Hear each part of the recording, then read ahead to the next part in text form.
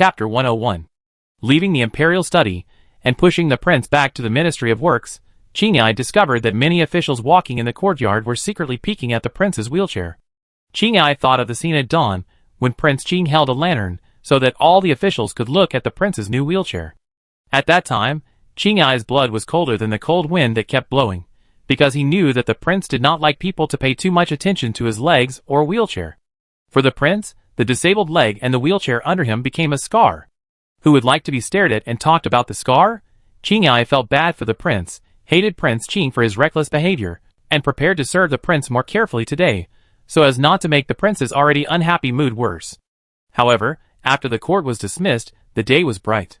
Qingyai saw the prince's face again, and was surprised to find that the prince looked the same as usual, as if he was not affected by this incident, including the fact that some minor officials from the Ministry of Works frequently peeked at his wheelchair. The prince was calm, and went into the public room, and came to the desk. The prince continued to read the files. When waiting outside, Qingyai suddenly remembered what the prince said to Prince Qing, saying that the new wheelchair was made of cowhide, because the princess was worried that he would be cold. Qingyai smiled. It turned out that she loved the house, and loved the dog. The prince was in a good mood, and Qingyai was in a good mood as well. However, the sky was getting darker and darker today. At noon, when he went to the dining hall to get food, it was still gloomy. When he came out with 2 food boxes, a snowflake actually fell on the back of his hand. This was the first snow of this winter. Qingyai was a little excited and trotted back to the public housing. "Prince, it's snowing." Zhao Yan raised his head and looked out the open door. Worried that the heat in the room would escape, Qingyai only showed the prince a little while before closing the door and said, "There are just a few snowflakes. Prince, eat first. You will be a little bigger after eating." Zhao Yan pushed the wheelchair to another table that he used for eating. He ate here, while Qingyai and Fei Chuan sat face to face on the guest chair to eat. The Ministry of Works was not like the palace, and there were not so many rooms allocated to them. The prince was willing to take care of them, so Qingyai and Fei Chuan ate freely. The prince was slow and leisurely, and Qingyai and Fei Chuan were also very particular about eating, but they would eat much faster. When the prince had finished eating, Qingyai packed up the food box, and Fei Chuan brought warm water for the prince to rinse his mouth. Afterwards, the two stayed outside, and Zhao Yan pushed his wheelchair to the lounge by himself. Inside the lounge, there was a row of handrails installed on the wall from the door to the north side of the clean room. Zhao Yan had been sitting for half a day. He supported himself with the handrail to leave the wheelchair, relying on the strength of his arms to keep his whole body upright.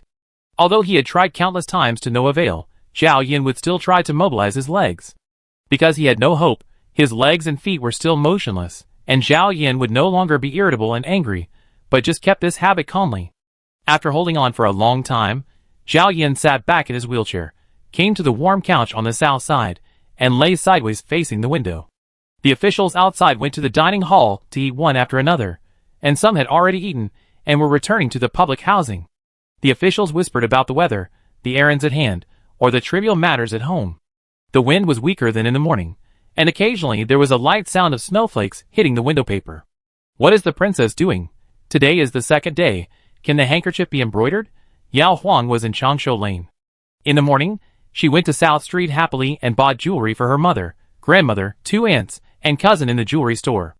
Each of them had 1 piece of about 10 taels, and 2 pieces of about 5 taels, spending a total of 100 taels.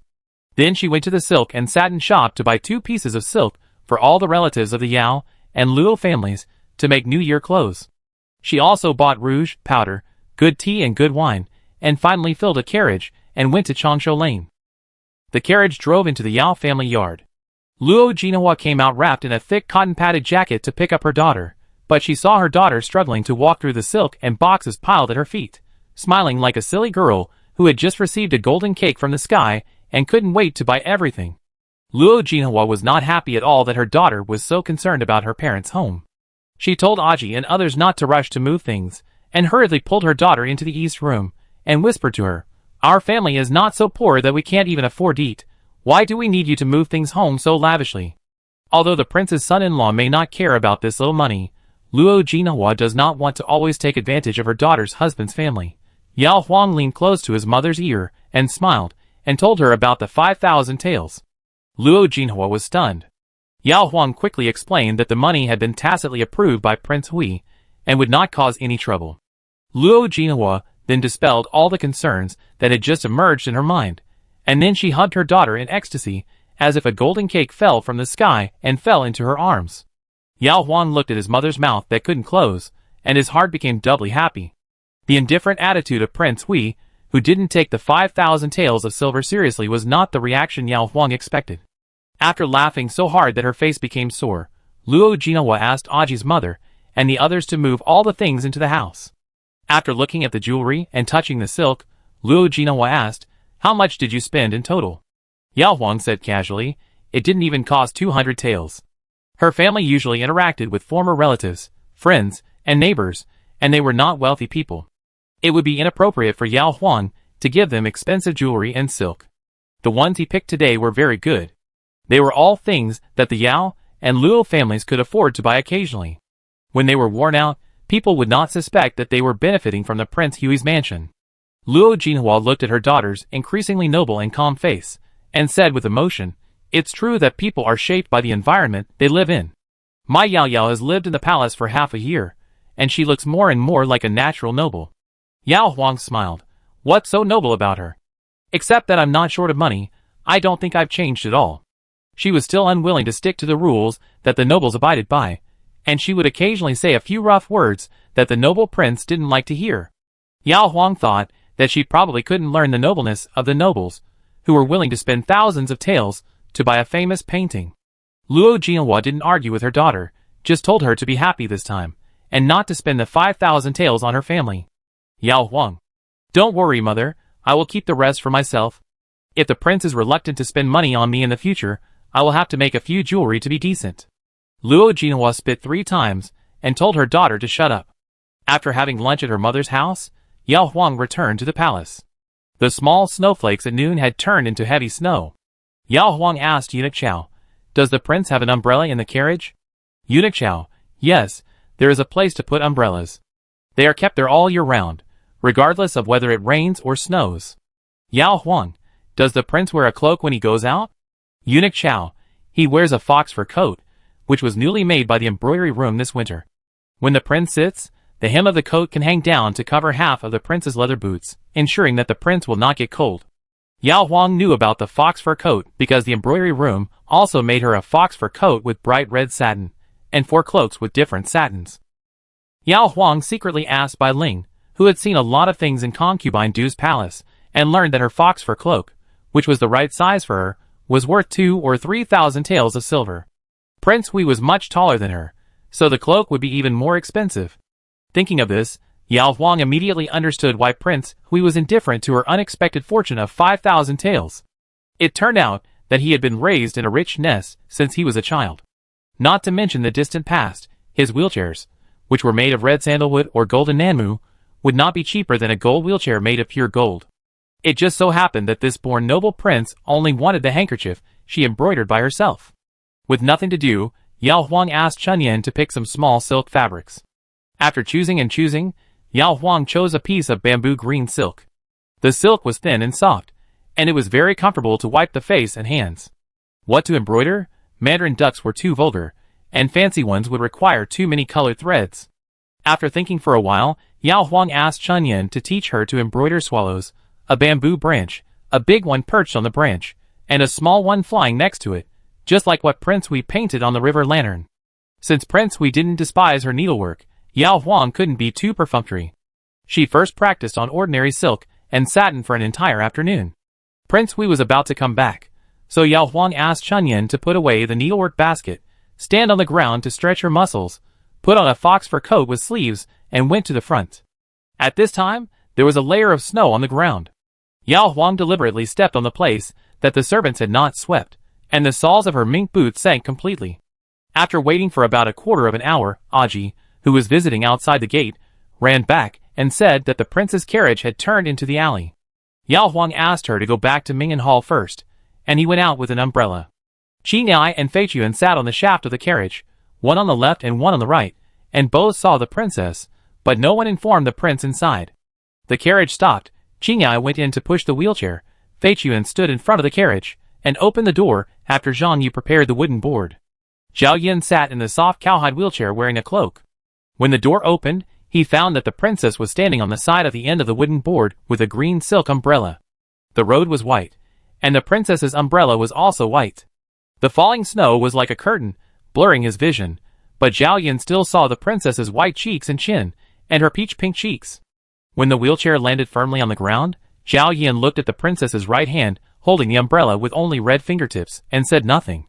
Yao Huang did not take the wheelchair again, but followed beside to hold the umbrella for Prince Hui, until they arrived at the main hall door. In the front yard of Mingyan Hall, she handed the umbrella to Qinghai and pushed Prince Hui in herself. The thick curtain fell again, isolating the cold outside. Yao Huang parked the wheelchair on the north side of the long table, and just as she was about to pour a bowl of hot water for Prince Hui, who had been freezing all the way, Prince Hui suddenly stretched out his hand and pulled her onto the wheelchair. Zhao Yan wanted to warm the princess's hand with his own, but when he held it, he found that the princess's right hand, which was exposed and holding the umbrella, was actually warmer than his hand, which had been hidden in the wide sleeves of his cloak. Zhao Yan left immediately after touching her. Yao Huang smiled, and put his right hand into his wide sleeves, following the slightly cool hand of Prince Hui, and going into the narrow sleeves of his dragon robe. When he reached his elbow, the prince's arm was very warm. Zhao Yan looked at the princess in his arms and said, "Next time it snows, you don't have to go out to pick me up. There is an umbrella in the car." "Yao Huang, I know, but I like to hold an umbrella for the prince. Can Fei Chuan hold the same as me?" Prince Hui was silent. Of course they were different.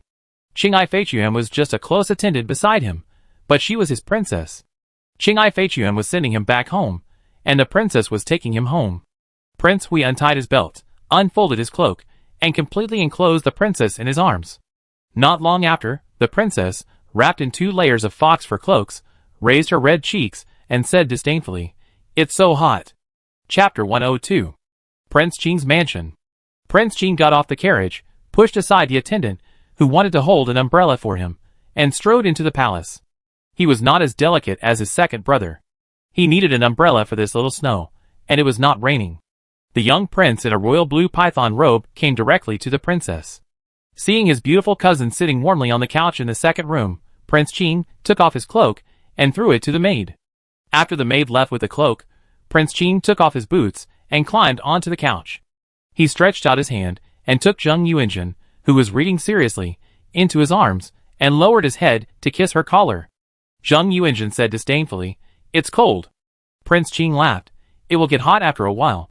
Newly married, and full of blood, Prince Qing directly pressed Zheng Yuanjun on the couch and had a good time before dinner. After the incident, Prince Qing looked at his cousin with loose hair and blushing face. Thinking of how his cousin treated him politely at this time last year, but was now willing to follow his will, Prince Qing felt more and more happy. He continued to hug Zheng Yuanjun tightly, and did not allow her to clean up. Zheng Yuanjun scolded, "It's time for dinner soon, get up quickly." "Prince Qing, don't worry, I like to hold you like this, and talk to me for a while." Zheng Yuanjun, "What?" Prince Qing thought for a moment, smiled, and played with her hair and said, "Isn't my second brother in a wheelchair? The hard wooden chair is fine in other seasons, but it will definitely make you cold if you sit on it all the time in winter. My second sister-in-law is smart, and asked the carpenter to change the seat of my second brother to a cowhide cushion. It looks like a hole with a wheelchair, and it is soft and warm to sit on." Zheng Yuanjun couldn't imagine it, and said sarcastically, "It's hard for her to come up with so many ways to please my second brother." Zheng Yuanjun did not think that the elegant and noble king Hui could treat a greedy and lazy daughter of 100 households with respect. So if Yao Huang wanted to secure her position as the princess of Hui, she could only rack her brains to win the favor of King Hui. Yao Huang was not good at playing the piano, chess, calligraphy and painting, so she could only take advantage of King Hui's food, clothing, housing, transportation, food, drink and entertainment. Zheng Yuanjun was a pampered princess. She was spoiled by her mother, the eldest princess, since she was a child. Even after she married King Qing always tried to make her happy. In her heart, Zheng Yuanjun looked down on women's humble means of using gentleness and consideration to win favor. Prince Qing understood what his cousin meant and said with a smile, "After all, she is different from you, and my second brother is a monk. If she doesn't put in the effort, she will probably have to live a life of widowhood."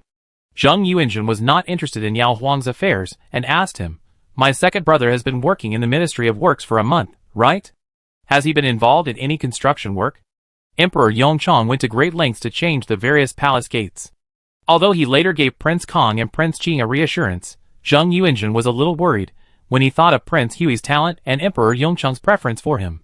He was even more afraid that Prince Hui would shine in the Ministry of Works and shake Emperor Yongcheng's existing idea of establishing a crown prince. Prince Qing naturally noticed this and said, "It is said that he has been staying in the public house reading the files of last year's construction, and he seems to be looking forward to the new year. He never actively interferes in government affairs at the court.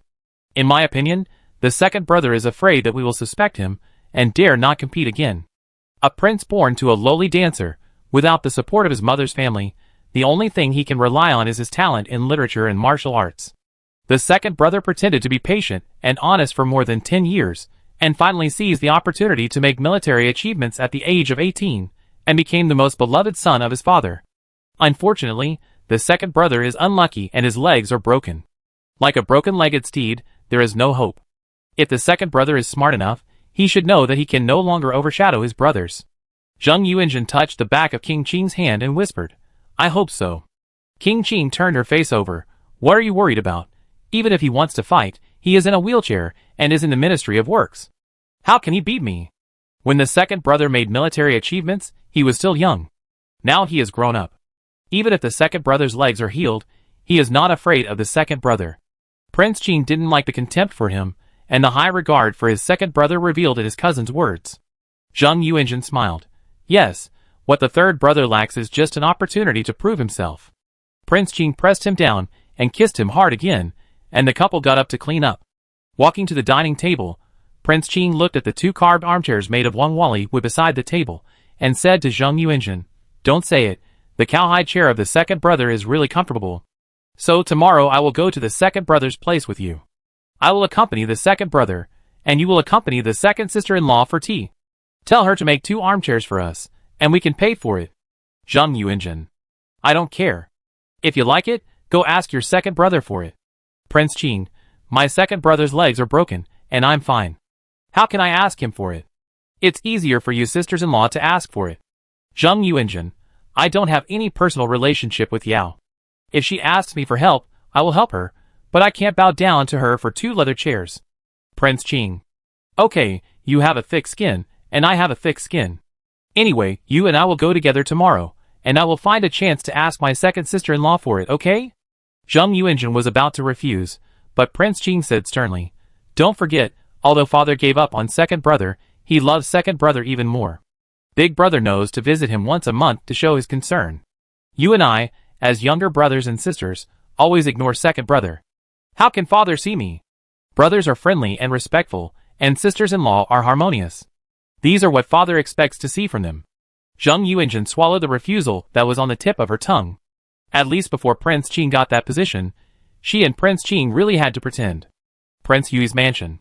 The inner room with the floor heating was warm as spring, but in the dark curtains in the winter morning, Yao Huang was still awakened by Prince Hui's slightly cold legs. She wanted to hide inside, but Prince Hui pressed her shoulders tightly. Finally, he came over and asked her to lift her legs. Practice makes perfect. Now Prince Hui has learned to support the weight of his body with his elbows, so that the two of them can get closer. Yao Huang can refuse to cooperate, but Prince Hui can't even move his hands at this moment. It's up to Yao Huang to decide whether to succeed or not. If she really doesn't give in, it will be suspected of bullying him because of his disability.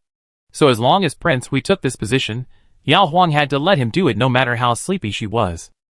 The faint light of snow gradually came in from the window, and just before Yao Huang could see Prince Hui's handsome face clearly, Prince Hui made her cry for the last time.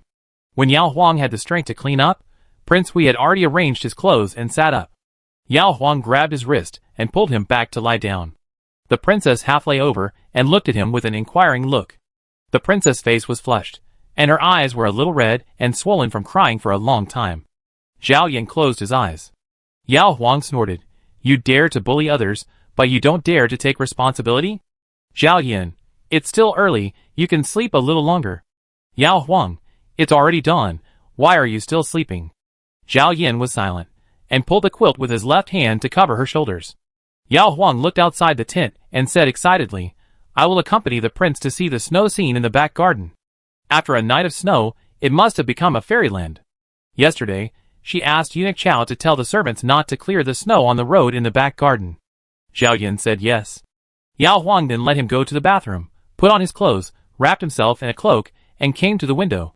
He opened the window, and a bone-chilling chill immediately rushed in, with a few scattered snowflakes as big as salt grains. Outside the window was a vast expanse of white, and the walls and roofs of the courtyard in the distance were also white. Zhao Yin came out of the bathroom after washing his hands, and saw the princess lying on the windowsill wrapped in a bright red cloak, revealing only a rosy-side face, and a pair of jade-white beautiful feet half exposed in white fox fur slippers. Zhao Yin pushed the wheelchair behind the princess. Yao Huang heard the noise, and saw that he was only wearing a middle coat, so he quickly closed the window to prevent him from catching a cold. After a moment of tenderness, Yao Huang went inside, and when he came out, Prince Hui had already put on his outer robe. As he lived in the backyard, Qingyai sent several sets of the prince's daily clothes and dragon robes. This morning, Prince Hui chose a tea-white brocade robe, which was as handsome as the jade-faced fairy in the storybook. After breakfast, Yao Huang still wore the red satin cloak, and then gave Prince Hui his ink-colored cloak with gold thread auspicious cloud patterns, and Yao Huang personally pushed Prince Hui to the back garden. The snow on the ground was 3 fingers thick. Zhao Yin listened to the footsteps of the princess in the snow and asked, "Are your feet cold?" Yao Huang, "Thanks to the prince, I am wearing mink boots worth several hundred taels of silver. They are warm inside and waterproof outside. I feel hot after just walking such a short distance." Zhao Yin, The back garden was covered in silver, and even the dark green bamboo forest was covered with a layer of white snow. Going around the lakeside in the west, Yao Huang was moved and asked the Prince Hui in the wheelchair, "Have you ever skated on ice?" Zhao Yin shook his head. Yao Huang smiled, pointed at the lake surface that had already frozen solid, and said, "I push you to walk on the ice? Don't worry, I have already taken Aji and the others to slide on it many times, they won't fall in." Huey's heartbeat was a little faster, and for the sake of caution, he wanted to call Qingyai and Fei Chuan over first, just in case. But the princess pushed him directly to the ice.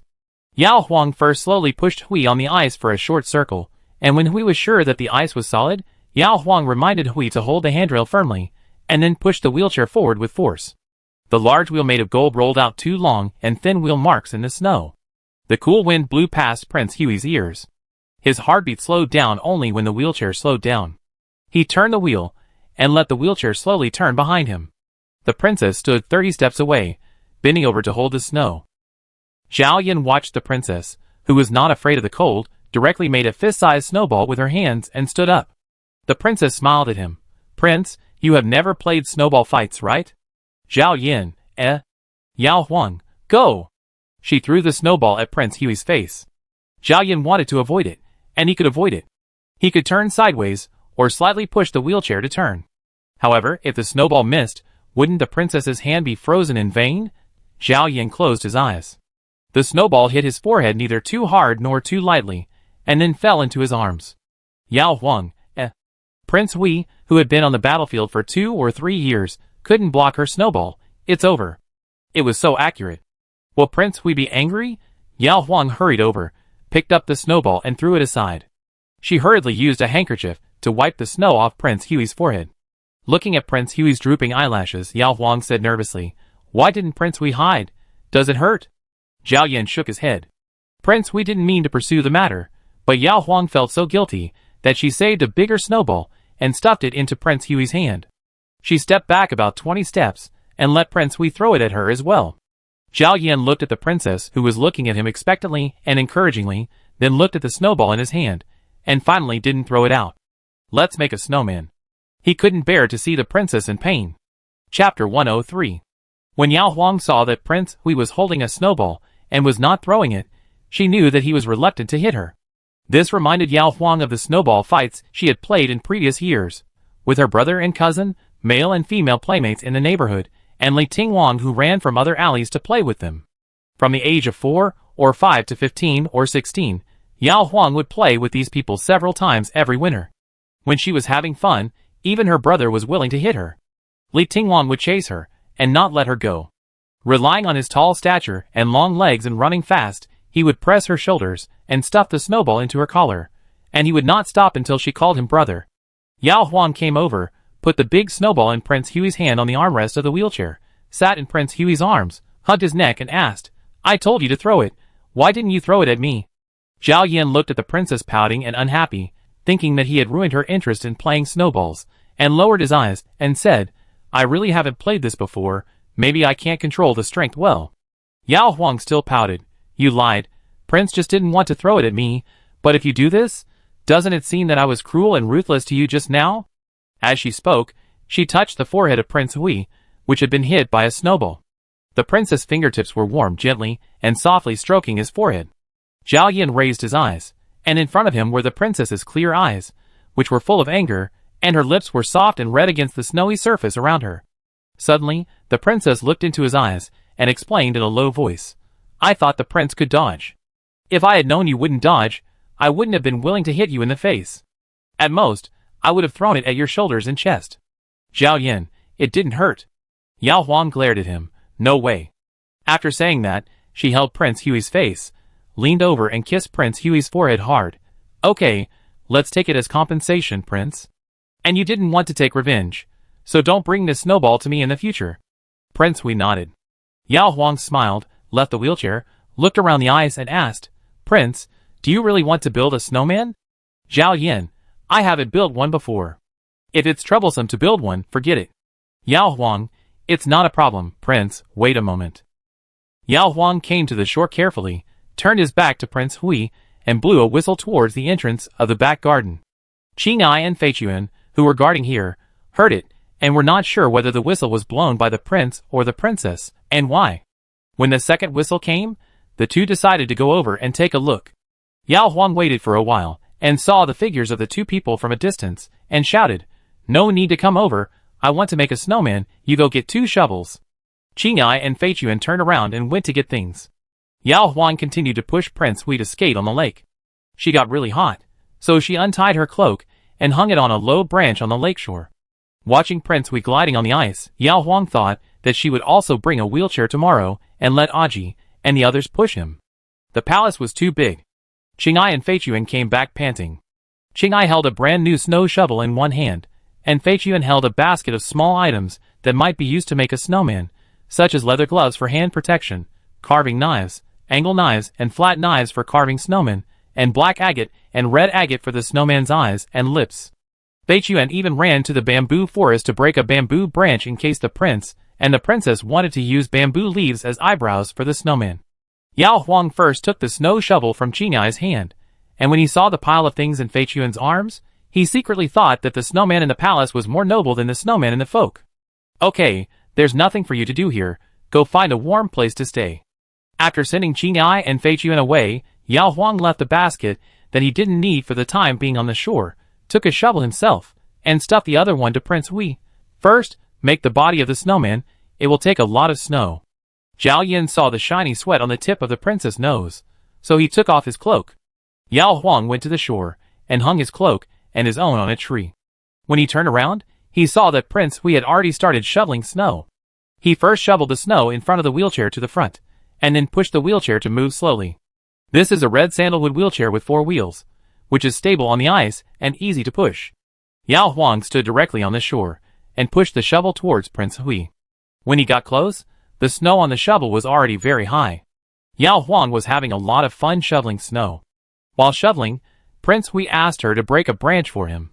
After getting the branch, Prince Hui simply sketched a beautiful figure wearing a cloak on a piece of untouched snow, and asked the princess beside him, "This kind of thing?" The cloak can cover the princess's figure. He has difficulty walking, so he can only use tricks, and carefully carve the snow princess' neck, hair bun and face.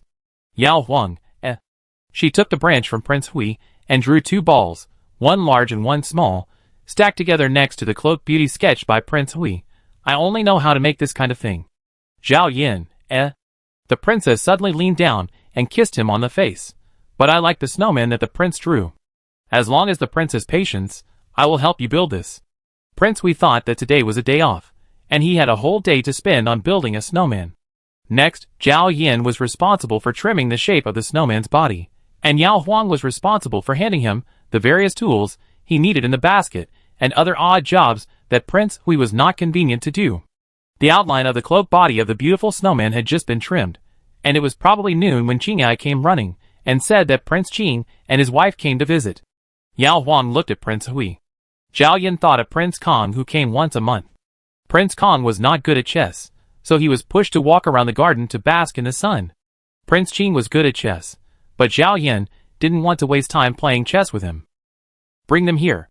Zhao Yan continued to adjust the shape of the snowman while saying that the snowman didn't have a head anyway, so it didn't matter if Prince Qing saw it. Qing'ai went to invite people. Yao Huang wondered, what are they doing here? If they were pretending to be brothers, Prince Qing would not have such intentions. Zhao Yan, probably for the cowhide chair. Yao Huang thought of the cowhide armchair she made for him, which was indeed enough to tempt the couple of Prince Qing. Although the couple could ask the carpenter of Prince Qing's mansion to figure it out themselves, it would be faster than asking her for a ready-made one directly. After all, it's easier said than done.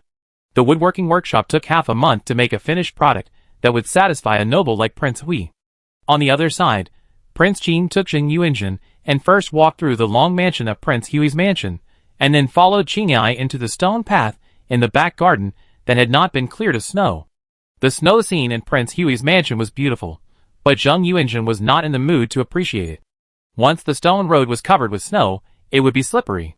She held Prince Qing's arm and walked carefully. The longer the road was, the more impatient she became. She was angry at Yao Huang, thinking that Yao Huang was deliberately making things difficult for them. Otherwise, why would he entertain guests in the back garden in the snow? Prince Qing was thinking about the cowhide chair and didn't care about the distance, but he guessed that his second brother should be in a pavilion brewing snow and talking about tea. Finally, the view ahead suddenly became clear, and the figures of Prince Hui and his wife making snowmen on the ice appeared. Prince Qing and Zheng Yuanzhen stopped at the same time, with similar disbelief on their faces. Yao Huang also saw them. No matter whether he liked them or not, Yao Huang could smile sincerely. Third brother and sister, come here quickly, see how skillful your second brother is. Prince Qing saw his second sister-in-law in a red dress, with a smile as beautiful as a flower, and Zheng Yuanzhen saw Prince Hui in a wheelchair wearing a tea-white brocade robe and looking as elegant as jade. After a short moment of daze, Prince Qing took Zheng Yuanzhen's hand and stepped onto the ice. Yao Huang took a few steps towards the side and greeted. It's snowing so heavily, the prince and I didn't expect that there would be guests, so we came here to make a snowman for fun. Just now, when we heard that you were here, the prince wanted to go to the front to entertain you, but I persuaded him to stop. We are all brothers and sisters-in-law, so why should we be so polite, don't you think? Zheng Yuanzhen smiled, and Prince Qing smiled affectionately. Second sister-in-law is right. I don't treat second brother and second sister-in-law as outsiders, otherwise, I should have sent a visiting card in advance yesterday. Yao Huang saw Zheng Yuanzhen's tense expression and guessed that she was worried about slippery roads and fell, so he took the initiative to hold Zheng Yuanzhen's arm. Come, I will support my sister-in-law. Zheng Yuanzhen wanted to refuse, but Yao Huang's arm holding was indeed more reassuring than Prince Qing's wrist holding, so he said thank you softly. The three came to Prince Hui and Xueren. Zhao Yan nodded to the two, but his hands did not stop moving.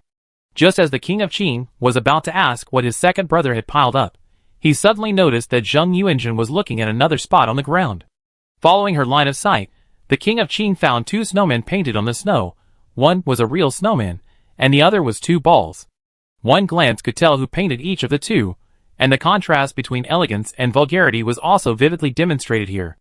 Zheng Yuanzhen looked at the cloaked beauty on the ground, and then at the cyan satin cloak she was wearing, and his heart was moved. When he raised his eyes to look at the profile of the king of Hui, he finally saw two cloaks, one red and one black, hanging on the branches opposite. Prince Qing has already teased his brother. When we were young, I asked you to come out and play in the snow several times, but you always refused. Now that you have your sister-in-law, you are interested. Zhao Yan did not respond. He invited Prince Qing and his wife to come over, hoping that they would see that he and the princess were busy and leave early. When he did this, Prince Qing felt embarrassed and subconsciously looked at his sister-in-law. Yao Huang had to smooth things over for Prince Hui. Your brother is the worst at joking. If you talk to him about serious matters, he will say a few more words. Prince Qing, second brother is really serious, and I just happen to have something to do. He patted Prince Hui's wheelchair, smiled and looked at Zheng Yuanzhen, and then said to Yao Huang, Yuanzhen heard me praise the cowhide chair of the second brother, and she also thought it was good, so she wanted to ask the second sister-in-law if we could ask the craftsman in your house to help us make a set of cowhide armchairs. Second sister-in-law can directly tell us how much silver it will cost. We can't let the second brother and sister-in-law spend money. Zheng Yuanzhen, Yao Huang smiled and said, that's it, simple.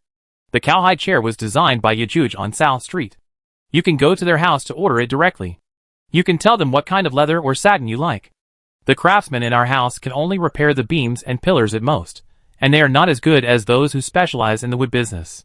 Prince Hui wants to present a leather armchair to Emperor Yongchang, and it should be made with the same craftsmanship as hers. Yesterday evening, Master Fu picked out an armchair and handed it over, which shows that the store already has a batch of finished products. A shrewd businessman like him might have asked people to buy up all the stocks of her shops as soon as he heard about her leather chair idea from Master Ding. Prince Qing glanced at his second brother meaningfully when he heard this. It is clearly called Yajuj, but he insisted on saying in front of the hall yesterday morning that he didn't buy it, but his second sister-in-law helped him to modify it, deliberately showing off his second sister-in-law's kindness to him. Chapter 104. Prince Hui showed a cold attitude and had no intention of entertaining guests. He also asked about the origin of the cowhide chair. Prince Qing tactfully asked to leave. Yao Huang first helped Prince Hui change a small wooden-handled spatula, then smiled and said to the couple, "It's a rare visit. I will accompany my third brother and sister-in-law to drink a cup of tea in front, and let your second brother build a snowman here by himself." Prince Qing knew that this was a polite remark, and advised, "No need, second sister-in-law, please stay, we will go to Yaja Pavilion to stroll around." Yao Huang only helped Zheng Yuanjun to the shore, and warmly invited the couple to come over and sit for a while when they were free.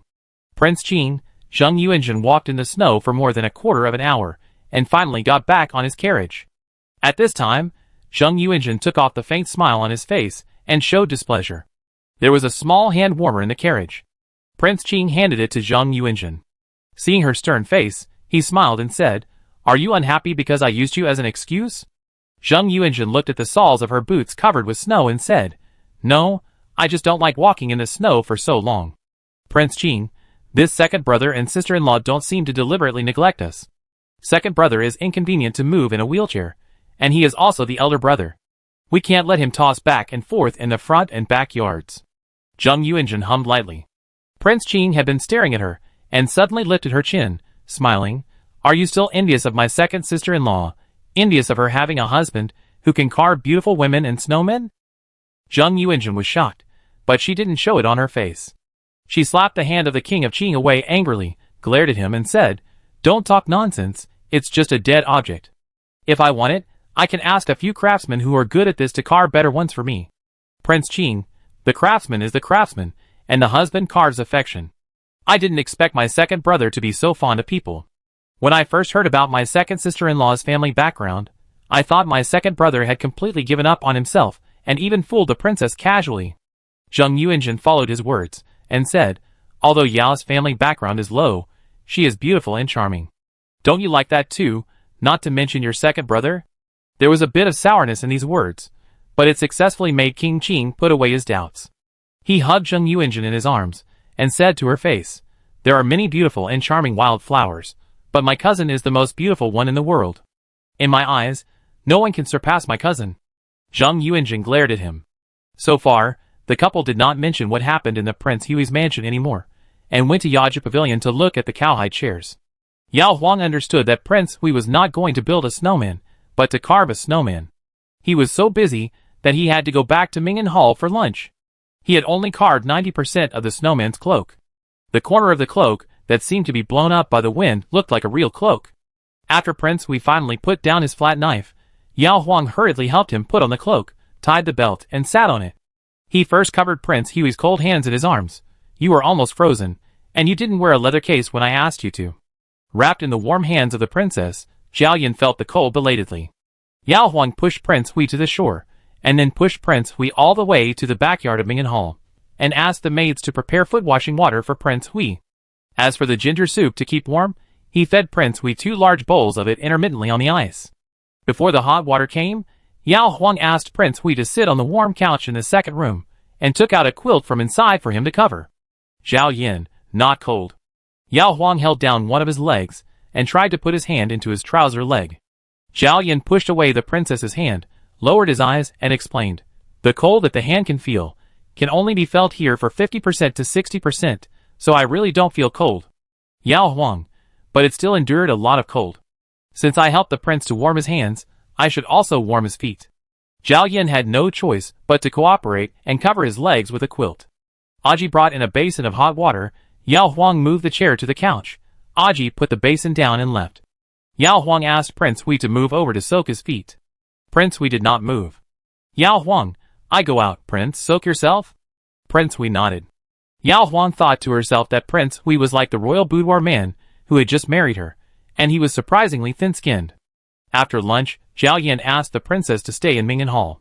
He took Qinghai Feichuan to continue carving the remaining parts of the snowman. When it was finished, he invited the princess to come over to appreciate it. Yao Huang really didn't want to stand there for a long time. Prince Hui was enjoying carving, but she couldn't help but feel anxious when she watched from the side. Prince Hui left. Yao Huang thought about it, and asked Chun Yin to take out the needlework basket. When Prince Hui finished carving the snowman and gave it to her, she would also give Prince Hui a gift. The back room with the floor dragon burning was warm. Yao Huang patiently embroidered one stitch at a time according to the stitches she had practiced last time. After embroidering for more than an hour, Yao Huang finished it at about 2:55 p.m. and asked Aji to come and see it. Aji was surprised and said, I dare say this is the best embroidery work of the princess. Yao Huang thought so too. After all, she had received the guidance of Master Chun Yin, who was proficient in 24 kinds of needlework such as shoe embroidery and su embroidery. After putting away the handkerchief and putting on the cloak, Yao Huang ran to the back garden holding a small hand warmer, and this time brought Jin Bao with him. Prince Hui was not done yet. Yao Huang stood on the shore and asked him how long it would take. Prince Hui thought for a moment and replied, 3/4 of an hour. Yao Huang took Jin Bao to play. When Fei Quan came to invite her, Yao Huang ran over excitedly and found that Prince Hui did not use bamboo leaves, black agate, red agate or anything like that, but still used those knives to carve the hair and facial features. The snowman was obviously modeled after her, and even the head was as tall as her. The discarded snow blocks around were cleaned up, and only the snowman princess in a cloak stood quietly in front of her and Prince Hui. Yao Huang could not help but circle around the snowman again and again. Qinghai and Feichuan had already left, and the sunset in the sky was covered by clouds, but the white snow had a kind of brilliance. Yao Huang threw herself into the arms of Prince Hui and told him very seriously, This is the most beautiful snowman I have ever seen. I can't bear to part with it when I think it will melt when the weather gets warmer.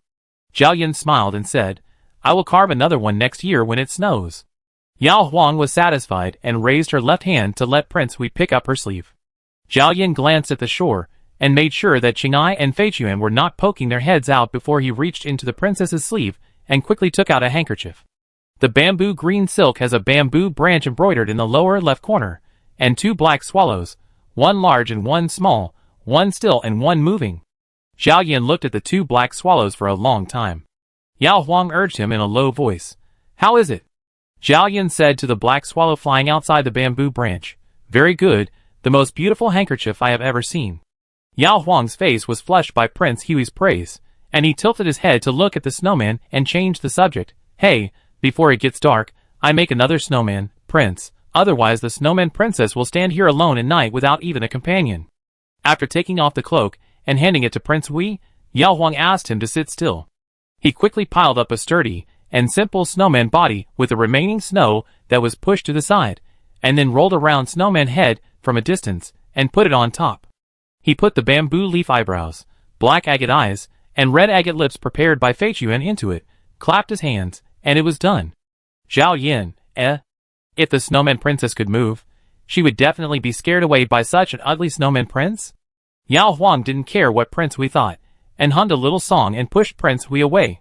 Jin Bao barked at the big snowman piled by the princess and followed the masters. After dinner, night had already fallen. Zhao Yin, as usual, massaged and bathed in the front yard before coming to the backyard. There was a court meeting tomorrow, and Zhao Yin had no plans to do anything tonight. Now that he slept with the princess every night, Zhao Yin didn't have to make the princess cry every night. However, the princess turned off the lights and came to the bed and took the initiative to hug him.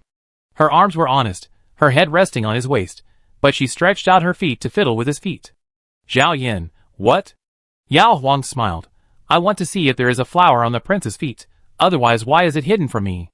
Zhao Yin, He couldn't control his legs and feet, so he couldn't avoid the princess's naughty feet. He could only let the princess use her feet as hands to rub his soles and insteps, and occasionally deliberately put her toes between his fingers. Zhao Yan's legs and feet only had about 50% of the feeling left, but that didn't mean he wouldn't be affected by the princess's teasing.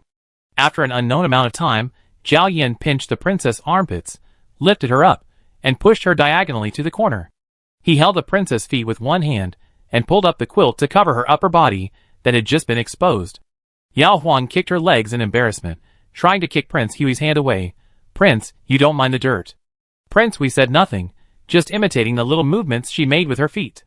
Prince Hui's palms had a layer of hard calluses, which made the princess kick and twist, begging the prince to let go. When a thin layer of sweat appeared on the princess' ankles, Zhao Yan pulled her back into his arms. The princess had become soft as a ball of warm snow. Emperor Yongchang in the palace received the leather chair presented by his son Prince Hui. After trying it, he liked it very much and gave it to the palace craftsman for improvement. The final product must meet his dignity as an emperor. The royal craftsmen were only responsible for making comfortable leather chairs for the emperor and his concubines, which had no impact on the business of Mr. Fu's Yajuj. However, as Prince Qing and his wife ordered a set of leather chairs from Yajuj, and Mr. Fu spread the news, in just over half a month, leather chairs became the new favorite of the dignitaries in the capital this winter. Top noble ladies, like Princess Fu Chengzhang, directly brought their own fox fur, sable fur, and silk tributes to Yajuj to make them for her. However, some wives of minor officials, who were slow to get the news, but wanted to catch up with the fashion before the new year, could only buy chairs made of sheepskin, pig skin, or rabbit skin. At the end of November, Li Tingwang came back from martial arts training, and found a set of sheepskin chairs at home that looked strange but were quite comfortable to sit on. The martial arts imperial examination will be held in the spring of next year. Li Tingwang, Yao Lin and other young men are studying hard and practicing martial arts. Leather chairs are not worth talking about and comparing with each other, so Li Tingwang didn't hear any news before and asked casually, "When did the capital city have such leather chairs for sale?" His mother Wang looked at her son's thin face that had finally recovered in the past 6 months, and said vaguely, "I don't know either. I saw it when I was a guest at someone else's house, and then I bought a set." Li Tingwang didn't think much about it. He lowered his head and pressed the sheepskin chair twice. As he pressed, his heart ached. If Yao Huang was still in Changshu Lane, he would definitely give her a chair like this to cheer her up. If Yao Huang was still in Changshu Lane, he would definitely tell her that he would go to her house to propose marriage when he passed the military examination. She didn't know how much he liked her. Chapter 105. On the 12th day of the 12th lunar month, Prince Kang got married. On the carriage to Prince Kang's mansion for breakfast, Yao Huang smiled and said to Prince Hui, "I should stay in Prince Kang's mansion all day today. If you want to go back to the mansion to rest, just go directly and don't wait for me." Zhao Yan looked at the princess's spirited face and thought of the scene in the morning when the princess was counting her purse and muttering to herself. Zhao Yan asked her why she brought a purse. The princess smiled and said, "There is more than an hour of free time between the breakfast and lunch. It's cold and it's not easy to go to the garden to appreciate the flowers. The last time I went to Prince Qing's mansion for a wedding banquet, the 2 concubines of the eldest prince discussed with me and said that after the eldest prince got married, we would sit in the warm room and play cards. We would play in the morning and then in the afternoon. Anyway, the bride would come in at dusk." We have arrived at the Prince Kang's mansion. After getting off the carriage, Qingyai took over the wheelchair of Prince Hui, and Yao Huang took Aji straight to the female guests, smiling and giving Prince Hui a look that said, "See you tonight." Zhao Yan looked at the light-footed back of the princess, and his eyes briefly swept over the purse that the princess had counted herself on Aji's waist. When the princess first married, her eyes were bright and moving every time she looked at him. Zhao Yan was encouraged by such eyes, and did many things at night that he had never imagined he would do. Later, as they spent more and more time together, Zhao Yan discovered that as long as the princess was in a good mood, her eyes would be as clear and moist as water when she looked at him, Qingyai Feichuan, irrelevant passers-by, or even wheelchairs, gold treasures, and purses, as if they contained infinite affection. Born with beauty. Before and during the banquet, Yao Huang had finished socializing with the female guests. After the banquet, they sat for a while. The 2 concubines in charge of entertaining guests in the Kong Palace asked the nobles headed by Princess Fuqingzhang, Princess Hui, Princess Qing, and the eldest and second princesses if they wanted to play cards. Princess Fuqingzhang was not interested in this, and prepared to go back to the mansion first, and come over at lunch. Zheng Yuanzhen also wanted to follow her mother, and only agreed to join the card game after receiving her mother's eyes. So, concubine Gu from the Kongwang mansion accompanied Yao Huang, Zheng Yuanjun, and the second princess to play a card game, and another concubine Yuan was responsible for entertaining other guests, and the eldest princess sat next to Yao Huang as a spectator. The last time Zheng Yuanjun got married, the two princesses went to the Chang Princess mansion as cousins to send off the marriage. Qin Ying was just a sister-in-law of another surname to them, so the two princesses came directly to the Kong Wang mansion, and Qin Ying's grandparents, parents, brothers and sisters finally arrived in the capital at the beginning of the 12th lunar month and moved into a house awarded by Emperor Yongchang. Qin Ying was able to return to her family and wait to get married in the house awarded by the emperor. Yao Huang was very happy for Qin Ying. Even though her family had to rush back after the visit, a short reunion was a happy event. The second princess looked at Yao Huang and said, "I heard that the second sister-in-law was good friends with the eldest sister-in-law when she was a concubine. Now that the eldest sister-in-law is married, the second sister-in-law can often come to the eldest brother's house to play cards. With the two concubines accompanying her, she doesn't even need to find a partner for the cards from outside." Speaking of the partner for the cards, the second princess deliberately glanced at Zheng Yuanjun. Yao Huang said angrily, "Do you think I'm stupid? The three of them are of the same mind. If I come here alone, wouldn't it be like giving them silver to share the spoils?" Concubine Gu and concubine Wan hurriedly said they didn't dare.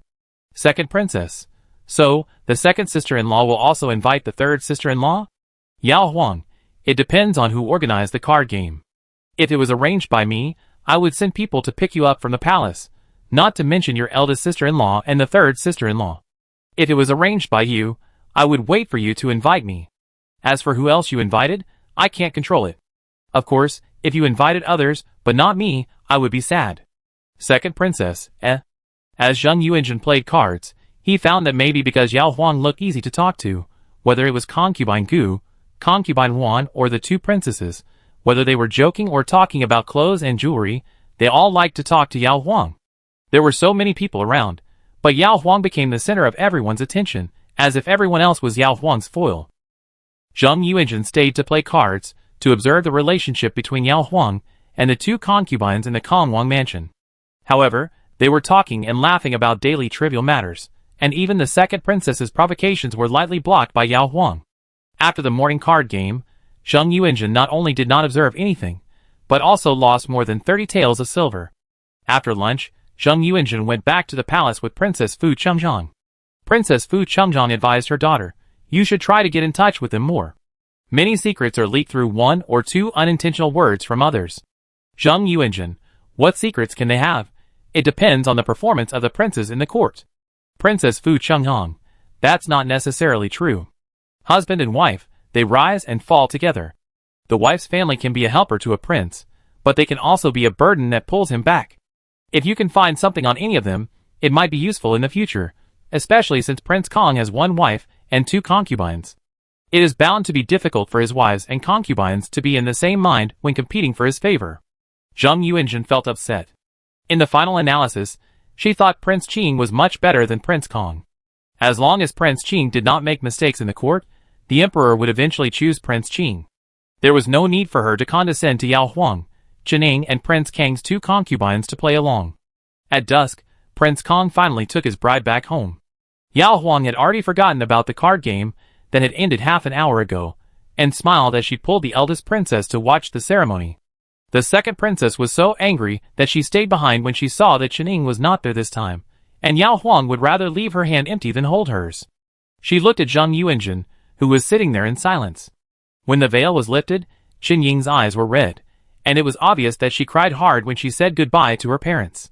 Yao Huang didn't shed a single tear at that time, because her parents' home was in the capital, and she could come to see them anytime she missed home.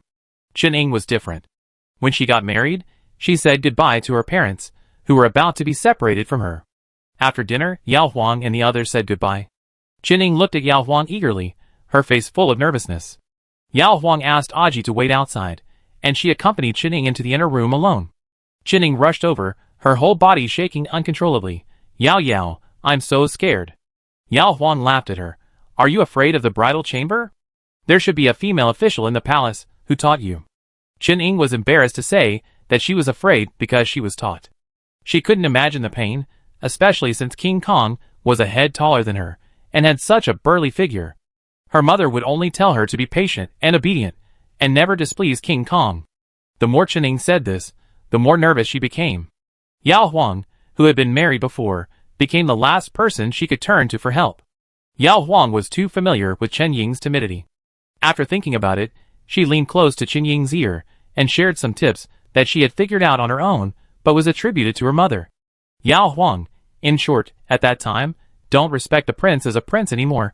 Just treat him as your husband, discuss when you should, take the initiative when you should, complain when you should, and praise when you should. The prince is also a human being. You can tell what he likes and dislikes. Just act according to his reaction. In addition, she also told Chen Ying that after enduring the initial discomfort, she would be able to cry comfortably later. Chen Ying's ears turned red when she heard this. She didn't want to cry comfortably, as long as it didn't hurt as much as she thought. Chen Ying believed in Yao Huang very much. Yao Huang dared to tell her something so embarrassing, so it must be true. At almost the first watch, King Kong finally came over, reeking of alcohol and walking unsteadily. The princess, of course, had to take good care of the prince. Chen Ying forgot about the nervousness for the time being and helped King Kong in. Prince Kong fell drunk on the wedding bed. He had too many relatives, including his first wife's brothers from the Jinhua mansion, who all practiced martial arts, the brothers of his 2 concubines, and the third brother, who was malicious and deliberately wanted to get him drunk. Prince Kong had a strong body, but he was not good at martial arts or drinking. In the end, it was his second brother who glanced at the boys who were making trouble and simply said, "Enough," and they let him go. The maid brought hot water. Chen Ying wanted to wet a towel to take care of the prince, but the maid Mu Jin said by concubine Xian said respectfully, "Let the servant come, and the princess will watch from the side." Chen Ying knew that the palace and the prince's mansion had a set of strict rules. Perhaps the maids had to do these things to serve people. While hesitating, Mu Jin had already twisted the towel, and was going to help King Kong wipe his face. Chen Ying stood by and looked at King Kong worriedly. King Kong was lying on the bed with his eyes open. He saw the little princess's concern and concerns clearly, including the moment of embarrassment and crampedness when she reached out to take the towel, but was blocked by Mu Jin. King Kong was not very comfortable. His mother had told him the reason why she chose Chen Ying. In his mother's eyes, Chen Ying was just an insignificant chess piece. He would not let his father suspect his greed and ambition, nor would he let the Jinhua mansion worry about the situation of the prince. King Kong knew that his mother was doing this for his own good, but he couldn't treat such a girl, who was 10 years younger than him, as a chess piece. She was born in Shu, and left her hometown to enter the palace for the imperial selection. She could only rely on him, her husband, the prince, in the future. Step aside, let the princess come. Kong looked at Mu Jin with a warning.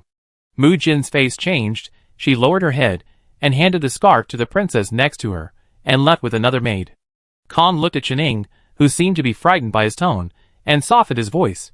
"You are the princess, the mistress of this mansion. As long as you are right, you can do whatever you want in this mansion in the future, and take care of me however you want. How can you let the maid next to you be your master?"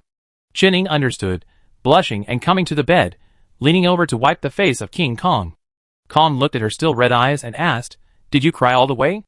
Chen Ying lowered her eyes guiltily. Kong supported himself and sat up, holding her hand and said, "I know you can't bear to leave your parents. Crying is normal, just don't cry every day."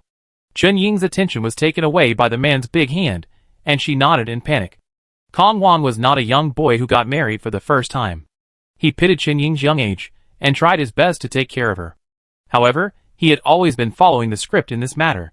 The former princess and the 2 concubines were also dignified ladies from noble families. They cooperated with Kong Wang as he did, resulting in Kong Wang, who had been married for 6 years, not mastering any superb means. Chen Ying was afraid of the pain, so she had to do what Yao Huang taught her, and begged King Kong above her with tears in her eyes, "Please wait."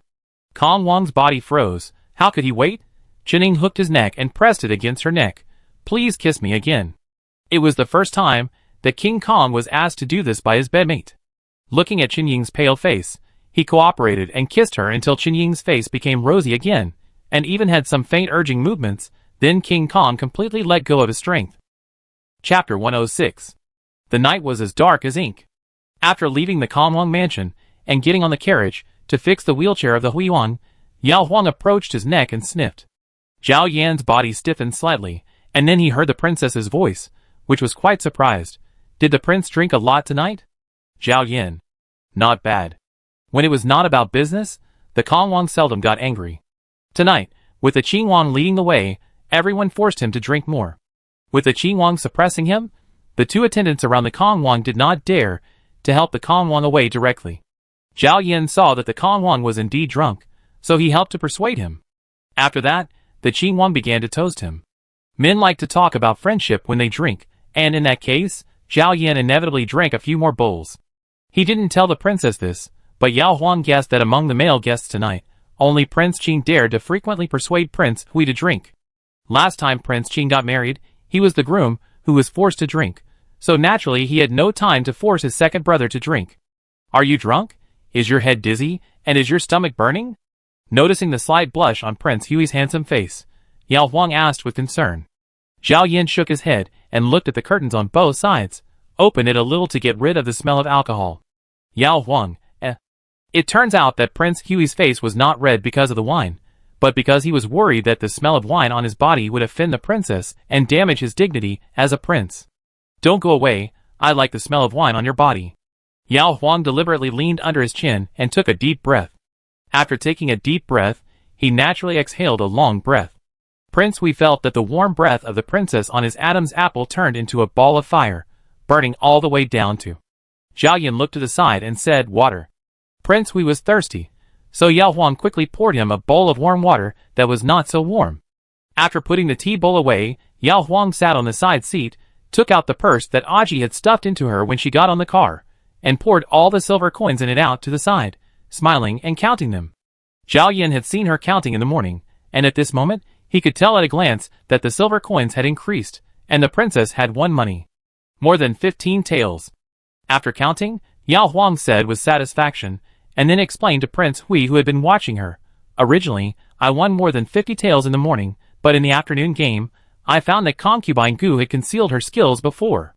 When she showed her true ability, the three of us, the second princess, and the eldest princess, all lost.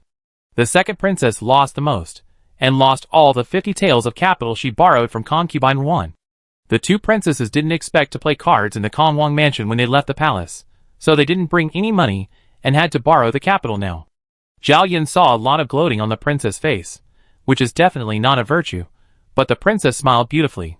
Back to the palace, Zhao Yin repeatedly rinsed his mouth and massaged and bathed in the front before going to the backyard. Yao Huang leaned in his arms and talked to him about the words that the second princess had caused trouble. Of course, I prefer to visit the Kongwang mansion. My eldest sister-in-law and I have similar family backgrounds and personalities, and the two concubines are also warm and hospitable. In addition, there are 3 children there to entertain and relieve boredom. What is there in the Qingyuan mansion? There is only a third brother's wife, who has never looked at me straight. Am I going to sit on the bench? Not to mention that Zheng Yuanjun never sent her an invitation. If Zheng Yuanjun really did send her an invitation, Yao Huang would have to worry whether it was a Hongyan banquet. But you can't say that on the surface. It's her business if the third sister-in-law dislikes me. I won't take the initiative to give her a handle. Zhao Yin thought for a while and said, it's best if we can live in peace. If you are really bullied, you don't have to give in. Yao Huang thought about it and half lifted his head to look at him. Your Highness, you mean that even if the third sister-in-law bullies me, I can fight back? Zhao Yin, yes. Yao Huang bit her lip and whispered, of course I hope so, but I'm afraid of what will happen. What if my third brother's wife's status has a chance to improve in the future? If she brings up old scores with me, won't I be at a disadvantage? Zhao Yin looked at the princess and taught her, the higher your status, the more you must abide by the rules of etiquette. No matter what her status is, you are still her second sister-in-law. If she provokes you without reason, you and I can submit a memorial to report her. Yao Huang, the emperor is the one who decides. Which emperor doesn't favor his queen? Zhao Yin, the emperor has to be reasonable in front of the civil and military officials. Since this has been mentioned, Yao Huang quietly asked, Your Highness, who do you think has more hope, the first prince or the third prince? If it's the third prince, I have to be careful and can't go to Prince Kang's mansion too often. Zhao Yin, I don't know, and you don't have to worry too much. It's just that the visits between the princesses will not affect the court affairs. Yao Huang, I understand, then I will continue to be on good terms with my eldest sister-in-law. Suddenly alienating them will make both sides suspicious. The next day, the couple entered the palace to watch the ceremony. Because Prince Kong and Chening are the eldest brother's sister-in-law, Prince Dehui and Prince Qing went over to pay their respects to the new sister-in-law. Yao Huang pushed Prince Hui and looked at Qining meaningfully after calling her sister-in-law. Qining understood what she meant. Thinking of the time, she was so comfortable that she cried in the middle of the night. Her face suddenly turned red, and she lowered her eyes, and dared not look at Yao Huang again. Yao Huang smiled. Chun Ying's personality would not easily offend King Kong. Once the worries at night were gone, Chun Ying's life should not be bad in the future. King Kong faced this kind of scene for the second time. There was nothing to be shy about. He sat upright and looked calm. However, when Qining blushed and his second brother's wife smiled again, King Kong suddenly felt embarrassed that the secret between him and the little princess last night was discovered by others, and subconsciously looked at his second brother in the wheelchair. Zhao Yan lowered his eyes after calling his sister-in-law, not noticing these things. Yao Huang pushed him away, letting Prince Qing and his wife come forward to greet him. As Yao Huang left, the heat on Chun Ying's face faded. She had a little more respect for Zheng Yuanzhen than Yao Huang, like a daughter of a minor official looking at the daughter of the eldest princess. After all, Zheng Yuanzhen had at least looked at Yao Huang from a distance a few times during the month in Chuxiu Pavilion, but treated her like a piece of grass, not even once. Qin Ying could not treat Zheng Yuanzhen as an equal sister-in-law as Yao Huang did as soon as she married into the palace. Emperor Yongchang and Empress Zhou sat side by side in the main seat, and could tell the closeness of the three daughters-in-law at a glance. Strangely enough, when Zheng Yuanzhen was just his niece, Emperor Yongchang thought that his niece was as good as his own eldest princess in every way, but now that Zheng Yuanzhen has become his daughter-in-law, Emperor Yongchang suddenly discovered the shortcomings of his niece, who was too arrogant and even unwilling to get close to her two sisters-in-law. Even though the status of the three before marriage was very different, the niece should always give face to the two cousins. But these were all minor matters. Emperor Yongchang had too many state affairs to worry about, so he quickly put this fleeting thought behind his mind. After Qining said goodbye to her family, Yao Huang spent a few days accompanying Qining to take a good tour of the capital. Poor Princess Kong had been in Beijing for almost a year, but she had to wait until after her marriage to have the opportunity to go out. Leaving the palace and the royal mansion, Qining, who was alone with Yao Huang, was no different from an ordinary 16 or 17-year-old girl. She would be attracted by the stories in the tea house, be dazzled by the piles of jewelry and silk, and smile with her little white teeth when Yao Huang told her something interesting. In Yao Huang's eyes, Qining was a very pleasing playmate, 100 times better than the Prince Hui who didn't ask or say anything. Prince Hui, who could only see the princess at night, found that the word sister-in-law could also make the princess' eyes shine with a kind of affectionate light. On the 23rd day of the 12th lunar month, officials and students began to take their annual leave, which lasted until the 5th day of the first lunar month after the new year. Early in the morning, Yao Huang pressed on Prince Hui, who was getting ready to get up, and said with a smile, "My mother has bought the New Year's goods for the family, but we haven't bought them yet. Prince, can you accompany me to buy them today? This is the first New Year that you and I have spent together, and I think we should buy them ourselves." Zhao Yan looked at the princess and said in surprise, "I thought you had already bought it when you went shopping with your sister-in-law." "Yao Huang, I bought ordinary things with my sister-in-law. Of course, we have to buy New Year's goods with our family." Speaking of our family, the princess looked at him with bright eyes, as if there was some more affection that was not there when she mentioned her sister-in-law and Jean Bao. However, before Prince Hui could figure out what it was, he turned his eyes away from the princess's overly bright smile, was silent for a moment, and said, "Okay. There are too many people wearing silk in the capital, but things like gold-made wheels are too rare." In order not to expose Prince Hui's identity too much and make people tremble or talk about him wherever he goes, Prince Hui chose the four-wheeled elm wheelchair that he had not used for a long time when he went out today. The carriage stopped at the side of the street. Yao Huang pushed Prince Hui into South Street. Qing and Fei Chuan followed behind as servants, waiting to pick up New Year's goods for the prince and princess. Nuts and roasted nuts, cured meat and cakes, silk, wine and tea, fireworks and firecrackers.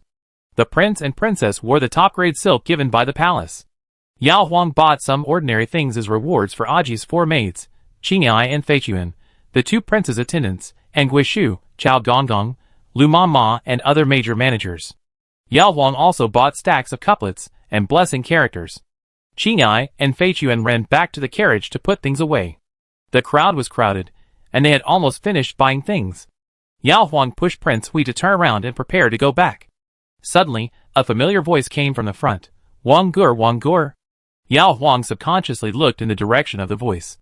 Before seeing the wife of the 1,000 households, who often showed off in front of her mother, Yao Huang first met a familiar handsome face. Li Tingwang, who was more than 8 feet tall, stood in front of a jade shop diagonally in front of him. Ignoring the people coming and going around, Li Tingwang seemed to have seen her a long time ago. Yao Huang raised her eyes and bumped into the complex black eyes that seemed to have a lot of things to say to her, so full that they were about to overflow. Yao Huang was startled and said to herself, "Bad luck." Such a young man from 1,000 households stood out from the crowd, and he was staring at her. Did Prince Hui notice it? It only took a moment for them to look at each other and think about each other. After being shocked, Yao Huang continued to push Prince Hui forward as if nothing had happened. She stopped when they were close enough. She said to the mother and son who were standing side by side in surprise, "Aunt Mr. Li?" Wang was not afraid of Yao Huang, but she was afraid of Prince Hui, who was sitting in a wheelchair, and whom she dared not look at directly. She was afraid that Prince Hui would find out that his son admired Yao Huang, who was already a princess. Just as she was about to pull her son to kneel down and pay respect to Prince Hui, Yao Huang rushed to say, "Second Master and I are just out for a stroll, Aunt, no need to be polite." After saying that, she smiled and introduced the two to Prince Hui. Captain Li was her father's superior, and with this relationship, it was normal for the two families to know each other. Zhao Yan nodded and looked at the mother and son. Wang knelt down and paid respect to the second master with a respectful look. Li Tingwang clasped his fists and bowed, his eyes fixed on the boots of Prince Hui stepping on the footrest of the wheelchair. No need to be polite. He heard Prince Hui's cold and indifferent voice, followed by the princess's smiling farewell. "You guys are busy, second master, and I will leave first." Chapter 107. Except for the day when Yao Huang got married, when he watched the bride's veiled back from afar among the guests, Li Tingwang had not seen Yao Huang for a whole year. Today, his mother took him out to buy New Year's goods. Li Tingwang knew that Yao Huang, as a princess, would not like to join in the fun like before, but he still couldn't help but scan the crowds near and far. After countless disappointments, he actually found Yao Huang's figure. At first glance, Li Tingwang only saw Yao Huang wearing a coral-colored brocade jacket. The winter sun was bleak, but she smiled as bright as spring. Just when Li Tingwang couldn't help but rush over, he finally saw the wheelchair pushed by Yao Huang, which was almost hidden by the crowd nearby, and saw King Hui sitting in the wheelchair with an indifferent look and extraordinary temperament. Prince Hui, the second son of the current emperor, was a prince who had to kneel down and greet him even if he passed the exam and became a frontier official. Because of reason, Li Tingwang controlled his feet, but he could not control his eyes. He continued to look at Yao Huang almost greedily, watching her smile as carefree and heartless as before, watching her cheeks rosy and full of joy, watching her finally discover him, and after a startled glance, she quickly avoided his sight and pretended not to know him at all. Li Tingwang's heart beat faster instead. Because Yao Huang never showed him the shyness of a girl seeing her lover, Li Tingwang didn't dare to express his feelings to her, fearing that she would laugh at him and reject him. Yao Huang also always regarded him as a half-brother, and when they met, she would either smile or still be angry about the last quarrel. But just now, Yao Huang didn't dare to look at him. Could it be that she finally understood his feelings, or could it be that she also? His mother came over and interrupted Li Tingwang's thoughts. He could only try his best to hide his thoughts about Yao Huang and bow respectfully before King Hui approached. Seeing Yao Huang's skirt disappear from sight, and the two servants carrying New Year's goods past them, Li Tingwang could not wait to raise his head, hoping to see Yao Huang twice more. Wang pushed her son to the alley in front and whispered, "Don't you want to die? Or don't you want to take the military imperial examination?" Li Tingwang pursed his lips. Wang held her son's hand, her only hand, and begged, "Silly son, forget her. This is good for both you and her. If you keep thinking about her and that person knows, what will he think of Yao Huang, and how will he deal with you? Even though your father is someone no one dares to mess with in our alley, what is he to that person? For your father and your future, you should listen to your mother and marry the daughter of Commander Cui as soon as possible." Li Tingwang smiled. Cui family. If it weren't for his mother's firm opposition to him marrying Yao Huang, he would have gone to the Yao family to propose marriage as early as the year Yao Huang came of age. If he had proposed marriage earlier, there would be no chance of Yao Huang entering the palace to participate in the election. "I won't forget, and I won't marry anyone else. You'd better give up this idea as soon as possible." Pulling his mother's hand away, Li Tingwang strode out of the alley, took a last look at the direction Yao Huang left, clenched his fists, and finally left in the opposite direction. His mother was right. He couldn't cause trouble to Yao Huang and cause her to be treated harshly by a prince who had crippled legs and was already moody. Pushing Prince Hui on the busy South Street, Yao Huang's good mood disappeared. Her mind was full of Li Tingwang's affectionate gaze at her. Yao Huang naturally didn't care about Li Tingwang's feelings, but she cared whether Prince Hui saw that scene, and whether Prince Hui misunderstood her relationship with Li Tingwang. Yao Huang believed that she had a clear conscience with Li Tingwang, but the royal family was too strict about the character of the princess. Yao Huang was very afraid that Prince Hui would check her past. Li Tingwang had always come to her house since he was 12 or 13 years old, and always stayed by her side when she went out to play with her brother and cousins. She and Li Tingwang didn't quarrel every day, and there were many times when they could talk and laugh together. In the eyes of outsiders, she and Li Tingwang might be considered childhood sweethearts. Despite his worries, Yao Huang pushed the wheelchair steadily and avoided every citizen who almost bumped into Prince Hui because he only looked up. As they were about to leave, there was a new stall selling candied haws next to them. The vendors in the city were more particular and wrapped each candied haws with a layer of oil paper to prevent dust. Yao Huang smiled and asked Prince Hui below, "Second master, have you ever eaten candied haws?" Prince Hui shook his head. "Yao Huang, then I buy 2 strings? Zhao Yin, 1 string will do, I don't eat it." After all, Yao Huang was standing behind the wheelchair, so it was not convenient for him to read the expressions of others, but he still pushed Prince Hui over and asked Fei Chuan to pay 10 coins to buy a string. The carriage was waiting outside. Under the curious eyes of some passers-by, Yao Huang and Qingyai worked together to push Prince Hui's wheelchair into the carriage. After the wheelchair was completely in, Fei Chuan closed the door beside it. Yao Huang asked Prince Hui to help hold the candied haws. She squatted down to fix the wheelchair as usual. After it was fixed, Yao Huang sat on the side and took the candied haws while smiling and looking at Prince Hui's handsome face, which seemed to have not changed much. "You have been walking around for more than an hour. Are you tired, Prince?" Zhao Yin finally saw the princess's face. However, at least half an hour had passed since she met the mother and son of the Li family. The long journey was enough for the princess to adjust her mood to face him. Even so, Zhao Yin still saw the inquiry in the princess's smile. So, that Li Tingwang was indeed different in her eyes. If Zhao Yin remembered correctly, Yao Lin once mentioned casually that his shooting skills were not as good as Li Tingwang. The princess even said that she would watch Yao Lin and his friends play several polo games every year. The elders of the 2 families were in a superior-subordinate relationship. Zhao Yin could completely infer that Li Tingwang was also present in the polo games that the princess watched with Yao Lin participating, and played better than Yao Lin. A beautiful girl from 100 households, and a handsome and martial arts master from 1,000 households. Not tired. Zhao Yin looked at the low cabinet with tea sets and said, "A little thirsty." Yao Huang let him continue to hold the candied haws, and squatted down to pour him water. At this time, the princess was finally shorter than Prince Hui. Zhao Yin looked at the princess's profile as she poured water, and his mind kept coming up with Li Tingwang accompanying her to visit the market, horse racing, releasing river lanterns, playing snowball fights, making snowmen, and other things that any childhood sweethearts would have the opportunity to do together. The man is talented and the woman is beautiful, a perfect match, if it weren't for the sudden selection of the imperial palace. Yao Huang put down the teapot, slowly stood up, bent over and handed the tea bowl to Prince Hui. Zhao Yin held the bamboo stick of the candied haws that the princess gave him in his left hand, took the tea bowl with his right hand, and slowly drank it all. After drinking the water, Yao Huang sat down again on the side, took back the candied haws, and removed the outer layer of oil paper, revealing the bright red haws wrapped in a thin layer of sugar ice. A total of 7. Yao Huang held the largest fruit on the top of the candied haws in front of Prince Hui, and said with a smile, "Prince, try it, it's quite sweet." Zhao Yin looked at the candied haws in front of her, thinking that Li Tingwang might have bought some for her. With Li Tingwang's height, he could pick the highest circle of candied haws for her. "Eat it yourself." Zhao Yin turned away. He really didn't want to eat these street snacks that might fall off and stain his clothes. Yao Huang knew that he was very particular. Anyway, she had already given way. Since Prince Hui didn't want to eat it, she would eat it herself.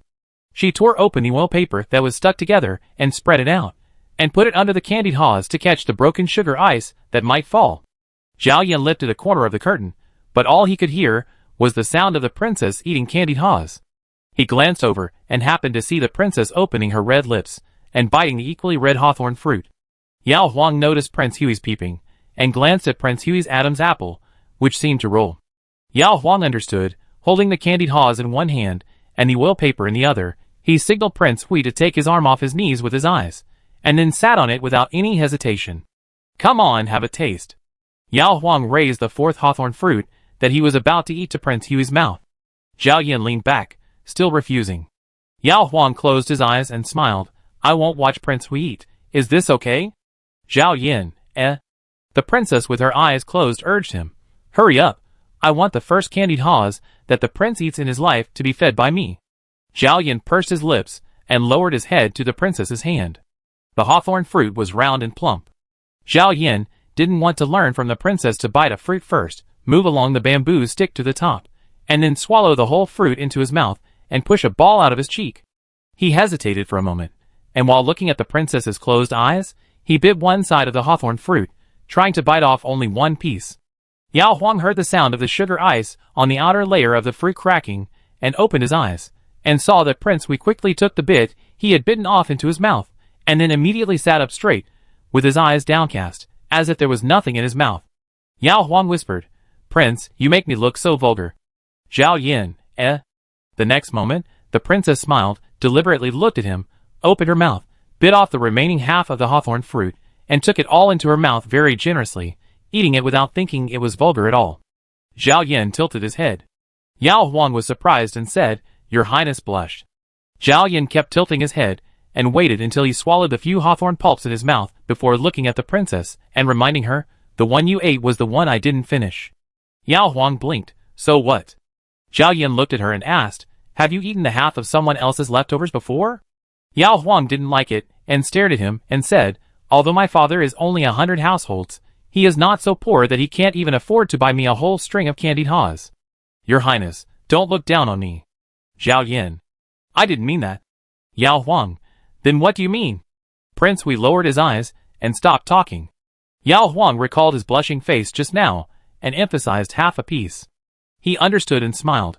Prince, you want to ask me if I have ever shared a candied haws with other men, right? Zhao Yin. No, I know you wouldn't.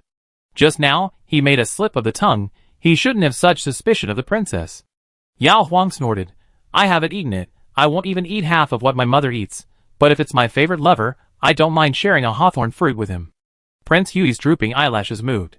Yao Huang stared at the 2 rows of eyelashes and said, What a pity my lover despises me, and even cares if I kiss him, not to mention eating my saliva. Prince Hui suddenly raised his eyes. Yao Huang blushed inexplicably, and shook the candied haws with only 3 fruits left. I mean the little bit of saliva on the fruit. I'm not asking Prince Hui for a kiss. Zhao Yin. I don't mind. Yao Huang didn't believe it, lowered her head and bit half of it, and held the remaining half in front of Prince Hui. Prince Hui made a move that surprised Yao Huang. He held her hand holding the bamboo stick with one hand, and pressed the 2 sides of the half hawthorn fruit with the other hand, and took the hawthorn fruit off the bamboo stick, and put it in his mouth. Yao Huang, Chapter 108. Yao Huang was surprised by Prince Hui's action of chewing the candied haws with his hands. It is indeed difficult to eat the round candied haws elegantly, and without falling off, but the hawthorn fruit wrapped in sugar ice is sticky. She watched Prince Hui chewing carefully with his eyelashes drooping, and then looked at his wrist resting on the armrest of the wheelchair.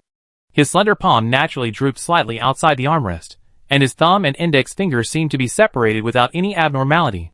Yao Huang smiled, staring at Prince Hui's right hand pretending to be normal, while biting off the second-to-last hawthorn fruit, to see how long he could pretend. Zhao Yin noticed the princess's gaze, and lowered his right arm to ensure that the princess could not see his palm. There was only the last and smallest hawthorn fruit left on the bamboo stick. Yao Huang stared at it, and said to Prince Hui, This one must be very sour. Would you like to try it? Zhao Yin shook his head. Yao Huang smiled, gently bit the hawthorn fruit with the tip of his teeth, and moved the hawthorn fruit horizontally to the top of the bamboo stick. Then he handed the fruit, which was almost not covered with sugar ice, to Prince Hui, and said with a slightly blushing face, Your Majesty said that you don't dislike me. Prince Hui had no choice but to put this hawthorn fruit, which was half the size of the big fruit at the top, into his mouth. Such a reserved Prince Hui reminded Yao Huang of the thin-skinned ladies in the storybooks, who could not stand the teasing of men. In the past, Yao Huang did not understand why beauties blush so easily, but now seeing Prince Hui, who was embarrassed to even open his mouth to bite a candied haws in front of her, Yao Huang understood why those men liked to tease beauties. It really made people feel itchy, especially Prince Hui was very handsome, and even his lips were the kind of beautiful thin lips, not just the 2 layers of lips hanging on the lips, which made him look mean. Prince Hui, who was holding a round hawthorn in his mouth, said, eh. He didn't even know whether he should bite the hawthorn, but he couldn't control the changes in other parts of his mind that were triggered by the princess's eyes. Zhao Yan didn't want the princess to notice, so he said, water. Yao Huang naturally had to take good care of Prince Hui. When he stood up, he put the brown butter paper with some ice chips on the low cabinet. Zhao Yan picked up the butter paper and spit the hawthorn fruit with a slightly green skin in his mouth onto it, while the princess was not paying attention. He wrapped it up and stretched his hand out of the car window. Fei Chuan, who was following the car, saw it and immediately stepped forward to catch it. Yao Huang saw such a big move, but did not tease anything. When Prince Hui held the tea bowl with his left hand to drink water, Yao Huang took the teapot to pour water to wet the handkerchief, and took the initiative to hand it to Prince Hui after he finished drinking the water, so that he could wipe the sugar on his right hand. After finishing the work, Yao Huang wanted to sit on Prince Hui's lap. Zhao Yan lowered his eyes and clasped the princess' waist, whispering, "It's windy today, and the curtains may be blown up at any time."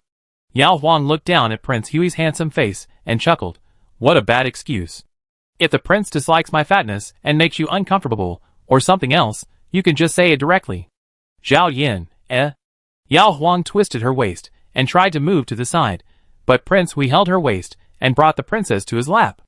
The princess did not struggle, but lowered her head, looking very wronged. Zhao Yan, I never thought you were fat. Yao Huang continued to lower her head. It's not a fat or thin problem, it's something else. Because others stared at me, the prince was suspicious of me, suspected that I had something unclear with him, suspected that I had eaten the half-bitten candied haws he had eaten. If Prince Hui hadn't asked about the half-tongue hulu, Yao Huang was still unsure whether he had noticed Li Tingwang's abnormality. Once he asked, Yao Huang knew everything. Zhao Yan was silent. Although he just spoke without thinking, he did have a moment of suspicion. The princess was still sad, and Zhao Yan said carefully, I have never questioned your character. Childhood sweethearts, and in the folks who don't pay much attention to rules, it is normal for people to go out and play at the age of 7 or 8, 12 or 13, or even 15 or 16. It is allowed by etiquette. Not to mention that the princess just said that she had never shared a hawthorn fruit with Li Tingwang. Even if she had, Zhao Yan would not mind it, because it was just the beginning of love between boys and girls, and it had nothing to do with character and etiquette. The princess is indeed informal, and does say some bold things. But Zhao Yan knows that she is only like this with her husband in private, not with all men. Yao Huang tilted his head and looked at him and said, You don't question my character, but you question whether I have a private affair with him?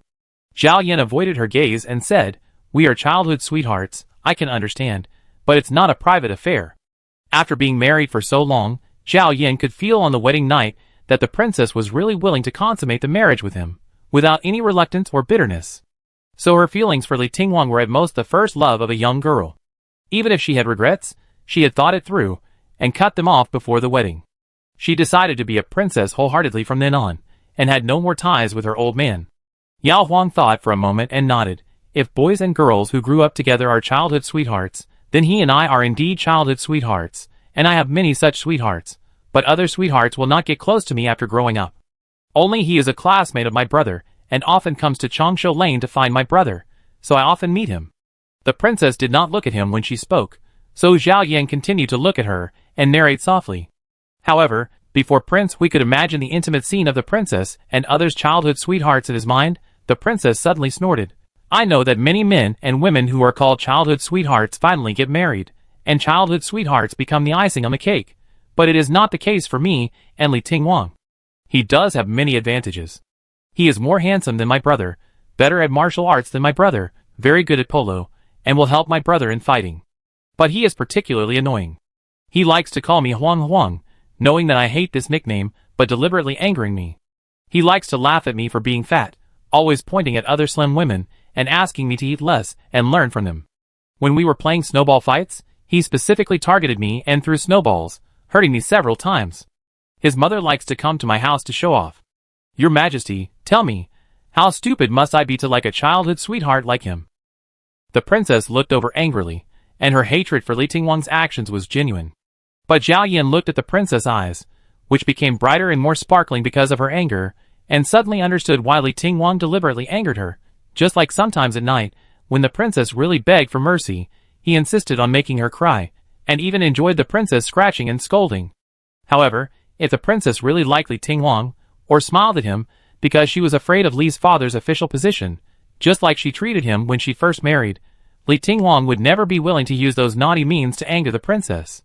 It can be seen that it was precisely because the princess was ruthless to Li Tingwang, and did not care too much about Li's father's official position, that Li Tingwang deliberately attracted the princess's attention.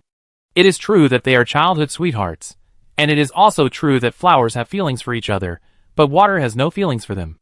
Zhao Yan held the princess's hand and said, "Such a person is indeed not worthy of your love." If it were him, even if the princess ignored him, Zhao Yan would not humiliate the princess in exchange for any response from her, let alone hurt her. Yao Huang snorted, "Whether the prince believes it or not, I want to make it clear that even if there is no selection, even if I am not lucky enough to be your princess, even if Li Tingwang passed the military examination and became the top scholar, I would not accept his proposal if he came to my house.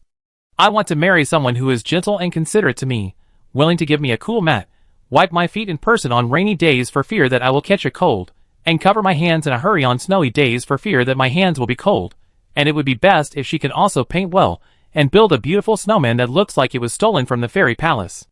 Before the princess finished listing, Prince Hui's handsome face had already turned slightly red. Yao Huang saw this, lowered her head, and said shyly, "He has to be very handsome, so handsome that I am willing to eat his saliva, and he doesn't despise me." Other words may be sweet talk. She ate half of the hawthorn fruit left by Prince Hui. It is true, if it were someone else, even her dearest mother, or the beautiful eldest princess, Chening, Yao Huang would not eat their remaining candied haws unless it was necessary. Just like those hugging things at night, she could only do it with Prince Hui. Zhao Yan lowered his eyes, and saw the princess's rosy face, and her plump lips that were redder than her cheeks. How much saliva had been stained on the hawthorn fruit? In that case, would she really not dislike it, or did she say that on purpose to dispel his concerns about today's matter? Suddenly, the carriage stopped. The body of the carriage shook slightly. Hearing the sound of Zhang Yu getting off the horse, and pulling out the diagonal wooden board from under the carriage, Yao Huang hurriedly moved to the side. Before unfastening the wheelchair's fixing device, Yao Huang lifted a curtain to let the cold wind blow away the heat on his face. She stole a glance at Prince Hui, who looked calm and composed with his eyelids lowered. After entering the palace, Prince Hui stayed in the front yard, and Yao Huang went to the backyard to relieve herself. After cleaning up, there was still some time before lunch, so Yao Huang sat in front of the dressing table, looking at her lips and pressing them with her hand. But no matter how Yao Huang pressed, she didn't feel anything strange on her lips, and it was not as itchy as when she ran her fingers across her neck. The storybook described kissing in a very exaggerated way, and I don't know if it was true or not. During lunch, Yao Huang was shy and quiet because of what was said in the car. Prince Hui, who was not very talkative, would not take the initiative to bring up the topic. After eating, Yao Huang glanced at Prince Hui and asked quietly, "Prince, do you want to take a break at my place?" Zhao Yan, "Okay." Prince Hui breathed a sigh of relief when he saw the corners of the princess' lips raised from his lowered eyes. Yao Huang brushed his teeth carefully, and Aji was dumbfounded. Why did the princess brush her teeth at noon? In the past, she just rinsed her mouth. Yao Huang didn't explain, and asked Aji to fetch a plate of crystal-clear sweet osmanthus candy that was given by the womb a while ago. Assuming that Prince Hui would come soon, Yao Huang pinched a cherry-sized candy and put it in his mouth. When the sweet osmanthus candy was completely melted, leaving only a faint sweet fragrance between the lips and tongue, Prince Hui had indeed come. Yao Huang took the wheelchair from Qingyai in the hall and pushed it to the inner room. Just as he was about to go straight to the bed, he found that Prince Hui glanced at the plate of sweet osmanthus candy on the table. Yao Huang's heart moved, and he said, "The sweet osmanthus candy given by the Queen Mother is sweet and not greasy. Prince, do you want to have one?" Prince Hui paused and nodded. Yao Huang pinched a sweet-scented osmanthus candy and fed it to him. With the candy in his mouth, Prince Hui moved to the bed and leaned against the headboard. Seeing a storybook on the low cabinet on the side of the floor, he asked the princess to give it to him. Yao Huang gave it to him and lowered the curtain. Zhao Yan glanced at the gauze hanging on one side and turned to the first page of the storybook. Yao Huang was not afraid of him reading the serious storybook. She lay aside first and looked up at Prince Hui's lips, chin, and Adam's apple. Prince Hui's eyes fell on the black and white words, but he wondered in his heart whether the princess was expecting him to eat faster or slower. Chapter 109. The night before the wedding, Yao Huang had a lot of random thoughts, such as whether Prince Hui could still have children, and whether Prince Hui would kiss her on the mouth. A man she had only met briefly during this election. Hugging and cuddling was fine, but suddenly he wanted to kiss her. Yao Huang was quite resistant at the time. After they really got married, Yao Huang found that Prince Hui was a very cold person. Apart from doing what a newlywed couple should do at night, Prince Hui was very strict with rules during the day, and she would be scolded if she kissed him on the face. Don't be rude. When they were familiar with each other, and could be close to each other day and night, Prince Hui still didn't come to kiss her mouth. Yao Huang really understood that Prince Hui probably disliked her saliva, just like she would dislike others. So far, Yao Huang never thought about kissing again. Anyway, not kissing would not delay the real happiness. But today, Prince Hui said in person that he didn't dislike her, and he also ate the hawthorn fruit she left, and he showed such a reserved and seductive look. Thinking of this, Yao Huang turned over to avoid Prince Hui, noticing that she was thinking about something improper. Prince Hui, holding the storybook, glanced at the princess back and realized that the princess had no intention. Now she was sleepy and wanted to sleep. The osmanthus candy in his mouth had just melted. Since the princess was asleep, Zhao Yan no longer needed to consider whether to eat quickly or slowly. He continued to hold it in his mouth motionlessly, reading the storybook in front of him at a glance. Yao Huang opened her eyes, and could hear the slight sound of Prince Hui turning the pages. Yao Huang suddenly felt a little angry. In the carriage in the morning, especially before getting off, she felt that Prince Hui was staring at her lips, and her breath was disordered. Her invitation to take a break after lunch was full of hints. This man agreed meaningfully, and clearly understood her meaning. Why was he eating a candy so slowly now? Then, can't you just chew a little candy and swallow it? First she felt hot and dry, which made Yao Huang thirsty. She sat up, glared at Prince Hui when he looked over, moved to the bed, and lowered her head to put on her shoes. Zhao Yan put down the book and asked, "Why don't you sleep?" Yao Huang didn't bother to pay attention to him. She walked to the table, turned her back to Prince Hui, and poured herself a bowl of warm water. Her lips and tongue moistened by the water removed the sweetness left by the osmanthus candy, and became refreshing, which also slightly suppressed the restlessness in her heart. Yao Huang took another sip. After drinking, she looked at the sweet-scented osmanthus candy on the table, smiled, and returned to the bed with the plate. She deliberately placed the plate on Prince Hui's wheelchair, and said softly, "Prince, take your time to eat. There is more here after you finish." Zhao Yan, As a prince, who has been very good at observing people's words and expressions since he was 3 or 4 years old, Zhao Yan saw clearly that the princess blamed him for wasting too much time on sweet-scented osmanthus candy. So, the princess did have a plan. Zhao Yan put down the script in his hand, stopped the princess from coming up, and said, "Pour me a bowl of water." There was still a peanut-sized piece of sweet-scented osmanthus candy left in Prince Hui's mouth, which somewhat affected his pronunciation. Yao Huang glared at him again, and went to pour water for Prince Hui, who had difficulty walking. Standing by the bed, she watched Prince Hui lower his head to drink water, and saw his Adam's apple roll noticeably. But even drinking water was like this. Yao Huang didn't pay much attention to it. She turned around and put the tea bowl on the low cabinet on the floor, climbed onto the bed, and deliberately lay in the innermost part, and then covered the front and back of the quilt tightly. Just as she covered it, the quilt was pulled open, and Prince Hui hugged her from behind. Yao Huang turned his head and looked at him strangely. "Have you finished eating the candy?" Prince Hui simply hummed. Yao Huang's eyes fell on his lips involuntarily. The princess looked here, which further confirmed Zhao Yan's guess that he had seen the osmanthus candy after entering the room. His heart beat faster, and his eyes swept across the princess' lips. Being so close, who could not notice whose eyes? After all, it was a new flower that he had never tried before. Yao Huang's whole body became hot, and he lowered his eyelashes and expressed his doubts in a low voice. "Why didn't I hear you chewing?" Prince Hui didn't want to explain. Yao Huang thought of it herself, and when she looked at Prince Hui again, her eyes were full of smiles. "When you drank the water, did you swallow it?" Prince Hui didn't want to answer, and closed his eyes. Yao Huang turned around completely, moved up, and looked at Prince Hui's reserved appearance. She inserted her right hand between his neck and the pillow, and her left hand went over from above, close to his face, and asked, "Since Prince doesn't mind my saliva, why didn't you kiss me before?" Zhao Yan couldn't explain. Yao Huang didn't really care about the answer. She pressed her whole body against him, her face burning. "Does the prince want to kiss me?" Zhao Yan opened his eyes. Yao Huang closed them nervously, just continued to hug his neck, her face still pressed against Prince Hui's face. Zhao Yan held her waist tightly and said hoarsely, "I haven't tried this before. I'm not sure if you can accept it." Consummating marriage is almost every man's instinct. No need to be taught, But kissing is different. It seems meaningless, so there is no specific rule to follow. Yao Huang snorted. You said it as if I had tried it before. I just thought about it, because the prince's lips were beautiful. Zhao Yan, I didn't mean to doubt you. Yao Huang covered his mouth. Zhao Yan held her wrist, and let the princess's slender fingers get used to his lips and tongue first. Yao Huang had experienced it once before. She was shy and strange. When she couldn't bear it anymore, she wanted to get into the arms of Prince Hui. Prince Hui suddenly pressed down halfway, kissed her neck, forced her to raise her chin, and then kissed her lips. After being married for so long, Yao Huang felt that today was the closest she had ever been to Prince Hui. Even on those nights when Prince Hui leaned his elbow on her, even when she hooked her arm around his neck and Prince Hui breathed restrainedly beside her ear or forehead, the two of them were never as close as they were now, like another kind of marriage consummation.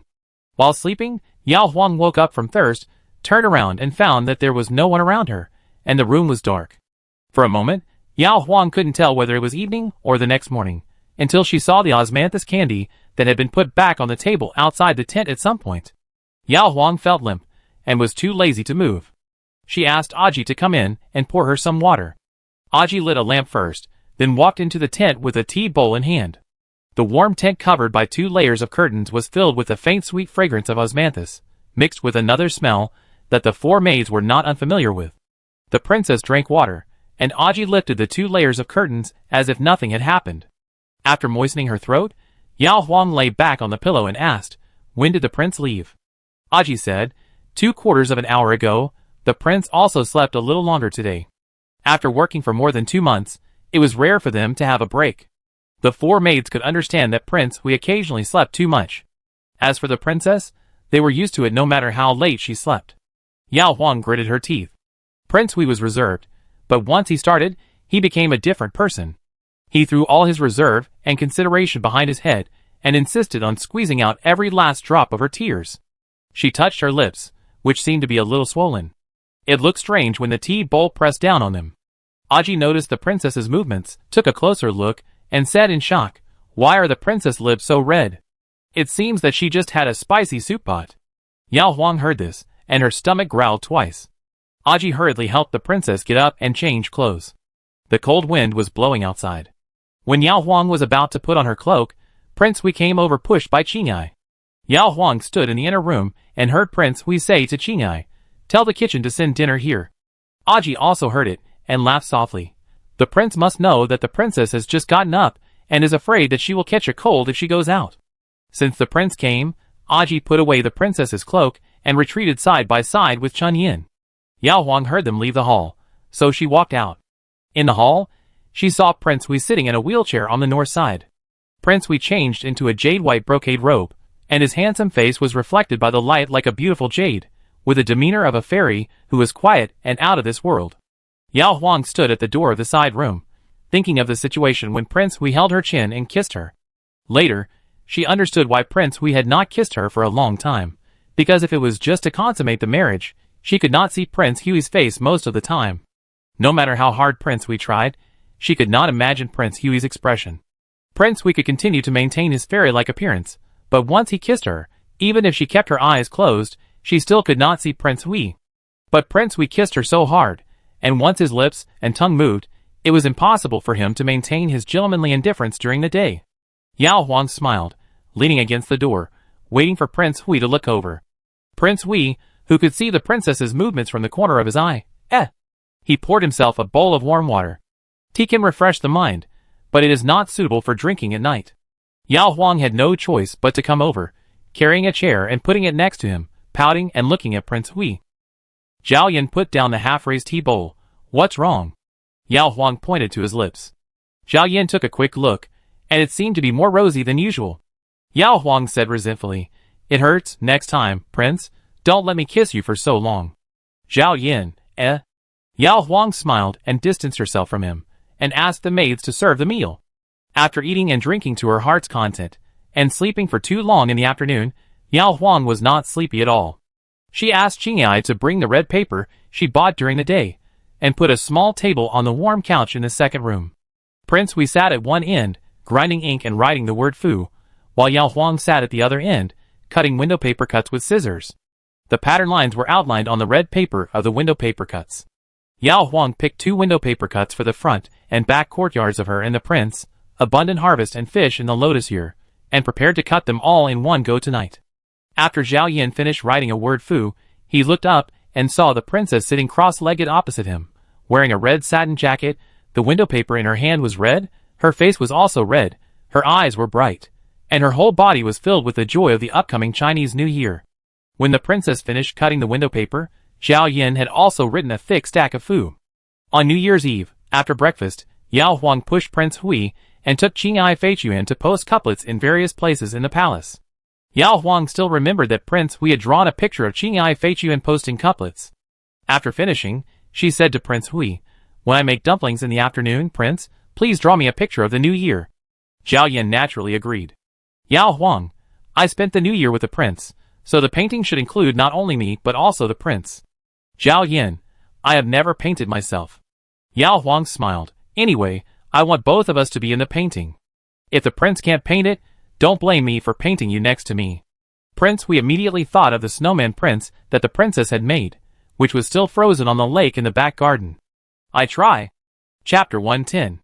Because he had to go to the palace for a banquet in the evening, after lunch Yao Huang asked the kitchen to move the board, dough, and vegetable and meat stuffing for making dumplings to the main room in the backyard. Yao Huang didn't know about distant places, but in the capital area, people would eat dumplings on the morning of the first day of the new year, which meant changing the year and bidding farewell to the old and welcoming the new. Wrapping the dumplings into small ingots could also bring good luck and bring in wealth. It was difficult to get up early in winter, so people usually made dumplings on New Year's Eve with the sound of firecrackers everywhere, and they were not afraid of them going bad even in the cold weather. The Yao family makes dumplings by themselves every year. Yao Zhen who cuts the stuffing with a knife, Luo Jinawan kneads the dough and rolls the skin, Yao Lin and Yao Huang help for a while, and then run to the street to watch the firecrackers. Now that Yao Huang has left her parents, married her husband, and has her own family, the family traditions must be passed on by her and Prince Hui. The dumpling stuffing has been cut in the kitchen, and the dough has been kneaded. Yao Huang can easily roll the skin and wrap the stuffing by herself, and Prince Hui only needs to paint on the side. Every family has its own unique flavor of the new year. Yao Huang thought that asking Prince Hui to draw a New Year picture every year would be the unique flavor of the new year in their small family. Zhao Yin sat in front of the easel, looking at the busy princess, but he didn't start writing. Yao Huang glanced at him. "Why don't you paint? Do you want me to just pretend to make dumplings without making them?" Zhao Yin, "No, I'm thinking about where to put me in the painting." If he only painted the princess, the composition would be very simple. If he added him, Zhao Yin didn't know where to put himself. It would be inappropriate to just sit at the table and watch. Sitting at the table and making dumplings with the princess. Zhao Yin had never done such a thing, and he couldn't draw a pretentious self on rice paper. Yao Huang thought about it, and said with a smile, "Just draw you sitting next to him reading a book, and Jin Bao lying at your feet."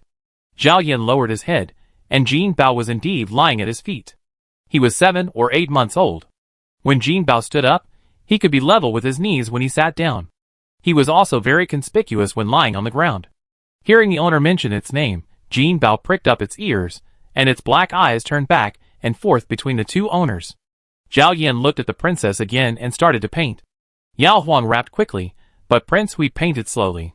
When the couple changed their clothes and prepared to enter the palace, Yao Huang went around the easel and found that Prince Hui had just finished painting the furnishings in the main hall, the princess's hair, jewelry, dress, embroidered shoes, and a pair of slender and beautiful hands even when she was wrapping dumplings, but her facial features were still empty.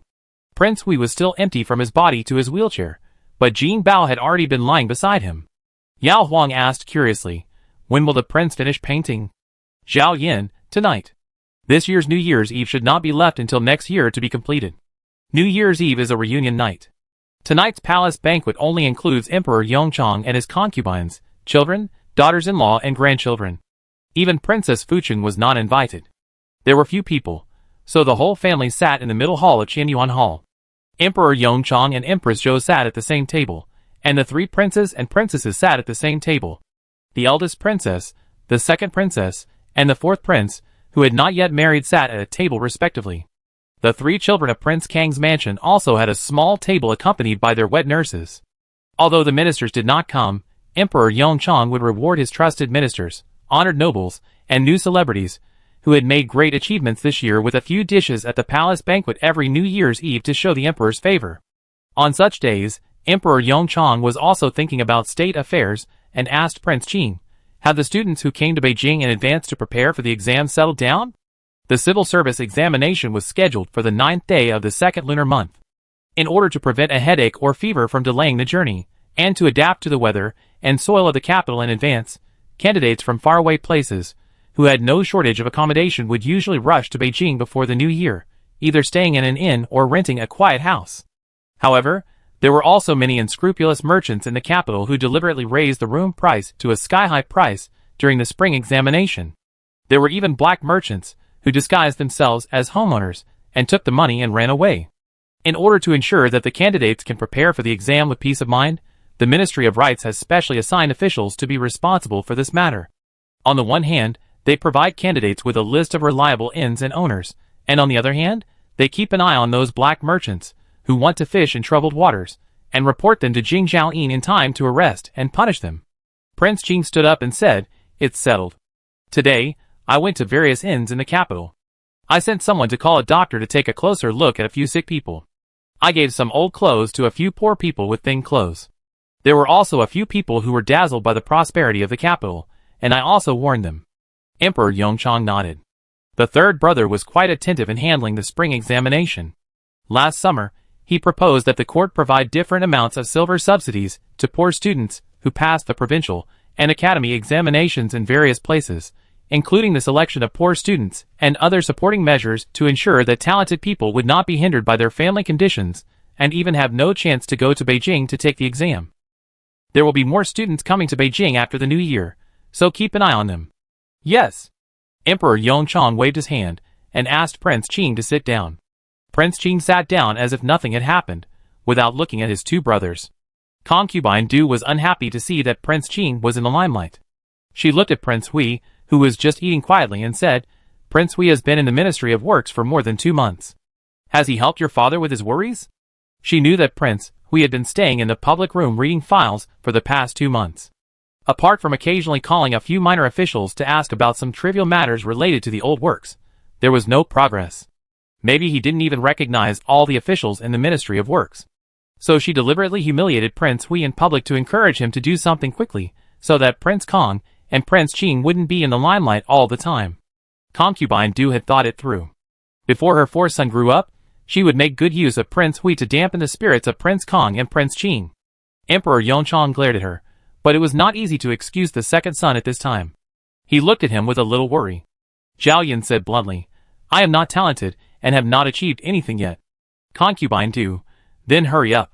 Prince Qing is younger than you, and has done so many things with only 5 taels of salary. You, as your brother, have 20 taels. How can you sit in the Ministry of Works all day long?" Zhao Yan was about to say yes when the princess's crisp and smiling voice suddenly sounded beside him. "Mother, what you said is unfair to the second prince. The second prince went to the Ministry of Works to read the files first because he is humble and studious, and he knows that haste makes waste. He thought that he would understand the procedures of the Ministry of Works, and then share his father's worries. Otherwise, if he doesn't know anything and gives orders to the officials of the Ministry of Works, wouldn't it be a hindrance?" Concubine Du pursed her lips. This damn girl dared to talk back at her. Yao Huang continued, "Also, mother, don't think that the second prince just flipped through the files casually, like we read the storybooks. I also misunderstood that the second prince had an easy job before. Later, when I asked, I found out that the second prince actually remembered the material price list involved in every construction project he had seen and the performance evaluation of the officials involved. What's the point here? Remember the material price so that you can have a rough estimate of the silver required when you really take on a new construction project. Remember the performance evaluation of officials so that you can know whether an official has the ability to complete the burden assigned to him by the court. Oh, there are so many things. Just listening to the second prince talking about it makes my head hurt. It's all thanks to mother's good teaching since childhood. The second prince has been taught so patiently and perseverantly. Mother should know more about the hard work of the second prince." Concubine Du, Empress Zhou, and others who really didn't know what King Hui could find by looking through the files in the Ministry of Works all day. Emperor Yongchang laughed. Before the court went on holiday, he also met the second son alone. He wondered if the second son was afraid of suspicion from his brothers, and deliberately kept a low profile. The second son explained simply as always, saying that he was learning the procedures of the Ministry of Works. With just a few words, Emperor Yongchang thought his son was perfunctory. At this time, after listening to his daughter-in-law's clear explanation, Emperor Yongchang truly understood the second son's careful consideration and action. Okay, let's eat. Emperor Yongchang did not continue to argue about these things. Yao Huang smiled blatantly at concubine Du, who was glaring at her. Prince, we may not care about these false reputations, but she would not indulge concubine Du's bad habit of humiliating Prince Hui whenever she had something to do. She was not his biological mother. As long as she was right with Prince Hui, concubine Du would be the only one who would be embarrassed in the end. After laughing, Yao Huang picked up a piece of deer tendon from the stewed chicken feet for Prince Hui. Phoenix feet are chicken feet. The noble Prince Hui would definitely not eat this. Yao Huang was not so particular. She dared to eat any dish that the imperial kitchen dared to serve, and she could also chew the chicken feet fragrantly and decently. After the palace banquet, there was a fireworks display. The fireworks in the palace were made by the most skilled craftsmen in the Great Qi dynasty. In addition to the gorgeous fireworks such as peony flowers and carp, there was also a double dragon playing with a pearl that almost covered half of the night sky. Yao Huang held the eldest princess's hand and exclaimed repeatedly, feeling that she had opened her eyes again. After all the fireworks ended, the 3 pairs of princes and princesses living outside the palace should leave the palace. King Kong held the sleeping little prince and could no longer grab the wheelchair, so he strode beside the wheelchair. At first, the 3 brothers walked in front, but later, Prince Qing found that the 2 sisters-in-law were chatting in low voices.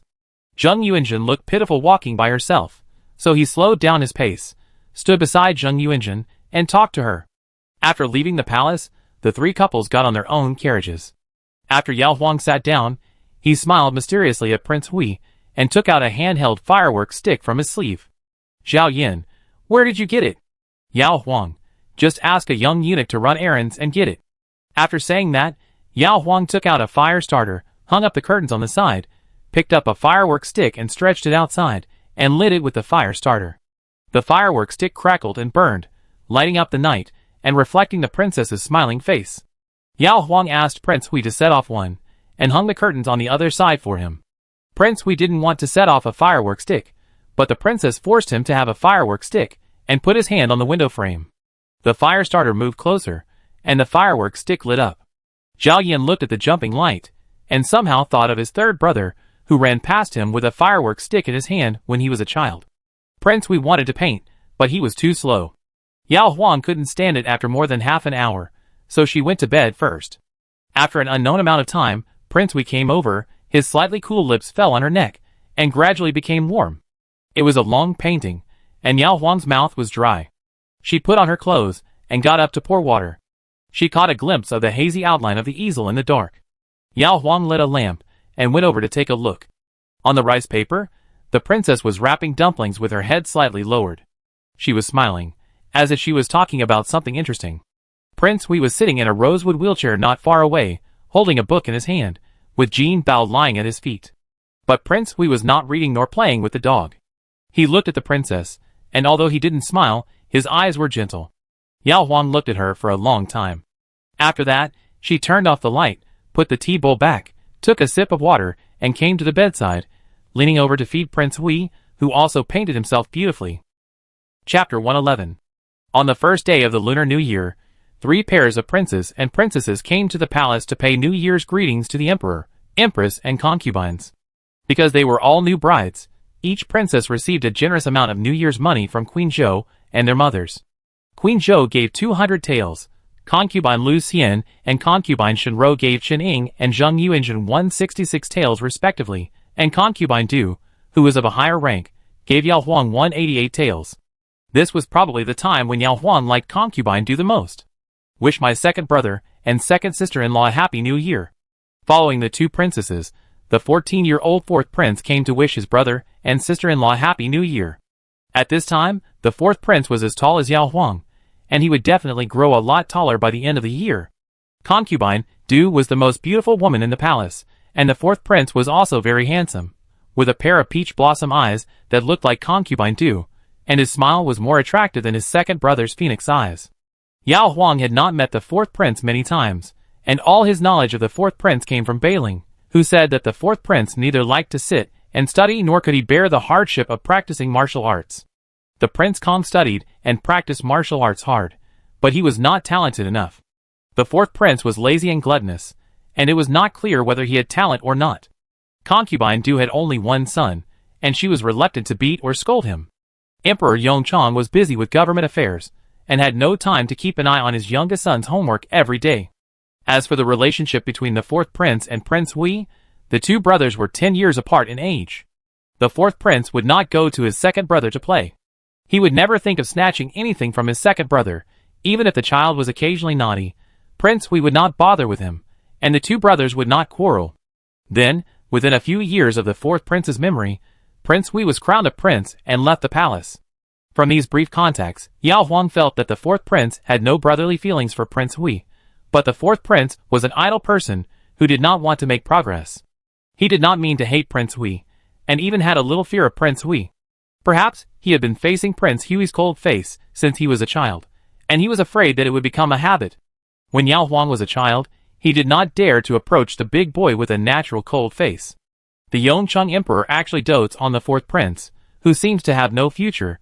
Yao Huang thought about it carefully, and believed that the fourth prince's favor was mainly due to two reasons. First, the fourth prince was the youngest son of the Yongchang Emperor, and he was a son born in his early 40s. Second, the fourth prince was too likable. Concubine Du was able to gain favor with her beauty when she was young. The fourth prince was handsome, and the biological son of the Yongchang Emperor. It would be strange if she didn't like him.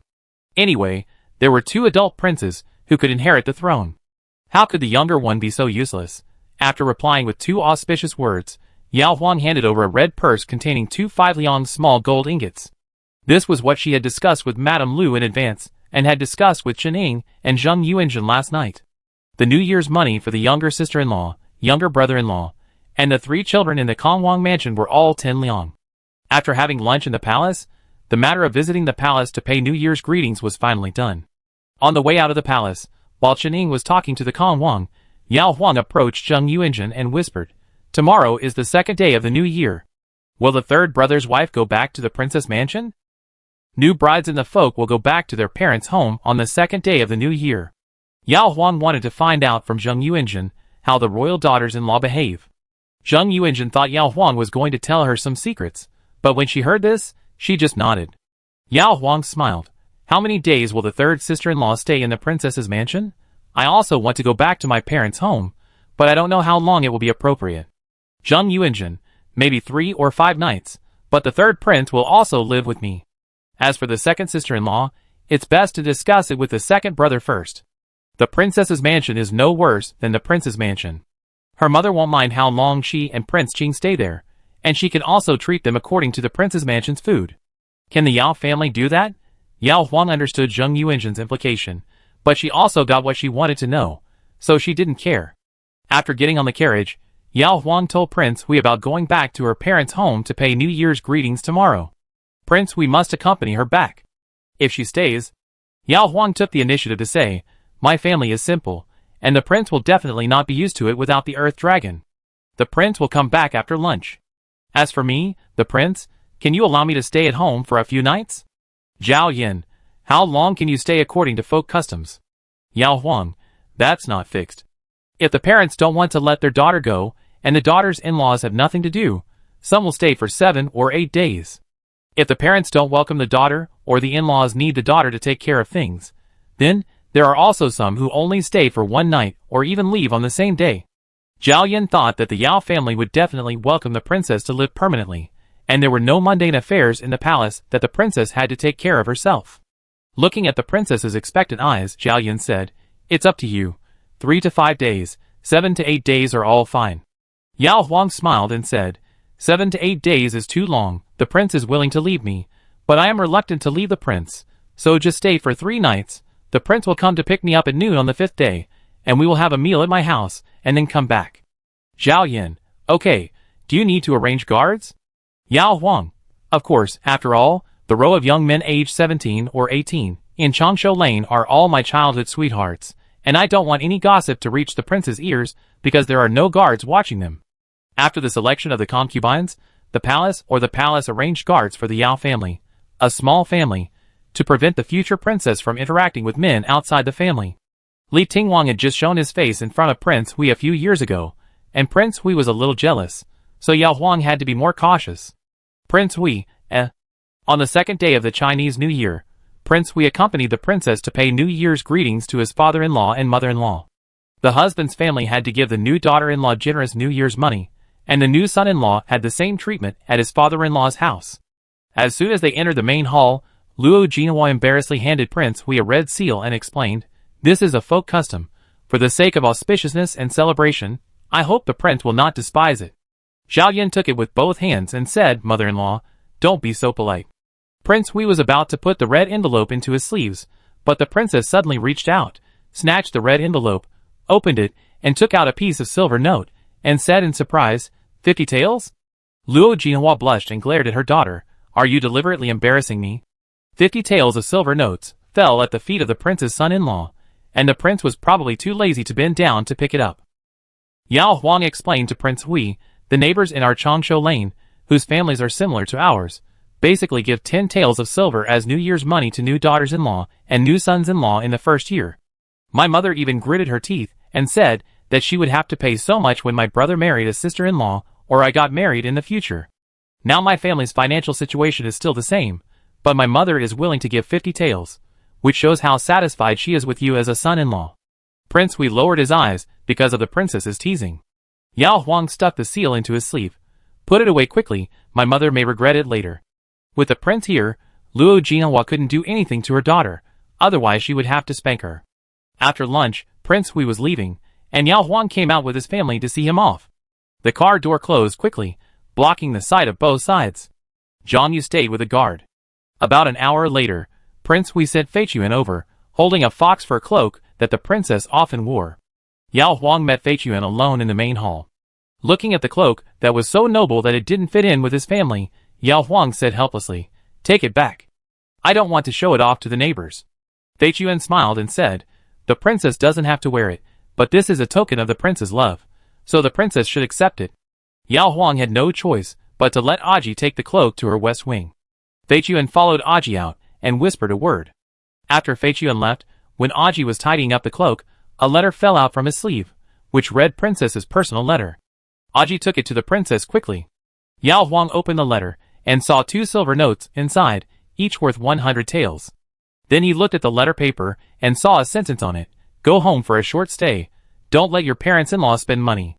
Yao Huang smiled and handed the 2 silver notes to his mother. "Here, your good son-in-law is honoring you." Luo Jinhua refused to accept it, blushing and scolding her daughter. "It's all your fault. If you didn't cry poor to him, the prince would never give you this." Yao Huang, "Mother, you are pretending to be generous first. My brother will get married after taking the military examination. I'm afraid you won't have money to help your eldest brother get married if you give the prince 50 taels of New Year's money. Besides, I didn't say that to complain about my poverty to the prince. I wanted him to know that although my father and mother didn't have much money, they treated the son-in-law sincerely. In the eyes of the prince, your kindness would make him happier than giving him 500 taels." Luo Jinhua was silent. Yao Lin looked at his mother and then at his sister and said, "I'm not in a hurry to get married. At most, I will get married in 2 years. When I pass the military examination and get an official salary, I will save money for the wedding gifts myself." Yao Zhenhu looked at his wife and then at his children and hung his head. "It's my fault. If I had the ability to get promoted." Luo Jinhua poked her with a finger. "Shut up, no one dislikes you." With her husband's temper, it would be a good thing if he didn't get promoted. If he got promoted, she would be even more worried, fearing that her husband would be involved in some official disputes. After staying with her family for an afternoon, it was dark soon. Aji and her sister Qianyong went to sleep. Luo Jinhua slept with her daughter tonight. The Kong in the west wing was heated, and a hot water bottle was stuffed into her daughter's quilt in advance. The mother and daughter chatted until the 3rd watch before they went to bed. Early in the morning of the 3rd day of the 1st lunar month, Yao Huang sent Zhang Yu to pass a message to Prince Hui, so Prince Hui came to Changshu Lane in a carriage at almost noon. After lunch, Yao Huang accompanied Prince Hui to the carriage. As soon as the door closed, Yao Huang sat on Prince Hui's lap. Zhao Yan looked down at the princess's face, only to see a blush, with her eyes closed and a shy look. The fingers on the princess' waist tightened slightly, and Zhao Yin asked, "Didn't you say you would stay for 3 nights? Why did you suddenly change your mind?" Yao Huang said in a muffled voice, "The Kong in my house is too hot, and it's cold when you leave it. It's better to have the warm and cozy atmosphere from the inner room to the main room of the palace. Zhao Yin, I asked the craftsman to come over and dig a fire channel for you." Yao Huang raised his eyes and said to him angrily, "Is it just about the fire? Even if there is a fire, you still need to burn firewood and charcoal. A charcoal fire for a winter costs a lot of money. Don't even mention that you give it. My parents will not take advantage of their son-in-law. Besides, they have long been accustomed to the warm Kong at home. Unlike me, it is easy to go from frugality to luxury, but it is difficult to go from luxury to frugality." Zhao Yin was silent. Yao Huang asked him, "Where did the prince sleep when I was not there last night?" Zhao Yin said truthfully, "In the front yard." Yao Huang hooked the jade pendant on his waist. "Without my noise, did the prince sleep especially well?" Zhao Yin lowered his eyes. "I never thought you were noisy." Yao Huang looked at Prince Hui's drooping eyelashes. "Prince, you haven't said whether you slept well or not." Zhao Yin tilted his head. "Not bad." "Yao Huang, is that so? Then let the carriage stop. I'd better stay here for 3 full nights. After all, I'm worried that the prince won't be used to sleeping without me, so I want to go back home early. Parents and brother miss her, but they still have each other and can see her on weekdays. Prince Hui is different. She is the only one who is really close to him."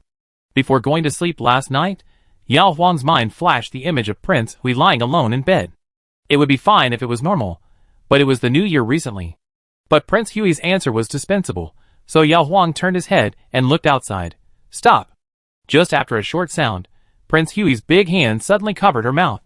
He did not let the princess turn back, nor did he explain anything, but just covered the princess' mouth like this, until the carriage turned out of Changshu Lane.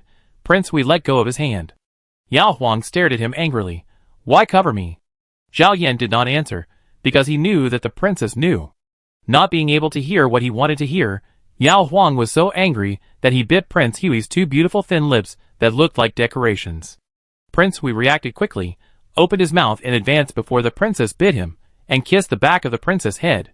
Chapter 112. Officials had to start their duties again on the 6th day of the first lunar month. Before going to bed in the evening, Yao Huang took out a red dragon robe from the closet and placed it on Prince Hui's wheelchair in advance. Whether before or after his legs were crippled, Zhao Yin rarely wore red robes, except for occasional festivals and banquets. When he was on duty in the palace, Zhao Yin only wore a crimson dragon robe once, and it seemed that the princess saw that he was trying to please her after he made her angry. "Why did you take this set?" Sitting on the bed, Zhao Yin looked at the princess and asked. "Yao Huang, new year, new atmosphere. Your Majesty will be on duty on the first day after the new year, hoping for prosperity and good luck." Zhao Yin thought that officials of the 4th and 5th ranks all wore scarlet robes, and his robe would not be too eye-catching in the court or the Ministry of Works, so he accepted the princess's arrangement. Lying on the bed, Yao Huang asked Prince Hui curiously, "You have finished reading the files before the new year. Will you start taking errands this year?" Zhao Yin held the princess's hand and asked, "Do you want me to take it?" Zhao Yin didn't care what concubine Du said about him, nor did he care what others thought of him. He was just afraid that the princess would lose face because of him. "Yao Huang, I don't know the ins and outs of the Ministry of Works. The prince is the one who has to do the work. Only the prince knows whether you are ready or not. I just asked casually, and by the way, I also want to know what the prince is busy with in the Ministry of Works every day. Otherwise, do I have to talk to the prince about family matters every day? There must be something new to talk about." Zhao Yin, "Well, I plan to see what undecided construction projects there are before. If there are suitable ones, I will take them over." Yao Huang hugged his shoulders and smiled.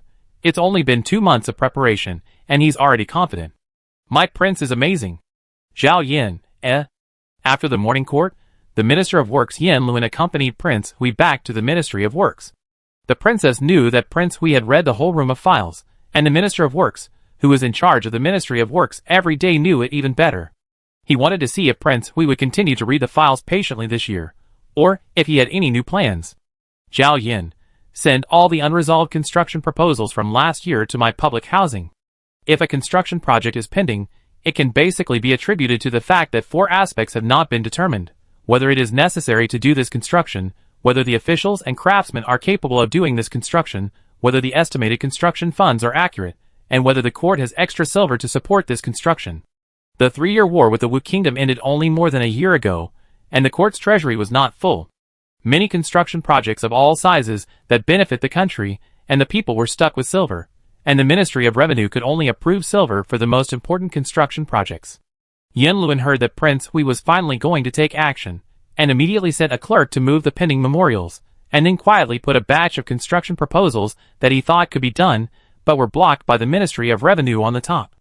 Zhao Yan flipped through a few books and saw Yan Luan's intention. The Ministry of Revenue had its reasons for being stuck, and these were all major projects that the court officials were closely watching, costing millions of taels of silver.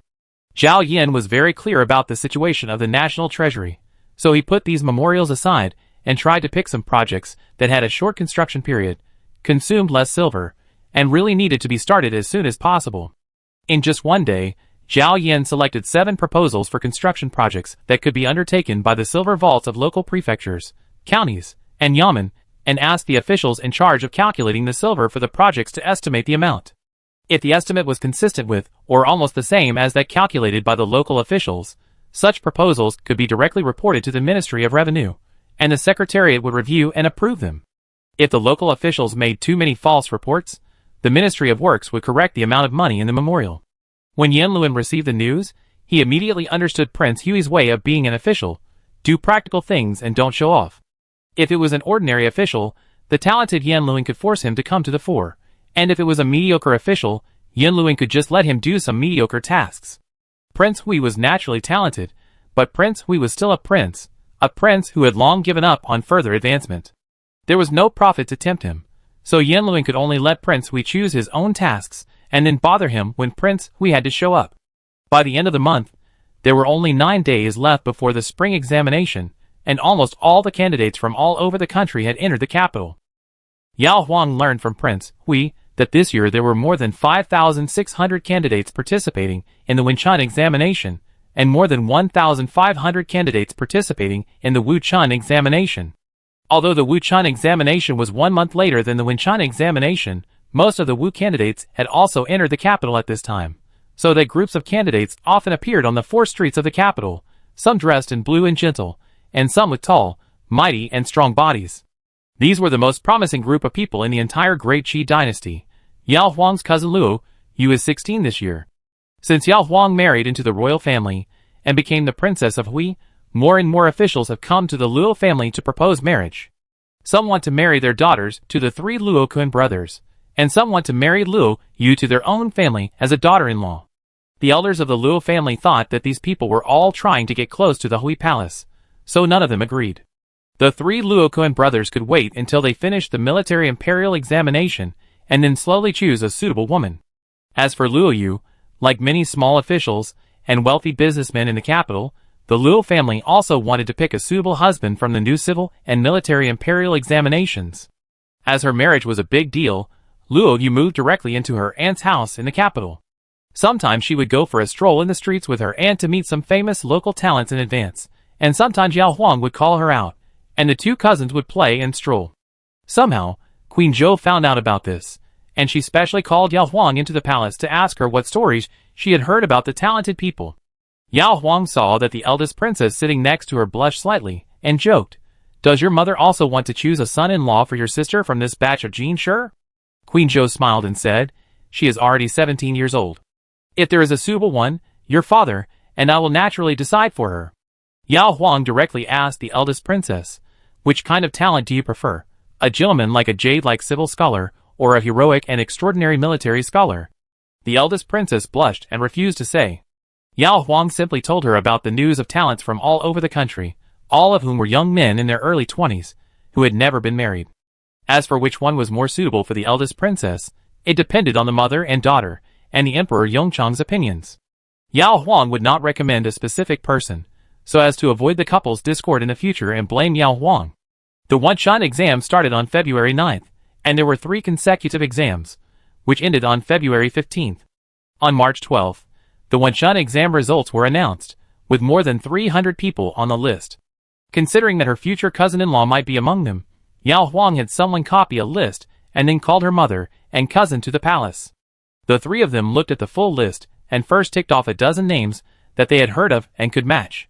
While ticking, Yao Huang saw a familiar name at the end of the list, He Wenbin. Luo Yu, sister, do you know this person? Yao Huang smiled and said, I met him a few times when I went out to escape the summer heat. He looks okay, but unfortunately his family is not very likable. Yao Huang even crossed out He Wenbin's name for fear that his cousin would like He Wenbin. In the evening, Prince Hui came back and saw these pages of names on the table in the back room. Yao Huang, have you read their answers? Zhao Yin, no. It was good to read the answers of the previous spring exams before taking office, but it was inappropriate to read these sealed files after taking office, especially this spring exam. Zhao Yin did not pay attention from beginning to end. After getting the list, Zhao Yin casually read through it and knew that the ones with ticks were the candidates for son-in-law that the Luo family might contact, and the ones with crosses. Yao Huang saw him staring at He Wenbin's name and explained with a smile. Zhao Yin was looking at the name above He Wenbin, Di Xian. Yao Huang confirmed his line of sight and asked in confusion, does the prince recognize this person? Zhao Yin, no, I just remembered another official with the same surname. There must be some stories that can make Prince Hui remember. Yao Huang urged him to tell more details. Zhao Yin recalled for a moment and said, it was the 25th year of Yongchang. During an early morning court session, the Ministry of Works and the Minister of Revenue had a dispute over a canal construction project in Liangzhou. In the end, the project was rejected because of the tight treasury at that time. The county magistrate who proposed the project was named Di, but I can't remember his specific name. Yao Huang. The 25th year of Yongchang, 6 years have passed, and the prince actually still remembers something that has nothing to do with you. What canal? Zhao Yin shook his head. He couldn't remember the name of the canal, but he only remembered that the canal was located along the Yellow River.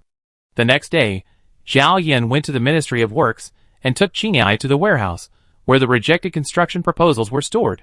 He pushed the wheelchair himself and asked Qingyai to search through the rows one by one. In the afternoon, Qingyai finally found an old dusty memorial with a note on the cover, presented by Di Yong, the magistrate of Qingxia County, Liangzhou. Qingyai wiped the memorial clean with a handkerchief and handed it to Prince Hui. Zhao Yin opened it and found a thick memorial with several channel location maps drawn inside, including the manpower and material resources required and the construction period clearly calculated. After reading it, Zhao Yin asked Qingyai to put the memorial back to its original place. 3 days later, the palace examination for the civil service examination would be held. Emperor Yongchang presided over it personally, and appointed 3 princes and several ministers to accompany him. He Wenbin from Lingshan County was in the last row. After entering the hall, he followed the rules, and did not dare to look up. Then he walked to a seat, lowered his eyes, and thought for a moment after receiving the test questions, and then picked up the pen to answer. After an hour, he put down the pen according to the eunuch, who told the time. At this time, He Wenbin quietly looked at the front of the hall. The emperor was very majestic. He Wenbin glanced at him, and then looked away. The people standing next to him should be the princes. The one sitting in the wheelchair was Prince Hui. He Wenbin's eyes widened suddenly. Prince Hui looked at him calmly, and his expression was no different from when they met by chance in Lingshan town. He Wenbin left with the others in a panic. He couldn't sleep all night. He was afraid that Prince Hui would vent his anger on him because of his mother's disrespectful words and make him lose the title of Jinshi. The next day, the palace examination had a result. He Wenbin was in the top 3 as he expected.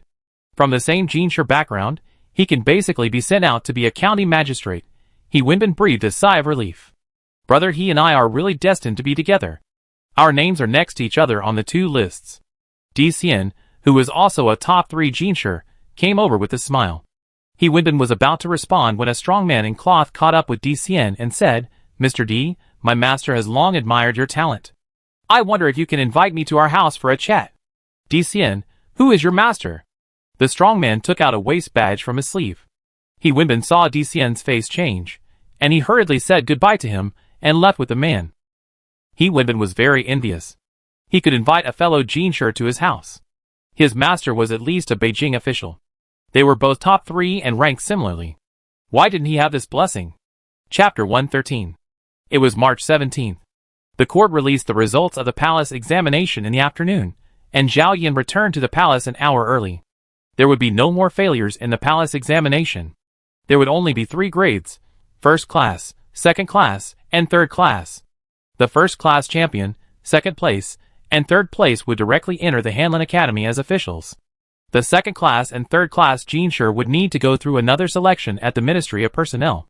Finally, according to the selection results, they would be arranged to low-level official positions in the capital or sent to other places as county magistrates and county magistrates.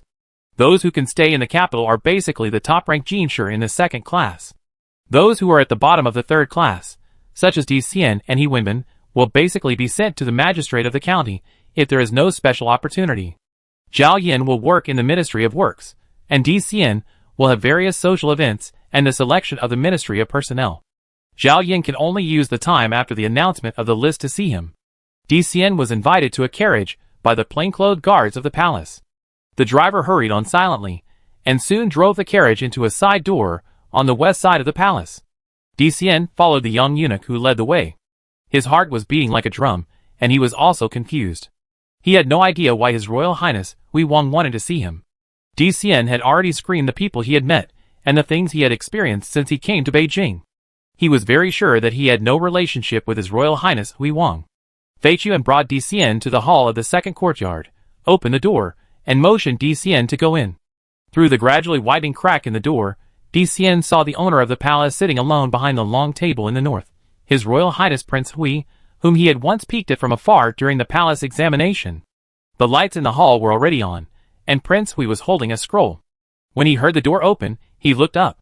DCN lowered his eyes in time, stepped over the non-existent threshold, lifted his skirt, knelt down respectfully, and greeted Prince Hui. Zhao Yin put down the book. No need to be polite. Thank you, Your Highness. Because he had made sufficient preparations on the road, DCN stood up calmly. Zhao Yin asked, as far as I know, are you from Rowan County, Jizhou? DCN was not surprised that King Hui had already checked his background, and said, yes. Zhao Yin, Lord Di Yongbi, who served as the magistrate of Qingxia County in Liangzhou in the 25th year of Yongchang, also came from Rowan, Jizhou. You? DCN never expected to hear the name of his deceased father from a prince. After being shocked, his eyes were red, and he choked up and said, Your Highness, Lord Di is my father. Zhao Yin, is he well? DCN bowed his head and said, in the 26th year of Yongchang, my father resigned from his post due to illness and returned to his hometown. He passed away the next year. Zhao Yin expressed his condolences and asked more about Di Yong's life. He learned that Di Yong was nearly 40 years old before he passed the imperial examination and became a third-class Geneshire. After that, he had been working as a county magistrate in various places. Because of his upright character, he was not liked by his superiors. In the 24th year of Yongchang, he was transferred to Qingxia County, a poor place in Liangzhou. At that time, Di Yong was already 55 years old. Zhao Yin looked at DCN and said, It seems that you have guessed why I mentioned your father. DCN looked up, with bitterness and pride in his eyes. My father entered the officialdom in his later years, and served as a county magistrate for more than 10 years. Although he worked diligently, he did not have any other achievements worthy of your memory. Only the canal repair plan presented to the court in the 25th year of Yongchang made him unforgettable and proud. Unfortunately, there were frequent wars in the north during those years, and he did not have the opportunity to serve the court. Zhao Yin, do you still remember your father's canal repair method? DCN said without hesitation, Not only do I remember it, but I remember it deeply. Zhao Yin asked him to tell her about it. DCN, it involves the terrain of Qingxia County and dozens of ancient canals. I would like to ask your majesty to ask someone to bring pen and ink, so that I can draw a simple map, so that your majesty can see at a glance the method of canal repair. Zhao Yin asked Qingyai, who was waiting outside, to get pen and ink. Qingyai brought a few pieces of rice paper that could cover half a long table, ground the ink and then left. DCN held up his sleeve with one hand, and drew a yellow river channel flowing from south to north on the rice paper. Then he drew several main canals distributed far and near in the Qingxia County area, and dozens of small canals scattered on the main canals to the west of the river. DCN, this area is dry and rainless.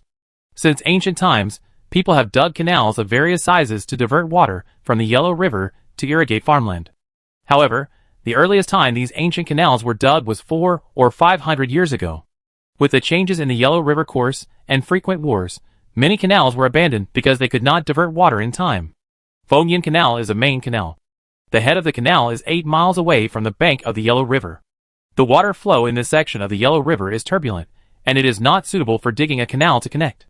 Zhao Yan pointed to a location downstream of the head of Fengying Canal. So your father proposed to dig a new canal here, and then extend the canal northward to connect with Fengying Canal. Dcn, that's right. As he spoke, he drew a long and narrow sandbar in the middle of the Yellow River and explained, the river here is shallow, and the sandbar divides the river into two streams, east and west. We only need to build a dam about 300 steps long on the west side to divert the river water into the new canal. My father has measured it dozens of times. The new canal is about 40 miles long, and the old Fengying Canal is 210 miles long. It will take 10,000 people half a year to dig the new canal and dredge the blocked and abandoned old canal. If we start construction now, the whole canal can be completed before winter, and water can be diverted to irrigate nearly 40,000 hectares of farmland in this area in the spring of next year, solving the poverty of the local people in one fell swoop and adding a new grain-producing area for the court. Zhao Yan was silent for a moment, and said, your father mentioned these in the memorials he submitted to the court. Do you know which details he was not convenient to mention in the memorials? The memorials were limited in length, so Di Yong could only talk about the most important things. Di Xian recalled the details of the canal construction that his father often repeated to him before his death, and continued to tell King Hui about the necessary work such as the water inlet gate, water outlet gate, and rolling dam built at the mouth of the canal. The head of the canal is closed during non-agricultural season, and there is no need to intercept the water of the Yellow River. When irrigation is needed, the water inlet gate is open to allow the river water to flow through the entire canal. Di Xian also talked about the configuration of the water gates at various places along the entire canal, so that water can be diverted to irrigate farmland, and the canal can be used for flood control when the Yellow River overflows. Zhao Yan had seen Di Xian's palace examination paper. Among the more than 300 tribute students who passed the list, Di Xian's essay was mediocre, but when talking about the canal repair, Di Xian talked about it like a treasure, with a burning light in his eyes, which made Zhao Yan see another 50-year-old Di in his young face. Zhao Yan believed that Di Xian was the most suitable person to inherit his father's ambition to repair the canal. Finally, Zhao Yan asked, if I can transfer you to Qingxia County, are you sure you can repair this Fengying Canal?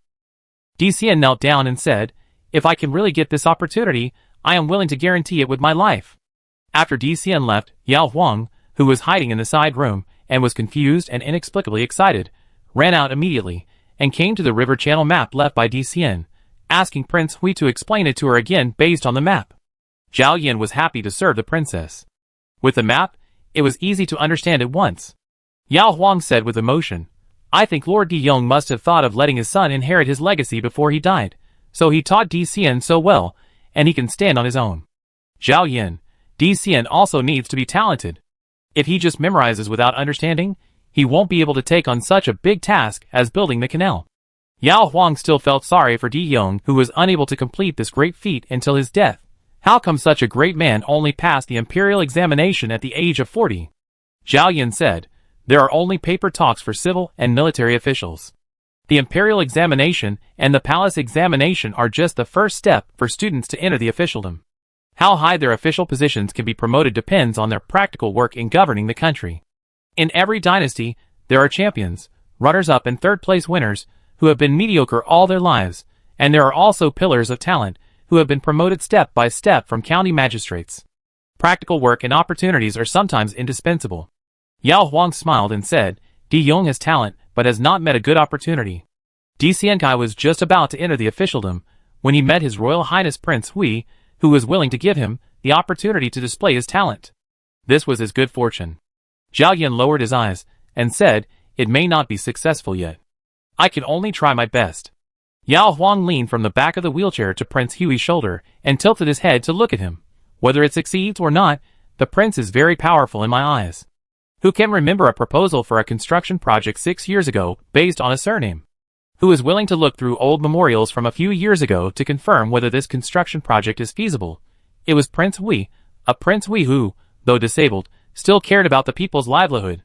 The next morning, after working for more than an hour, Yan Luan, the Minister of Works in his 60s, felt a pain in his waist.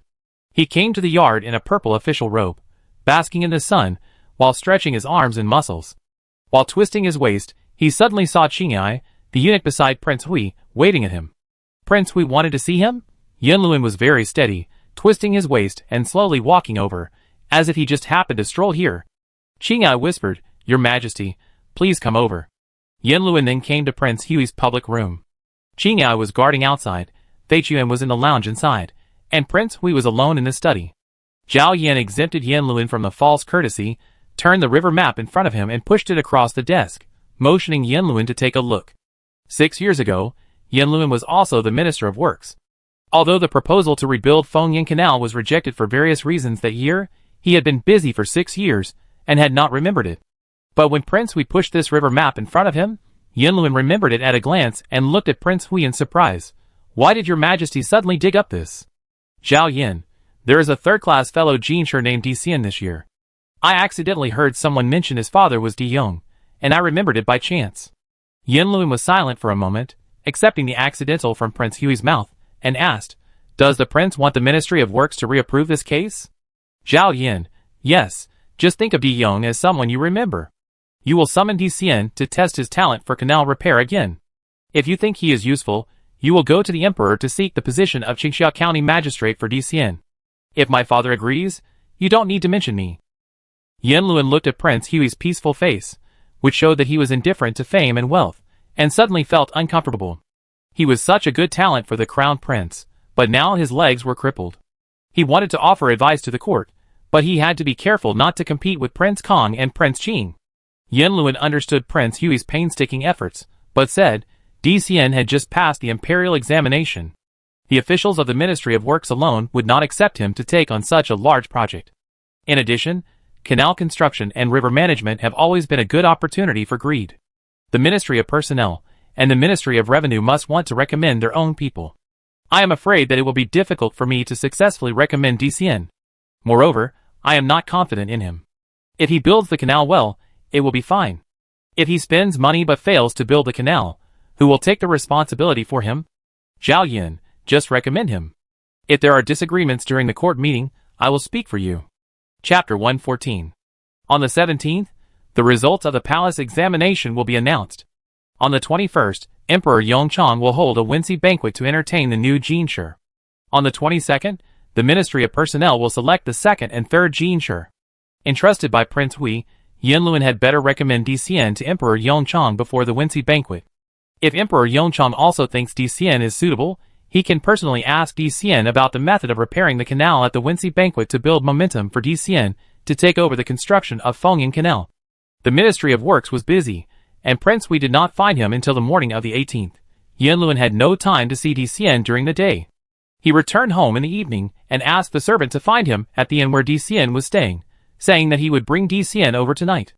Di Xian was about to go to a banquet with fellow Jinshi, but when he heard that it was the Minister of Works, he guessed that Prince Hui had opened a way for him, so he asked He Wenbin to apologize to his fellow Jinshi, and immediately followed the servant.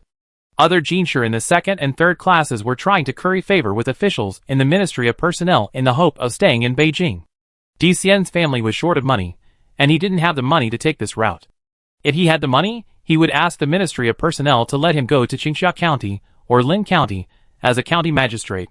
Now that Prince Hui had given him this opportunity, even if the Minister of Personnel invited him to dinner tonight and wanted to give him a better official position in Beijing than the top scholar, Di Xian would still go to the Yen mansion of the Minister of Works. The setting sun was like fire. Di Xian looked at his long shadow on the ground and recalled his father as he walked. After his father passed away, Di Xian followed his father's last wish and went to Qingxia County to bury a strand of his father's white hair at the head of the new canal that his father had personally chosen. His father said that if the soul of a person with regrets really stayed in the world after death, his soul would be drawn by this strand of white hair, and his father would stay by the bank of the Yellow River until the new canal was built. That year, Di Xian walked along the new canal selected by his father again, and personally inspected dozens of almost abandoned and blocked old canals in Fengyan Canal. The winding and dilapidated canal seemed to have turned into wrinkles on his old father's face, deeply engraved in his mind. If he could get what he wanted, Di Xian would walk a few more times when he arrived at Qingxia County. When the new and old canals were repaired, he would dig out his father's white hair and carry it with him to walk again, happily sending his father off for the last time. Yen Luan was more talkative than Prince Hui and looked kind. After meeting Di Xian, he first asked about Di Xian's family situation. He learned that Di Xian was 28 years old this year, had married and had children, and had an elder brother, who was a scholar, who gave up the imperial examination and devoted himself to being a teacher, and a second brother, who didn't even want to take the exam for a scholar and concentrated on farming. His old mother and old father passed away one after another. After finding out DCN's understanding of the canal construction projects, Yanluan asked DCN how to solve 3 disputes in the construction projects, which involved the difficulties of stopping construction due to insufficient silver, the families of the laborers who died in the line of duty, and the geological problems often encountered in the canal construction projects. Tens of thousands of laborers, half a year's construction period, hundreds of thousands of taels of silver. If DCN only knows how to build canals, and is not familiar with ordinary affairs, he could only be a deputy. DCN was chosen by his father Di Young from among his 3 sons to inherit his will, so he passed an assessment from his old father in advance. The one from King Hui was the second one. He thought that the one from Lord Yan should be the last one. DCN thought deeply and answered. Even when Yanluan reminded him that he had not handled the situation well enough, DCN just accepted it humbly without any panic or anxiety. Yanluan nodded and reminded him, whether it is to meet me or King Hui, just keep it to yourself and don't tell outsiders. DCN understood. The next morning, Yanluan estimated that Emperor Yongchang had met all the ministers he was supposed to meet this morning, so he went to the imperial study to ask for an audience. When Emperor Yongchang heard that it was Yanluan, his head hurt a little. The construction of the world should be done, but it costs money and labor to do it, and every step has to be carefully considered. Although he was tired, the emperor could not delay important matters just because he wanted to be lazy, so he asked eunuch Wang to bring Yanluan in. After the ceremony, Yanluan looked up and smiled at Emperor Yongchang. Your Majesty, I have a great news to report. Emperor Yongchang stared at him for a while, and hummed, there must be another construction project that can bring great benefits to the court and the people. Tell me first, how much silver it will cost. The construction project will not bring benefits, but the silver will be spent like water. Yanluan smiled and said, Your Majesty is wise and guessed it right. However, this time we only need this amount, and the construction period is half a year. If we can catch up, we can collect this amount of land tax next year. He stretched out 5 fingers on his left hand first, and then stretched out 4 fingers on his right hand. Is it not worth bringing 40,000 or 50,000 taels of silver to the emperor? Emperor Yongchang unexpectedly asked, 500,000 taels of silver for construction. Can we collect 400,000 taels of land tax next year? Yanluan, that's right. He took out the canal map of Fengying Canal. After this canal is repaired, the 40,000 hectares of barren land in this area can be turned into good land. 40,000 hectares is 4 million mu.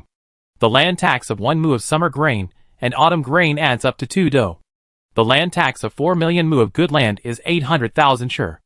According to the current market price of 1 tael of silver for 2 shur of rice, it is exactly 400,000 taels, and it solves the poverty of the local people and saves the court from sending additional food and salary to help them.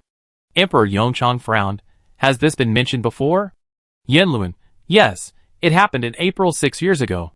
However, at that time, there were frequent wars in the north, and the border troops were not sure that they could keep this area. The ministers unanimously opposed to investing money to build the canal.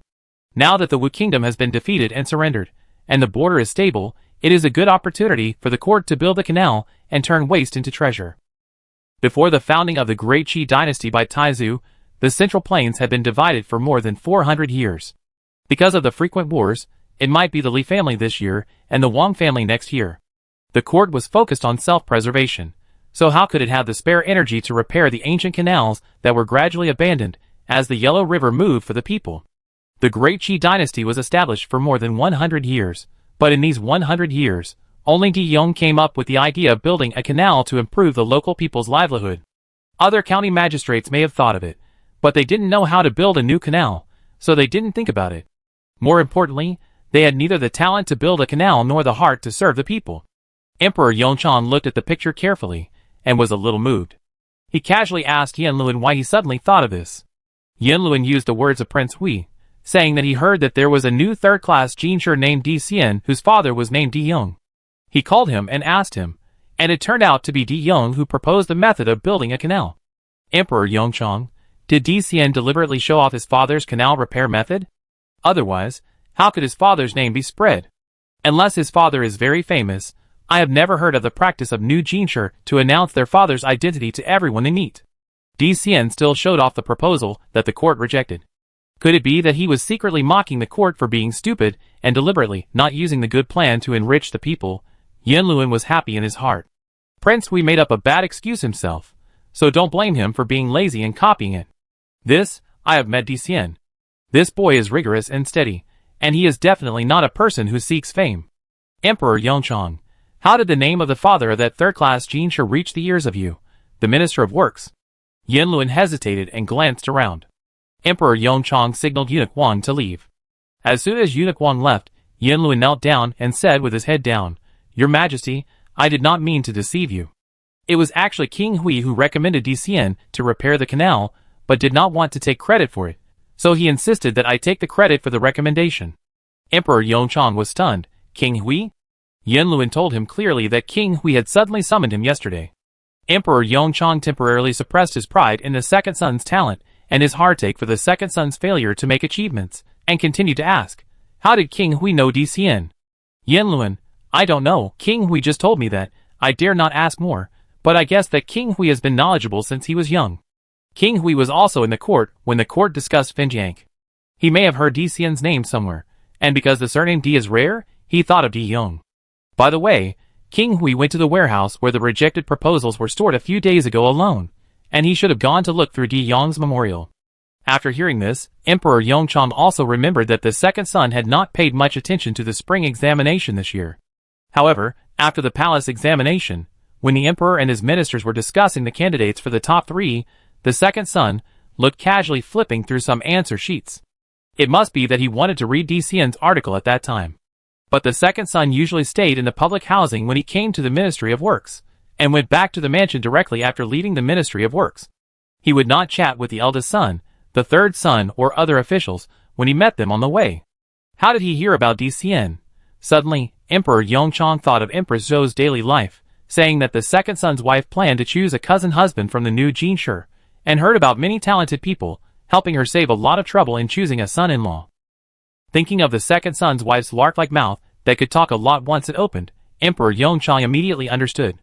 The speaker may not mean anything, but the listener may take it seriously. The second son does have a good memory. Moreover, the second son not only has a good memory, but he really wants to do practical things for the court and the people. He does not want to take credit for it, and does not want to steal the limelight from his elder and third brothers. Emperor Yongchang looked at the channel map on the table again. Of course it must be repaired. After it is repaired, it will not only allow the local people to have enough food and increase the land tax for the court, but also, if there is a war in the northwest in the future, with such a granary, the court can transport less military rations from other places. It is a huge profit. The second son is proficient in military strategy, and he must have seen through this layer before he decided to promote this matter. After a long silence, Emperor Yongchang said to Yen Luan, "Since King Hui asked you to come forward, let's consider it as your recommendation." Yen Luan, "I obey your order." On March 21st, the emperor held a banquet for Wenxi, and the 3 princes also appeared at the banquet. Emperor Yongchang made up a topic temporarily, and asked the Jinshi to write a poem on the theme of spring. When reviewing everyone's poems, Emperor Yongchang praised a few of them. He flipped through the poems and took out Dicien's poem. It was mediocre, but Emperor Yongchang still asked Dicien to come forward and build momentum for Dicien step by step, as Yen Luan had imagined. When Dicien drew a clear and concise map of the new and old canals of Fengying Canal in front of a group of officials, and more than 300 fellow candidates, the spring breeze fluttered his blue fine cloth robe, and the young scholar was full of ambition and high spirits. The top 2 and 3 candidates were overshadowed by him, and even the 2 prime ministers and 3 princes gave way at this moment. Emperor Yongchang changed his previous appreciation, frowned, and asked King Kong, "What do you think?" King Kong looked around and saw that the officials and scholars, who had just nodded, showed a solemn look. King Kong thought for a moment, and said to the canal map, "The original intention of repairing the canal is very good, but the renovation of more than 200 miles of canals consumes a lot of labor and material resources. For the sake of safety, it is better to ask all ministers to discuss it together." Emperor Yongchang nodded, and looked at Prince Qing. "Prince Qing, I think this canal should be repaired, but the head of the old canal is only 8 miles away from the bank of the Yellow River. I think we can send a capable minister who is proficient in river construction to survey whether it is feasible to directly dig a new canal of 8 miles to connect the old canal. After all, De Yong and his son have limited knowledge." What they think is a difficult problem may not be a difficult problem for a capable minister. Emperor Yongchang still nodded, his eyes swept across Prince Hui, who was sitting in a wheelchair, and asked Yanluan, Yanqing is a capable minister in river management. What do you think? Yanluan said respectfully, 6 years ago, the Ministry of Works sent people to verify that the old canal head can no longer directly connect to the Yellow River bank. Rash excavation will definitely cause a dam breach. The sandbar area selected by Di Yong is the closest canal head to the old canal. Emperor Yongchang, in this case, let Di Xian take charge of the canal repair, and you can pick 2 more capable people from the Ministry of Works to assist him. Yanluan received the order, and Di Xian knelt down and kowtowed to thank him. Emperor Yongchang waved his hand and continued the banquet. King Kong and King Qing looked at each other. King Kong thought he had made no mistake, while King Qing thought he had considered it carefully. But it was his father who, after listening to Di Xian's impassioned speech, handed over the construction of hundreds of thousands of taels to a poor fellow Jinshi who probably had never handled even 300 taels of silver. Wasn't it inappropriate? Chapter 115. Emperor Yongchang decided that Di Xian would repair the Fengying Canal in front of all the officials and the newly appointed scholars, so the matter would not be changed. The Ministry of Works only needed to select 2 more suitable assistants and prepare for the labor conscription, the felling and transportation of wood, and the accounting of silver. The Ministry of Revenue was even simpler, and it only needed to pay silver according to the accounts provided by the Ministry of Works. After all, the Ministry of Works had already received the order of Emperor Yongchang. The Ministry of Personnel could recommend a few more officials to participate in this matter. That evening, Prince Qing went to visit his grandfather, the Minister of Personnel, Shinshirian.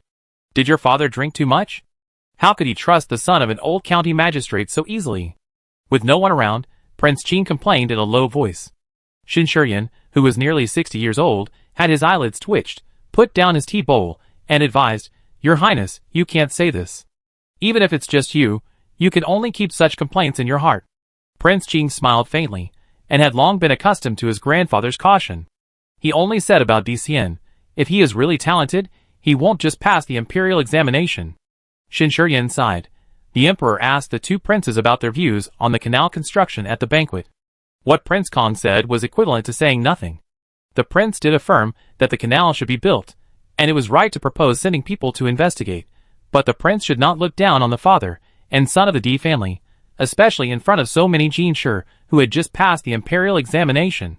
You must know that most of them will start as county magistrates, and there are 5,000 or 6,000 failed candidates outside. Once this matter gets out, how will the students in the world look at the prince? Prince Qing pursed his lips, realizing that he had spoken out of turn. But as a prince, he had been respected by the prime ministers and ministers since he was a child. How could he look up to a fellow Jinshi who had just passed the imperial examination and had not yet demonstrated his true talents? Shinshirian, humility is a virtue, but arrogance is a deficiency. Your Majesty should remember today's gaffe and follow the emperor's example of respecting the wise and humble. Prince Qing listened to the advice, drank a sip of tea, and asked, For the construction of hundreds of thousands of taels, do you want to recommend a few adjutants for your father? Shinshirian looked at his grandson, stroked his beard and reminded, Your Majesty, the emperor is old, and these years are the critical time for selecting the crown prince. Prince Kong is mediocre, and has no opinion. As long as your job is done well, you will have a 70% chance of winning. If you talk too much and do too much, it will easily become superfluous. Prince Qing, grandfather means that I just need to wait? Shinshirian, yes. While waiting, watch and learn more, learn how ministers handle official business, and learn how the emperor governs civil and military officials. The emperor has long known the talents and temperaments of you and Prince Kong. The delay in deciding the crown prince shows that the emperor is not satisfied with both of you. The prince is still young. As long as he changes his impetuousness and becomes more stable, the emperor will see it. Prince Qing was thoughtful. On March 22nd, when the Ministry of Personnel was selecting the 2nd and 3rd class Jinshi, the Ministry of War also ended the field military examination of more than 1,800 military candidates. The spring examination of the military imperial examination of this dynasty is divided into an outer field military examination and an inner field civil examination. The military examination is taken first. Only those who are rated as excellent, upper, and middle can participate in the later civil examination. Those who are rated as inferior and the lowest will fail directly, and can return to their prefectures to be arranged by local military commanders for suitable low-level military positions. On the afternoon of March 23rd, the Ministry of War announced the list of candidates who passed the military examination. Yao Huang has an elder brother and 3 cousins who all participated in this year's military imperial examination. She didn't have the patience to wait at home on such a big day. She took a carriage to the tribute wall specially used for posting the list early in the morning, and asked 2 tall and strong guards of the palace dressed in plain clothes to guard under the tribute wall. Zhang Yu and Wang Dong were responsible for the safety of the princess, standing on both sides of the carriage. Yao Lin and the 3 brothers of the Luo family were also pulled over by Luo Jinawa and Luo Yu to wait for the list. Yao Huang saw it through the gap in the curtain and asked Zhang Yu to invite his mother and others over. Luo Jinawa and Luo Yu got on the carriage, and the 4 brothers Yao Lin lined up outside the carriage window. Yao Lin looked at the bare tribute wall and said confidently, "The results of horseback archery, foot archery, horse lance, weight-bearing, swords and spears will be reported on the spot after the test. The worst of the 4 of us is also average, so we will definitely be on the list.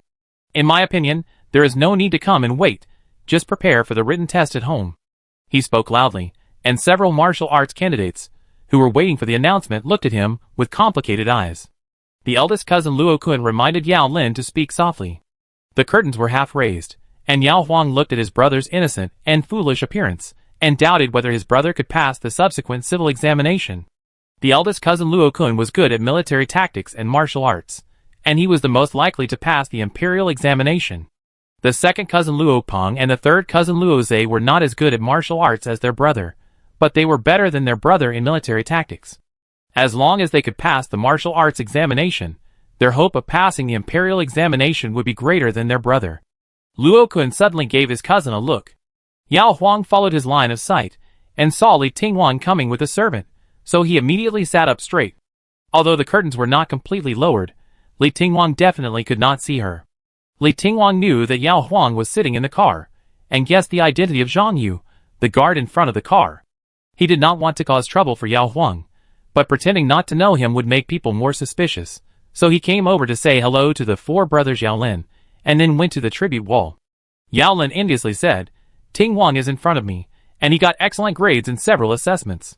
Yao Lin also got several honors, but his horse archery and foot archery were only top class, while Luo Kun's foot archery was honors and horse archery was also top class. Luo Kun followed with a few words of envy and changed the topic. The people from the Ministry of War were coming to post the list, and the crowd was crowded. Yao Lin, who was very confident just now, suddenly became excited and pushed through the crowd with Luo Peng and Luo Zhe. Luo Yu stuck his head out of the car window and looked at the surging crowd of martial arts candidates excitedly. Yao Huang leaned over and teased his cousin, "Did you see the handsome one? Luo Yu, it's all the back of the head. Besides, it's useless to look at it now. Only those who are on the list of the civil examination have a hope of staying in Beijing. There are more than 1,800 martial arts candidates, and only more than 500 are on the list of the martial arts examination. All 4 brothers of Yao Lin are on the list." Yao Huang happily took her mother, brother, cousins to Wanxian Tower for a feast. After entering the private room, Yao Lin leaned close to his sister's ear and whispered, "Ting Wang is the first in the martial arts examination." Yao Huang smiled and said, "That's good. After all, he is half my brother." With her brother's silly look, she said directly that she didn't like Li Tingwang and asked her brother not to tell her anything about Li Tingwang. Instead, her brother misunderstood that she liked Li Tingwang, but wanted to avoid suspicion because she was a princess. Seeing his sister smile so naturally, Yao Lin was relieved. It turned out that his sister really didn't like Li Tingwang at all. After a lively dinner with his family, Yao Huang returned to the palace alone. The weather was getting warmer and warmer. The plum blossoms, peach blossoms, and crab apples in the back garden of the palace were in full bloom. 30% of the early blooming varieties in the peony garden also opened their petals. After a break, Yao Huang casually strolled in the back garden until dusk. "Prince, we should be back." Yao Huang returned to Mingyan Hall and advanced to wait. When they met, Yao Huang couldn't help but laugh. The princess's hint was so obvious that Zhao Yan was happy for her. Did all 4 brothers pass the martial arts test? Yao Huang, yes. It's worth it that my father taught them the basic skills of squatting and horse stance early on, and it's worth it that I've been worried about this for several days. Usually, I think my brothers are all good at martial arts, but when I see the strong men from all over the country, Yao Huang's confidence is not so strong. The longer her brothers take the exam, the more nervous she becomes. Zhao Yin thought that most of the people who passed the military exam in previous years were the children of military officers, and the children of ordinary people prefer to take the civil exam. The military exam tests both military tactics and archery. The more you learn, the more money you spend, and military officers are easily injured on the battlefield, which is far less stable than civil officials. Yao Zhenhu is only a centurion at this age, and his main disadvantage is his temper. His martial arts are still good. His 4 nephews have learned basic skills from him since they were young, and they are taught by famous teachers in the martial arts school in the capital, so they naturally have an advantage over students in local martial arts schools.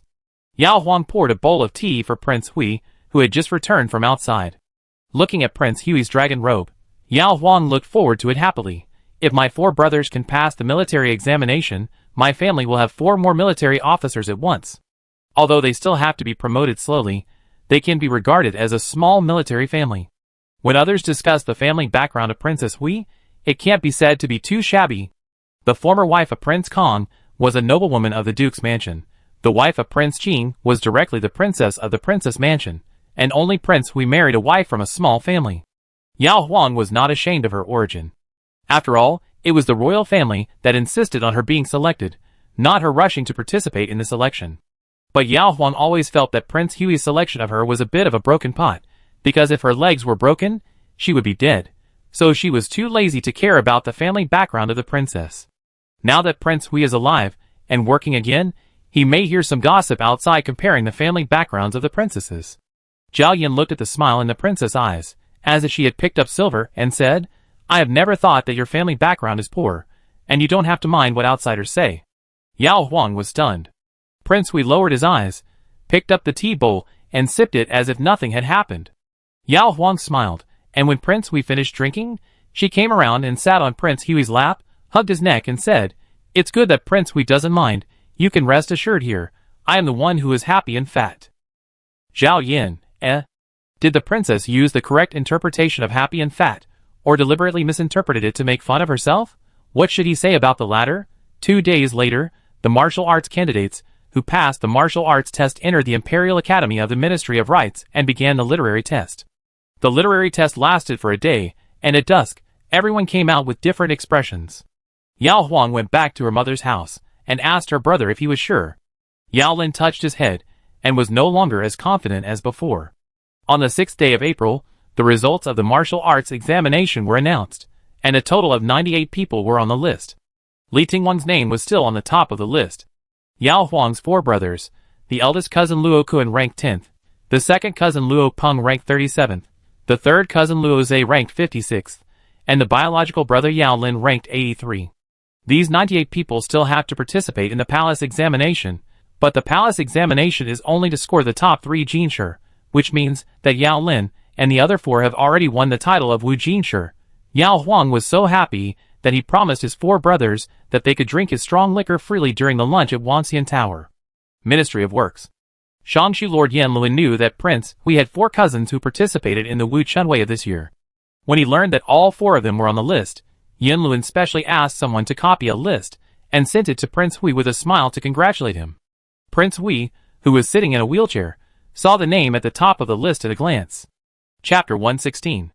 Last year, Zhao Yin only read files in the Ministry of Works. He could control the progress, so he would leave his shift 2/4 of an hour earlier every day.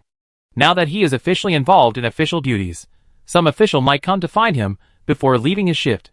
Zhao Yin no longer leaves early. When the official duties are not busy, he will leave on time. When the official duties are busy, he will delay for a while like other officials. There is no fixed time. At 1500 hours on the twilight hour, Zhao Yin tidied up his desk and changed to the 4-wheeled golden Nan wheelchair for going out. Just as he was about to call Qinghai to come in and push him, he heard Qinghai and Feichuan say in unison, "Hello, Your Highness the Third." When a single prince appears, palace servants and officials are used to addressing him as prince.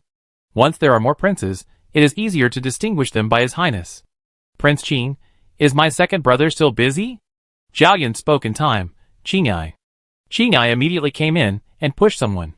Prince Qing came to his second brother's public house for the first time. He stood at the door and glanced inside.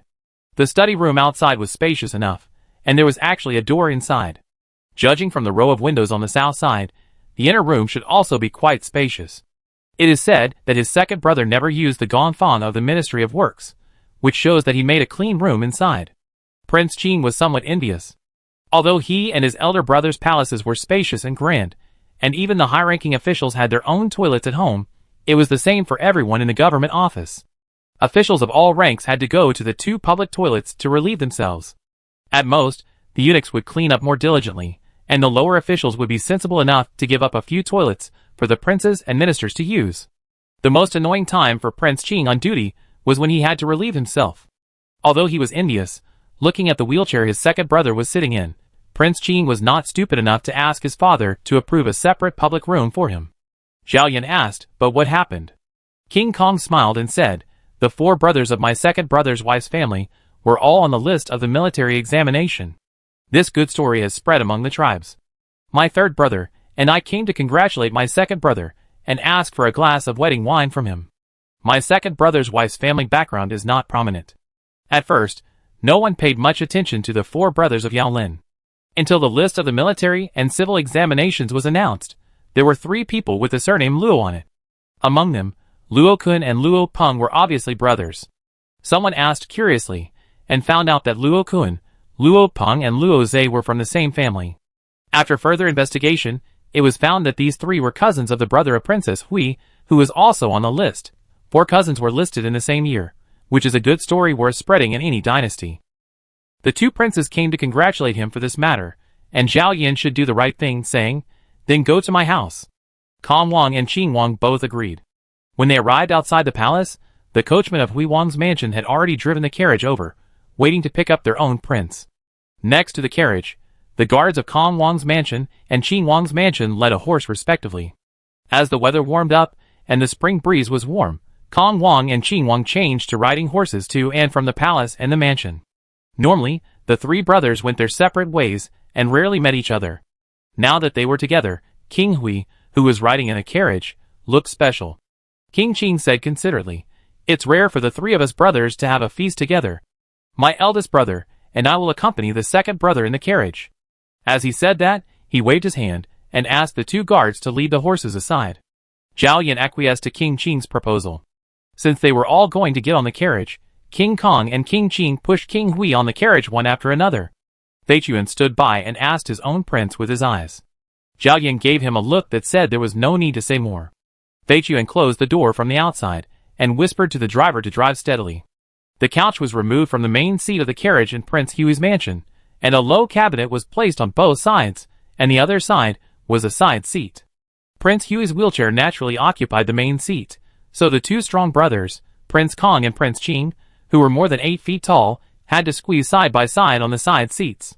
Prince Kong looked at his second brother, who showed no sign of speaking, and then looked at his third brother, who was looking at the inside of the carriage. He was the first to break the silence and praised his second brother's wife's family for being full of talents. The 4 brothers were all around 20 years old and had a promising future. Zhao Yan said modestly on behalf of the princess, "Big brother, you are too kind. Passing the military examination only means that they are qualified to serve the court. There are still many things to learn. Prince Qing, second brother, has been in the Ministry of War and the military camp. Have you thought about what official positions to recommend for the 4 brothers?" Zhao Yan, "The appointment of military officials is discussed by my father and the Ministry of War. I will not interfere." Prince Qing joked, "I am afraid that if the official position is too low, my second sister-in-law will blame you." Zhao Yan did not respond, just as he would not pay attention to similar jokes before. The driver knew that Prince Hui's wheelchair was not fixed, so he drove the carriage very steadily. However, no matter how steady it was, the body of the carriage would shake. Prince Kong noticed this, and quietly stretched his right foot in front of the big golden wheel of his second brother, and pressed the wheel hard, so that the wheelchair was stuck between the back of the carriage and his right foot, and could not move. Prince Qing did not look down, but talked about the military examination the day after tomorrow while waving his folding fan. Luo Kun could rank in the top 10 in the literary examination. If he performed well in the palace examination, he might be selected as the 3rd place in the martial arts examination.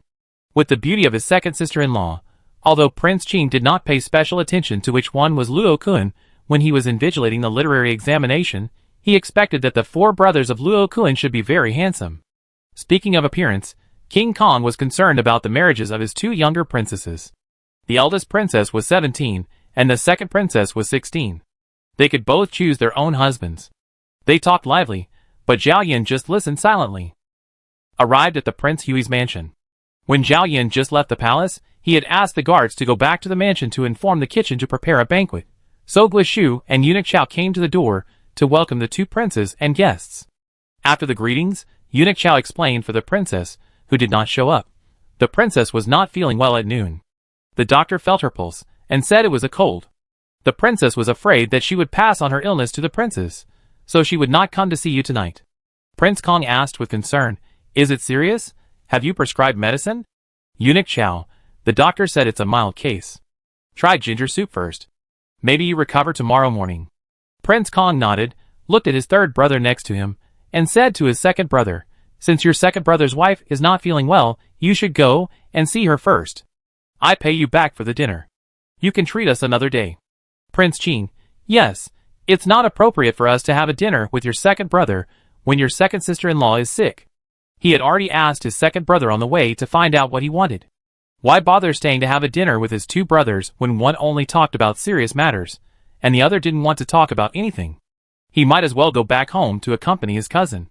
Zhao Yin, "Okay, I invite you another day." King Kong and King Qing didn't even enter the gate of Prince Hui's mansion. They rode their horses and left with their guards. After the gate of Prince Hui's mansion was closed again, Eunuch Chao whispered to Prince Hui and explained, "Don't worry, Prince, the princess is fine. She was just too happy at noon. She drank a few glasses of wine when she was dining with her in-laws, cousins, and 4 young men who passed the exam in Wangxian Tower. She went to bed when she returned home and hasn't woken up yet." Zhao Yin, Since the princess was fine, Zhao Yin took a bath in front and changed into a set of casual clothes before going to the backyard. There was a 3-wheeled wheelchair in the princess's inner room, which was usually placed on the side of the inner room door. After Zhao Yin entered the inner room, he asked Qingyai to leave. He changed into the 3-wheeled wheelchair and slowly pushed it to the bed, with curtains hanging. After passing through the outer layer, he could smell a faint smell of alcohol on the ground. The wheelchair stopped beside the bed, and Zhao Yin lifted the thin gauze curtain on this side, and finally saw the princess's face clearly. She lay on the outside, wearing a white silk undershirt with a green collar. Her face was flushed. She must have slept too hot, and threw the quilt aside. The smell of alcohol in the tent was even stronger, but it was only the amount of alcohol that Zhao Yin could smell after drinking 2 bowls of wine. As Zhao Yin was watching, the sleeping princess suddenly smiled, as if she had a beautiful dream. Zhao Yin knew how much the princess hoped that her 4 brothers would pass the military examination, so he could imagine her joy at the banquet at noon. Just as Zhao Yin was about to leave and let the princess continue to sleep, the princess turned over. Zhao Yin remained motionless for the time being, but Yao Huang still woke up, thirsty, rubbed his eyes and sat up, just about to stretch. He suddenly saw a figure beside the bed. "Yao Huang, Zhao Yin. I just came back home. I heard you were drunk, so I came to see you." Yao Huang touched her hot face and said embarrassedly, "Your Highness knows everything?" "Zhao Yin, this kind of happy event is indeed worth a few drinks." Yao Huang laughed again. She had a daydream in front of Prince Hui a few days ago, and today her dream came true. Smelling of alcohol, Yao Huang asked Prince Hui to wait in the side room. She opened the window of the inner room for fresh air, and then took a bath in the west side room. Finally, when she changed into a chest-length skirt and stood in front of Prince Hui, the princess's cheeks just out of the bath were even rosier than when she woke up from drunkenness, and she was full of fragrance, just like a beautiful peony just blooming. It was almost time for dinner, so Prince Hui didn't dare to look at him anymore. Yao Huang pushed him to the front yard.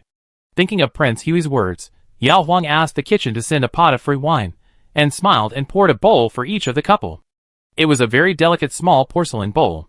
7 or 8 bowls put together might not be as big as the big bowl that the brothers used for drinking at noon. "It's my family's happy event, shouldn't the prince toast me?" Putting down the wine pot, Yao Huang blinked at Prince Hui. Zhao Yin smiled, held up the wine bowl with one hand, and toasted to the princess. "Congratulations to the 4 brothers for passing the imperial examination, and I wish them a bright future." Yao Huang liked to listen, so he picked up his wine bowl and clinked it with him.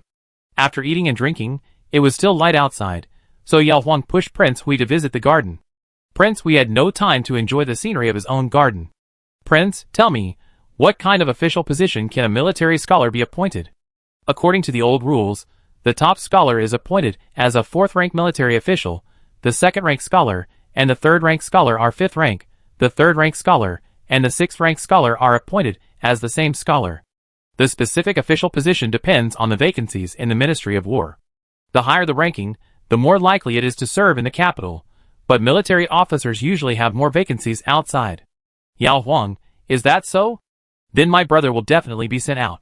The palace examination is also a literary examination, so he will definitely be at the bottom. Zhao Yin, not necessarily. Every year, my father will select some military scholars to join the Imperial Army. The Imperial Army guards the capital and protects the Emperor. My father values their martial arts and loyalty more. On the contrary, the top 3 and top 3 scholars, who are both good at civil and military, are more likely to be arranged to join the border army for training, such as your eldest cousin. Yao Huang thought about it and sighed. The advantage of staying in Beijing is that we can see each other often, and the advantage of being sent out is that there are more opportunities for training. Forget it, it depends on their own luck. Zhao Yin looked ahead. If you want them to stay in Beijing. Yao Huang blew on his head. I didn't think of anything, and I don't want the prince to use his power for personal gain. The prince is an upright gentleman, and my brothers don't want to become a mud spot that damages the prince's reputation. Hearing this, Zhao Yin promised. Okay, I won't interfere in the matter of the military scholars being appointed to official positions. Chapter 117. On the 8th day of the 4th month, the palace examination for the military category. The palace examination began at the hour of C and lasted for 1 hour. The 98 military candidates entered the palace and took their seats according to their ranking in the civil examination. The first row only had the top 3 candidates in the joint examination, and the rest were arranged in groups of 5, making a total of 19 rows. Emperor Yongchang sat on the dragon throne in the north, and the 3 princes and the 2 chief examiners from the Ministry of Rights and the Ministry of War were seated on the left and right. Unlike the palace examination for the civil category, today there was a circle of imperial guards surrounding the palace to prevent any of the candidates with high martial arts skills from being assassins sent or bribed by someone with ulterior motives, endangering the emperor. In the solemn and dignified hall, there was only the rustling sound of nearly 100 tribute students writing. Emperor Yongchang held a list in his hand, which indicated the name, age, whether he was married, and household registration of each tribute student. The household registration also included the name and age of the tribute student's father and brother, whether he had any meritorious service, and his marital status. It took an hour to wait, but Emperor Yongchang had plenty of patience. When he saw the name of a tribute student, he would look up at the corresponding person in the seat below. If he was too handsome or too ugly, he would take a second look. If he was nothing special, he would just glance at him. Emperor Yongchang had also heard about the story of 4 Jinshi from the family of Princess Hui. If it was the brothers of the other 2 daughters-in-law, Emperor Yongchang would have suspected that there was something fishy going on. As for the second brother and his wife, he was not that kind of person, and did not have connections in the officialdom that could help him cheat. His wife was only a centurion, so her arms could not be stretched that far. In order, Emperor Yongchang looked at the 3 brothers of the Luo family one by one. They were boys from the suburban town, with tan skin and handsome faces, broad shoulders and long legs, strong and sturdy, and they were obviously martial arts. After Luo Zhe, Emperor Yongchang looked at several rows, and finally saw Yao Lin, the second son's cousin. Just looking at this ranking, Emperor Yongchang was not very satisfied with Yao Lin. How could the cousin of Prince Hui not do as well as his 3 cousins? Finally, Emperor Yongchang saw Yao Lin, who was sitting in the 3rd row from the bottom. Although he was writing furiously with his head down, his muscular figure could not be hidden by his sitting posture. While Yao Lin was scratching his head and looking up to think, Emperor Yongchang saw Yao Lin's facial features clearly. He had a pair of round, bright black eyes that resembled the second son's wife. He lacked the agility of the second son's wife, but had more of the simplicity and sincerity that could be seen through at a glance. Suddenly Yao Lin looked forward. Emperor Yongchang deliberately smiled at the young man. Yao Lin blinked and gave a stiff smile, and then he quickly buried his head in answering. After Emperor Yongchang read all the information of everyone, the emperor in dragon robe left the dragon throne, and 2 guards automatically protected him. Emperor Yongchang still stood behind each tribute student in order of ranking for a while to see the beginning and handwriting of the tribute student. Emperor Yongchang was naturally not a real dragon, but the majesty of the emperor still affected some candidates. The most nervous ones trembled with their hands holding the pen, and sweat appeared on the back of their necks. The average nervous body stiffened and stopped writing for a while to calm down. The average calm ones only glanced at the dragon robe with their eyes, and the most calm ones just answered the paper, and didn't care whether the emperor stopped by. In fact, there must be waves in their hearts, but it was expected from the moment Emperor Yongchang stepped down from the dragon throne, and when the emperor really came to their side, they were calm enough to calm down the waves. The palace examination is not just about writing. Just by going around like this, Emperor Yongchang roughly understood the courage of this group of tribute students. The generals, who will lead troops to fight in the future, should be able to remain calm in the face of danger. The examination was held in the morning, and in the afternoon, Emperor Yongchang called the 3 princes, 2 prime ministers, and the ministers of the Ministry of War, the Ministry of Personnel, and the Ministry of Rights to the imperial study. There were 3 piles of examination papers on the imperial table, which were the first, second, and third class geneshur selected by Emperor Yongchang. However, the specific ranking of each class of geneshur has not yet been determined. Emperor Yongchang hopes to discuss with everyone. If anyone thinks that his evaluation is wrong, such as which one of the second class can enter the first class or should be thrown into the third class, they can speak freely. There are 3 people in the first class, 28 people in the second class, and 67 people in the third class. The ranking of the first, second, and third place in the first class is the most important. The first place selected by Emperor Yongchang is a 31-year-old middle-aged tribute student. He ranked second in the military test and third in the civil test. He was originally a seedling for the first class. As for Li Tingwang, who ranked first in both the civil and military tests, he was selected as the third place without surprise, because he was only 20 years old and handsome. Regardless of the civil and military palace examinations, regardless of the previous dynasty or the new dynasty, the third place will basically be given to the most handsome and youngest one among the top 10. Yao Huang's eldest cousin Luo Kun was selected as the second place by Emperor Yongchang. The reason given by Emperor Yongchang was that Luo Kun was calm and composed, and had the style of a great general. He ranked 8th in the martial arts test except for 1 top grade, and 10th in the civil test. His border defense strategy in the palace test was also meaningful and feasible. King Kong and King Qing both looked at King Hui's wheelchair. Although what their father said made sense, they still felt that their father was also suspected of favoring their second brother's wife's family. He was just a small martial arts second place, and was given a 5th-rank local garrison or 1,000 household military guard. When there was no war, he had no other real power except training the few soldiers in his hands. He was inconspicuous among the many military officers of the same rank in the Great Qi dynasty. Unlike civil officials, even a small 7th-rank county magistrate had the real power of land tax, taxation, and prisons in a county. Luo Kun's twin brother Luo Peng ranked in the middle of the second class, and Yao Lin, 20, and Luo Zhe, 19, were both in the third class. At dusk, Zhao Yin did not spend much time in the Ministry of Works, and returned to the palace. Yao Huang did not know that Prince Hui was also called by Emperor Yongchang to the imperial study to select the third-class military scholars, and was only concerned about the performance of his 4 brothers in the palace examination in the morning. At noon, when eating at her mother's house in Changshu Lane, the 4 brothers had their own thoughts, but the candidates' own thoughts did not count. Yao Huang was very curious about what Prince Hui thought of his brothers. Zhao Yin looked at the princess and said, "I know the ranking of the top 3. The list will be announced tomorrow morning. The princess can't go anywhere tonight, so she won't be involved in the crime of leaking the list in advance. As for the short time between tomorrow morning and the announcement, Zhao Yin believes that the princess can keep calm." Yao Huang, His heartbeat quickened, his blood flow accelerated, and Yao Huang stood up excitedly. Zhao Yin looked at the princess's face, which was obviously red, and waited for the princess to ask or not. Yao Huang would of course ask, "How many second and third place?" Zhao Yin lowered his eyes, suppressed his smile, and said, "1 person in the second place, 2 people in the third place." Yao Huang's face turned pale, staring at Prince Hui opposite him in disbelief. "Where is my brother?"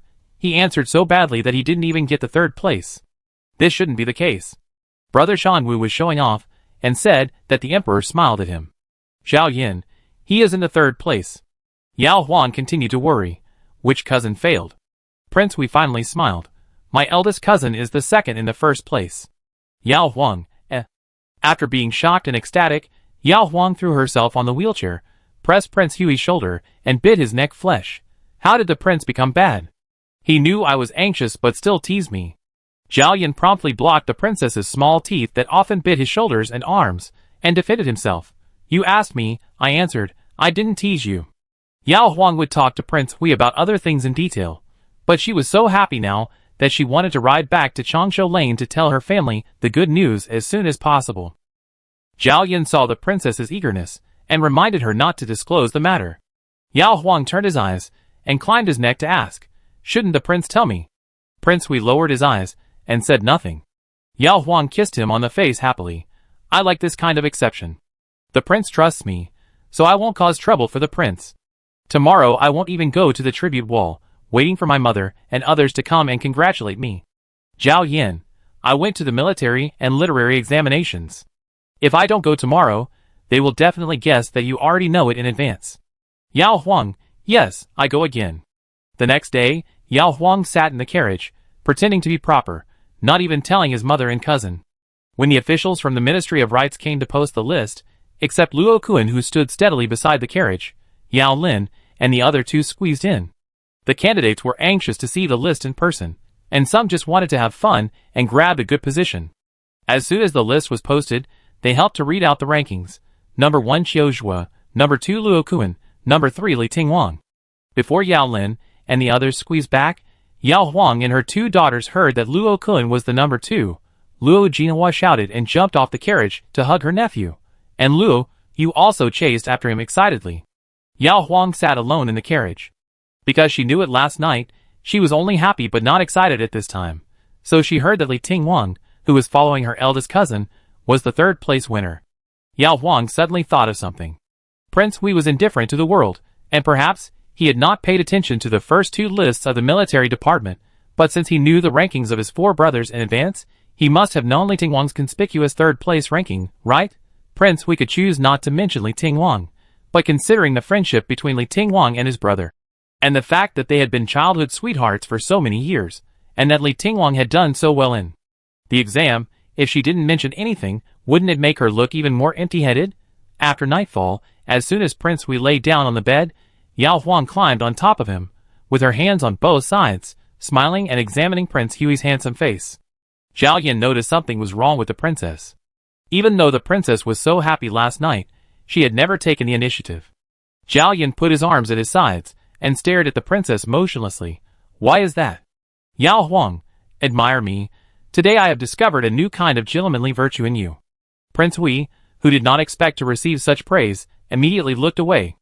Every time the princess praised him, his eyes were as bright as the sun. What virtue? Broad-minded? Although Zhao Yan guessed what the princess meant, he had to pretend not to know and asked, Why do you say that? Yao Huang shook him, making Prince Hui look at her breathlessly. She smiled and said, Li Tingwang's third place, the prince knows that he is my childhood sweetheart, and he even said something sarcastic to me about it. He didn't even think of deliberately letting him fail the exam or anything, nor did he use some tricks to make him only get the second or third place. This kind of magnanimity, what else is it if not a gentleman's virtue? Prince Hui closed his eyes, and was silent for a moment before saying, First, you were not my princess when he approached you. I shouldn't be angry with him for the past. Second, he is talented and handsome, and he deserves the title of third place. Even if I am not a gentleman, I will not be a villain who bullies others by taking advantage of my power. Yao Huang, this is a gentleman. After I became a princess, I still wanted my mother to show off to Madame Li. It shows that I don't have the mind of a prince. Zhao Yan thought of the look Li Tingwang had cast on him before the palace examination began. He Wenbin didn't have the fear of being retaliated by the prince, nor the anger of having his beloved taken away. Li Tingwang's eyes only showed the respect that a scholar should have for the prince, and the secret dissatisfaction hidden under the respect. At that moment, Zhao Yan looked at Li Tingwang's long legs bent under the table when he was answering questions, and thought a lot. He was not as broad-minded as the princess praised him, and he would also mind. But what Zhao Yan cared about was not how Li Tingwang had been close to the princess, but that he also wanted to run around with the princess and make trouble with the princess, but he could never do it in this life. Chapter 118. Before the military and civil examinations began, Empress Zhou had already found a candidate for the eldest princess's son-in-law among the new civil scholars, who could stay in Beijing, Yushin. Yushin is 24 years old this year, from a Yang County in the capital. His grandfather once served as the junior minister of the Dali Temple, and his father was also a jinshur in the two lists, but unfortunately he died of illness in his early 30s. Influenced by his grandfather, Yushin has been observant of the people around him since he was a child, and is fascinated by books on law and case solving.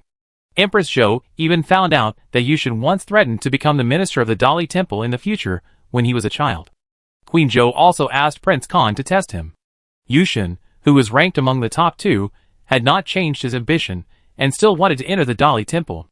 Queen Zhou was very satisfied because this dynasty followed the old system of the previous dynasty. The prince consort could serve as an official in the court, but civil officials could not enter the secretariat, could not hold the third rank or higher positions in the 6 ministries, and military officials could not hold the second rank or higher positions, and could not be appointed as a general to lead troops. This was to limit the power of the prince consort and prevent the prince consort and the princess from rebelling. The 2 princes born to Queen Zhou died at a young age. Now she has only one precious daughter, the eldest princess. Both mother and daughter have no ambitions, so naturally they don't want to choose a son-in-law who has great ambitions for the officialdom to delay his daughter. But Queen Zhou also doesn't want to pick a son-in-law with no talent to wrong her daughter. After choosing from many options, Yushin is a good choice. He specializes in solving cases, and the third-rank chief judge of the Dali Temple is also something a son-in-law can do. Marrying their daughter will not hinder his ambitions. When Empress Zhou told Emperor Yongchang about this, Emperor Yongchang understood her love for her daughter. Emperor Yongchang also regarded the eldest princess as his own daughter. Yushin was handsome and upright, and he was indeed suitable for the gentle and quiet eldest princess. If he insisted on choosing a son-in-law with the talent of a prime minister for his daughter, when he was gone and the new emperor came to the throne, once he was afraid of the power of the Empress Dowager and the eldest princess, both the brother and sister would be troubled. After the eldest princess had a son-in-law, Emperor Yongchang asked concubine Du and the second princess what they wanted to choose. The second princess did not like weak scholars and wanted to choose from the military scholars. The results of the military examination were officially announced. That night, Emperor Yongchang came to concubine Du's Ikun Palace and handed her the list of several military scholars he thought were suitable. The first one was Li Tingwang, the third-place winner, whose family background, appearance and talent were suitable for the second princess. Concubine Du looked at this name that she had known in advance and smiled silently in her heart. Yao Huang, that damn girl, always contradicted her and made her speechless and embarrassed in front of the emperor, the empress, the virtuous concubine, and the gentle concubine. Concubine Du had wanted to teach that damn girl a lesson for a long time. She could not find any fault with Yao Huang in the palace, so she asked someone to check whether Yao Huang had done anything that could be used before the selection. The investigation found that Yao Huang actually had a handsome childhood friend named Li Tingwang, and also found that Li Tingwang was studying martial arts and often topped the martial arts year-end assessment. It was a foregone conclusion that he would be admitted as a military scholar. Concubine Du didn't want Emperor Yongchang to know that she had prepared for Yao Huang in advance, so she kept her troops on hold and waited until tonight, when Emperor Yongchang personally handed her Li Tingwang's name. Since he is the third-place winner, he must have a good-looking face like Panin? Concubine Du asked with great interest. Emperor Yongchang thought of Li Tingwang, who was sitting in the first row of the palace examination, and nodded. This boy's martial arts and writing skills are impeccable. He is a good man who is both civil and military, but his expression is not right. He is calm, and he is indeed not nervous and uneasy in front of the emperor. But Li Tingwang's calmness is different from the steadiness of Luo Kun and others. This kid seems to have a sense of, I will take my test, no matter how you judge me, even if you give me a second place, I will have a clear conscience. The inexplicable power and unyielding spirit of Li Tingwang seemed to be certain that there might be a trick to suppress the real talents in the palace examination. Emperor Yongchang felt that this child's character needed to be tempered. Concubine Du smiled and said, then let's temporarily decide on him. However, such a handsome and talented young man, although he is not married yet, there must be some girls among his relatives and friends who admire him. Why don't you send someone to check Li Tingwang's behavior in terms of women? If he behaves frivolously or has a bunch of concubines around him, then I will dislike him. It is natural for parents to have such concerns about their son-in-law. So Emperor Yongchang sent a secret guard to investigate. For the secret guards, who work for the emperor, especially those who specialize in investigating people's background, it is easy to investigate a young man from a 1,000 household family. The secret guard went to investigate on the morning of the 10th day of the first lunar month, and came back at dusk. When he knelt in front of Emperor Yongchang, he was still as calm and steady as before. Emperor Yongchang, how? The secret guards must tell the truth. They may not die if they tell the unpleasant truth. Once the emperor gets the truth from others, the secret guards, who deceive the emperor, will surely die. Your Majesty, Li Tingwang is a self-disciplined man. He has no concubines, and has never done anything indecent with any woman. Emperor Yongchang was about to nod, when he heard the secret guard continue. However, Li Tingwang and Princess Hui's brother Yao Lin were childhood friends. He frequently went to play with Yao Lin when he was 12 years old, so he often met the princess. It seems that he admired the princess. However, according to other playmates of the princess's brothers and sisters, Li Tingwang often made the princess unhappy. The princess often quarreled with him when she was with him. She only had a good face when she followed Li Tingwang to learn sword. After the princess got married, Li Tingwang never went to the Yao family again. His mother had intended to match him with the daughter of Cui Gang, the commander of the Dongying Guard, 2 years ago, but Li Tingwang always refused. Emperor Yongchang, Secret Guard, I also heard that someone went to ask about the princess's past in the first month of this year. They asked about the princess's immoral behavior. The other party gave too much silver. The princess's old playmate thought about it, and only thought of Li Tingwang, but he had never seen the princess and Li Tingwang alone. They practiced sword in the Yao family's yard. Yao Lin and Mrs. Yao were there. The smile of concubine Du, when she mentioned Li Tingwang, immediately appeared in front of Emperor Yongchang's eyes. To be honest, he hadn't seen concubine Du smile so brightly for a long time. Warn those who told you about the princess's past, so that they won't dare to gossip about the princess to anyone again. Yes. The next morning, after meeting with several ministers, Emperor Yongchang was about to send someone to call Prince Hui to the imperial study. After hesitating for a moment, Emperor Yongchang took Eunuch Wang out. The sun was bright and warm, making people lazy. Emperor Yongchang stretched his arms, went to the secretariat to see what the prime ministers were doing, and then walked around the Taichung Temple, the Censorate, the Ministry of Justice, the Dali Temple, the Zongjing Division, the Ministry of Personnel, the Ministry of Revenue, and the Ministry of Rights on both sides of the outer city palace road. At the same time, the emperor is checking the room. The news had spread to all government offices. Zhao Yin was sitting in his official room. Hearing some commotion outside, he asked Qingyai to go see what happened. Qingyai came back and said with a smile, "It is said that the emperor is checking the government offices one by one. Lord Yin asked us to check the Ministry of Works quickly.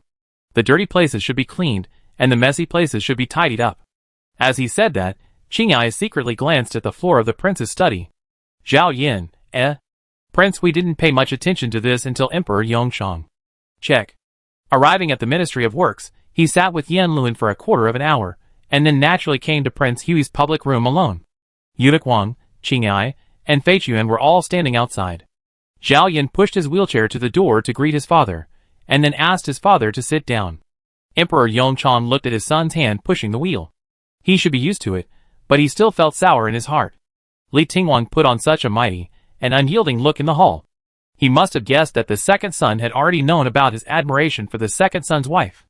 He held his head high and told the second son that he was upright and not afraid of the second son suppressing him. Emperor Yongchang wanted to ask how the second son knew about it. It was impossible for the second son's wife to bring it up on her own initiative. Could it be that when the princess went out, she met Li Tingwang, and the two of them did something and said something, and the second son saw it with his own eyes? Only in this way can Li Tingwang's strangeness be explained. Emperor Yongchang knew that the second son had a good temper since he was a child, and could tolerate and give in, so he wanted to ask clearly. If the second son's wife really dared to let the second son suffer grievances, he would make the decision for the second son. But as soon as Emperor Yongchang came in, he saw the second son's wheelchair, a good wheelchair designed by the second son's wife. Then a little girl who dares to speak, laugh, and run must be treating the second brother sincerely, which is why the second brother is working in the Ministry of Works today. After drinking a cup of tea, Emperor Yongchang patted his legs, which were a little tired after walking around for such a long time, and asked the second brother what he was busy with a smile, and then mentioned the princess's 4 brothers, 4 Jinshi in one list. Your wife is so happy, isn't she? Zhao Yin thought of the smile on the princess' face that had never stopped in the past 2 days, and his eyes, which had always been quiet, became a little warmer, saying, I am really overjoyed. Emperor Yongchang has been in power for more than 30 years, and he has trained his eyes to be sharp. He doesn't need to stare at people deliberately. He can see other people's emotions by just looking at each other. Therefore, he can see clearly that the second son doesn't care how many childhood sweethearts the princess has had. The second son is very satisfied with his princess. The second son has never shown tenderness in his eyes since he was 18 years old in the palace, but his wife has brought him up. In this case, why should he say those things that spoil the fun? Simple. Finish the check. Emperor Yongchang left the public room of Prince Hui quickly and continued to go to the Ministry of War next door. That night, Emperor Yongchang came to Ikuan Palace again. After dismissing the servants, Emperor Yongchang looked at the expectation that concubine Du tried hard to hide in her eyes and smiled. During this election, you were not satisfied with the second son's wife because you thought her family was too low. Later, you were not satisfied with the second son's wife because you thought she would not tolerate you belittling the second son, and that she was not as tolerant of you as the second son, right? Concubine Du's face turned pale, and she nervously grabbed the handkerchief and pressed it against her chest. Why did the emperor suddenly say that?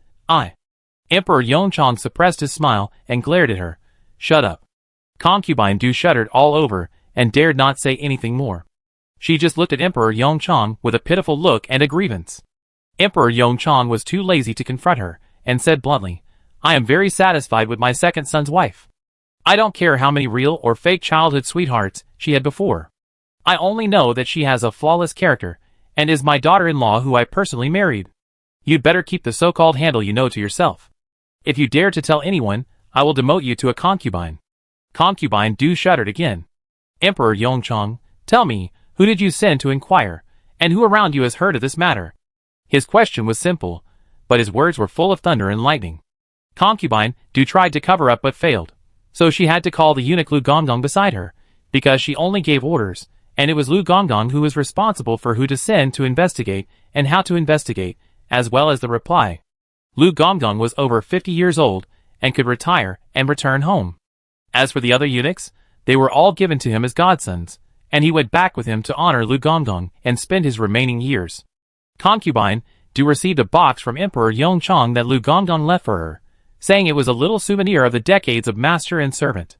Concubine Du opened the box, and inside was a bloody severed finger. Concubine Du was ill, but Emperor Yongchang didn't take it seriously. Concubine Du was not a good foster mother, and he was not a good father either. He had long known that Concubine Du was too strict with his second child. It was not until the second child grew up and showed his talent in literature and martial arts that he really took the poor little prince born by the dancer seriously. If the second child was mediocre, he would probably continue to ignore the child. Now that the second child's legs are crippled, he finally got a princess who understands his feelings. Concubine Du still wants to ruin the couple's comfortable life, so Emperor Yongchang must teach her a lesson. As for that Li Tingwang, Emperor Yongchang was proud of his second son again. At least when he was 24 years old, he would never be as tolerant as the second son in dealing with his rival in love. If the second son didn't mind, Emperor Yongchang would naturally not bother with a young boy. At that time, Li Tingwang didn't know that his childhood sweetheart would become a princess in the future. He would be a fool not to follow the beautiful and lovely childhood sweetheart. Soon, the official positions of the military scholars were determined. The second place winner Luo Kun and the third place winner Li Tingwang were both appointed as the deputy commanders of the fourth rank of the frontier army.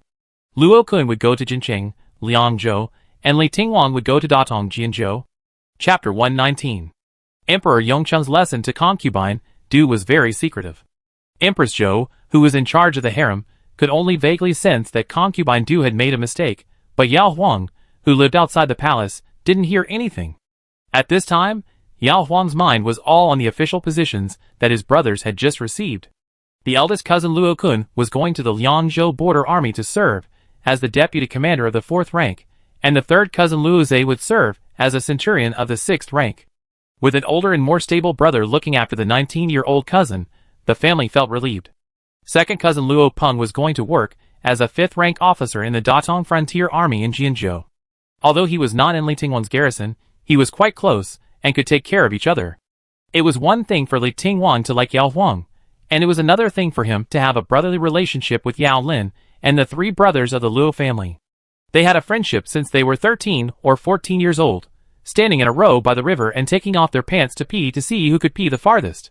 After arriving in Datong, no matter whether Li Tingwang was excluded or Luo Peng encountered trouble, the other would not sit idly by. Even Luo Jinhua trusted Li Tingwang in this regard. Among the four brothers, only Yao Lin stayed in the capital, and was appointed by Emperor Yongchang to join the imperial army. The imperial army was divided into 5 city guards, namely the southeast, northwest, and center, and the imperial guard. Each of the 5 city guards had a guard horse, responsible for the defense of the 12 gates of the outer city of the capital, and the daily patrols in the outer city and the middle of the imperial city, with a total of more than 25,000 soldiers.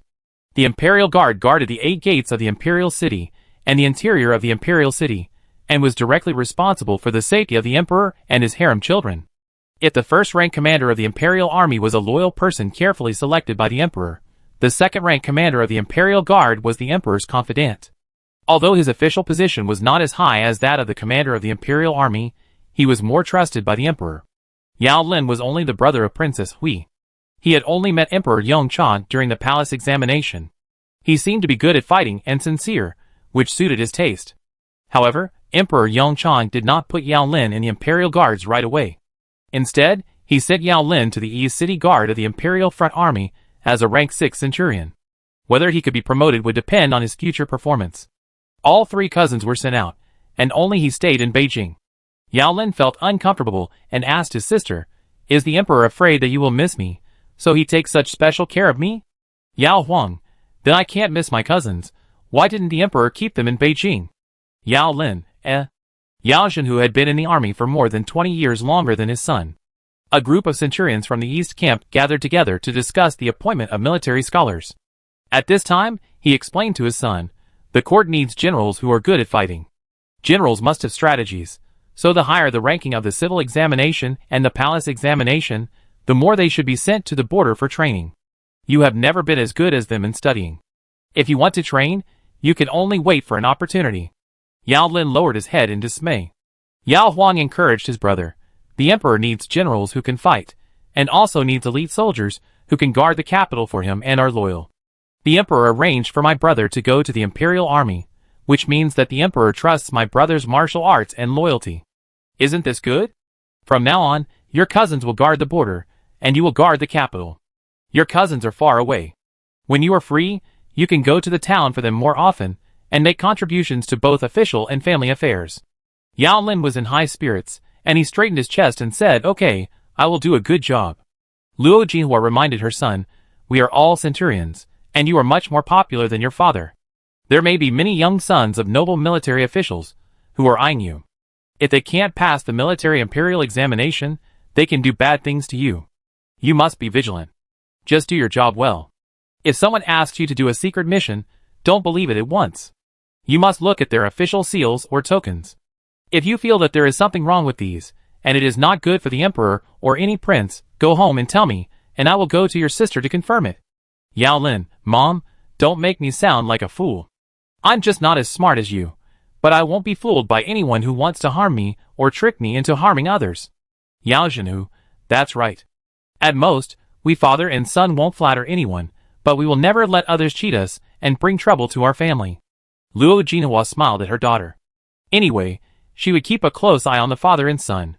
Yao Huang went to his grandfather's house to eat the banquet for his 3 cousins. On April 18th, the day when the 3 brothers really set off, Yao Huang didn't go. Yao Lin was going to ride the horse that the prince's brother-in-law gave him to celebrate his success in the military imperial examination. The horse was covered in black fur and was shiny. He came to the Li family first. Wang followed her husband out to see off her son, who was about to go on a long journey. Seeing Yao Lin standing outside the door with a horse, she wanted to smile, but was reluctant to leave her son. Wang felt very complicated. When she ran into Yao Huang and King Hui on the street that day, Wang felt that King Hui must have noticed something was wrong with her son. She felt that Yao Huang might defend herself by saying that her son had been actively pestering her for the sake of her reputation. Wang was anxious but helpless, and even prepared for her son to fail the exam and her husband to lose his position as 1,000 households.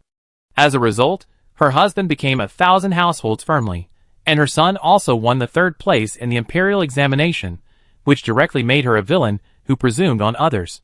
Yao Lin did not go to see Wang at all, but simply said hello.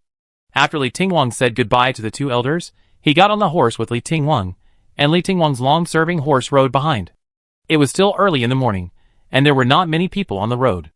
Li Tingwang was worried, and Yao Lin was overwhelmed by the sadness of parting and didn't know what to say. After leaving the city, the three continued to walk south. The Luo brothers would be waiting for them 15 miles ahead. Finally, Li Tingwang looked back at the long servant, who was far enough away, approached Yao Lin, and whispered to Yao Huang, "Did the princess ever mention me when she met you this year?" This was the first time he asked Yao Lin about Yao Huang after she got married. He had to avoid suspicion before, and was afraid that Yao Lin would scold him for being wishful thinking. Now that he was going to Datong, Li Tingwang didn't want to endure it anymore. Yao Lin thought for a while and said, "She didn't mention it at all. When the martial arts test was announced, I told her that you got the first place. She smiled and said that you were also half her brother. I can see that she is really happy for you." Li Tingwang looked down at the reins in his hand. Was she just happy? Yao Lin sighed. "I didn't tell you before because I was afraid you would feel uncomfortable. Now I tell you the truth. She really doesn't have you in her heart. She married happily and became even happier after marrying the prince. She praised the prince for his handsomeness, his kindness and courtesy to her, and his ability to paint. He painted her like a fairy. Every time she mentioned the prince, she felt as sweet as eating honey. Don't talk about her. I also think the prince is good.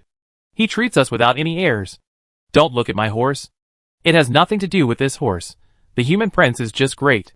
Think about it. When we were 18 years old, we were still hunting birds in the mountains, and the human prince had already made military achievements in the south. Tell me, how can you be better than the prince?" Li Tingwang thought, apart from family background and wealth, he was not as good looking as the Hui prince, and he had not had the opportunity to make military achievements like the Hui prince. He was not as talented in calligraphy and painting as the Hui prince, and he was not as good at making her happy as the Hui prince. He even looked down on the Hui prince once, thinking that the Hui prince would suppress him in the military examination and the appointment of officials. The only thing that made him better than the Hui prince was his legs that could walk and jump.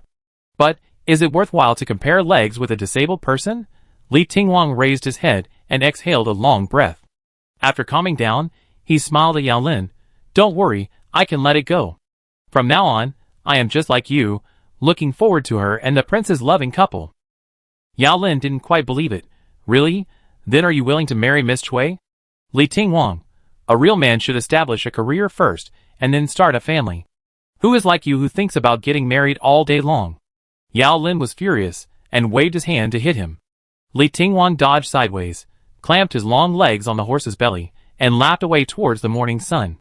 The brilliant sunset filled the long lane in front of Prince Hui's mansion. When the carriage stopped, Qingyai and Zhang Yu pushed Prince Hui out of the carriage skillfully. When being pushed by Qingyai to Ming'an Hall, Zhao Yan tried to imagine the expression of the princess, who was about to meet. All three cousins left Beijing today, and the princess must be reluctant to leave.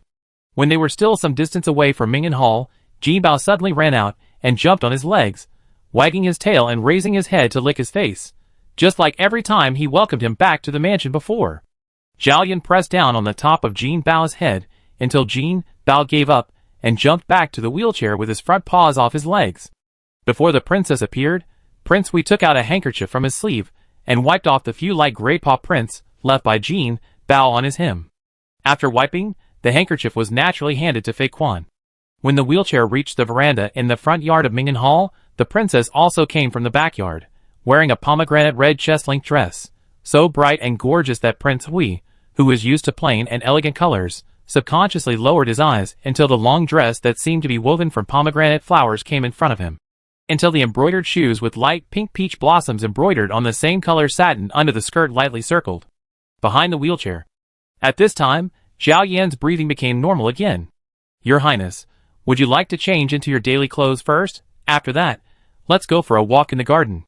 For the past 6 months, Your Highness has been staying in the Ministry of Works, and the sun is not as full as before." Zhao Yan nodded. When changing clothes in the inner room, the princess and Qingyai were not there. Prince Hui pushed the wheelchair to the mirror and looked at himself in the mirror for a while. He did not see much change, but compared with the princess's white complexion, his face was indeed pale. When they arrived at the back garden, Yao Huang pushed Prince Hui directly to the lakeside, where the felt mats were laid out.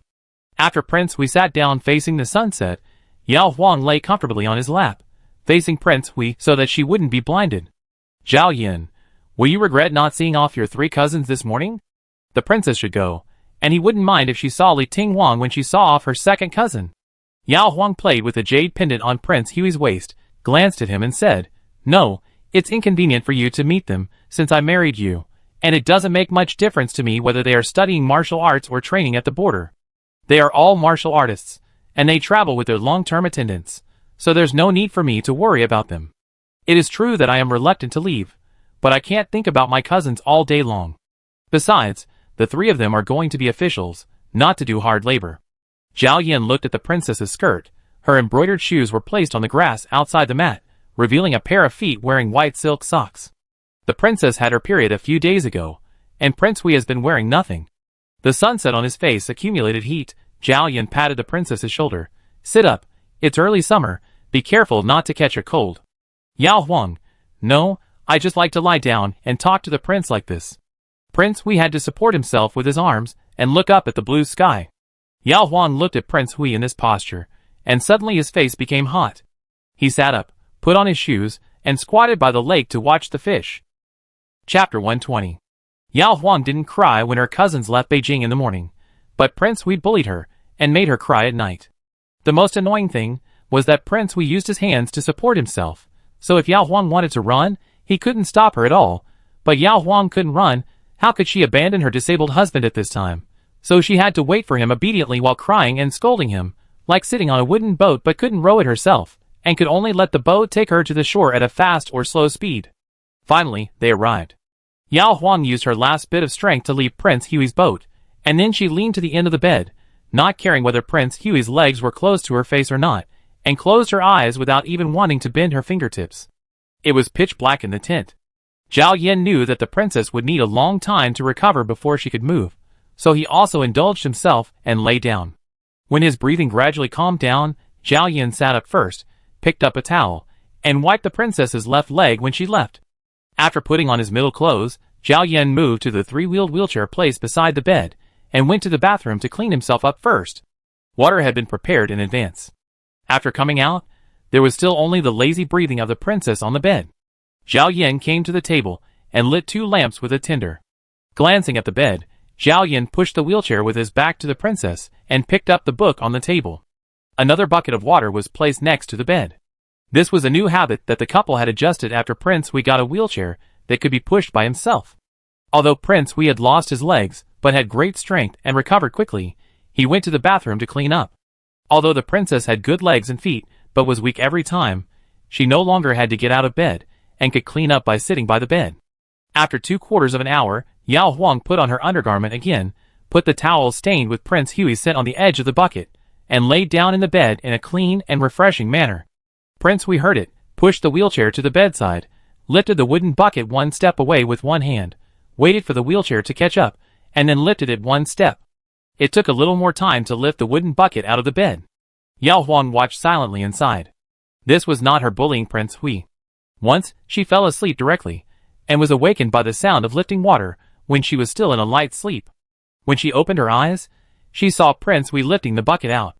Yao Huang sat up subconsciously, rubbing her eyes, and saying that she would fetch the water, but Prince Hui said no, and let her continue to sleep. After doing it many times, Yao Huang found that Prince Hui seemed to like doing these things. Anyway, he did have the strength to fetch water, but it was just a little slower, so Yao Huang just let him do it. After turning off the lights, Prince Hui returned to bed. Yao Huang leaned into his arms. Thinking of what happened at dusk by the lake, she laughed out loud, and touched Prince Hui's chest and said, "Finally I know what the prince was like at that time." Zhao Yin, eh? The next morning, when Zhao Yin woke up, the princess was still sleeping soundly. Her eyes were slightly swollen, because of crying twice last night, but her cheeks and lips were still as fresh as flower petals. Zhao Yin looked at her for a few more times before getting dressed and leaving. When Prince Hui got off the carriage in front of the palace gate, he met Prince Qing, who was riding a horse. Prince Qing stood on the ground first, watching his second brother being pushed off the carriage steadily by the people around him. Prince Qing smiled and said, "Second brother looks good today."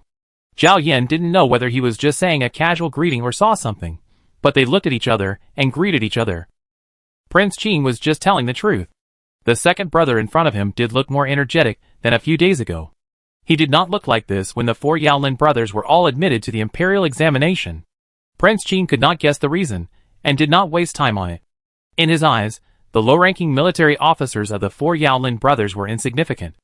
After all, he had a grandfather, who was the Minister of Personnel, and his eldest brother had a father-in-law who was the Duke of Jinghua.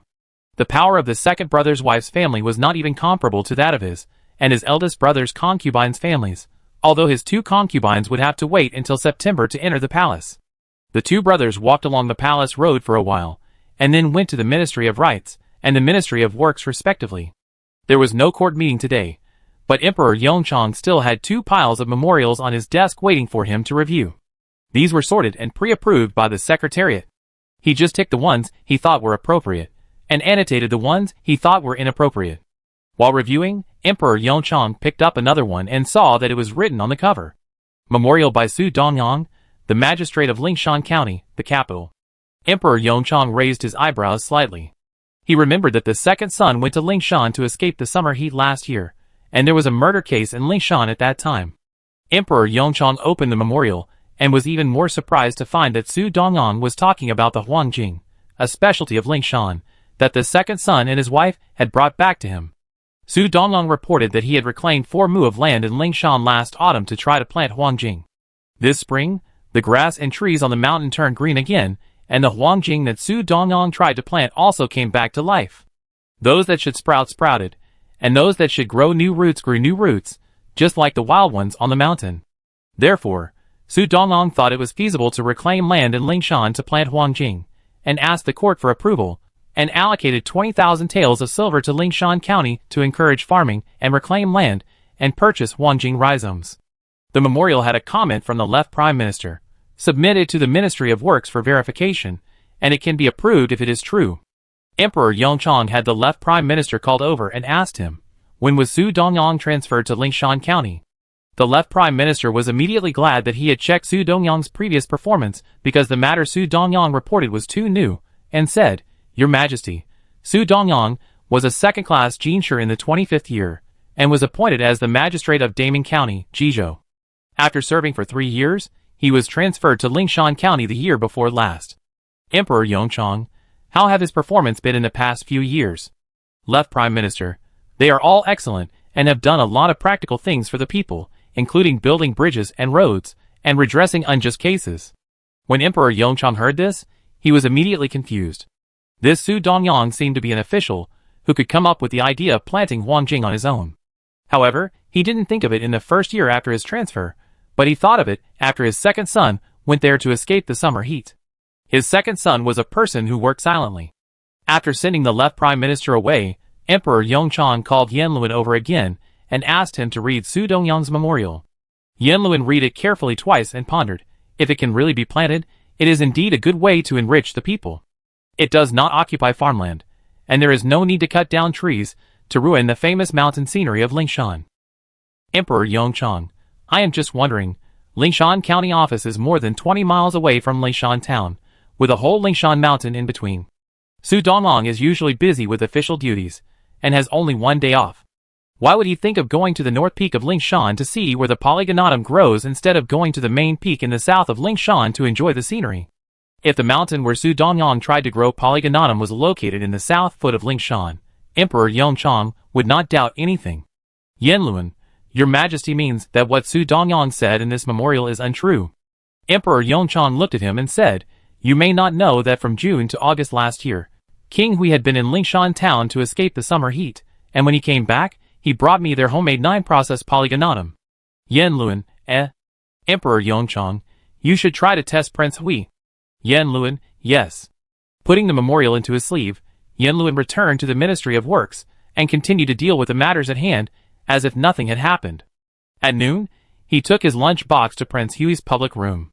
The Minister of the Chancellery came, and Qinghai and Feichuan went to the dining hall to eat. Yanluan chatted with Prince Hui while eating.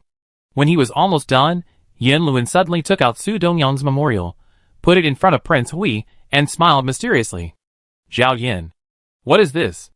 Yanluan, why does your highness pretend to be ignorant about the matter of growing polygonatum? Su Dongyang did not want to take credit for himself, so he gave enough hints in the memorial. The emperor can see that it was your highness who instructed him. "If you don't believe me, Your Highness, take a look for yourself." Zhao Yan frowned slightly, took out a handkerchief to wipe his hands, and then went to get the memorial. Before he got it, Yin Luan suddenly snatched it back and ran away with a smile. Chapter 121. Shang Shuyan, who was over 60 years old, walked out of the public housing with a vigorous step in a blink of an eye, and considerately helped Prince Hui close the door. Zhao Yan sat in a wheelchair, looked at the closed door, and then looked at the almost empty food box left by Yin Luan, and thought of the memorial. Yin Luan probably didn't know that he and the princess went to Lingshan town to escape the summer heat, so there was no way to guess that he participated in the proposal to open up Lingshan.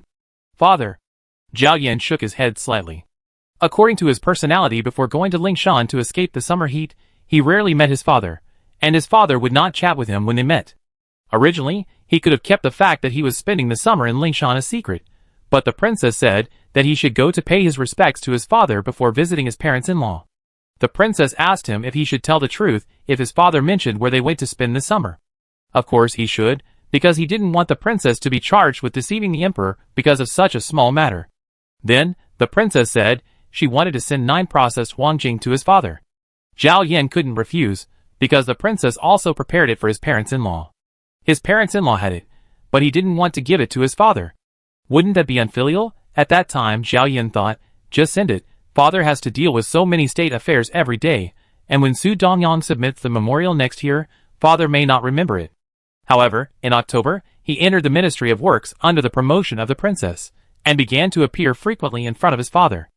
Zhao Yan told Yin Luan to keep the matter of Dxian repairing the canal a secret, but when he heard that his father asked for the opinions of King Kong and King Qing at the wedding banquet, but did not ask him, such deliberate neglect was inconsistent with his father's usual attitude towards him. Zhao Yan realized that Yin Luan had let the cat out of the bag and was seen by his father.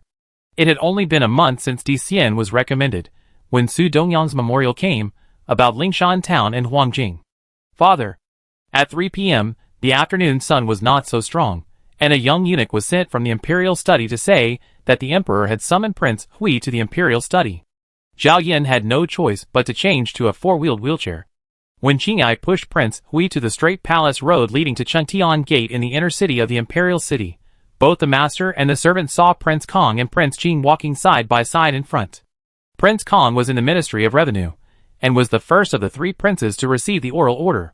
When he walked in alone, he was stopped by Prince Qing, who came out of the Ministry of Rights. Prince Kong waited for him for a while, guessing that his father was going to ask questions to test them at the same time. Prince Qing was not afraid of such occasions, but Prince Kong was nervous. He did not expect that there would be movement behind him while he was walking. He looked back and saw that his father had called his second brother. Prince Qing was also nervous, because it was just him and his eldest brother. Even if he did not answer well, his eldest brother would cover him. If his second brother came, and if he answered better than him, his father would probably look at him like, "Look, your second brother is better than you even when he is in a wheelchair." Prince Qing was worried, but Prince Kong relaxed.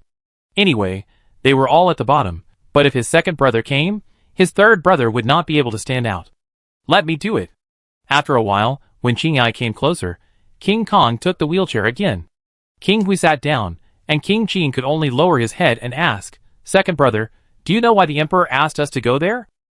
Zhao Yan: "I don't know." He thought his father wanted to ask about the reclamation of Lingshan, but when he saw King Kong and King Qing, Zhao Yan overturned his previous guess. The imperial study room arrived. The 3 kings lined up outside the door, and Eunuch Wang went in to pass the message, and when he came out, he asked King Kong to go in first. King Kong, After Prince Kong went in, Prince Qing tried to listen attentively, but the hall outside the imperial study and the study inside were very spacious. Unless Emperor Yongchang was angry and scolded someone, or Prince Qing got under the window in front of the palace servants and the imperial guards, no one outside could hear anything during normal conversations. After waiting for about a quarter of an hour, Prince Kong came out, looking relieved.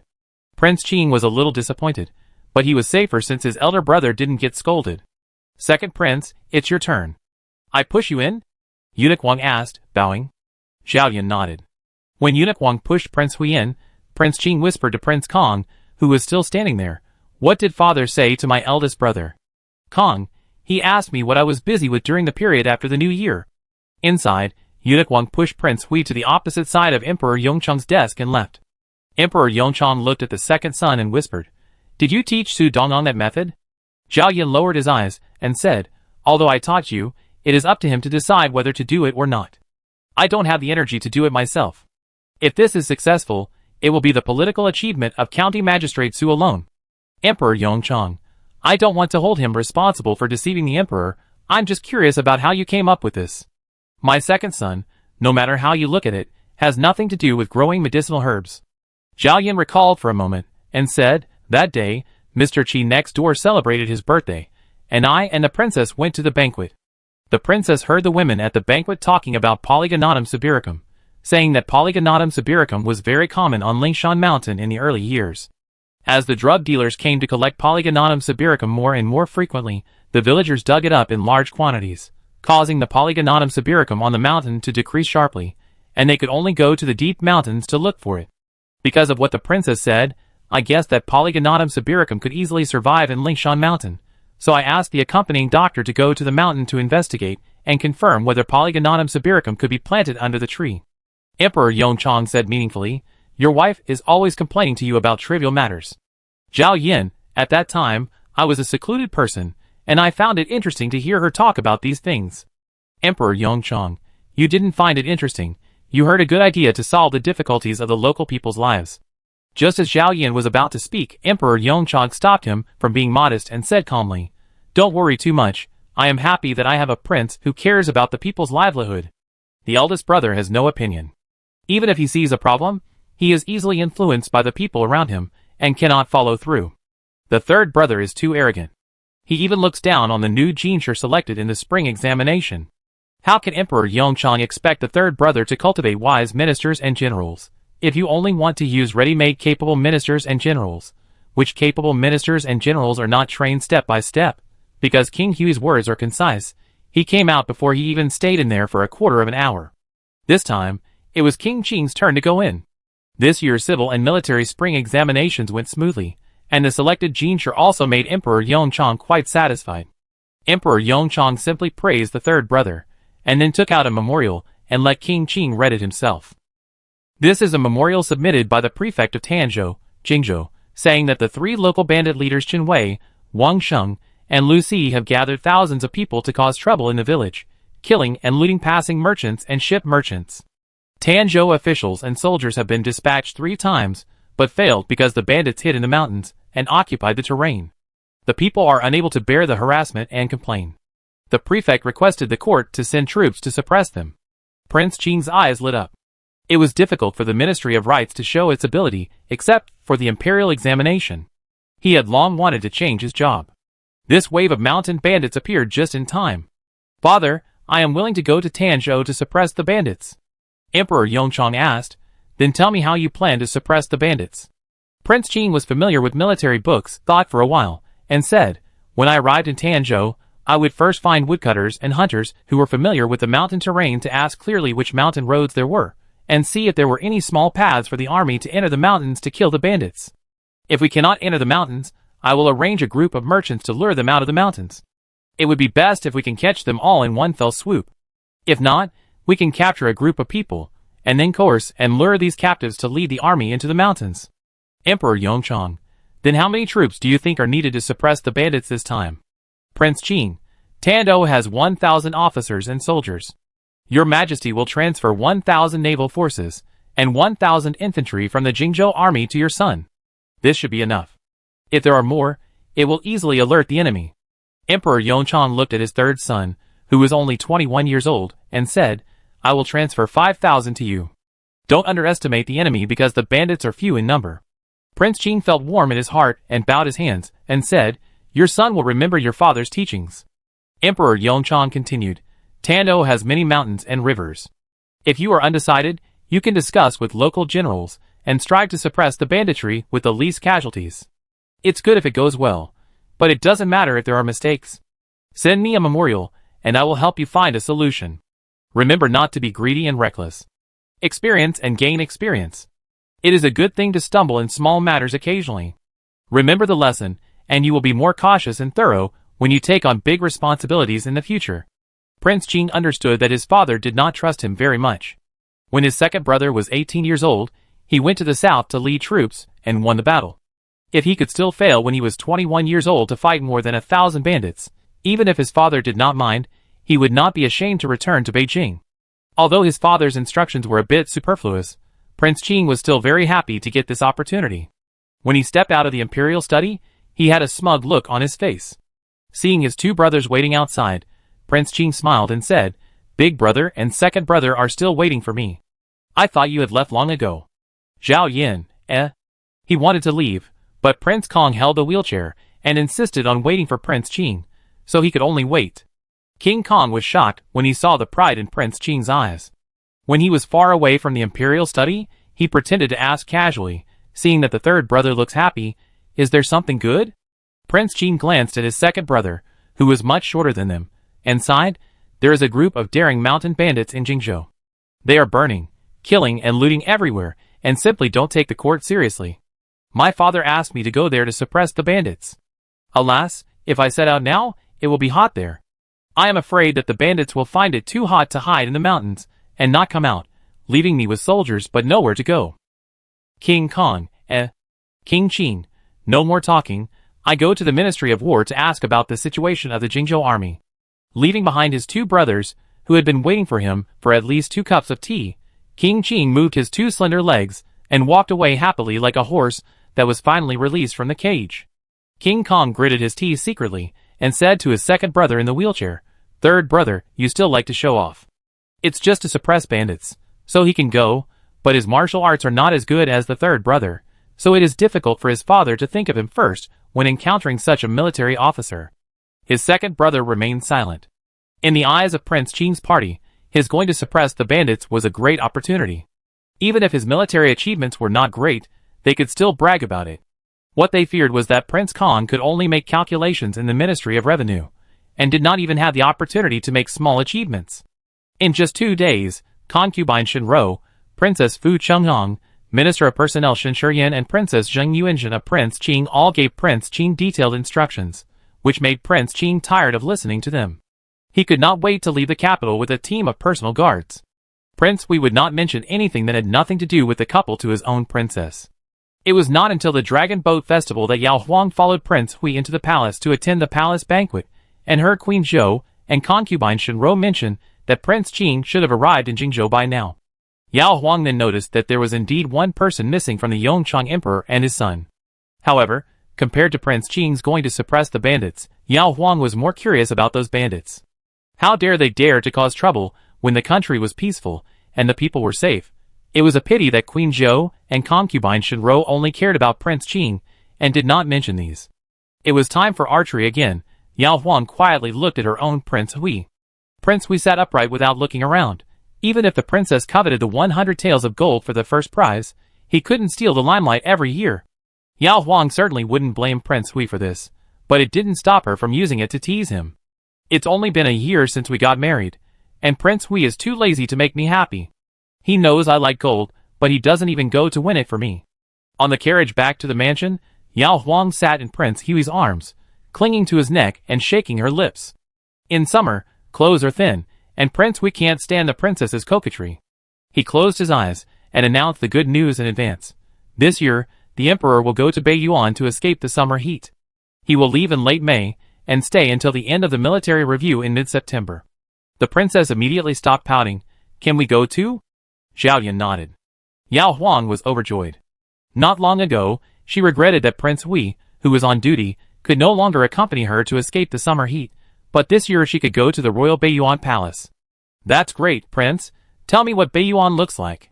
"Sit down and I tell you." Chapter 122. When Emperor Yongchang entertained his ministers in the palace on Dragon Boat Festival, Prince Qing had just arrived at the camp of the Jingzhou army. He set out early on April 21st. Except for 2 days of heavy rain that delayed his journey, Prince Qing had to ride on the carriage for more than 100 miles every day for just 12 or 13 days. He almost vomited, and the food at the post station was not to his taste. His Highness Prince Qing, who was used to living a life of luxury, had once wanted to rest for 2 days in a prosperous city out of spite, but when he thought of his father still waiting for his victory report, and that this was the opportunity to make merit that he had been waiting for a long time, Prince Qing did not mind the hardship. Fu Xing, the commander of the Jingzhou army, brought his military officers to welcome the exhausted Prince Qing. Jingzhou has a total of 150,000 troops stationed there, with 5 guards in the main camp, with nearly 30,000 troops. The Wuling Guard, one of the 5 guards, was assigned to Prince Qing by Emperor Yongchang to suppress the bandits, including 2,000 sailors and 3,000 infantrymen. The guard commander was named Peng Daji, a 40-year-old military commander who had made more than a dozen military achievements and was very prestigious in the Jingzhou army. The more prestigious Peng Daji was, the more Prince Qing could feel that his father was worried about him. But his father had appointed Peng Daji to help him suppress the bandits, so Prince Qing had no choice but to accept it. Prince Qing first asked these military officers about the bandit problem in Tanzhou. Fu Xing, Peng Daji and others told him everything they knew, and had long been looking forward to leading troops to suppress the bandits. However, the troops sent by the garrison needed to be dispatched by the Ministry of War, and local civil officials had no right to directly ask them to suppress the bandits. Prince Qing roughly understood the situation, and the next day, he took Peng Daji to Tanzhou, more than 300 miles away. Fearing that he would alert the enemy, he asked Peng Daji's 5,000 soldiers to stay in Wuling for the time being and be on standby at any time. Fu Xing and the other 4 garrison commanders stood outside the camp to see Prince Qing off. When the figure of Prince Qing was far away, a commander said in a muffled voice, "It's just 1,000 bandits. We can suppress them by sending out a guard." Why did the emperor send Prince Qing? He wasted 10 days of work in vain. Another person laughed and said, "It's not difficult. The emperor wants to build momentum for Prince Qing. With his military achievements, he will be made the crown prince in the future." Fu Xing coughed, glanced at the 4 people and said, "Be careful with your words. As military officers leading troops, they should do whatever the emperor tells them to do. As for who will be the emperor, that is not something they should worry about or discuss." On the morning of the 9th day, the entourage of King Qing, disguised as merchants, entered Tanzhou city through the city gate. The guards who arrived in advance had already arranged a house for King Qing.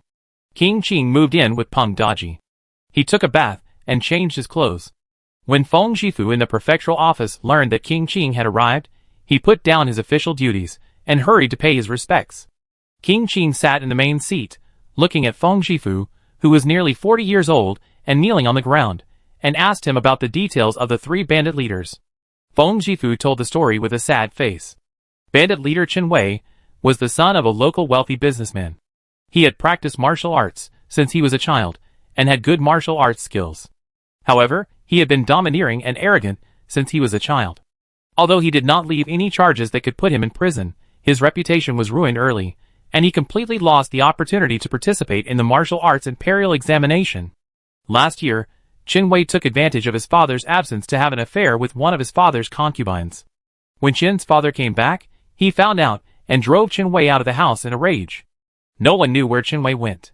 This year during the Lantern Festival, Chen Wei suddenly came back and brought a dozen strong men to massacre the Chen family, and robbed all the gold and silver belongings of the Chen family. At this time, Chen Wei and his gang were just fugitives who had committed murder. In February, Chen Wei showed up again and robbed a group of merchants with nearly 100 people. In March, Chen Wei's men had gathered more than 1,000 people.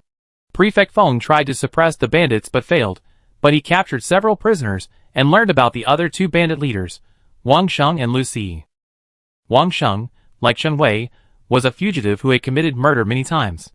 Lu Si was a scholar in his early 30s, who had failed many examinations. According to the neighbors of the Lu family, Lu Si had been neglected by his father and stepmother for many years, and only knew how to study in his room. He suddenly ran away from home in late February, and came back with Chen Wei and a group of bandits to massacre his family. He even killed his 6-year-old half-brother. The 3 bandit leaders gathered together. Lu Si was responsible for planning. Chen Wei and Wang Sheng were responsible for leading people to burn, kill and rob. The Shifengling Mountains where the bandits hid were right beside the Xiangjiang River, and there were 4 or 5 tributaries connecting to the Xiangjiang River, which made it convenient for them to attack passing ship merchants. After the ship merchants took a detour, the group went to rob the wealthy people nearby, causing panic among the people. Those with money tried to move away, and those with relatives rushed to seek refuge. Prefect Feng trembled as he spoke. If the court did not send troops, he was afraid that Chen Wei and others would dare to directly attack Tanzhou city. Peng Daji also looked solemn. The 2 bandit leaders were ruthless people who could even kill their own flesh and blood relatives, and the bandits they recruited were definitely not easy to deal with. King Qing was silent for a moment and asked, "Have they committed crimes recently?" Prefect Feng shook his head. "Before I submitted this report, they had just robbed a town and took away a large amount of gold, silver and food." Notices were posted all over Jingzhou that bandits were rampant in the Tanzhou area. Merchants from the north and south took detours. They would probably wait until their food and grass were almost used up before going down the mountain to commit crimes. King Qing asked him if there was a way to get into the mountains. Prefect Feng still shook his head. "There are rivers and lakes in the mountains. The bandits live on boats. Sometimes they may change places to stay overnight, and sometimes they may find a mountain to set up camp. Except for the 3 bandit leaders, the minions under them don't know where they will stop that day or night." It was precisely because of the erratic whereabouts of these mountain bandits that the officers, soldiers and militia led by Feng Shifu had tossed around in vain several times. Peng Daji looked at King Qing. King Qing said confidently, "Since it is difficult to catch snakes in the mountains, we can only lure the snakes out of the hole." As early as in the capital, King Qing had a plan to lure the bandits into the trap, and he thought about it repeatedly along the way. Now that he knew that the bandits' nest was difficult to find, King Qing naturally wanted to put his plan to use. He said to Peng Daji, "When passing through Jiangling, I arranged 4 merchant ships there in advance, pretending that merchants from Shu were going to Jingnan to do silk business. I will send someone to inform them to set off today. You also go back to Wuling and wait. When the merchant ships arrive in Wuling, you will hide the 480 soldiers on the 4 merchant ships and send 4 warships to escort them." Chen Wei and his 3 men acted ruthlessly and recklessly. Ordinary mountain bandits would be scared off by the Imperial Navy, but they would take pleasure in defeating the Imperial Navy. You have 480 soldiers on the surface, but in reality you have 800 soldiers. Once you start fighting, Feng Shifu and I will lead 1,000 officers and soldiers to reinforce you. At that time, we will attack from both sides, and will be able to eliminate the main force of the bandits in one fell swoop. With 800 Jingzhou Navy troops, 1,000 archers and infantry, plus him and the 24 guards around him, Prince Qing is confident about this. Peng Daji, Your Highness's plan is brilliant, but it's too risky. According to Feng Shifu, Lu Si is cautious and good at planning. I'm afraid he will see that this is the government's trick to lure the snake out of its hole. He should either avoid it or send some of the bandits to guard against the government's reinforcements. It's better to let the 3,000 infantry under my command come." Prince Qing sneered. 3,000 infantry, such a large battle, will the spies planted by the bandits in the city not see it? You also know that Lu Si is cautious. I want him to believe that there are only 1,000 officers and soldiers available in Tanzhou, and only 480 soldiers escorting merchant ships. No matter how many soldiers there are, they are too scared to go out. What can we do to suppress the bandits? Peng Daji thought for a while, and said, "Your Majesty's words make sense, but your precious body should not be taking risks. It is best for you to stay in the city on the night of the bandit suppression, and Feng Shifu will lead troops to reinforce. Otherwise, if something goes wrong..." King Qing raised his hand to interrupt him. "Feng Shifu is a scholar, so I will do this kind of fighting and killing myself. I appreciate Commander Peng's kindness, but I have been practicing martial arts since I was young, not to hide behind when fighting. Okay, go to the guest room to rest for a night, and go back to Wuling to make arrangements tomorrow morning. By the way, you and your 800 Navy soldiers should know about this matter, and you don't need to tell others, so as not to leak the news and waste your efforts." Peng Daji, yes. The 2 of them discussed the matter in a few words. Knowing that he didn't have to show up, Feng Shifu secretly breathed a sigh of relief. He was indeed a scholar, and couldn't do such fighting. After returning to the yamen, Feng Shifu absent-mindedly handled official business, and went to the back to rest at dusk. Feng Shifu's wife stayed in his hometown to take care of the 2 elders and children. Feng Shifu had only 3 concubines in the backyard of the yamen. At present, Feng Shifu's favorite was a girl named Xia, who he rescued from a town that was robbed by bandits in February because she had secretly and survived. She was only 16 or 17 years old. Although she was only 7 points beautiful, her face was white and clean, and her pair of watery almond eyes were very attractive. "How is it? Did the master meet the Prince of Qing?" Xia served Feng Shifu tenderly, and asked with concern. Feng Shifu smiled and said, "Yes, he is worthy of being the prince of the capital. He has already made plans. I hope everything goes well, and I can put my worries aside." Xia was curious and said, "What good plans can the Prince of Qing have for those bandits, who kill without blinking an eye. Feng Jifu leaned close to her ear and whispered. After listening, Xia said excitedly, "That's great. My aunt who died unjustly can finally rest in peace." The message from Prince Qing was sent back to the passenger ship in Jiangling, which then traveled by water through Wuling to Tanzhou, which took a total of 9 days. When the 4 passenger ships and 4 warships were about to pass through the river section near Shifengling where the bandits were hiding, it was the night of May 19th. A faint and bright moon was hanging high in the sky, casting sparkling light on the river. Prince Qing took the 1,000 soldiers with arrows assigned to him by Prefect Feng and quietly rushed to the north bank of the Xiangjiang River under the cover of night, hiding behind the trees on the mountain trail. The 8 ships were getting closer and closer, and a corner of the bow suddenly appeared on the tributary flowing to the Shifengling Mountains on the opposite bank. The corners of Prince Qing's lips rose. When the 8 large ships passed this tributary and went forward for a distance, a dozen small boats suddenly came quickly on the water in front of them, and they joined the dozen small boats that rushed out of this tributary and attacked the 8 large ships from the front and back, blocking them in the middle. Prince Qing roughly counted and found that there were 20 to 30 people on each of the bandits' small boats, adding up to 700 to 800 people. Prince Qing was about to rush out with the archers. There was no awning to cover the small boats, and the bandits exposed outside were all sitting ducks. However, just as he moved, a whistle suddenly came from the hillside on the left. King Qing looked up and saw a series of black shadows standing up with bows and arrows in hand. King Qing was shocked. The 24 guards beside him had already pushed him to the shore. Qin Wei wanted to capture King Qing alive. All the bows and arrows of his men were aimed at the guards, and 1,000 officers and soldiers around King Qing. After these people were killed or maimed, he rushed down with 100 brothers and chased King Qing and his men who were fleeing in panic along the familiar Xiangjiang River bank. On the river, the bandits on the 30 or so small boats had long known that there were Imperial Navy on the big ship. When they saw that the big boss's plan was going well, and they were about to capture King Qing, they quickly rowed their small boats to the distance and exchanged arrows with the navy on the big ship to buy time for the big boss. Peng Daji stood on the warship, calmly controlling the battle situation. On the shore, Qin Wei and his group finally caught up with King Qing, and they fought with King Qing and his 7 men with swords in hand. King Qing didn't care why he was ambushed at this time. He guessed that Qin Wei was the bandit leader, and fought with Qin Wei directly. Qin Wei was indeed a ruthless man. Seeing that King Qing had some skills, he was very satisfied. "Not bad, I like people like you. It's no use catching a weakling." King Qing was enraged by the lust in Qin Wei's eyes, and his sword went straight to Qin Wei's vitals. Seeing that there were only 2 guards left beside King Qing, there was a burst of rapid horse hooves behind him. Qin Wei looked back in horror, and saw that on the mountain road where King Qing was catching cicadas, he was waiting for the Oriole behind.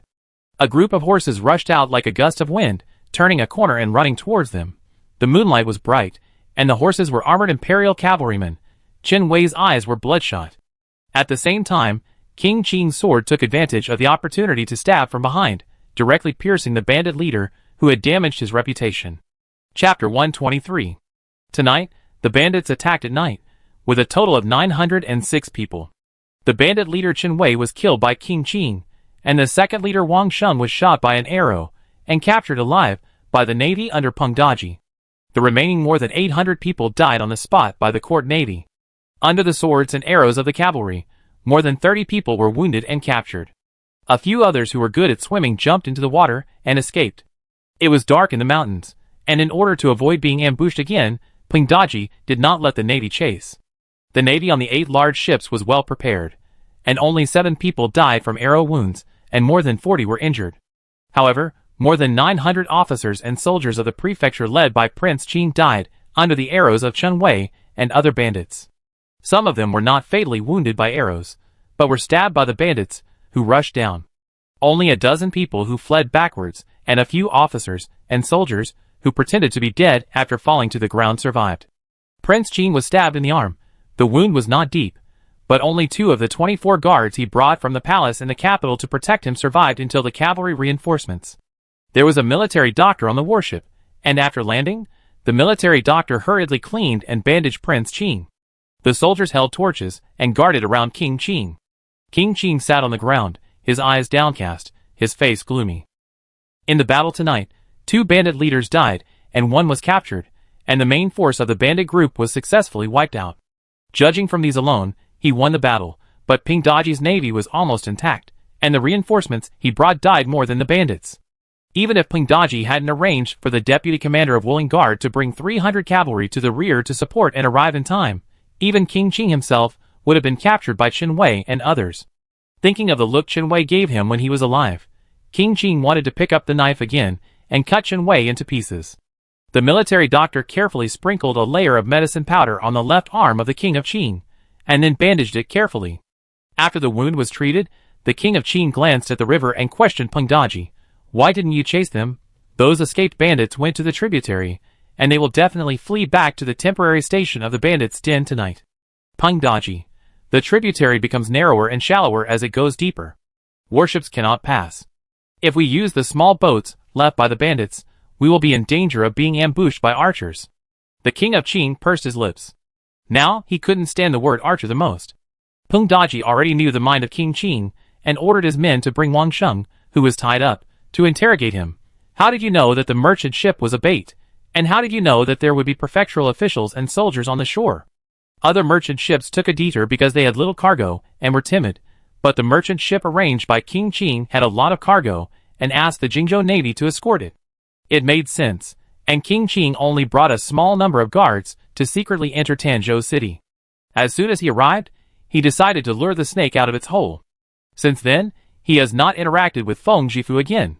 Even the 1,000 prefectural soldiers were temporarily mobilized after nightfall tonight. Even if the bandits had informants, it would be difficult for them to find out that the shoe merchants coming from Jiangling were bait. Wang Sheng laughed loudly. "I dreamed about it last night, but unfortunately God only let me dream about your Prince Qin, not that you arranged cavalry." Such nonsense. It is clear that he does not want to tell the truth. The bandit leader was kept and escorted to the capital. Ping Daji had someone block Wang Sheng's mouth and began to interrogate the captured minions. Those who could not answer were killed on the spot. He killed 6 in a row, and the 7th knelt down. "General, please spare my life." The 3 leaders act cautiously. Every time they go out, they are given temporary orders and never reveal any plans in advance. "I only know that an informant came this morning. It must be that the informant got the news." Ping Daji frowned and looked at King Qin. He had just sent a confidant into the city last night to inform King Qin of the specific time when the merchant ship would arrive at this section of the river tonight. This was a schedule that even the Jingzhou army could not grasp, and the navy on the ship could not leak the secret. King Qin understood what Ping Daji meant. The news leaked from him. But King Qin only told the guard, who was sent to pass the message to Prefect Feng about the troop movement tonight. The guard was dead. If he hadn't died, he, a guard in the capital, would not collude with the Tanzhou bandits. So, King Qin gritted his teeth. "Come on, take the troops to surround the prefect's office." After waiting for Prince Qin, Ping Daji rushed to the prefectural government office. Prefect Feng had already taken off his black hat and knelt on the ground, because he doted on his concubine Xia, who would answer any curiosity people had. After hearing that the cavalry had surrounded the government office, she smiled at him a few times, then broke her hairpin and took out poison to commit suicide, leaving him with a mess. "Prince, I really don't know her." Prince Qin kicked off Prefect Feng's plea for mercy. The 3 major bandit leaders, Qin Wei, were killed, Wang Sheng was captured, and only Lu Si, a scholar with no fighting power, and the remaining 100 or so minions were left in the mountains. The trick of luring the snake out of its hole was no longer feasible. Prince Qin was worried about how to explain to his father when he returned to the capital. He was upset and could not think of any good solution. At this time, Ping Daji offered a suggestion. "Your Majesty, the main force of the bandits has been killed, and the remaining gangs are in a panic. Your Majesty can send those captives back and tell the bandits in the mountains that the court has issued a notice that those who voluntarily surrender can be exempted from the death penalty and only serve 3 years of hard labor. If anyone can bring Lucy's head to see him, all crimes will be forgiven, and he will be rewarded with 100 taels of silver. In this way, the remaining gangs will kill each other and completely disintegrate. If it was Qin Wei or Wang Sheng who killed people without hesitation, the minions might not dare to do it. Lucy is a scholar, and any small bandit can beat him." Prince Qin looked at his clothes and smiled. "The commander has a good strategy. It is worthy of my father's praise before I left Beijing." Ping Daji lowered his eyes and said, "Your Majesty, you are too kind. This time, the bandit suppression was all your advice. I just led the troops and made efforts. Prince Qing felt a little more comfortable when he saw that he was a smart man. In this way, his strategy against the main force of the bandit group and the remnants was all credit. He also asked Peng Daji to arrange the cavalry last night, and the death of nearly 1,000 officers and soldiers was all because Feng Jifu was blinded by lust and hid a bandit traitor by his side. On May 22nd, after dozens of bandits surrendered, a fierce bandit with a scar on his face finally came out, holding the head of the third leader Lu Si in his hand, and the 50 or 60 bandits surrounding Lu Si all died in the fight for Lu Si's head. At this point, the Shifengling bandit group in Tanzhou was finally wiped out. Peng Daji and Prince Qing had to write a memorial to the capital and send it in advance via an express delivery of 400 miles. Peng Daji also specially asked Prince Qing to read his memorial first.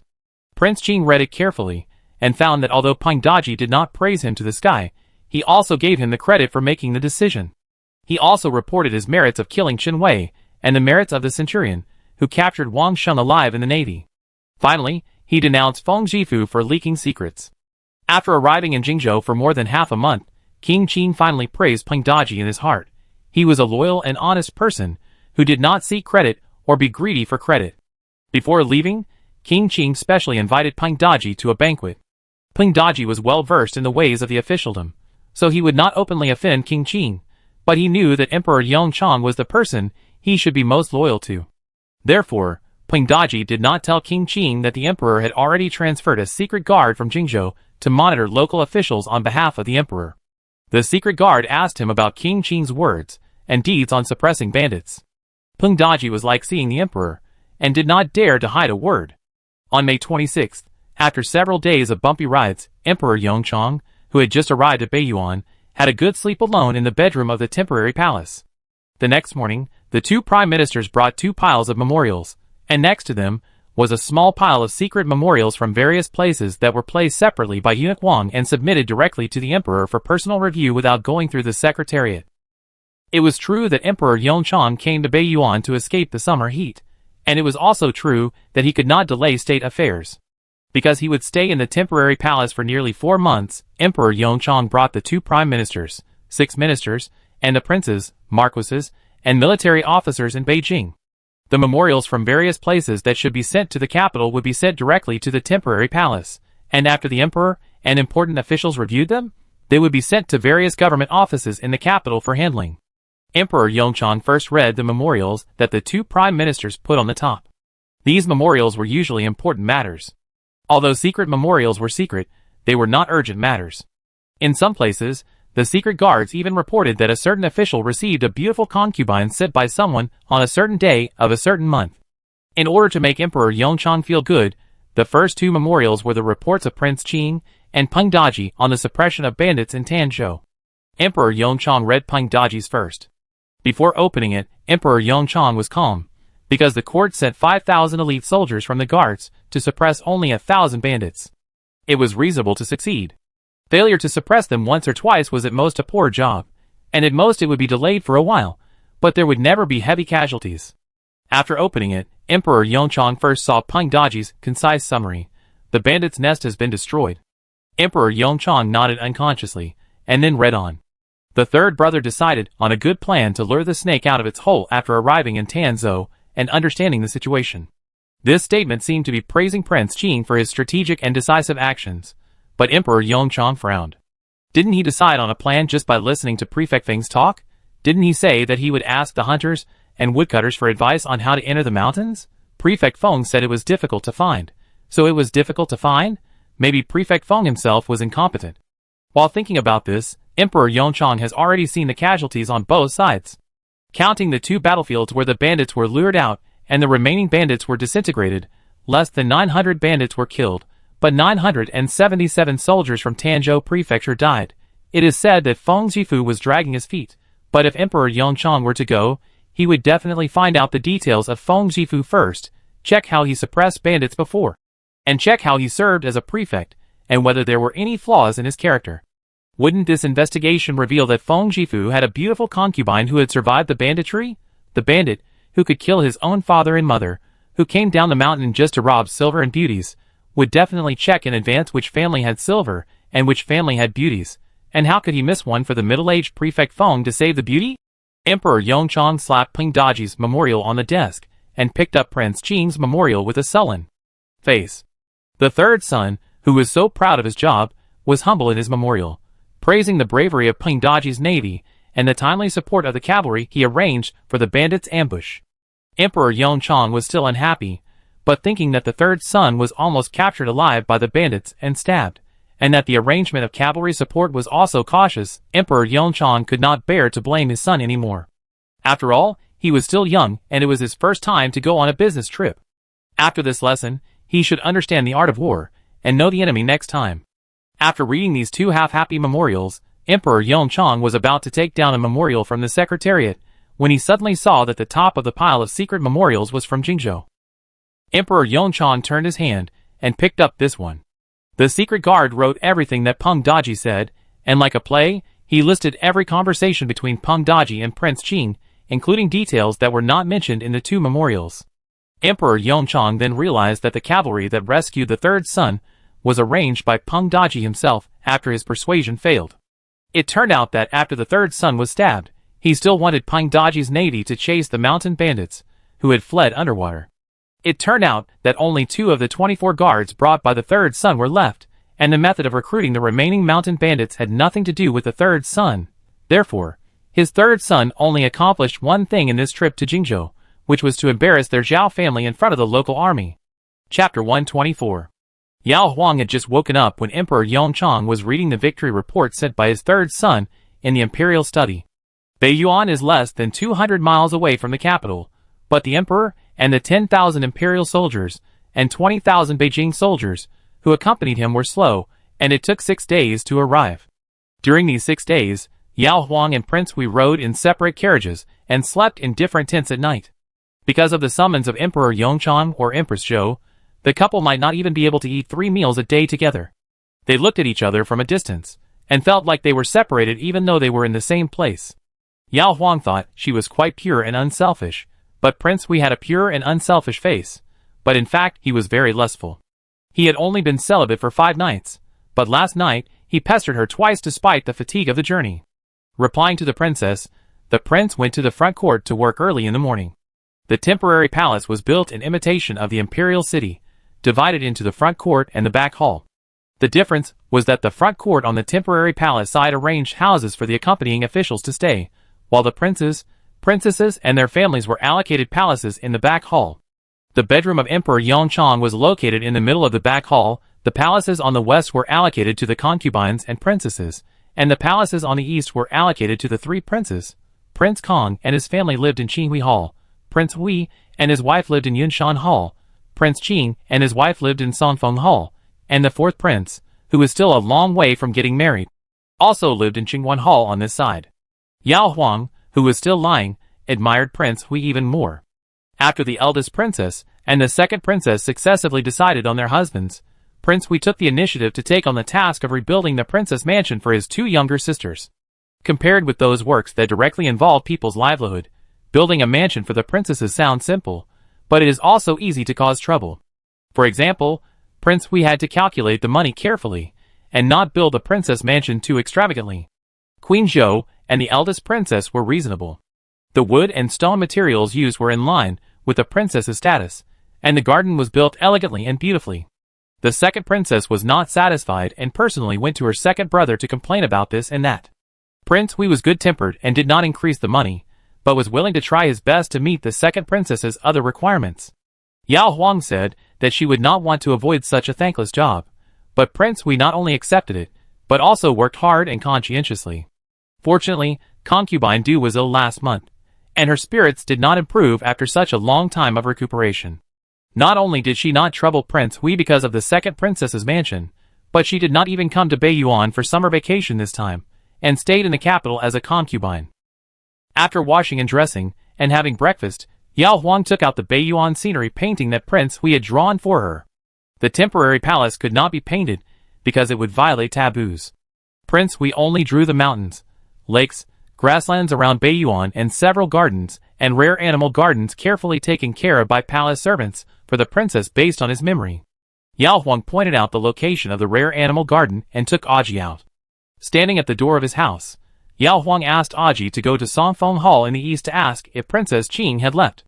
If not, he should say that she invited Princess Qing to go to the West Palace to pay respects. Zheng Yuanjun had woken up a long time ago.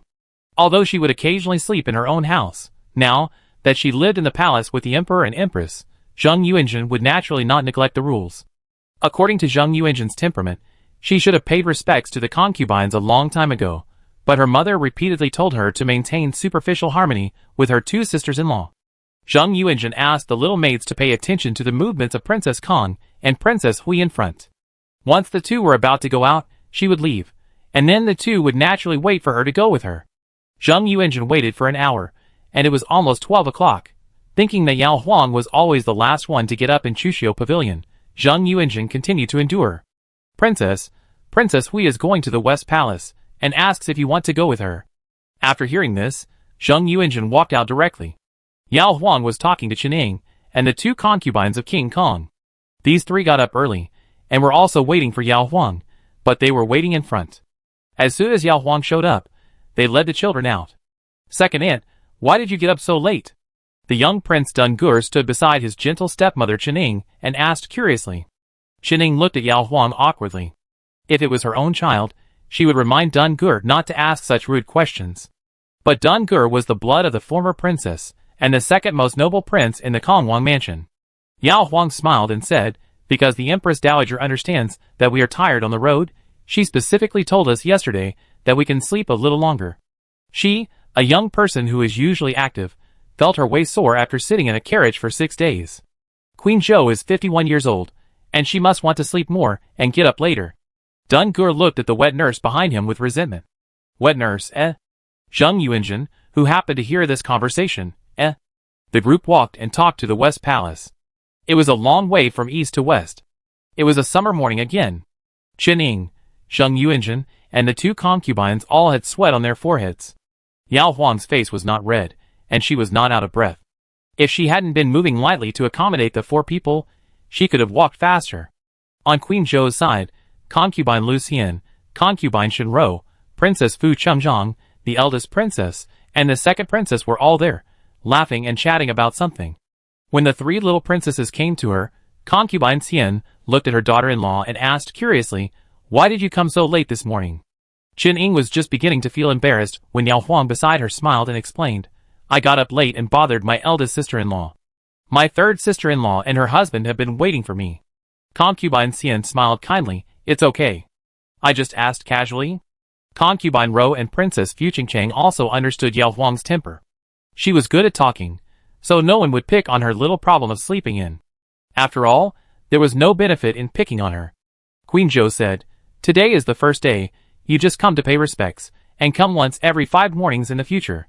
You can go to Beiyuan to enjoy the scenery on weekdays. It's rare that the Emperor has the leisure to take us out this year. Don't let down the beautiful scenery here. The princesses and concubines responded in unison. After sitting down, Princess Fu Chengzhang looked at her daughter and smiled. Prince Qing has sent a good news. The bandits in Tanzhou have been eradicated. Prince Qing should be rushing back now. He will reach Beiyuan in 10 days. Zheng Yuanjun was really surprised. So fast? Concubine Xian joked. Prince Qing is a man of both civil and military talents. We all know that he will succeed immediately. You, the Princess of Qing, have been with him day and night, so you should know his abilities better than we do. Zheng Yuanjun lowered her head shyly. She knew Prince Qing very well. He was talented in literature, writing, shooting and martial arts. She also knew that Prince Qing was arrogant. The soldiers of Tanzhou Prefecture had tried in vain several times to catch the bandits. She estimated that Prince Qing would need at least a month to deploy.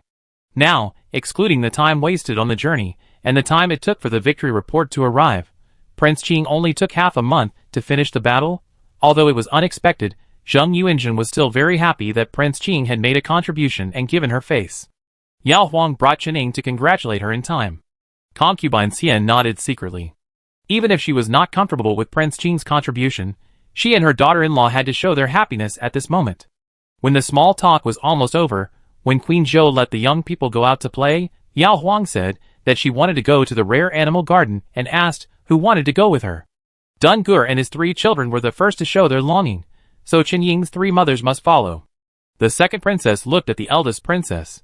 The eldest princess, it's 4 or 5 miles to the zoo. I asked someone to arrange a carriage. Yao Huang smiled and said, sure, but I want to ride a horse. I'm really tired of riding a carriage. The eldest princess and the second princess also chose to ride a horse. Zheng Yuanjun wanted to learn more about the victory of Prince Qing from her mother and concubine Ro, so she didn't say anything. Unfortunately, concubine Ro didn't know much. The emperor understood that they were concerned about the safety of Prince Qing. After reading the memorial, he only asked the eunuch to report the good news. She would have to ask the emperor more when she saw him in the evening. Yao Huang spent the whole morning in the rare animal garden. After returning at noon to have a meal and rest for a while, he called the eldest princess and the second princess to go to the grassland to race horses. Although Qining was 1 year younger than her, there was a young prince in the Kong Palace who was raised by Qining. Qining, who had become a mother at an early age, was not so free, or it could be said that it was difficult for her to let go and play because of her timid and cautious nature. As for Zheng Yuanjun, Yao Huang simply did not want to curry favor with her. The eldest princess and the second princess were also arranged by the way during the morning tour. And the afternoon was when Emperor Yongchang was relatively free. Since they were all in Beiyuan, Emperor Yongchang naturally wanted to go out for some fresh air. He wanted to call his 2 sons, but thinking that it was inconvenient for the second son to get on and off the horse in a wheelchair, Emperor Yongchang simply did not call anyone and only brought a team of imperial guards. Before getting on the horse, Emperor Yongchang glanced at the 2 rows of guards waiting nearby. They were all strong men selected by him personally. The oldest was only in his early 30s. The older ones would be released to serve as military officers and replaced by new young men. These were all close guards to protect him. If Emperor Yongchang wanted to trust them, he had to treat them with both kindness and authority. Only in this way could he cultivate the relationship between the monarch and his subjects and make the guards willing to serve him. The sons should have the same relationship with the guards around them. The third son, on the other hand, killed 20 close guards in one go. How would the 2 who survived look at him? How would the guards who stayed in the palace and didn't bring him look at him, including the nearly 1,000 soldiers from Tanzhou who died unjustly? All of them were young men in their 20s and 30s. All of them were the apples and oranges in the eyes of other parents. But because of the arrogance of the third son, they were all gone. It is true that when fighting with an enemy country, the number of reported casualties is often tens of thousands, but that is the inevitable casualties in order to defend the country and to drive out foreign enemies. Emperor Yongchang feels sorry for them, but is also proud of them.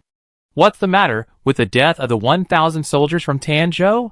Will their parents and neighbors blame the third child? Maybe, but when they blame the third child, they will probably also scold the old emperor in the capital for sending such an incompetent prince. Riding on the horse, Emperor Yongchang became more and more angry. Then, he saw a figure in a green skirt riding a red horse swooping down from the distant hills. The horse was agile and flew like flowing clouds to the princess, who was waiting on 2 horses. Then, there was another crisp and happy laughter. It was his second daughter-in-law. Recognizing the father, the 3 sisters-in-law came running. Emperor Yongchang scolded the second daughter-in-law. You are so brave, aren't you afraid that the horse will stumble and fall? Thinking of the second son's crippled leg and imagining the scene of the couple sitting in wheelchairs, Emperor Yongchang's mood immediately fell 1,000 feet. Emperor Yongchang's face was very fierce, but behind the scolding was the concern of the elders. Yao Huang had nothing to be afraid of. He touched Enai Guang's neck and said with a smile, Father, the prince said that Enai Guang was the 1,000-mile horse you rewarded him that year. I don't believe in my riding skills, but I believe in your vision of choosing horses. I just saw it with my own eyes. Enai Guang did not live up to your trust and ran well. Emperor Yongchang, He went to see the horse named Enai Guang again. It was fat and healthy. It was indeed a good horse. So, you still have to choose a good horse.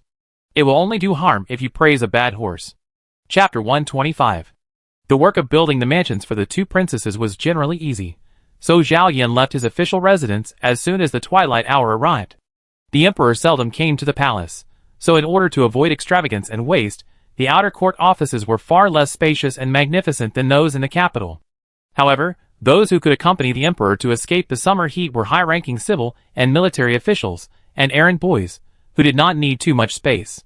For example, the Ministry of Works only had 2 courtyards in front and back, and the Minister of State Yan Luan decided to allocate a large room to King Hui.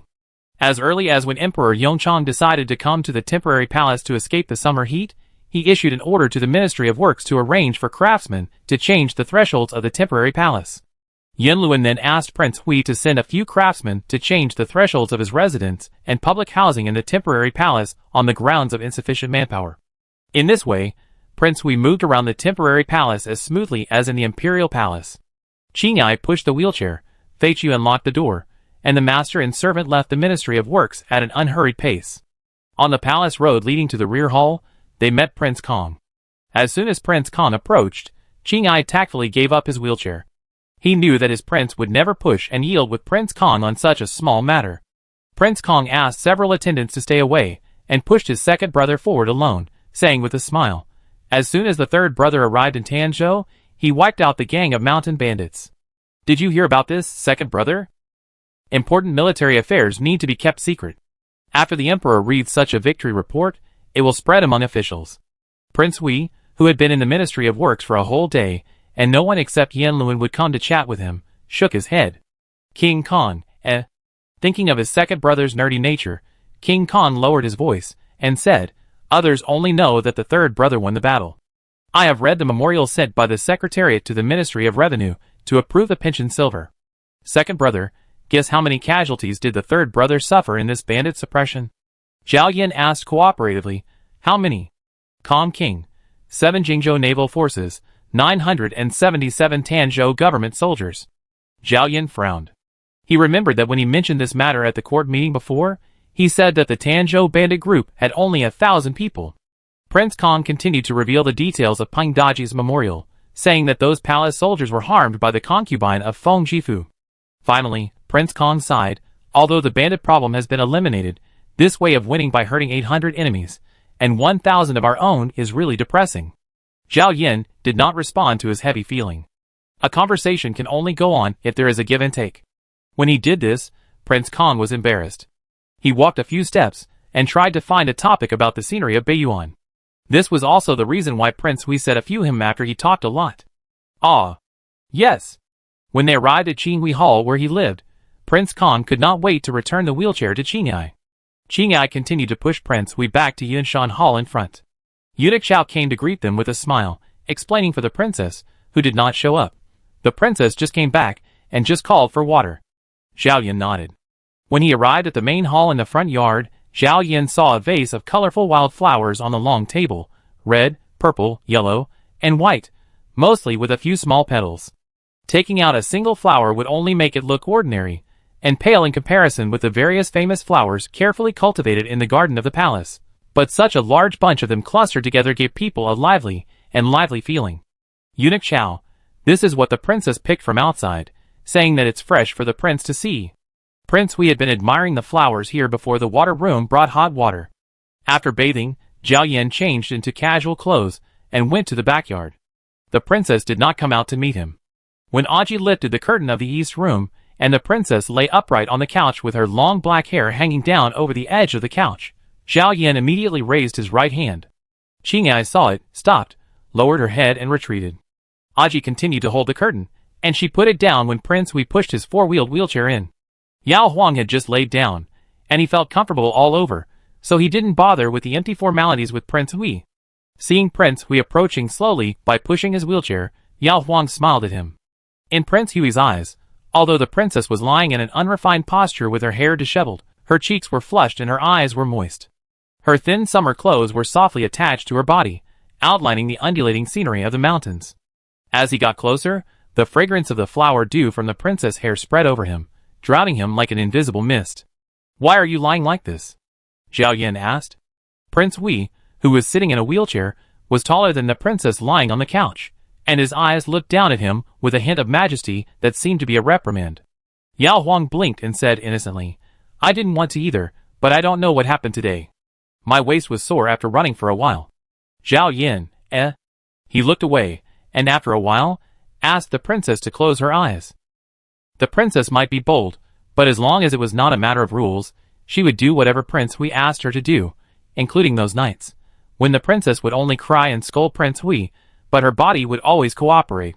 Little did she know that the more she did this, the more greedy Prince Hui became, and the more greedy Prince Hui became, the more helpless the princess cried.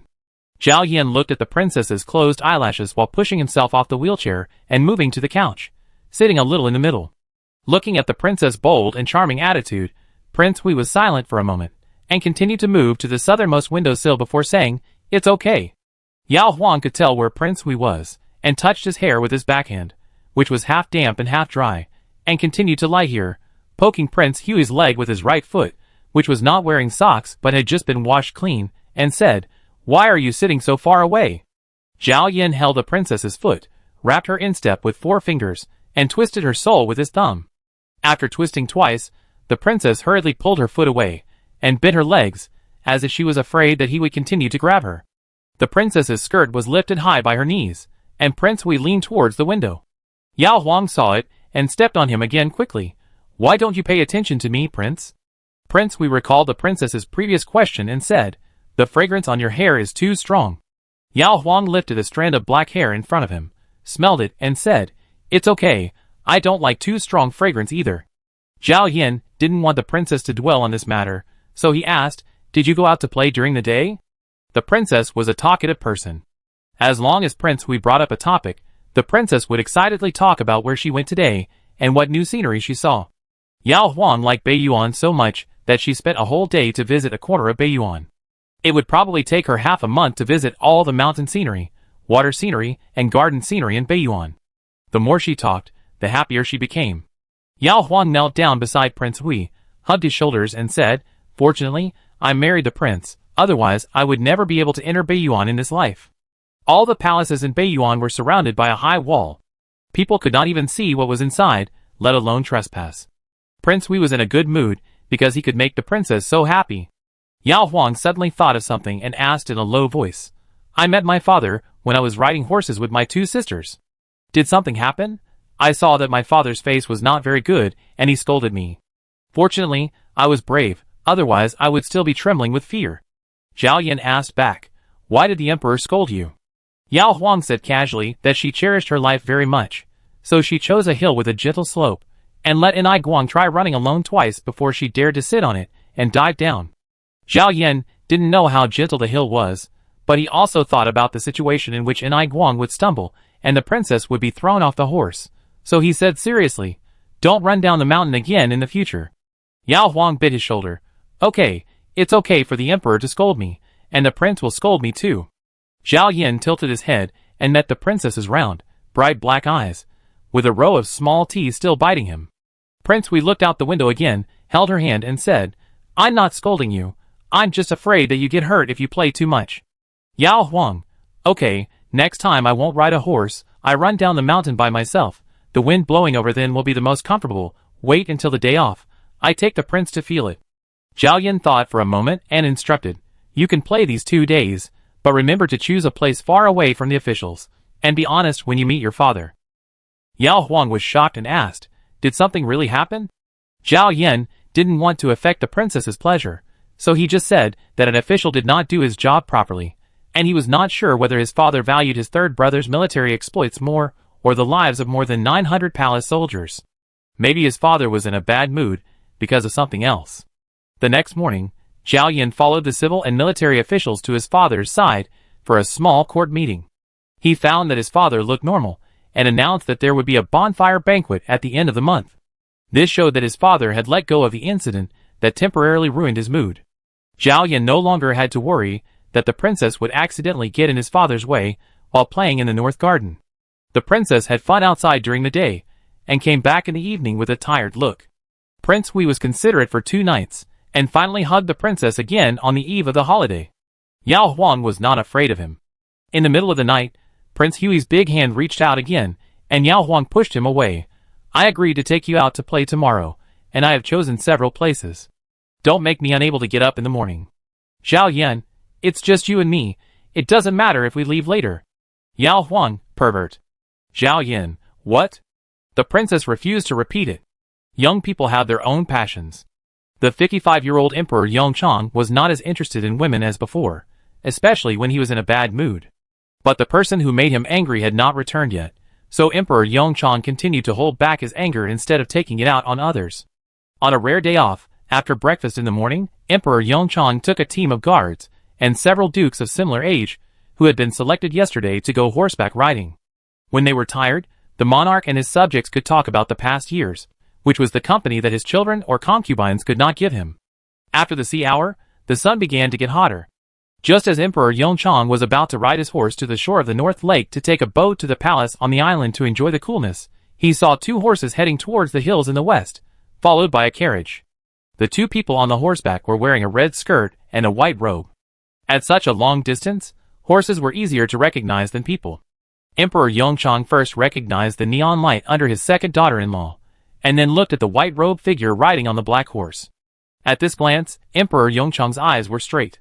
Zhao Yin noticed that his father had not dismounted and was still looking at them, so he had to stop the carriage. He turned around with the princess and went to pay respects to his father.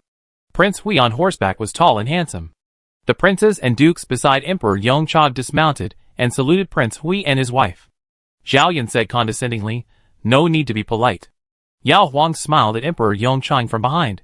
"Does your daughter-in-law need to dismount and salute you?" Prince Hui was somewhat embarrassed when she dismounted by herself when the couple came together. Emperor Yongchang said lovingly, "We meet every day, why are there so many false formalities?" "Where are you going?" "Zhao Yin, we are going to the foot of the mountain to cool off." Emperor Yongchang hesitated for a moment, but still waved his hand and let the couple go to play by themselves.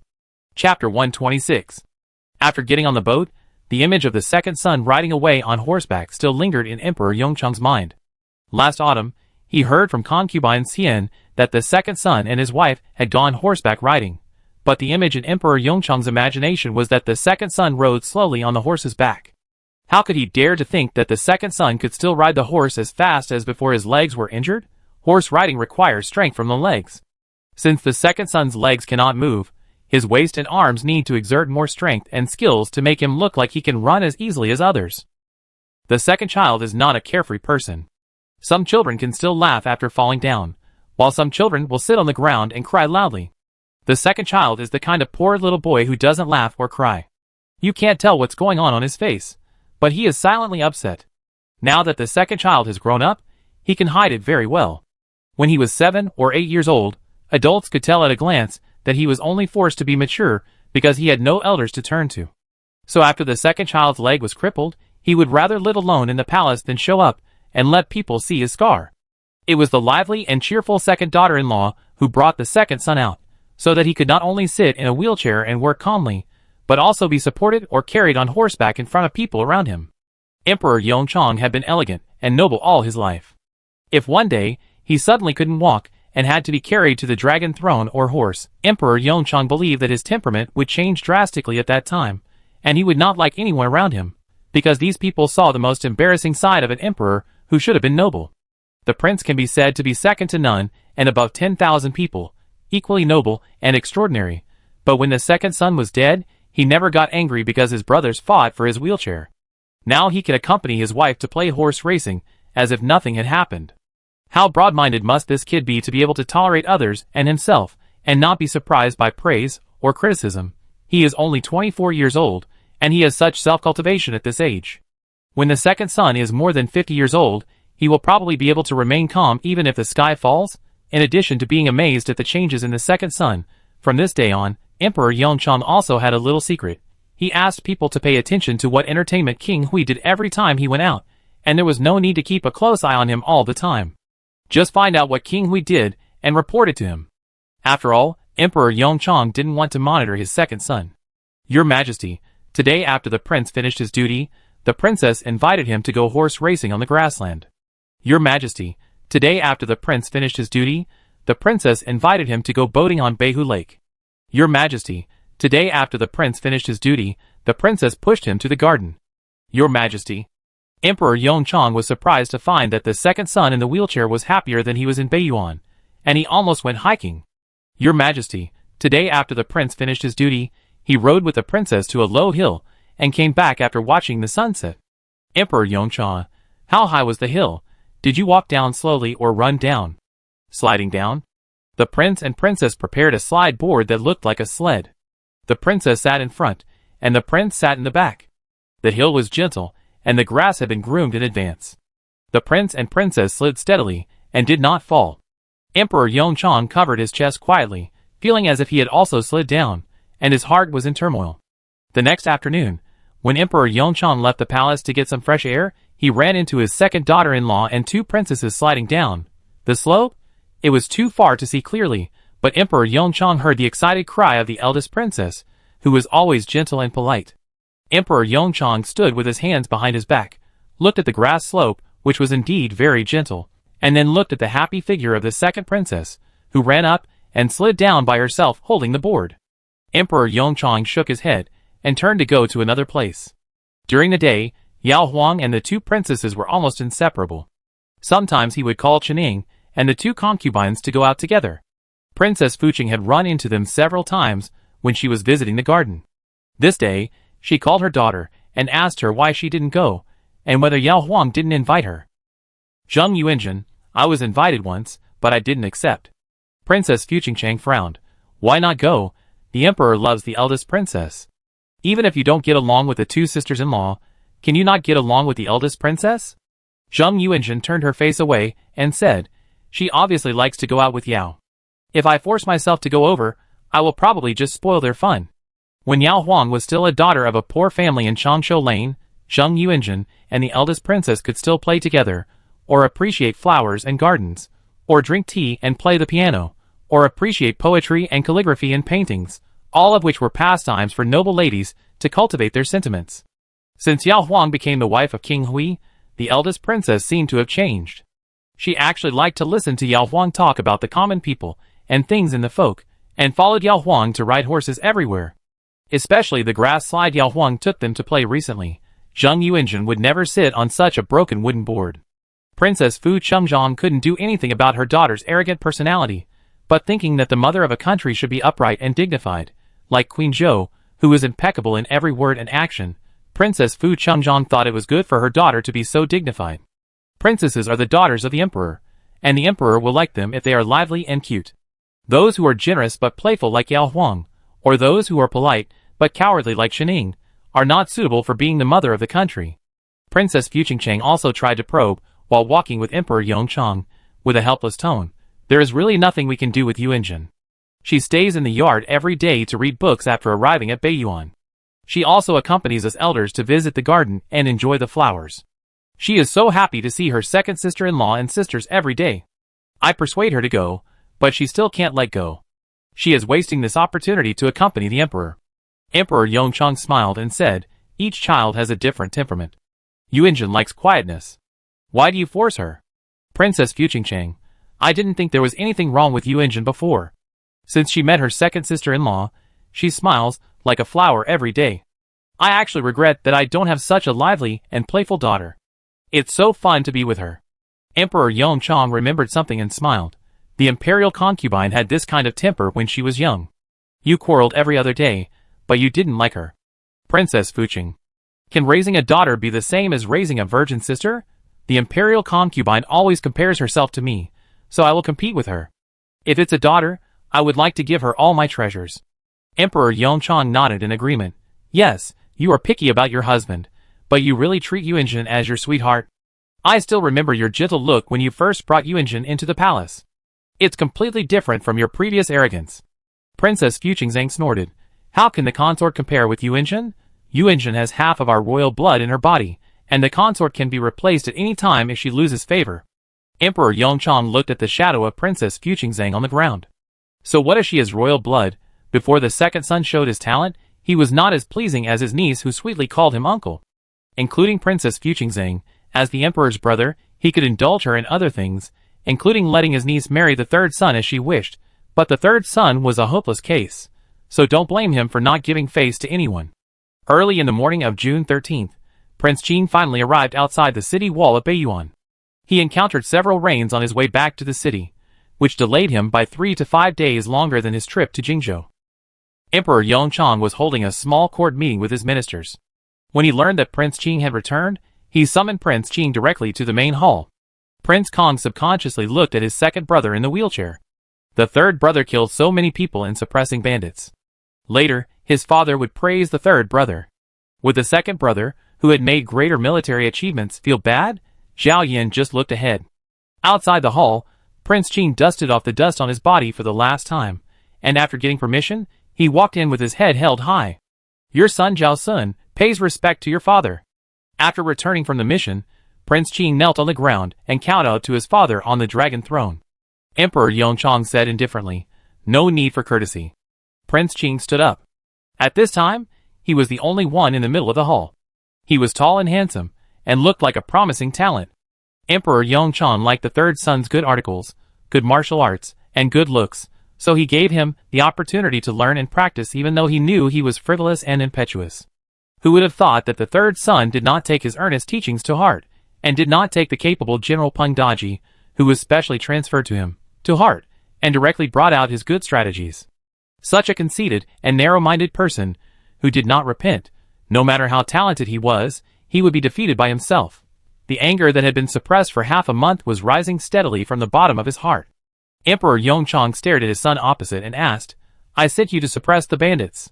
Feng Gui, the prefect of Tanzhou, and Peng Daji, the commander of Willing Guard, are your right-hand men who assist you in suppressing the bandits. You just arrived in Jingzhou and are not familiar with their character and ability to be officials. Why don't you check their details first? Prince Qing felt a chill in his heart and said calmly, Father taught me that I should not neglect this because of my haste to suppress the bandits.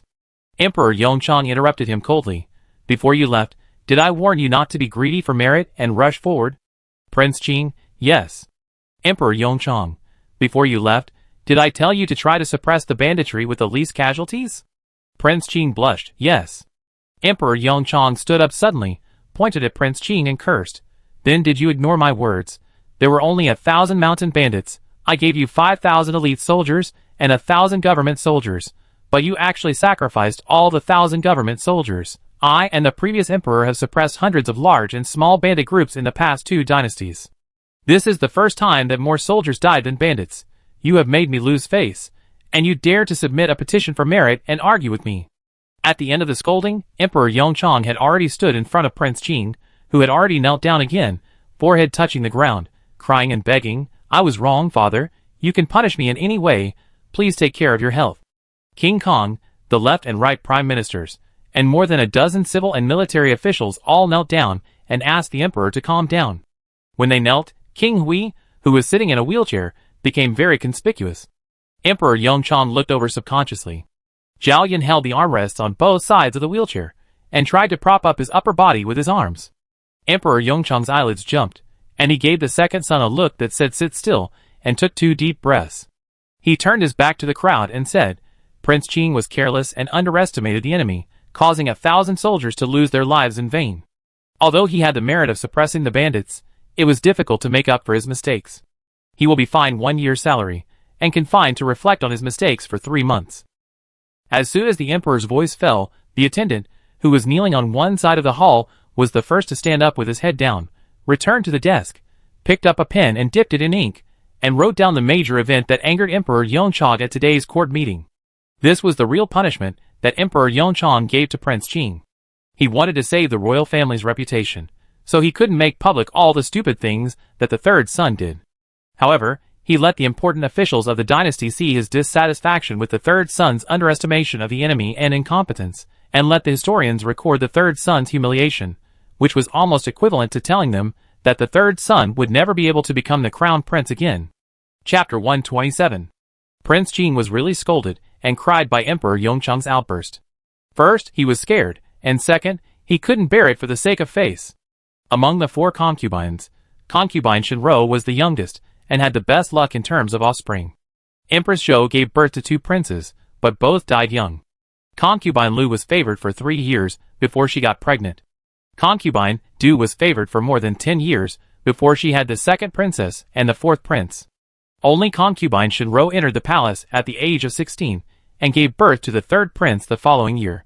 She became the first and last beauty in the harem to be promoted to the rank of concubine after concubine Du. Concubine Rou was favored, and Prince Qing had been the youngest prince of Emperor Yongchang for 6 or 7 years. Perhaps yesterday, Emperor Yongchang still disliked the eldest prince for being stupid and memorizing, and the next day, he disliked the 2nd prince for being dull and boring like a wooden lump, and the next day, he took the 3 or 4-year-old 3rd prince to catch butterflies, so that the 3rd prince was not afraid of his father since he was a child, and dared to ask his father for anything he liked. He grew up so smoothly until he was 15 years old. His second brother Zhao Yan suddenly made military achievements and was crowned a prince early, snatching his position as the most favored prince in his father's heart. This was the first small setback that Prince Qing encountered. So Prince Qing worked harder to study and practice martial arts. When he was ready to compete with his second brother with all his ambitions, his second brother was disabled. Now he didn't even have to compete. The cousin he had admired for many years also took the initiative to marry him. How could Prince Qing not be happy and proud? Although there were some mistakes in the bandit suppression, he still successfully completed the task of suppressing bandits. In the border battles, thousands of soldiers were killed. What were the mere 1,000 soldiers in Tanzhou? It could only be regarded as a slight flaw in his merits in suppressing bandits. On the way back to Beijing, Prince Qing had many daydreams, including that his father would formally appoint him as the crown prince soon after returning to Beijing. The more he thought, the more he was suddenly scolded by his father, and was watched by his eldest brother, second brother, 2 prime ministers, grandfather, 6 ministers, and those highly respected dukes and generals. Prince Qing couldn't stand his courage and face, and knelt on the ground, shaking and sobbing. King Kong was kneeling not far away, looking at his third brother's pitiful appearance. He was happy that the third brother would never be able to compete with him again, but he also felt a little sympathy, thinking that as the eldest brother, he should plead for the third brother. But what should he plead for? Father did not want to beat the third brother, nor did he want to reduce his title. Would a prince who received 1 year less in title and salary make him so poor?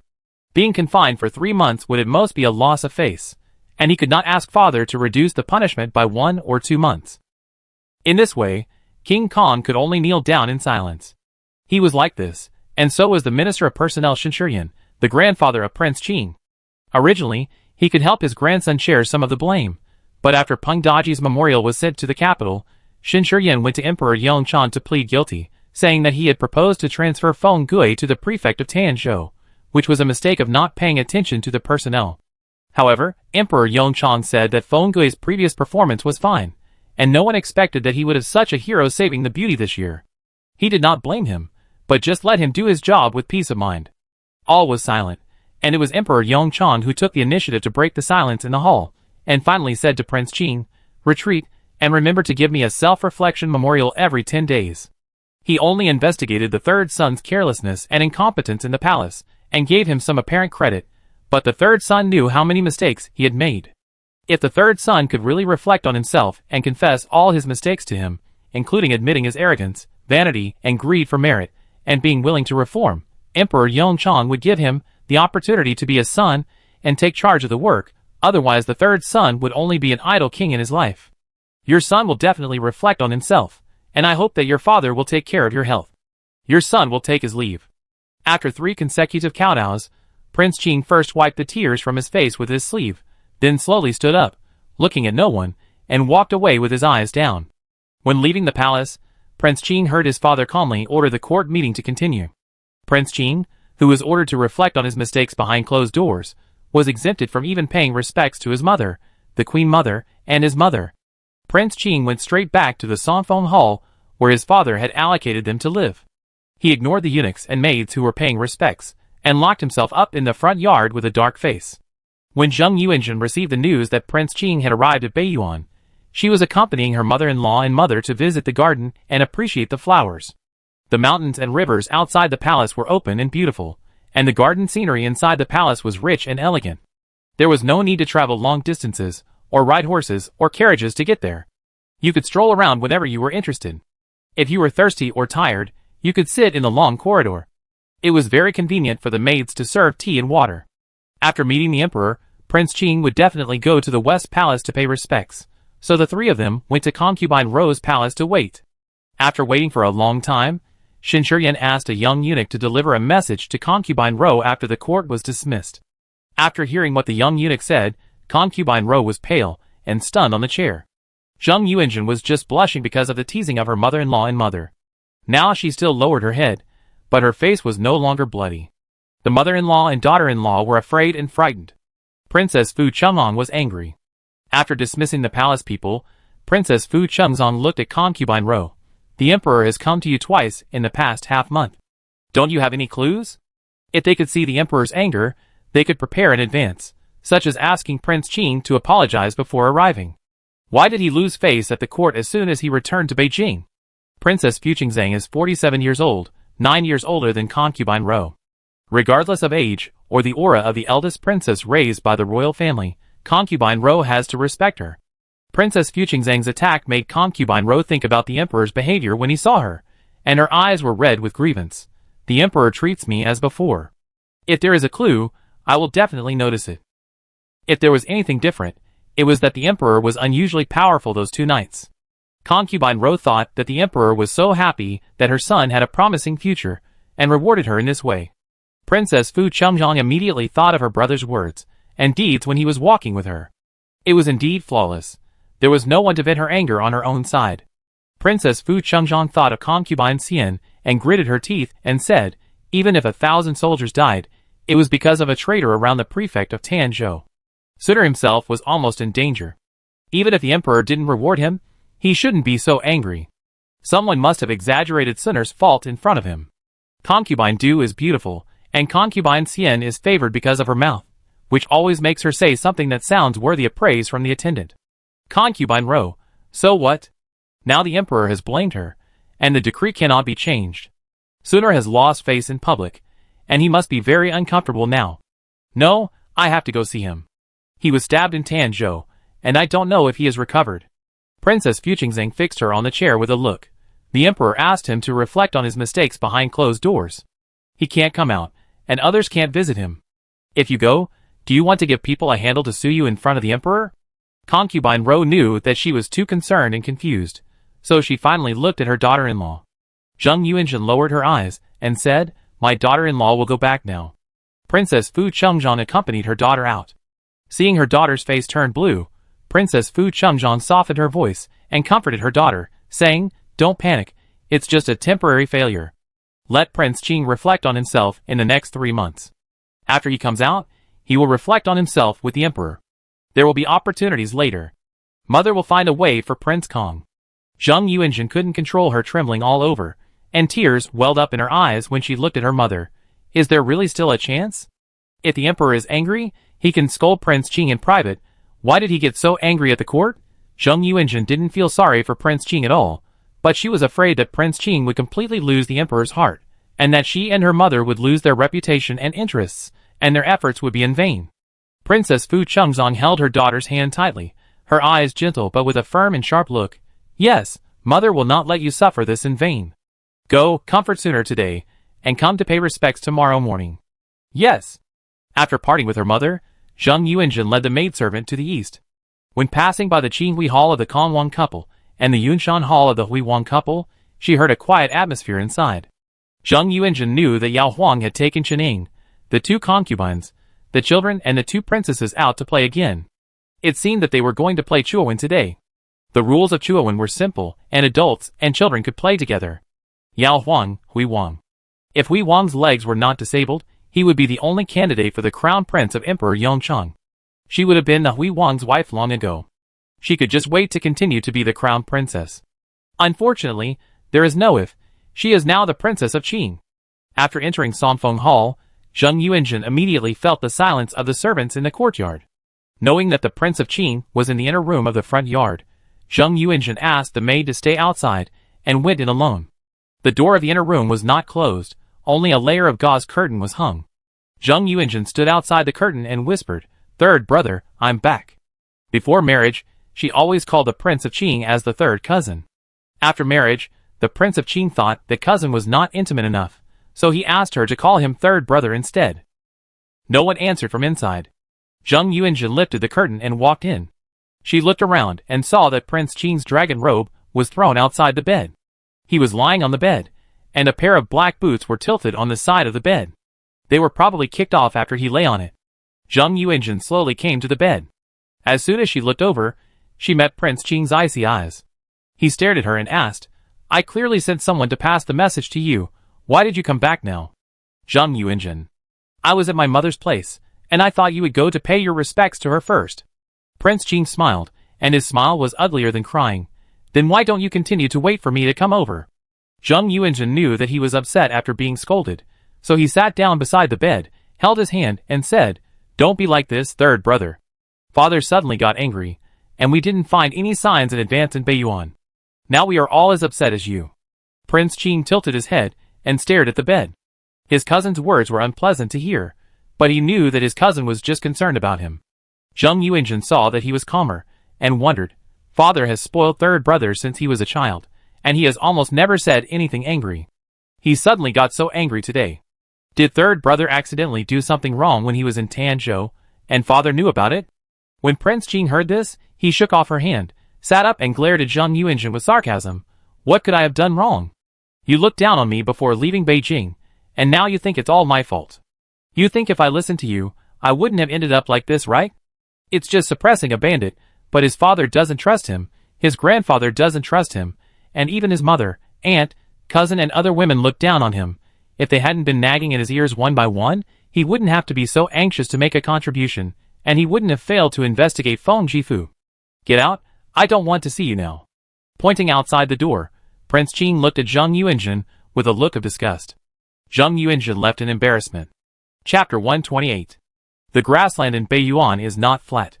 There are potholes, or small grass slopes in the middle, which are just right for playing chuan. There is a colorful flag next to each ball hole, so that even if Yao Huang and others don't want to play, the emperor and his ministers of Yongchang will know to take a detour when riding horses past here, so there will be no accidental situation of the horse's hooves stepping into the ball hole. Moreover, Yao Huang deliberately chose a section where the emperor of Yongchang rarely comes.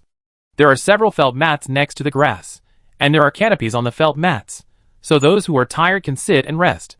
The sky was clear, and the canopy blocked the gradually rising sun. Baiyuan was indeed cooler than the capital, but it would still be hot if it was exposed to the sun all the time. Yao Huang lay comfortably on Chen Ying's lap. Chen Ying looked at the three Dunjer who were still having fun, guessing that no one would come over for the time being, so she lowered her head and looked at Yao Huang's red face with a little sweat, and said enviously, "You seem to be as comfortable as staying at home wherever you go." Yao Huang smiled at her. "This is the Baiyuan of my father. My father is our father, and Baiyuan is a large garden of our royal family. Since it is our own home, what can't we let go of?" According to Yao Huang's observation, Emperor Yongchang was not a rigid father-in-law who would even control his daughters-in-law's entertainment. She should follow the rules and play as much as she wanted. If Emperor Yongchang really thought she was having too much fun, Yao Huang would have time to change. It was not a big crime that she would have to divorce her daughter-in-law if she committed it once. Besides, there was Prince Hui to check on her. Prince Hui would remind her if she really couldn't do anything. Chen Ying couldn't refute Yao Huang's reasoning. Suddenly, she looked in the direction of the palace. Yao Huang turned her head and saw 5 eunuchs, one leading the way, and 4 of them holding food boxes in their hands. As they got closer, Yao Huang recognized that the leader was a steward eunuch beside Queen Zhou, who was ordered by Queen Zhou to deliver cakes to everyone. The cakes in the palace were very delicate, and Yao Huang had learned the etiquette of eating very well. She picked up a piece of mung bean cake that she could have swallowed in one bite with chopsticks, chewed it slowly, and took 4 bites before finishing it. The masters gave the unfinished food to the accompanying maids and nannies, and soon emptied the 4 food boxes. At this time, the eunuch in charge whispered something to the eldest princess, and then left with the 4 little princesses. After playing another round, the eldest princess wiped the sweat from her forehead and said with a smile, "I'm tired, let's stop here today." Except for the 3 children, who were still not satisfied, Yao Huang and others guessed that something might have happened in the palace. The eldest princess was indeed gentle and amiable, but she would never take the initiative to talk about things that should not be discussed, and Yao Huang would not take advantage of their relationship to ask. However, before parting at the palace, the eldest princess gave Yao Huang a hint. "I'm a little tired after playing for several days in a row. I rest in the room in the afternoon, and invite my sisters-in-law to go out together another day." Yao Huang smiled and said, "Okay, I was just about to say that." The eldest princess and the second princess went to the west palace side by side. Yao Huang accompanied Chen Yang and others to the east, and they didn't talk about anything on the way. In Yunshan Hall, when Eunuch Chao learned that the princess had returned, he immediately rushed over. Yao Huang saw that there was something in his eyes, so she asked Aji to go out first. It was not that she didn't trust Aji, but sometimes things in the palace might scare Aji. She listened first, and then decided whether it was necessary to tell the maids around her. Eunuch Chao whispered, "His Royal Highness Prince Qing is back." When he passed by the door, he didn't seem very happy. "Yao Huang, do you know the reason?" Eunuch Chow shook his head. The rules set by the prince for them were to abide by the law, and not to make decisions on their own without the prince's order. So when they were in the palace, he and Madame Lu would not take the initiative to go to other palaces to inquire about any news. When they arrived at Beiyuan, they stayed in Yunshan Hall, and did not ask about anything. If it weren't for the fact that Prince Qing had to pass by Yunshan Hall when he came back, and he happened to send a little eunuch to the flower room to receive today's flower arrangement, he might not even know that Prince Qing had returned. Since Eunuch Chow didn't know, Yao Huang could only wait for Prince Hui, who was working in the previous dynasty, to answer his questions. At dusk, Prince Hui returned on time. After entering the room, he first greeted Eunuch Chow, who was here. "How was your trip today, princess?" Eunuch Chow: "I played Chuan for an hour in the morning and came back. I didn't go out again in the afternoon." Zhao Yan understood. As soon as he walked around the screen wall, the princess came from behind, took the wheelchair and pushed him into the east room, closed the door, and asked about Prince Qing. Zhao Yan simply said, "My father was angry that he lost too many soldiers, so he fined him a year's salary, and confined him to reflect on his mistakes for 3 months. Yao Huang covered her mouth in shock. 5,000 taels of rank and salary were not given. How many soldiers did he lose? After being shocked, Yao Huang asked immediately. Prince Hui was a man of few words, and had not mentioned the details of Prince Qing's suppression of bandits to her. Queen Zhou, concubine Xian, the eldest princess, and others only praised Prince Qing's contributions in front of concubine Rou and Zheng Yuanzhen. Yao Huang herself did not like to ask about other princes casually. Zhao Yan lowered his eyes. More than 900. Knowing that the princess would be curious, Zhao Yan finally told her in detail about Peng Daji's letter, which should be fair. Yao Huang didn't know how difficult it was to suppress the bandits, and couldn't judge the merits and demerits of Prince Qing. She was thinking about the more than 900 palace soldiers, who were killed in an ambush in the blink of an eye. Compared with their lives, what was the 5,000 taels of silver that Prince Qing lost a year? So the time when my father scolded me last month was because he was angry after reading the memorial of the third prince, and he had been holding it in until now. Zhao Yan agreed. Yao Huang sat opposite Prince Hui, and was also silent for a rare time. If Prince Qing was just an outsider, who had nothing to do with the couple, Yao Huang would definitely humiliate him. But Prince Qing was Prince Hui's brother, and he was also a prince, who married Prince Hui's cousin, who had a verbal engagement. If the couple picked on Prince Qing's faults, they would be suspected of gloating. Just punish him. It's my father who punished me anyway, it has nothing to do with you and me. Yao Huang concluded, I'd be careful not to say the wrong thing and hurt others when I see concubine Rou, the eldest princess, and my third brother's wife in the future. Zhao Yan, well, don't go to Beiyuan for the next few days. It's cloudy over my third brother's side, and they're still having fun here. It's not appropriate. When it comes to this, Yao Huang glared at him. If your highness understands, why didn't you send a message back this morning? My mother knew to send a message to the eldest princess. If the eldest princess hadn't reminded me not to go out in the afternoon, I would still be in the dark and know nothing. What if I run into my father again? Zhao Yan, ignorance is not to blame. Father will not really vent his anger on you. He sent a message to the princess for this matter, which would show how much he cares about the reprimand of Prince Qing. It would be too late for him to tell the princess when he comes back. Yao Huang looked at Prince Hui's handsome face, and guessed his thoughts. Indeed, Prince Hui had nothing to do with that position. Even if Prince Qing angered Emperor Yongchang, Emperor Yongchang would only favor Prince Kong or the fourth prince. Why did Prince Hui make a fuss and send someone back to deliver the message? Inside the palace, there were palace servants or imperial guards guarding every few steps. No one who came and went could escape their eyes, nor could anyone who could get information from them. Lying on the bed at night, Zhao Yan hugged the princess, who leaned over and said, It just so happens that your period is coming. If your mother asks you why you don't like to move, you have a good reason. Yao Huang nodded. It was the 11th last month, and today is the 13th.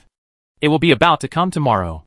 Thinking of the greed of Prince Hui after being hungry for a long time, Yao Huang rested his head on his arm, and raised his hand to draw circles on Prince Hui's chest.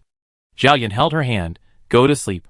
Prince Qing had just been punished, and he, as her brother, was doing this tonight. What would the princess think of him? Yao Huang said in a muffled voice, Don't be so annoying. When the prince mentioned that her period was approaching, wasn't that a hint for me to hurry up? Prince Hui was like this, greedy but unwilling to admit it. He had to use all kinds of words and deeds to seduce her to take the initiative. If Yao Huang didn't cooperate, Prince Hui would dare to stay up all night and pester her next time. Zhao Yan, I didn't mean that. Yao Huang, yes, the prince didn't think so, I did. Knowing that if she didn't wait for her period to come and then end, she would be severely punished by Prince Hui, the princess took the initiative to kiss Prince Hui's neck. Zhao Yin, eh?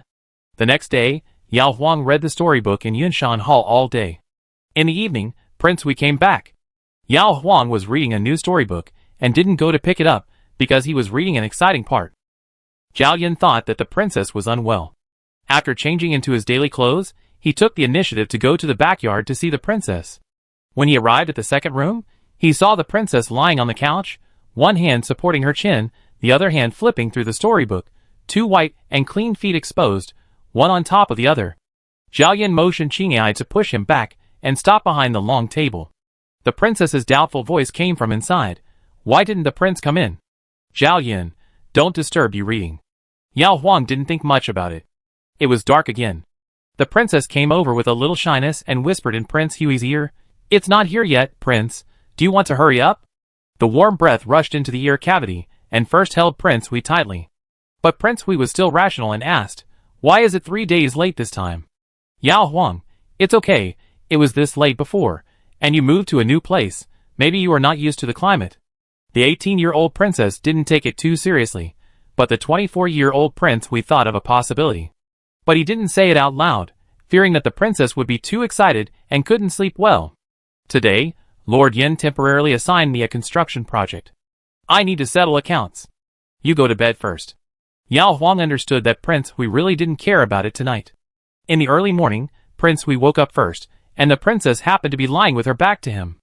After Prince Hui lifted the quilt and sat up, he first looked outside the tent for a while, then slowly turned his head and looked at the princess' light-colored plain silk shorts.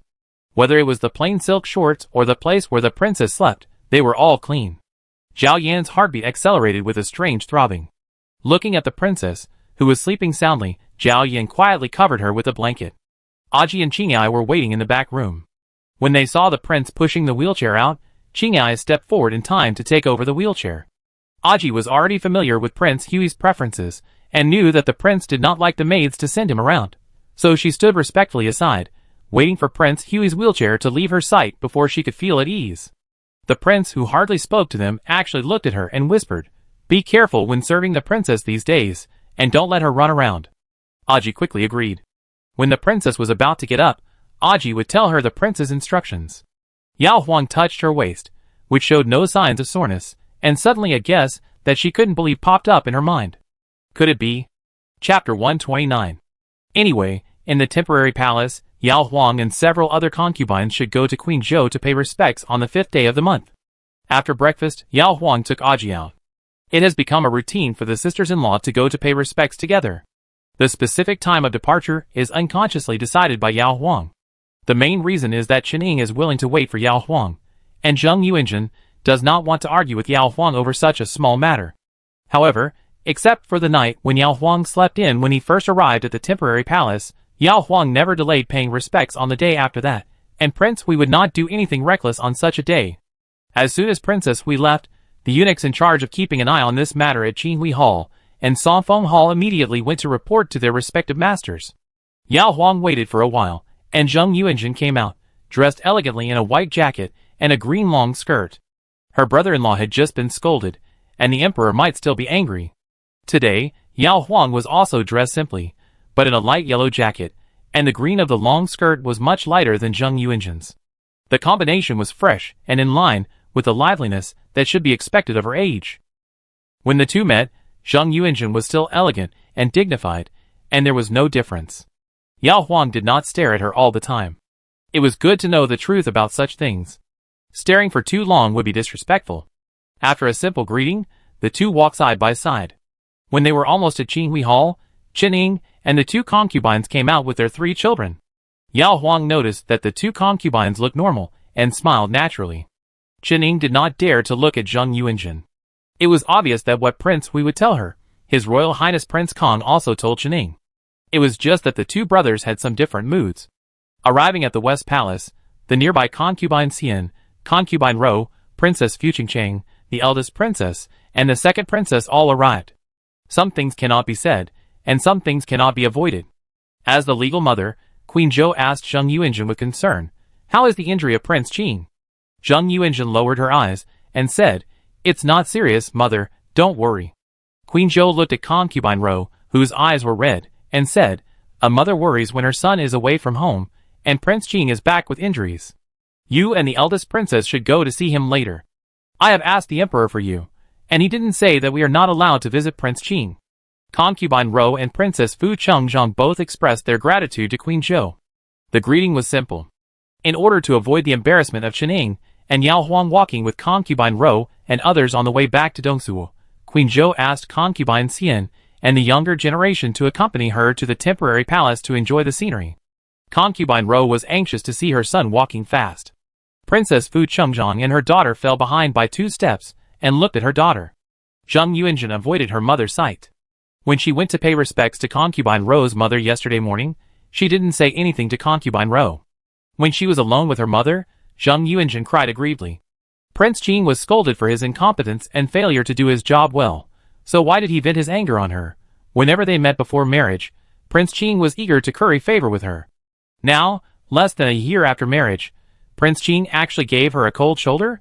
She felt wronged, and her mother even said that she was too impatient and should first care about Prince Qing's injuries, and then ask about the details of the bandit suppression after Prince Qing's face recovered.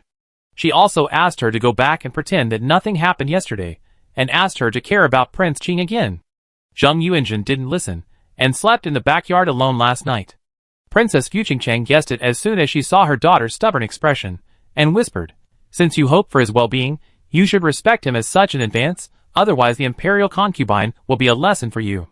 When she is just a cousin, she can act like a spoiled child with her cousin prince or cousin prince, but when her cousin becomes the emperor, he will be respected and feared by the ministers all day long, and fawned on by other concubines and beauties. At this time, no matter how unruly and willful the cousin is, even if the emperor cousin can pamper her for a while, he can't give in forever. Zheng Yuanjun was shocked. Concubine Du was so favored in the early years, but now she can't even come to Beiyuan? Zheng Yuanjun nodded to his mother after his face changed several times. In Sawfeng Hall, Prince Qing drank to relieve his sorrow last night and got drunk. He was still lying on the bed. Anyway, his father asked him to reflect on his mistakes behind closed doors. People outside don't know what he did inside, and the attendants around him won't be stupid enough to go outside and tell others. Your Highness, wake up quickly. The Queen and the Princess are here to see you. One attendant opened the window to dissipate the smell of alcohol, and another attendant wiped Prince Qing's face with a towel while calling anxiously. Prince Qing was not afraid of his mother, and he was somewhat in awe of his aunt and mother-in-law, the powerful princess. After all, he still needed the princess to speak well of him in front of his father. In such matters, the princess' words were more effective than his mother's. Sitting up despite the headache, Prince Qing quickly put on his clothes with the help of his attendants, took a sip of tea, rinsed his mouth and spit into the porcelain bowl held by the attendant, and then strode out, finally meeting the 3 people in front of the main hall door. Concubine Rou rushed over first, pulling her son's injured arm to inquire about the injury. While comforting his mother, Prince Qing looked at Princess Fuqingchang, and glanced at Zheng Yuanjun standing next to him. He was a little worried that Zheng Yuanjun would report him to the princess. But Princess Fuqingchang looked at him with the same concern as concubine Rou. Are you really all right? Yuanjun told us that she's fine.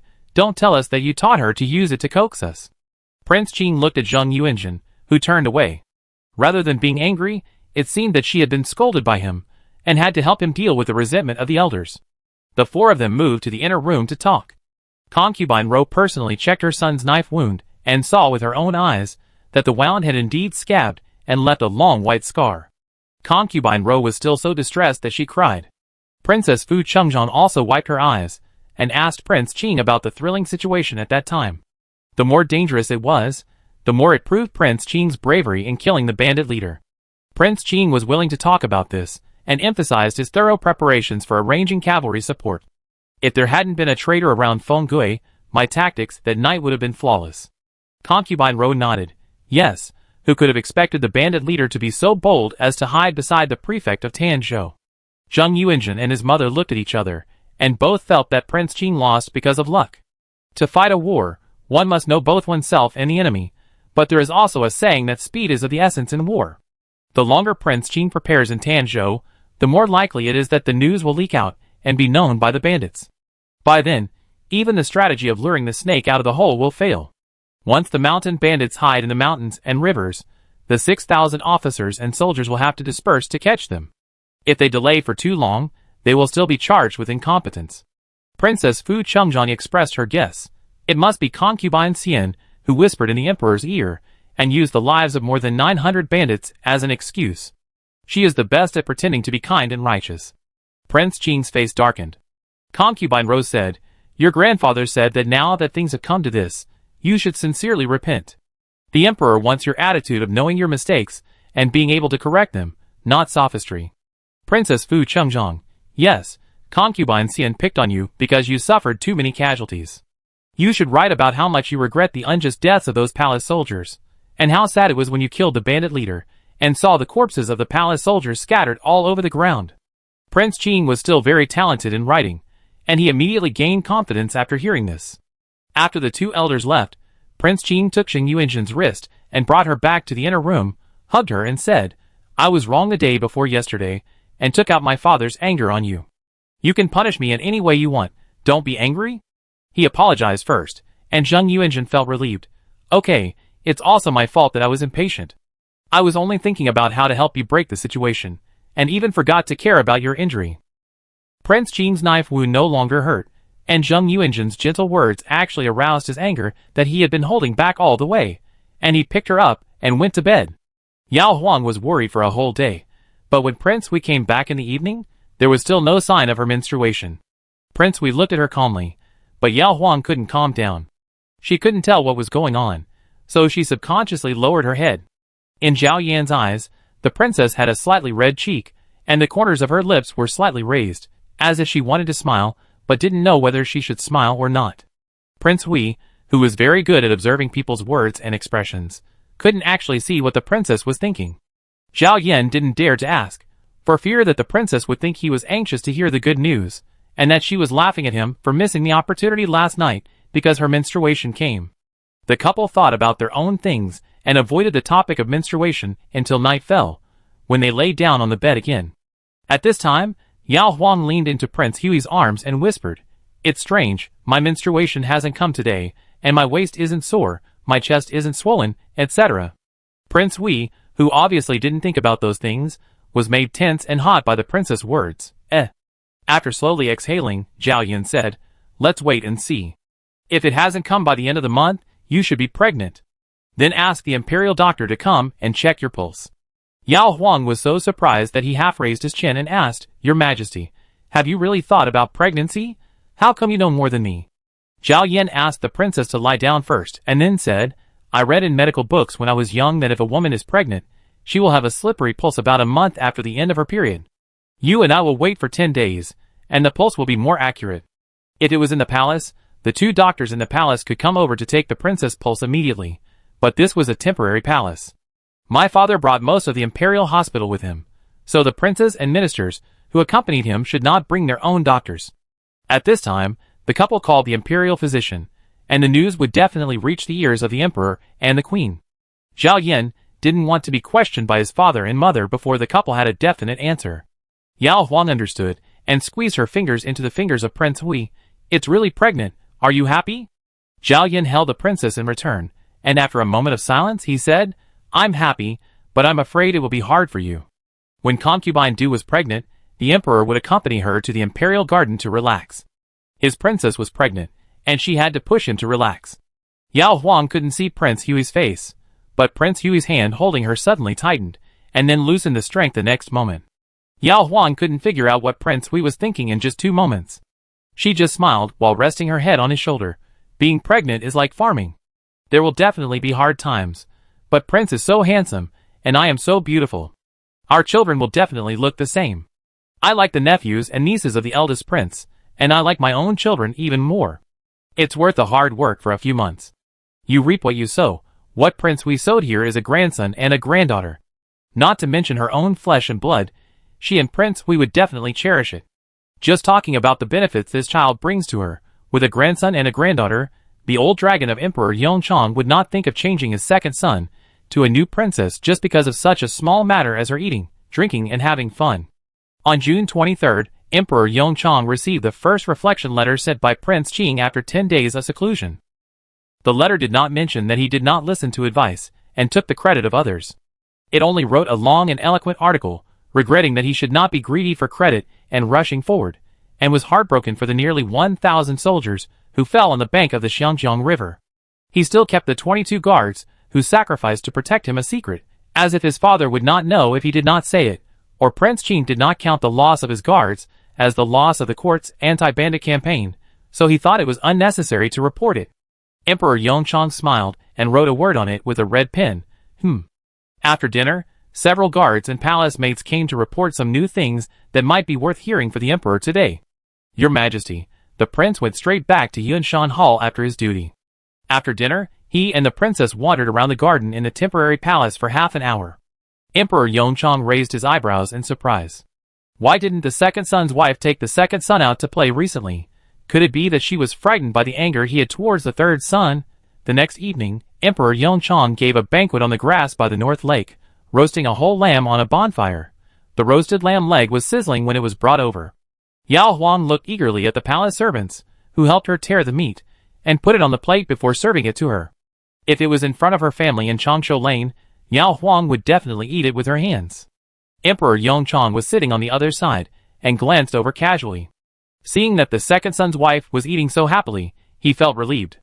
However, in the next few days, although the second son's wife would take the princesses to the lake, playing chuan and laughing as usual, she did not accompany the second son to race horses, but wandered around in the palace. Emperor Yongchang secretly wondered, could it be that the second son's wife was just like the eldest son back then, disliking the second son's dull temperament and not wanting to take him out to play? Emperor Yongchang could understand his daughter-in-law, but he loved his second son more. With that in mind, Emperor Yongchang decided to ask the eldest son to accompany him to go horse racing on the day off. The second son was willing to go horse racing with his wife, so he wouldn't be unwilling to accompany his father, right? How about leaving at the beginning of the morning? King Kong responded respectfully, and Prince Hui looked at his father and also responded. Emperor Yongchang noticed that the second son seemed to be a little reluctant, and he was immediately uneasy. Maybe the second son just found it troublesome? The next day at dawn, Emperor Yongchang was awakened by a thunder, and soon raindrops began to fall outside the window. Emperor Yongchang, you can't run on a rainy day, so Emperor Yongchang sent someone to tell his two sons to rest.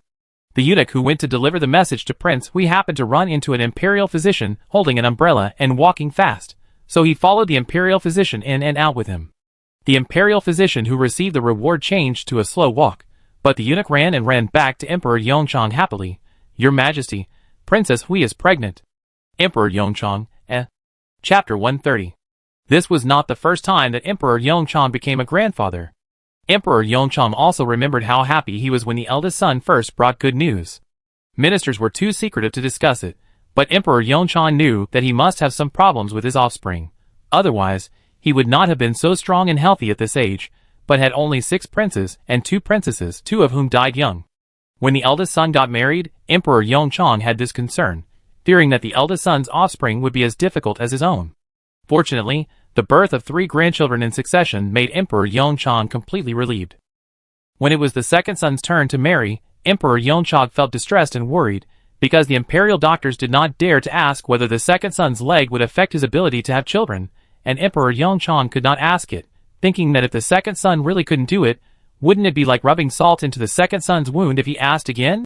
Emperor Yongchang did not dare to ask the second son, nor did he think of asking Empress Shou to ask the second son's wife, for fear that the second son's wife would tell the second son as soon as she returned home, indirectly rubbing salt on his behalf. Emperor Yongchang kept it to himself for more than a year, and today, the young couple gave him a big surprise. Emperor Yongchang was more than happy. He was so happy that he wanted to cry. It turned out that except for the inability to walk, the second son was fine in other aspects, and he would not be delayed in his life at home or outside work. Well, you have also benefited from the good fortune of Prince Hui. Did you receive the reward? The eunuch's shoulders were half wet by the rain, but his face was full of joy. He said, I received it. To be honest with you, Your Majesty, this is the first time I have seen His Highness Prince Hui smile so obviously. He and the princess looked at each other, and the princess smiled and the prince also smiled, as if we were not around. Emperor Yongchang imagined the scene and laughed along, stroking his beard and saying, Okay, if you tell me the good news, I give you some money. He then sent someone to bring 2 5 liang gold ingots to reward the eunuch. The eunuch left, and Emperor Yongchang walked to the window with his hands behind his back. Rain was pouring down in the yard. Not long ago, Emperor Yongchang was annoyed that the rain came at the wrong time, but now he felt that it was a happy rain, and the thunder before dawn was clearly the second sun's dragon cub greeting him. In a good mood, Emperor Yongchang told Eunuch Wang that he was going out. Eunuch Wang quickly prepared the emperor's oil coat, leather boots, umbrella, and a long brocade box that could be put into the sleeves. Emperor Yongcha put on his raincoat and leather boots, held the umbrella himself, and went out with Eunuch Wang and 2 guards. Yunshan Hall. After the imperial physician left, Yao Huang rewarded the eunuch Chao and other servants of the palace, and sat on the couch in the east room of the backyard with Prince Hui. Prince Hui leaned against the west wall, and the princess leaned on his arms. The sound of rain outside the window made the room even quieter. Yao Huang took Prince Hui's hand, and put it on her still flat and soft belly, looking up at him. Although I guessed that I was definitely pregnant a few days ago, I still feel surprised to hear the confirmation from the imperial physician today. I am really pregnant. Being watched by the princess's dark and curious eyes, Prince Hui silently looked at the window next to him. He could understand the princess's joy, because he was also happy, but why was the princess surprised? He gave, she took, it was a natural thing. Yao Huang, what is the prince thinking? Why don't you look at me again? Zhao Yan looked back, hugged her and said, I was thinking, it would be better if I could get pregnant after returning to Beijing, so as to save you the pain of the bumpy road back to the city. Yao Huang smiled. If the prince really thinks so, he should not sleep with me after arriving in Beiyuan. If he doesn't sleep with me, I will definitely not get pregnant in Beiyuan. Soon after the menstruation ended in mid-May, the couple followed the emperor out of Beijing. They were naked on the way. The child must have been conceived in Beiyuan. Prince Hui covered the princess's eyes when she laughed at him. But the princess's lips were still smiling. Your Highness can't stand it for a few days. What will you do if you have to wait for several months? Although the princess couldn't see it, Prince Hui still said seriously, when it's convenient for you, sleeping together is a harmonious marriage. Now that it's not convenient for you, I won't think about it. Yao Huang, the eldest prince has a concubine, the third prince has a maid, and the concubine is about to enter the palace. If the prince doesn't want to put himself in a difficult position, he can. Zhao Yan moved his hand down and covered the princess' mouth. I don't need it. Yao Huang stared at him and said vaguely, this is what the prince said. If you dare to do something behind my back one day, don't blame me for getting angry with you. When the two had just got married, no one knew what the other's personality was. Yao Huang would never dare, and would not oppose Prince Hui's selection of concubines and maids. Now she knows how good Prince Hui is, and she is extremely satisfied with Prince Hui. If Prince Hui dares to make trouble for her, Yao Huang will never let him enter her room again. Zhao Yan, focus on your pregnancy and stop thinking about it. Yao Huang, it's because the prince is too much. If you were pure and unselfish, I wouldn't think about it. Zhao Yan looked out the window again. Before the wedding, he was indeed pure and unselfish. Yao Huang saw that he was guilty, and knew that Prince Hui was shy, so he changed the subject considerately. Can I write a letter to my mother? Let them be happy too. Zhao Yan, sure, I ask someone to send it out after you write it. Yao Huang immediately sat up from Prince Hui's arms. Zhao Yan helped her up in time and told her, do everything slowly in the future, and don't move too much. Yao Huang, don't worry, the prince knocked on the door for half an hour that night on the 13th day, but the child was fine. It's nothing for me to twist my waist and lift my legs outside. Zhao Yan, Yao Huang turned his head, and saw that Prince Hui had turned away again. He smiled and put on his shoes, and went outside to ask Aji to prepare the pen, ink, paper and inkstone. Just as he wrote the beginning, Qingyai ran over from the corridor, and said that the emperor was here. Zhao Yan immediately moved to the four-wheeled wheelchair, and waited for him to sit down before Yao Huang came in and pushed him out. Emperor Yongchang stood at the front door of his son's yard, took off the oil coat with a layer of raindrops on the outside, took off the leather boots outside the soft-soled shoes, and went in with a fresh outfit. There was no main seat on the north side of the long table, so Emperor Yongchang sat directly on the side seat on the east side of the long table. Why does my father always like to come here without saying hello? Every time, I and the prince are rude. Pushing Prince Hui into the main hall, Yao Huang glanced inside, met Emperor Yongchang's eyes, and complained with a smile. Emperor Yongchang, every time I say hello, I always ask you to go out early to welcome me. You should be looking forward to my coming.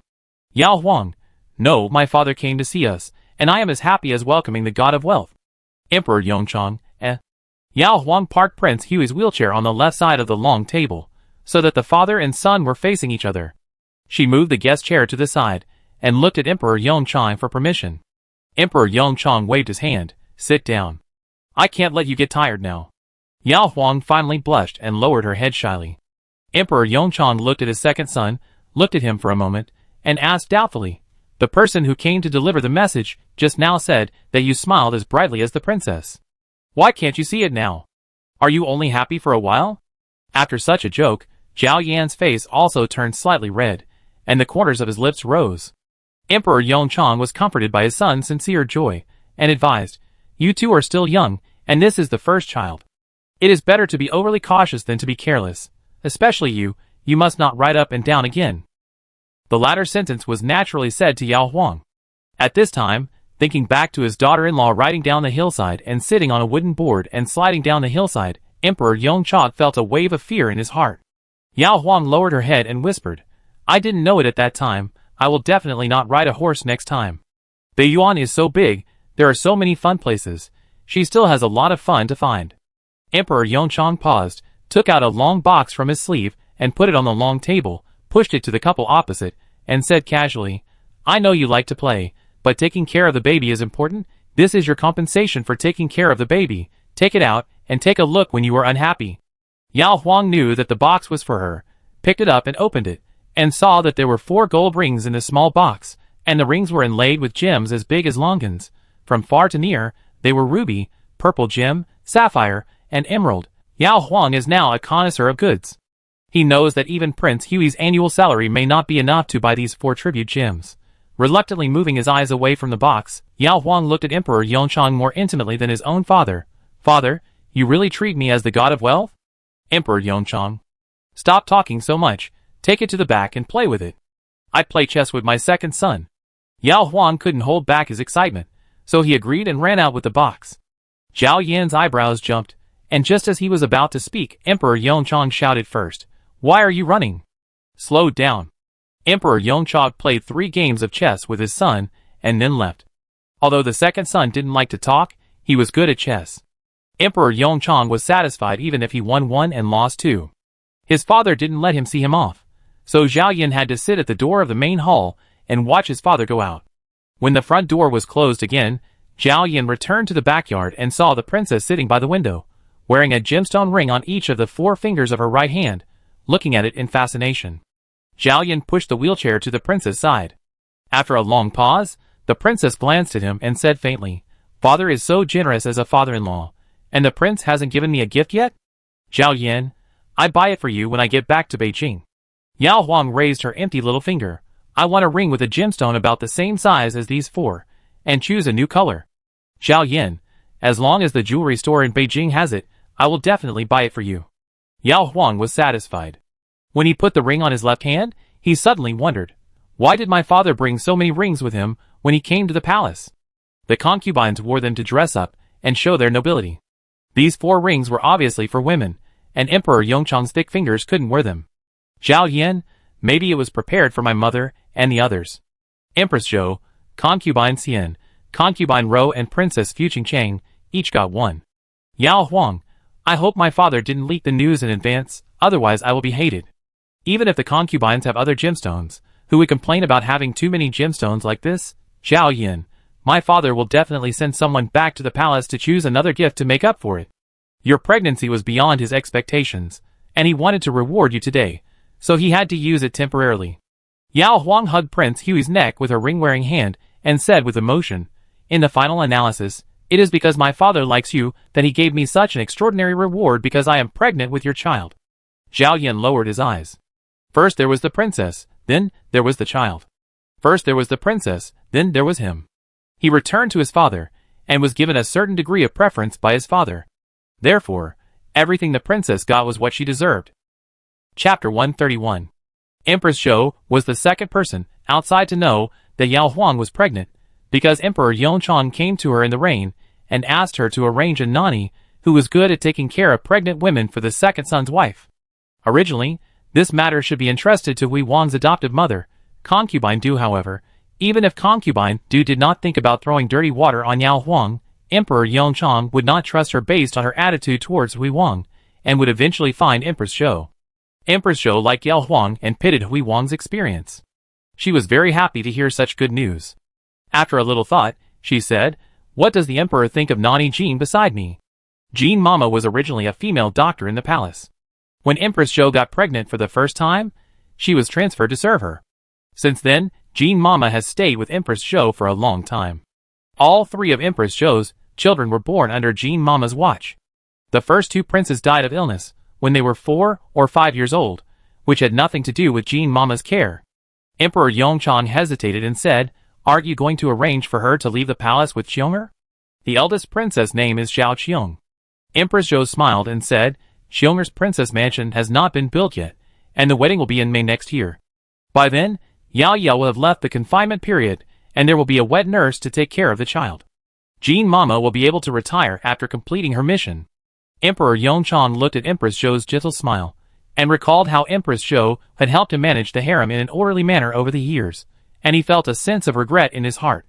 If he had known that the two princes on Empress Zhou's side would not last long, he should have registered the second prince under the Empress name, which would not only allow the Empress to have more children to take care of her, but also save the second prince from the hardships of the imperial concubine when he was young. After Emperor Yongchang left, Empress Zhou called her daughter over and talked about transferring Nani Jean to her second sister-in-law. The eldest princess was surprised and said, "Of course, mother, please arrange it. My second sister-in-law is pregnant, and I will go to congratulate her now." Regardless of the rain, the eldest princess ran away happily. As soon as the eldest princess came to Yunshan Hall, Zhao Yan had to give the princess the title of princess consort, and went to the study in front to read. When Yao Huang learned that Queen Zhou was going to arrange a nanny for her, the first person she thought of was Nanny Feng, who taught her the rules when she was a concubine. She asked nervously, "Is Nanny Jean easy to get along with? Will she not watch me and not let me go out?" Although Emperor Yongchang rewarded her with 4 gem rings, he couldn't really keep her in the house and let her stare at the gems every day. She almost went crazy in Chushio Pavilion for more than a month. The eldest princess smiled and said, "Don't worry, second sister-in-law, Nanny Jean is only here to take care of you. She doesn't dare to control where you can go. If she is such a strict nanny, I won't dare to take her to the princess's mansion." Yao Huang blinked at her. "Sister and mother are so kind to me, I will definitely ask your second brother to build your princess's mansion noble and elegant." The eldest princess, even if second sister-in-law doesn't say it, second brother is also very attentive. Second sister-in-law had better change a gift to thank me. Yao Huang thought about it and smiled mysteriously. "Okay, I give it to you before you get married." The next day, the sky cleared up, and Empress Zhou personally brought Nanny Jean over. Nanny Jean was in her 50s, slightly plump, and looked gentle and easy to talk to. Yao Huang smiled at her and said, "Nanny, your surname sounds like a good match for me. My name contains Huang, and your surname contains Jean, golden yellow, a natural family." Aji next to him suddenly burst out laughing. Yao Huang looked over and asked, "What are you laughing at?" Aji's face turned red from trying to hold back his laughter, and he shook his head and dared not say anything. Yao Huang thought of it himself. There was another dog in the palace called Jean Bao. The dog, but Jean Mama had just arrived, so she couldn't mention Jean Bao, for fear that Jean Mama would misunderstand that the princess was deliberately embarrassing her. After introducing Jean Mama, Queen Zhou gave Yao Huang some detailed instructions, and finally said, "Since you are pregnant, you can skip the 5th day's greetings." Yao Huang, "Don't be like this, mother. I don't feel pregnant at all now, and I want to go on a boat tour and play truant with my sisters. I can walk such a long way from the palace, but I can't walk to pay my respects to you. You insisted on exempting me from paying respects, which meant that I had to stay in Yunshan Hall and not go anywhere. I couldn't stand that." Empress Zhou, "Yes, that's up to you. If you feel tired one day, you can exempt yourself. Now, all the empty formalities and fun are not as important as you two." Yao Huang happily hugged Empress Zhou. "Mother is so kind. Don't worry, I know the importance of it." So, on the 5th day of July, they had to pay respects to the West Palace again, and Yao Huang still went out with Aji. These days, Zheng Yuanzhen accompanied Prince Qing in Sanfeng Hall to reflect on his mistakes, and did not go out. Concubine Rou and Princess Fuqingzhang were concerned about Emperor Yongchang, and did not come to the young couple again. So Zheng Yuanzhen heard concubine Gu of Prince Kong asking why Yao Huang had to pay respects, and then he knew that Yao Huang was pregnant. In fact, it is normal for a married woman to get pregnant.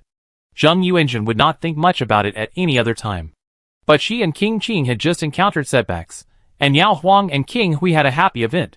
"Congratulations, second sister-in-law," Zheng Yuanjun said politely. Yao Huang accepted her congratulations generously. The elders, concubine Xian, concubine Rou, and Princess Fu Chengzhang could all feel that Emperor Yongchang had been happy for the couple's wedding in the past few days. However, it was indeed gratifying for him, as a father, that King Hui could give birth to children normally despite his crippled legs. Anyway, King Hui's legs were still crippled, and having a few children would not help him compete for the position of the crown prince, so the three of them did not take it to heart. After paying respects, Yao Huang and the others went to Beiyuan to play again. Zheng Yuanjun accompanied concubine Rou, and his mother sat for a while before returning to Sanfeng Hall. Prince Qing sat on the couch in the second room, with his two reflections in front of him. His father only said him to the first one, which made him and the people around him unable to figure out what his father meant. When writing the second one, Prince Qing continued to think about the nearly 1,000 soldiers who died in Tanzhou, saying that he was willing to pay 5 taels of silver to each soldier's family as a pension. Prince Qing's family background cannot be compared with his 2 elder brothers. He was crowned a prince at the age of 20, and he had only received a year's official salary. This year's salary was confiscated. He took out nearly 5,000 taels of silver in one go and sent it to Tanzhou. It was really sincere. The memorial was sent over, and the emperor sent it back after reviewing it. There was only one more word on it: approved. Zheng Yuanjun came in and saw the 2 memorials, and she felt annoyed. She and Prince Qing were both people who enjoyed life. After getting married, Prince Qing spent more than 3,000 taels of silver to buy her various valuable items in order to please her. Her mother also gave more than 1,000 taels of silver as a filial gift, resulting in the fact that the silver in the public account of the palace was not enough to subsidize Tanzhou. She couldn't let concubine Rou know about the couple's extravagance, so she could only take silver from her dowry to make up for Prince Qing temporarily.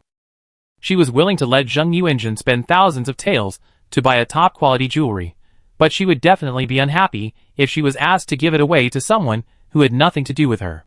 "Have you told your mother about the memorial?" Prince Qing asked. "Your mother would find a way to communicate with your grandfather to see how he understood your father's one-word reply." Zheng Yuanjun nodded. "My mother asked me to go again on the 9th day of the first lunar month." Prince Qing looked at her expression. "Is there anything else?" Zheng Yuanjun glanced at him and said, "It's not a big deal. My second sister-in-law is pregnant. The pulse was confirmed on the rainy day at the end of the month.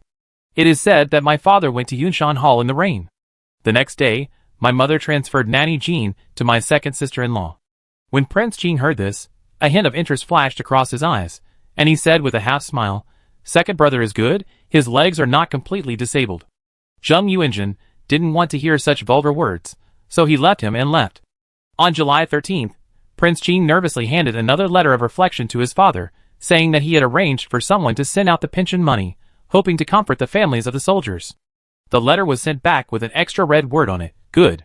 Prince Qing felt a sense of frustration for no reason, and wished that his father would scold him directly and tell him where he didn't write well, but he didn't want to write the same word every time and let him speculate. Zheng Yuanjun was also unsure after reading the word good. What made her even more anxious was that her period was already half a month late, which made her less and less optimistic. Zheng Yuanjun didn't want to get pregnant at this time. Wouldn't that tell others that Prince Qing was still in the mood to accompany the princess when he was in seclusion? However, after a few days, even Prince Qing noticed that her period was different. Zheng Yuanjun hurried to ask her mother for help. Princess Fu Chengzhang called an imperial physician to come. After taking her own pulse, she asked the imperial physician to take her daughter's pulse. It was indeed a happy pulse. Chapter 132. Zheng Yuanjun thought that the child came at the wrong time, but Princess Fu Chengzhang didn't think so. Emperor Yongchang only asked Prince Qing to reflect on his mistakes behind closed doors, but it's okay to reflect on your mistakes during the day, and I've never heard that he is not allowed to sleep at night. Prince Qing is only 21 years old, at the age of full of vigor and vitality. How can he not miss the princess after meeting her after a long separation? As long as he avoids the days when he was just scolded. So before calling the imperial physician over, Princess Fu Chengzhang told her daughter that if the imperial physician asked her when her last menstruation ended, she should change May 28th to June 16th. Prince Qing did not return until June 13th, and my daughter was pregnant at most that night. So if she got pregnant on June 13th, or June 17th or 8th, it would be about a month from now. How could the imperial physician tell the difference in days when he felt her pulse? Sure enough, the imperial physician had no doubts about her daughter's words and pulse. Princess Fu Chengzhan directly asked the imperial physician to report the good news to Queen Zhou. Today is only the 17th. When the master saw the queen, he only said that it was not full term and the pulse was suspected to be a pregnancy. You can go and feel the princess pulse in 5 or 6 days to confirm it. If it is not the pregnancy, it will save her from false joy. The imperial physician was indeed unsure whether Princess Qing's baby was full term, so he didn't think too much about it. The eldest princess's concerns were normal. After the imperial physician left, Princess Fu Chengchang looked at her daughter. This is just a small matter. The maids and nannies around you won't let it slip, right? Zheng Yuanzhen blushed and said, No, I will tell them. The people she brought to the palace to serve were all confidants and trustworthy. In addition, the journey to Beiyuan was difficult, and the unfamiliarity with the climate and water when she first arrived could be used as an excuse for the delay of her last menstruation. Princess Fu Qingchang, it's best to keep it a secret. It's not a big deal to reveal the news. At most, you and your wife will lose face. The emperor is busy with many things and won't be fussy about such small details. Especially at his age, the joy of his son's birth can completely offset the annoyance of his son's insincerity. The imperial physician came to Queen Zhou to announce the good news. Queen Zhou took the opportunity to tell the emperor about this while he was having lunch with her. It is said that the baby is not yet full term and the pulse is not obvious. Go and ask for the pulse in a few days to confirm it. Emperor Yongchang sneered. Let him reflect on his mistakes. He is good, his memorial is shit, but he did think of a child. Empress Zhou said softly, Prince Qing is only 21, and it's a short separation, so don't bother with him about this. Emperor Yongchang just said it casually, and he didn't mean to blame the third son for this. He knew that the third son was fond of women, and he had changed many maids around him in the past few years. Emperor Yongchang didn't even care whether the third son had the child on the night he returned to Beiyuan or whether he delayed it for a few days, because Emperor Yongchang had seen from the third son's frivolous and hypocritical memorial that his son had no sincere repentance at all, and was only thinking about how to perfunctory the emperor. Being angry is fine. But the prosperity of the royal family is indeed a happy thing, and the third son is the third son, and the niece is the niece. If the third son insists on having a child, can the niece stop him? A young wife who is pregnant with her first child will always be very uneasy. Emperor Yongchang does not want his niece, who has been spoiled since childhood, to worry too much during pregnancy because of his attitude towards the third son. That night, Emperor Yongchang went to see Concubine Ro, and said that after the third son's wife is confirmed, Concubine Ro will give a reward, and by the way, tell the third son that he does not need to submit a memorial of reflection anymore, and just stay in the house for 3 months. Since the third son came back, he has written 3 memorials of self-reflection every month. The more he thinks, the more crooked he becomes. The less angry Emperor Yongchang would be if he read fewer memorials. The emperor said one thing, but thought the same thing in his heart. Concubine Ro could not see through it.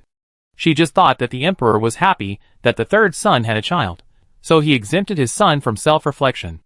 The next morning, Concubine Ro chose a plum blossom hairpin inlaid with rubies from the jewelry box she brought in advance, and went to Sanfeng Hall happily. Prince Qing was worried that his father would scold him for having a child. When he learned that his father was not angry and exempted him from writing memorials, he was so happy that he praised Zheng Yuanzhen. You are still good at getting pregnant. This child came at the right time. No matter how good one's writing is, writing 3 articles on one thing is enough. Prince Qing really doesn't know how else to write. Concubine Ro is still here. Zheng Yuanzhen blushes, and then looking at the jeweled hairpin that Concubine Ro gave her as a reminder from Emperor Yongchang, Zheng Yuanzhen feels warm in her heart, and her uncle really still loves her. Yao Huang doesn't need to go to the West Palace to pay respects these days, and the eldest princess is sensible enough not to spread the news because her mother asked her to wait until the news is confirmed before going to congratulate her third sister-in-law, so Yao Huang doesn't know about Zheng Yuanzhen's happy event. On July 20th, Prince We can rest again, and Yao Huang suggests that the couple go to the grassland to play Chuan. It was 2 miles from the palace to the Chuan field. Riding a horse was too bumpy, and walking was too slow, so the couple got on a carriage. The carriage was also a little bumpy, and Zhao Yin looked at the princess worriedly. Yao Huang smiled and said, If I say something to comfort the prince will turn his head again. Zhao Yin, Yao Huang patted his hand. Don't worry, I'm not the kind of weak physique that has to pant after running a few steps. Nanny Jean said that you have to combine work and rest to nourish the fetus, and you have to move when you need to. Zhao Yin grabbed the princess's hand and didn't refute anything. The place was reached, and the couple got out of the car one after the other. Chui Wan tested the eyesight, arm strength, and swinging skills. Yao Huang played it easily. As for Prince Hui, Qingyai pushed him in front of the wooden ball. Prince Hui could adjust the direction of the wheelchair by himself. His arm strength and swing were not affected at all. Prince Hui also had a good eyesight. Although he didn't play Chui Wan much, he quickly became proficient and almost hit the target every time. He was amazing.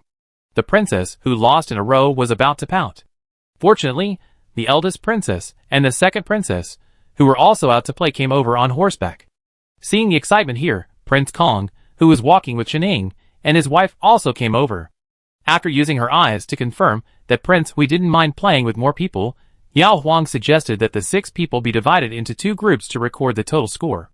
As for the female relatives, Yao Huang was a master at being crowned king. When she mentioned the division, the eldest princess and the second princess stood beside her. Qining was embarrassed. It was normal for her to be in a group with Prince Kong, but what about Prince Hui? Qining had never spoken to Prince Hui before, and suddenly she had to be a teammate. She was afraid that she would see Prince Hui's cold face when she failed. The eldest princess saw this and suggested switching with Qining.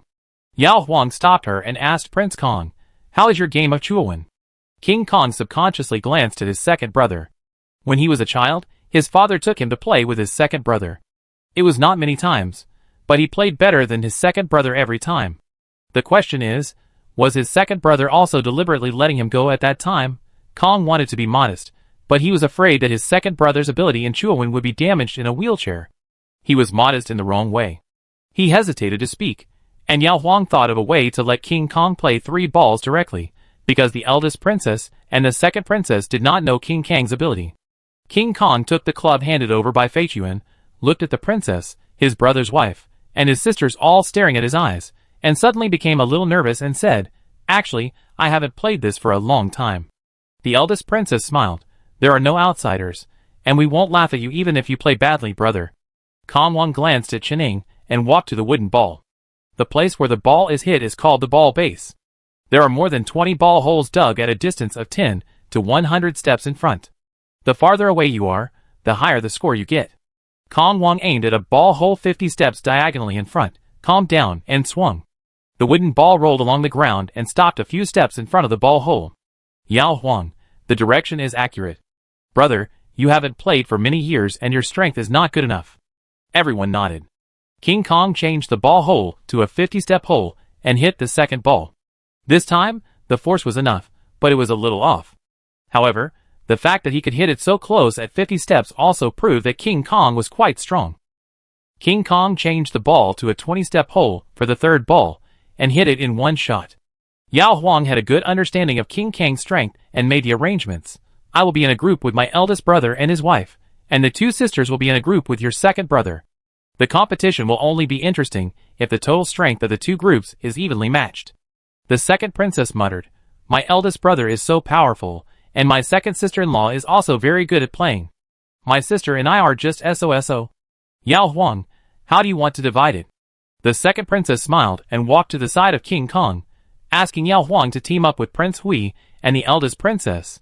Yao Huang, "Okay, let's play a round first and bring out the prizes." The maids brought by the eldest princess and the second princess each took out 1 penny of silver from their purses. The maids on Qinying's side also brought purses as usual, and took out 2 taels of silver from their own princes and princesses and put them into the plate for the prizes. Aji finally put the money from Prince Hui and his wife. This was the number set by Yao Huang. After playing for a long time, the most he could win or lose was 1 tael, which would not affect the feelings of everyone. When it was Prince Hui's turn to hit the ball, Yao Huang winked at him. Zhao Yin had no choice but to cooperate and chose a ball hole 20 steps away, and hit the hole in one. Second princess, This time, she finally agreed to Yao Huang's initial proposal for grouping. When Emperor Yongchang came out for some fresh air, he saw from afar the rare grand occasion of the eldest and the second son playing Chuan with their wives and sisters, so he urged his horse to run over, exempted the younger generations from the etiquette, and let them continue the game. Yao Huang and Prince Kong both had a ball skill of 7 or 8 points, with Qinying who had a 3-point score. Prince Hui is a very good ball player. He has played 2 games with his 2 sisters, who are both 4 or 5 points, and each of them has won 1 game. When Emperor Yongchang watched, Prince Kong became obviously nervous, and the ball that could have been scored before was also missed. Zhao Yin was not affected. He was urged by his 2 sisters to score.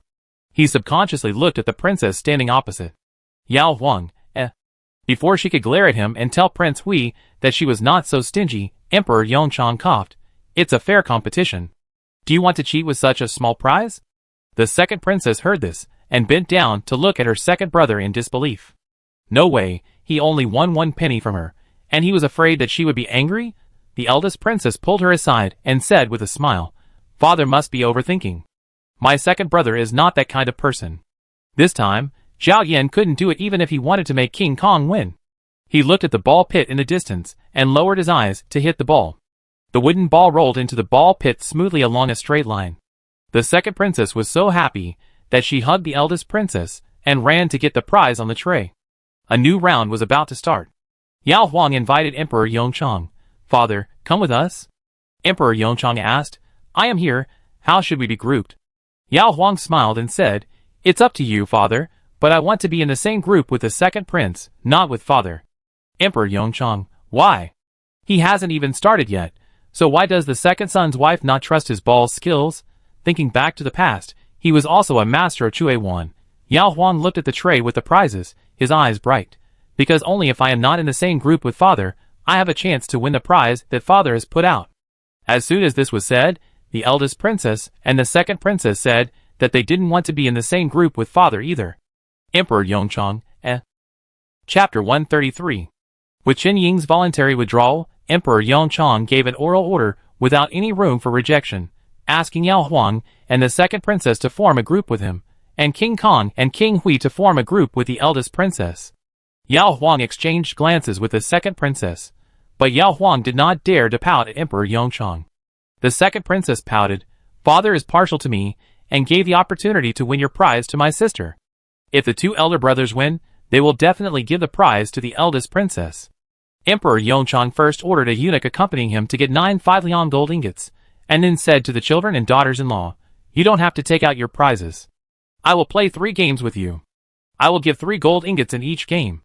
If the eldest 3 siblings win, you will each get 1 gold ingot. If I win, the 3 gold ingots can be divided between Sayer and her second sister-in-law. Yao Huang looked at the second princess. The second princess rolled her eyes and said with a smile, Second sister-in-law, play well. If we win, you get 2 and I get 1. Her ball skills are similar to those of the eldest princess. Whether she can win depends on her father and the second sister-in-law. The eldest princess. With this division, will the second brother deliberately lose? Zhao Yin, Emperor Yongchang laughed. If anyone dares to cheat and is caught by me, I will also ask him to pay 3 gold ingots. The civil and military ministers who came out to enjoy the scenery during the rest period, the accompanying women, and the Queen Zhou, Concubine Xian, Concubine Rou, and Princess Fuqingzhang who were visiting the palace and gardens received the news and gathered here one after another. While waiting for the eunuch to take the gold ingot, Emperor Yongchang first hit a few balls to find his touch, and scored Yao Huang, and the second princess cheered beside him. Emperor Yongchang wanted the liveliness of his second daughter-in-law and 2 daughters, but the second princess didn't know how to take care of people, so he assigned the eldest princess to a group with her 2 brothers, and occasionally helped her second brother push the wheelchair. After the competition began, the 2 groups were still evenly matched, and the score was very close, but King Kong, who teamed up with his second brother and sister, gradually calmed down and played at a level comparable to Yao Huang. Princess Fu Chengzhang looked at King Hui, who could still fight well even in a wheelchair, and suddenly smiled and praised Queen Zhou. King Hui is really good, he can fight so well even in this state. This is the truth, Queen Zhou smiled and nodded. On the other side, Concubine Xian heard the hidden meaning of Princess Fu Chengzhang, which was to mock her eldest brother, who couldn't even beat his second brother, who had a broken leg. Concubine Xian didn't take the bait. King Hui had been forced to withdraw from the selection of the crown prince, and he knew it himself, so he played with the princess, and was no longer cautious and avoidant like in the early years. At this time, Prince Kong also scored a goal. Queen Zhou immediately praised Prince Kong again, praising both sides. At the end of the 3 games, Emperor Yongchang won 2 games, Prince Hui, Prince Kong, and the eldest princess won 1 game. Yao Huang got 4 gold ingots and gave 1 to the eldest princess, the second princess, and Chening. If you don't play with me, my father won't come. If my father doesn't come, I won't earn these 4 ingots. The second princess. Then we both have more than my second sister-in-law. The eldest princess looked at her 2 brothers and smiled. Brother, hand over yours. My eldest sister-in-law and my second sister-in-law each have 2. My younger sister is the youngest, so my second sister-in-law will give you 1. The 4th prince came over at some point. If you think it's too much, I can help you get 1. The second princess ignored him. After distributing the money and walking a distance, Emperor Yongchang was more satisfied with his second daughter-in-law after hearing these words. Although she loved money, she was not greedy. As Emperor Yongchang left, the officials and their wives who were watching also dispersed. Concubine Rou and Princess Fuqingchen walked alone to the side. When the people nearby were far away, Concubine Rou sighed. It's been a long time since I saw the emperor so interested, and the lively family happiness, but it's a pity that the 3rd son and Yuanjun are not here. The 3rd child is the best at playing. If the 3rd child were here, how could the king of Khan get the emperor's smile? Princess Fuqingchen. If Yuanjun wasn't pregnant, I would have called her when she just came out. Concubine Rou, that's not necessary. I don't feel comfortable letting Yuanjun play ball and have fun while pregnant. There's no mother watching over the king of Hui, so the princess runs out all day long. It's good if nothing happens. If something happens, it will be too late to regret it. Princess Fuqingchen thought of the look in the eyes of the king of Hui looking at Yao Huang, and said lightly, the king of Hui has always had a good temper. Now, he is even more willing to follow the princess in everything. Yao Huang was lucky to marry a clay prince molded by concubine Du. If it were another prince, even if his legs were broken, he would not let the princess push him around. They played Chuan for a long time. When the sun was high, Yao Huang got on the carriage with Prince Hui and went to the palace. Holding a gold ingot in each hand, Yao Huang whispered to Prince Hui, Your Highness, did you let it go in the last round? The wooden ball that was supposed to be decided by Prince Hui rolled to the edge of the ball hole. A gust of wind might blow the wooden ball into it. It was hard to tell whether Prince Hui lacked strength, or he controlled the strength too accurately. Zhao Yan looked at the princess and said, You think too highly of me.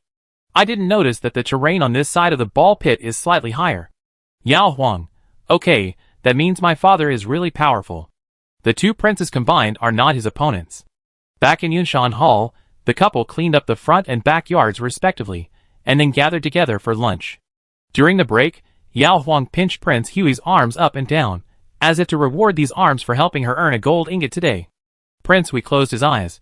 Go to sleep. Yao Huang laughed at him. Since I diagnosed the pregnancy pulse, you have been saying the word prince more and more. Before, you just let me hug you and squeeze you. Prince Hui did not answer.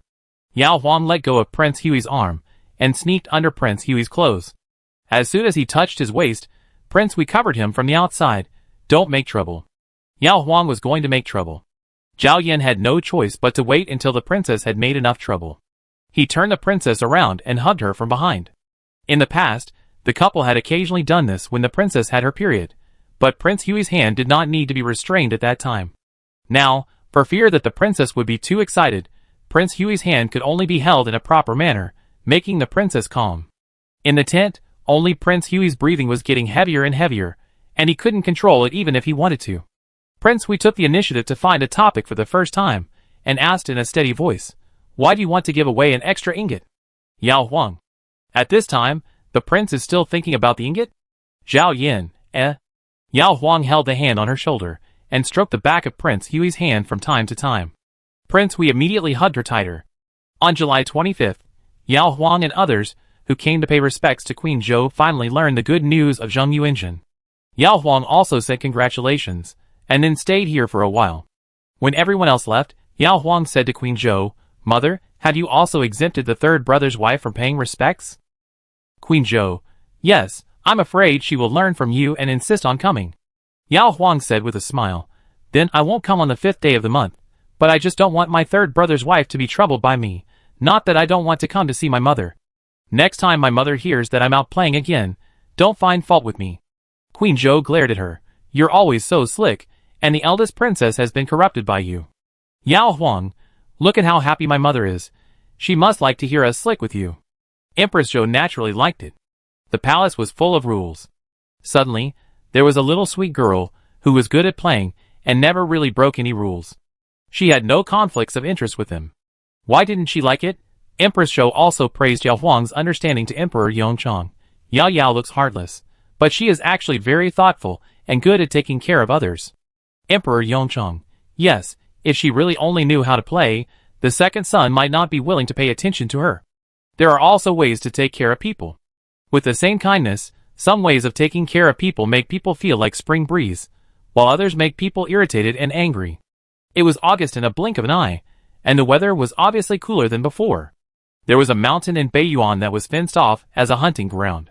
Since Emperor Yongchang was here, he wanted to arrange a hunting event to stretch his muscles and give the young military officers who accompanied him a chance to show their skills. But Emperor Yongchang was troubled by one thing. He wanted the second son to participate, but he didn't know if he could ride a horse and shoot a bow at the same time. When his son was lifeless, Emperor Yongchang didn't think of this and didn't dare to ask. Now, Emperor Yongchang asked Empress Shou to talk to the second son's wife and let her find a way to test it. If the second son could still ride and shoot, he would ask the second son to join. If the second son couldn't, Emperor Yongchang would simply not hold the hunting competition, so that the second son wouldn't feel bad after hearing the news. To avoid putting pressure on the young couple, Queen Zhou did not mention the hunting competition to Yao Huang. She only said that she saw King Hui riding a horse and remembered his heroic figure when he rode and shot arrows. She was curious whether King Hui's riding and shooting skills were still there. Yao Huang pondered for a whole day and felt that Queen Zhou's sudden curiosity must have another reason behind it. But no matter what the reason, Yao Huang would not use King Hui's trust in her to coax him to try something just because others wanted to know whether the disabled King Hui could do it. King Hui had to hold the reins or saddle with both hands to maintain balance when riding a horse. Once he tried to release his hands to draw the bow and shoot an arrow. If he fell off the horse, it would be embarrassing. What if he got injured? When Prince Hui returned at dusk, Yao Huang directly conveyed Queen Zhou's intention to him. Whether it would work or not, Prince Hui must know it himself. Zhao Yin was silent for a moment and said, "You can run, you can stop and shoot arrows, but running and shooting at the same time is too risky. I won't try it unless necessary." If he doesn't try, he has no loss. If he tries, he may fall off the horse and get injured, and he is bound to be watched by others. Yao Huang, so I will go back with my mother like this? Zhao Yin, in the past, my father would hold a hunting competition when he came to Beiyuan. I think my father wants to know if I can participate. Yao Huang was stunned for a moment, then said admiringly, "Your Highness is really amazing. Last year, when the Queen Mother asked me to come to the palace to appreciate the flowers, you immediately guessed that it was related to the Dragon Boat Festival banquet. Now you guessed that it was a hunting competition. You really can't hide anything from you." Zhao Yin, this is your first time in Beiyuan. You don't know the old rules, so you can't guess. As for the Queen Mother, you can say that I can hunt, but I just join in the fun and don't compete for the prey. I can't compete, and I don't want to compete. Chapter 134. The hunt was scheduled for August 13th, and after the hunt, the civil and military officials who followed the emperor could have a 3-day mid-autumn festival holiday. On the night of the 9th day, after lying down, Zhao Yin said to the princess, "My elder brother and I have an appointment for horse racing tomorrow morning. We will leave at 11 o'clock and return at 11 o'clock. You can ask the eldest princess and others to accompany you to the garden first." Yao Huang, who was resting her head on Prince Hui's shoulder, raised her head unexpectedly. It felt like she heard her martial arts brother suddenly tell her one day that he was going to recite poems with a scholar in the alley. Did the prince invite the prince, or did the prince invite you? Yao Huang really couldn't imagine that Prince Hui would take the initiative to invite Prince Kong to race horses. If it was Prince Kong who invited him, then this elder brother was too tactless. Prince Hui rarely had time to spend his days off with her, but Prince Kong came to kidnap her. Zhao Yin, I invited him. Brother often comes to see me, so I should reciprocate. Yao Huang nodded and bit Prince Hui's shoulder again. The prince never took the initiative to invite me to race horses. Now that I'm pregnant, the prince goes to ask the prince to reciprocate. Could it be that he doesn't want to accompany me? Zhao Yin couldn't tell whether the princess said this on purpose or was really jealous, so he turned around and hugged her and said, "No, I'd be back at 9 o'clock and can still accompany you almost all day." Yao Huang smiled at his arms. "I was just talking casually. Why did the prince take it seriously?" Zhao Yin, Yao Huang held Prince Hui's Adam's apple in his mouth, kissed him twice and said, "Your Highness kidnapped the prince, and I will kidnap my sister-in-law." The prince can just run horses, and don't worry about me. Prince Hui had already closed his eyes. When a princess like this is not around, he will wonder what she is doing. He can see it with his own eyes, so he doesn't have to worry about her, but he is suffering. The next morning, the princess was still sleeping soundly. Prince Hui had breakfast alone, and Qingyai took him out of Yunshan Hall. Prince Kong was already waiting outside Qinghui Hall in front. When he saw his second brother, he strode over and took the wheelchair. Since he was going to ride horses, there was no need to chat on the way. Prince Kong walked very fast, and soon arrived outside the palace. The palace servants had already led the horses of the two princes over.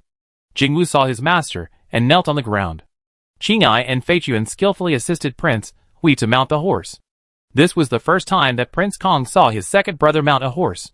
He recalled the youthful excitement of his second brother when he was just learning to ride a horse, and the fearless figure of his 18-year-old second brother wearing armor and mounting a horse to travel to southern Xinjiang. While Jingwu had not stood up yet, and his second brother was not paying attention to him, Prince Kong raised his head slightly and walked to his mount, and took the longbow and quiver handed over by the attendant. Here Zhao Yan also put on his longbow and quiver, and simply pulled off the reins, and Jingwu stood up steadily. It was inconvenient for Qingyai, Fei Chuan and other attendants to accompany him on horseback hunting, so they were replaced by Zhang Yu, Wang Dong and 2 guards of King Kong. A team of horses galloped on the grass, and came to a low hill far away from the palace. Zhao Yan was the first to slow down and walk slowly. King Kong didn't dare to speak, but just silently accompanied his second brother, who took the initiative to invite him to go with him for the first time in so many years. Zhao Yan rode his horse to King Kang's side, looked at him, and asked, "Brother, do you know why I came to hunt?" King Kong was sad, pretending to look around for possible prey, and smiled. "Is it for 13's hunting competition? I heard from my father that you will also participate." "Zhao Yan, since I followed you, if I avoid such a grand event, it may make my father worried." Kang's eyes were sore when he heard it. His father didn't ask him to be his second brother, because he was afraid that he would be uncomfortable. His second brother participated in order not to worry his father. "Zhao Yan, I told the princess that I was just joining in the fun, and would not compete for prey." "King Kong, fight if you can. Big brother knows that you are good at archery, so you don't have to give in to anyone." "Zhao Yan, being good at archery doesn't mean you are good at riding and shooting.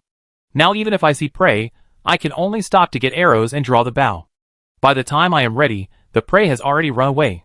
So it's not that I am modest and don't fight, but I really can't fight." "Kong, eh?" He tilted his head, and tears suddenly rolled down his solemn and upright face. Why did the second brother ask him out to talk about these things? Did he deliberately make him feel uncomfortable? "Zhao Yan, I asked big brother to accompany me because I wanted to practice in advance. I don't want to fight, but I still want to hunt 1 or 2 prey by myself and take them out to please the princess." "King Kong, okay, I go ahead and see if there's prey for you. You can act accordingly. Except for the enclosure, there are no ferocious beasts in the north garden, only some pheasants, hares, and other small animals that hide when they see people." Zhao Yan really wanted to practice archery on horseback in advance, and he asked King Kong to come over to make it clear to him, so that he wouldn't misunderstand that he could still compete in the hunting competition. When the trial hunting was over, the 2 brothers put away their bows and arrows in advance when they returned, and only returned as if they were racing horses. On August 11th, King Kong came to pay his respects to concubine Xian according to the rules. "Concubine Xian, did you go horseback riding with King Hui yesterday morning?" King Kong nodded. Concubine Xian was surprised. Who brought it up first? King Kong knew that his mother was overthinking, so he simply told her the whole story. The more he talked, the more depressed he became. He searched in the woods for an hour, but didn't find any prey. He only scared a few birds.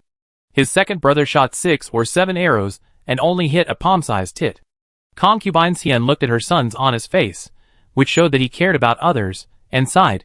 "It is true that King Hui's riding and shooting are not as good as before, but think about it carefully. If he just wanted to practice, he could just bring the guards around him. Why did he have to ask you to help? To let you see his embarrassment when getting on and off the horse. No matter how open-minded a person is, he will try to avoid showing his scars in front of others." Kong Wang was stunned. After thinking hard, he guessed, because he never rides a horse himself, and he doesn't want the princess to know that he is practicing secretly, so he asked me to cover it up? No matter how cold-hearted the second brother is, he is still a man, and men want to maintain dignity in front of their wives. "Xian Fei, this is one but not the most important. Kong Wang couldn't think of it, and said helplessly, "Mother, just tell me directly, I have to go to work later." Xian Fei closed her eyes and stared at him, saying, "You didn't know before that his archery skills were no longer good. Suddenly, you heard that he went to practice archery on the eve of the hunting competition. Do you think he is ambitious and wants to continue to win the hunting competition this year?" After Hui Wang learned martial arts, he won the first prize in the hunting field of Beiyuan at the age of 15, and completely became the #1 prince in the emperor's heart. Now Hui Wang's legs are useless, but if Hui Wang still has the ambition to win the first prize in the hunting field, Xian Fei will be wary of him, and the same goes for Rou Fei, the eldest princess, and Qing Wang. Prince Qing was punished to reflect on his mistakes behind closed doors. If he could walk freely, concubine Xian believed that Prince Hui would have invited Prince Qing to travel with him yesterday. Prince Kong, He lowered his head and avoided his mother's sharp gaze. Concubine Xian, I told you long ago that although Prince Hui was silent, he was actually the most cunning. When he could compete in his early years, he seized the opportunity to occupy the emperor's heart. Now that he can't compete, he took the initiative to show weakness in front of you to avoid you from suspecting him. Prince Kong. Mother, what do you mean? Is my second brother's show of weakness also fake? Deliberately lied to his tears? Concubine Xian. Whether he is really weak or not, it depends on how many prey he brings back from the hunting ground. In short, you should go all out or go all out. Don't let him win because of his weakness. If you really let him win, your father's heart to make him the champion may be revived again. This hunting, Prince Qing was not there, and concubine Xian decided to help her son get back in the limelight. The two sons of the Jinghua mansion will participate and assist her son in chasing prey. As long as there are no accidents on the side of Prince Hui, and the other young military officers are more knowledgeable, her son's chances of winning are still very high. In a blink of an eye, it was August 13th. Emperor Yongchang will go hunting with his son and military officers, while the empress and the accompanying women will wait outside the enclosure while eating, drinking and chatting. Yao Huang sat in the carriage, and the eldest princess and the second princess followed her carriage on horseback. Yao Huang, are you going to go hunting too? Both princesses shook their heads.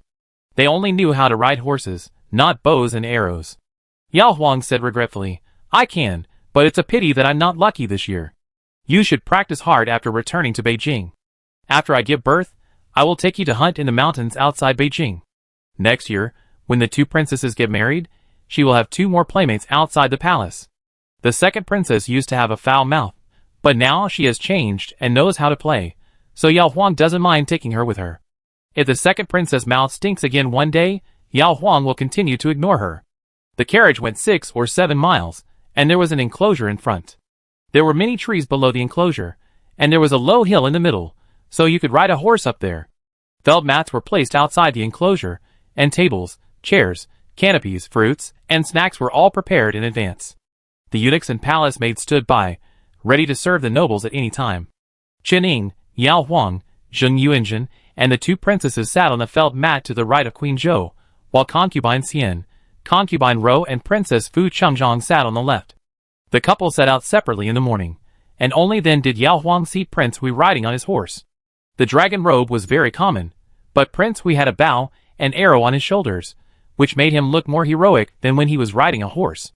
Yao Huang was looking at it, and suddenly someone from the young military officer waved at her. Yao Huang turned her head and saw her brother. Yao Lin was in the imperial army, and he also followed the emperor this time, but he usually followed the imperial army to guard the city wall, and he was not the type to come in and laze around to enjoy the scenery with the princess and her sister. This time, Emperor Yongchang held a hunting competition. In addition to the older dukes and marquises, who had to accompany him, the young military officers were required to be between 20 and 30 years old. Yao Lin was able to get the opportunity with the rank of a 6th-rank military officer. Yao Huang smiled at his brother. As soon as he finished laughing, Emperor Yongchang called his brother over. He didn't know what he said, and his brother went to Prince Hui. When the time came, horses rushed into the enclosure with their masters on their backs. The second princess talked about the prey this time with great interest. I heard that a red fox, 2 white foxes, 10 wolves, and 20 deer were released. 1 deer is worth 10 points. 1 wolf is worth 20 points. 1 white fox is worth 50 points, and a red fox is worth 100 points. Rabbits, pheasants, etc. are all worth 1 point. If you want to win, you have to pick those big-headed prey. In the past 10 years, my father has only come to Baiyuan twice, and there were 2 hunting competitions. One time, my second brother hunted a red fox, and the other time, my third brother hunted a red fox. This year, my third brother is not here, so my second brother will definitely hunt a red fox again. The second princess has been playing well with Yao Huang recently, so she thought Yao Huang would be happy to hear this, and completely forgot that there was an elder sister-in-law, Jining, around her. Yao Huang did not go to see if Jining was embarrassed for King Kong, but only said to the second princess, "Your second brother said that it is not convenient for him to run up the mountain, so he just looks around in the forest outside. What he can hunt depends on luck." Before going to bed last night, Prince Hui specifically told her not to expect good prey. Yao Huang did not think about the red fox or the white fox. She could see the heroic figure of Master Huigon carrying arrows, so this excitement was not in vain. Chapter 135. Wild animals are ferocious and hunting is dangerous, so hunters usually go into the mountains in groups, or bring 1 or 2 hunting dogs. They can help chase small animals such as pheasants and hares, and help kill wolves or tigers and leopards. The Royal Baiyuan hunting does not prohibit team formation, but the points are calculated individually according to the arrows used to kill the prey. 1 point is equal to a reward of 1 tael of silver, and the top 3 in the total score will receive additional rewards. The lower-level military officers, who are not confident in their archery or luck, prefer to form teams. The one with the best archery skills gets the total score for killing, and the others help find and drive the prey. After the competition, the silver reward is divided according to the agreed method. Princes, sons of noble families, or high-ranking military officers with ambition and ability want to get the top 3 in total scores to show off in front of the emperor. They can choose to fight alone or recruit other military officers to serve them. This involves the selection of people, hunting skills, and tactical application. Emperor Yongchan knew that his second son had always fought alone, with only 2 guards, who were responsible for carrying prey and not participating in hunting. But the situation was different this year, so Emperor Yongchan appointed Yao Lin as his second son's deputy. The second son's temper might not make him happy if an outsider is chosen. Yao Lin is his brother-in-law, and he should not mind considering the affection between the second son and his wife. After arranging the second son, Emperor Yongchan looked at the eldest son, and saw the 2 sons of the Li family of the Duke of Jinghua Mansion. They were both good men with excellent riding and shooting skills. After everything was ready, Emperor Yongchan led a group of dukes and generals, and a team of imperial guards, to rush into the enclosure first. King Kong and King Hui followed closely behind, followed by nearly 100 young military officers with vigorous appearances. After entering the enclosure, Emperor Yongchan ran to a higher place, and turned his horse's head to look back. King Kong and his entourage followed a relatively middle road, and headed straight to the mountain, where the most prey was hidden. Looking to the east, King Hui's horse was galloping on the flat grassland. Judging from its speed, it seemed that it wanted to get into the mountain first. However, Emperor Yongchan and others saw clearly that King Hui did not run to the mountain at all, but went north and was finally hidden by the trees. The hunt had just begun, and no one knew King Hui's intentions. Emperor Yongchan was too far away to ask. Seeing that the prince had no intention of entering the mountain, Yao Lin became anxious. "Where are you going, prince?" There were too few foxes, so he didn't dream of that. But there were 30 wolves and deer in total. Both he and the prince's horses were excellent horses picked from thousands of miles away. With their speed, they could easily kill a few wolves or deer by entering the mountain first. A deer was worth 10 taels of silver, and a wolf was worth 20 taels. As long as he killed one, he could go back and show off to his 100 soldiers, his parents, his grandfather, and others at home. The more Yao Lin thought about it, the more excited he became. The further he ran after Prince Hui, the more anxious he became. Unfortunately, his noble and taciturn brother-in-law did not answer him. Yao Lin did not dare to say anything, so he had to follow closely. The enclosure was very large. He galloped all the way, bypassing several sparse forests and crossing a sparkling shallow stream. After about a quarter of an hour, Zhao Yin slowed down on the northern periphery of the mountain, and finally chose a bush of 7 or 8 lush branches and leaves growing on a small mound of earth. He rode his horse to hide on the side of the mountain, took out his bow and arrow, and did not move. Zhang Yu and Wang Dong also rode their horses motionlessly behind Prince Hui. "Yao Lin, what does Prince mean?" "Zhao Yin, sit back and wait." Yao Lin looked at Prince Hui, then at the forest in front of him. When he looked, he could hear the sound of horse hooves coming from the south of the mountain. After several rounds of conversation, Yao Lin understood. "Your Highness, Are you saying that the prey in the mountains will definitely flee to this side, because there are too many hunters in the mountains? Zhao Yin, not necessarily. The mountains are quite wide, and perhaps the prey has been surrounded by others before it ran over. It's just that the possibility of catching the fish that slipped through the net is greater here. Prey living in the mountains will not flee immediately just because a hunter comes. They will only flee to the foot of the mountain when they find that the mountain is completely unsafe. Yao Lin had a bitter face. No matter how big or small it was, he didn't like waiting here foolishly. Zhao Yin, I don't want to win the ranking, so I don't need the cooperation of my assistant. You can go to the mountain to hunt by yourself. Be careful. Yao Lin was very tempted, but still refused. I don't want to win the ranking either. The emperor asked me to follow the prince, so I followed the prince. Zhao Yin, the princess should be very happy if you can kill a wolf or a deer. Yao Lin thought of his sister, who was waiting outside. Not to mention the wolf, his sister would jump 3 feet high when he caught a rabbit in the mountains. He tried to persuade Prince Hui, if the wolf was caught by the prince, my sister would be happier. Zhang Yu was silent for a long time. Wang Dong, Zhao Yin lowered his eyes and said, the mountain road is uneven. I will be in danger of falling off my horse if I go into the mountain. Yao Lin, Zhao Yin, go, I am more accustomed to hunting alone. Yao Lin felt that the prince really didn't need him to follow him, and what was the point of him following him? He would only say the wrong thing and rub salt into the prince's wounds. Okay, then the prince waits here. I go to the mountains to hunt wolves. Leaving behind a heroic statement, Yao Lin flicked his whip and rushed into the forest with a resolute look. The prince can't go into the mountains to hunt wolves, right? Then he will help the prince chase the wolves over, because he was led by Prince Hui to the north of the mountain first, and wasted some time there. When Yao Lin entered the mountain, the young military officers from the south also came in. Some of them went from south to north to look for prey, and some smart people went around from both sides to surround the prey on all sides. Red foxes and white foxes are small and extremely smart animals that are good at hiding. Yao Lin didn't think about them. He just wanted to hunt wolves, which were more impressive and prestigious even though they scored lower. Then there were deer. After a lot of effort, he caught a glimpse of 3 wolves being driven over. Yao Lin chased them and tried to drive all 3 wolves to the place where Prince Hui was hiding. However, the 3 wolves ran in 3 directions. Yao Lin could only focus on the closest one.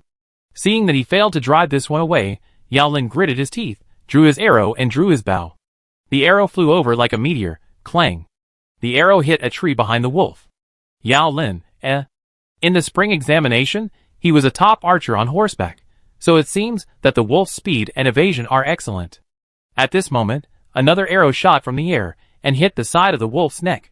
Yao Lin turned his head and recognized that the person who shot the arrow was Jiang Xujiang, the commander of his father's superior Li Qianhu. Yao Lin excitedly approached. My lord, you have a great archery skill. Jiang Chu looked at him and asked, you didn't follow the prince? He had seen Yao Lin earlier, and when he saw Yao Lin driving away the wolf, he thought Yao Lin wanted to drive the wolf to King Hui. It was not until Yao Lin chose to shoot and kill the wolf himself, and failed that Jiang Chu took action. Yao Lin sighed, Your Majesty, don't need me to follow you, let me get the points myself. Jiang Chu, Your Majesty is in the north of the mountain, waiting for you. Yao Lin's eyes widened. How did you know? Jiang Chu did not answer. That year when King Hui went to the southern border, he was under King Hui's command. It was King Hui who gave him the opportunity to make meritorious service, and it was also King Hui who mentioned his military exploits in his memorial, which allowed him, a poor boy, to become the commander of a guard at a young age. King Hui did not fight for military merits in those days, and King Hui, who had lost his leg, would not seek merits in such a hunting competition. So when Jiang Chu saw King Hui galloping northward from afar, he vaguely guessed King Hui's purpose. Even if he did not fight, it would be a loss of dignity for a dignified king to not catch a decent prey. Under the premise that it was inconvenient to ride into the mountains, King Hui would of course choose the most suitable ambush place. I will help you drive away the wolf. Just think that I want to compete with you. You don't need to mention me in front of the king or others. Yao Lin was stunned. Why did you help me, sir? Jiang Chu smiled and pointed at the wolf in front of him that was no longer struggling, saying, I took advantage of you here, and I will naturally make up for it in other places. King Kong and his group of 5 were the first to enter the mountain and the first to encounter the wolf pack. Li Jingtang, the prince of Jinghua Mansion, and Li Guantong, the second son, are both masters of horseback archery, but this time, they have to help King Kong win the championship, so they can only help drive away the wolves and cannot shoot arrows themselves. King Kong is good at Chuiwan, and he can occasionally get a top target when shooting at targets while standing still. Once he walks, his archery accuracy will fall to barely average, and when it comes to horseback archery. When the 10 wolves had not yet completely dispersed, King Kong shot 5 arrows in a row, but they all missed.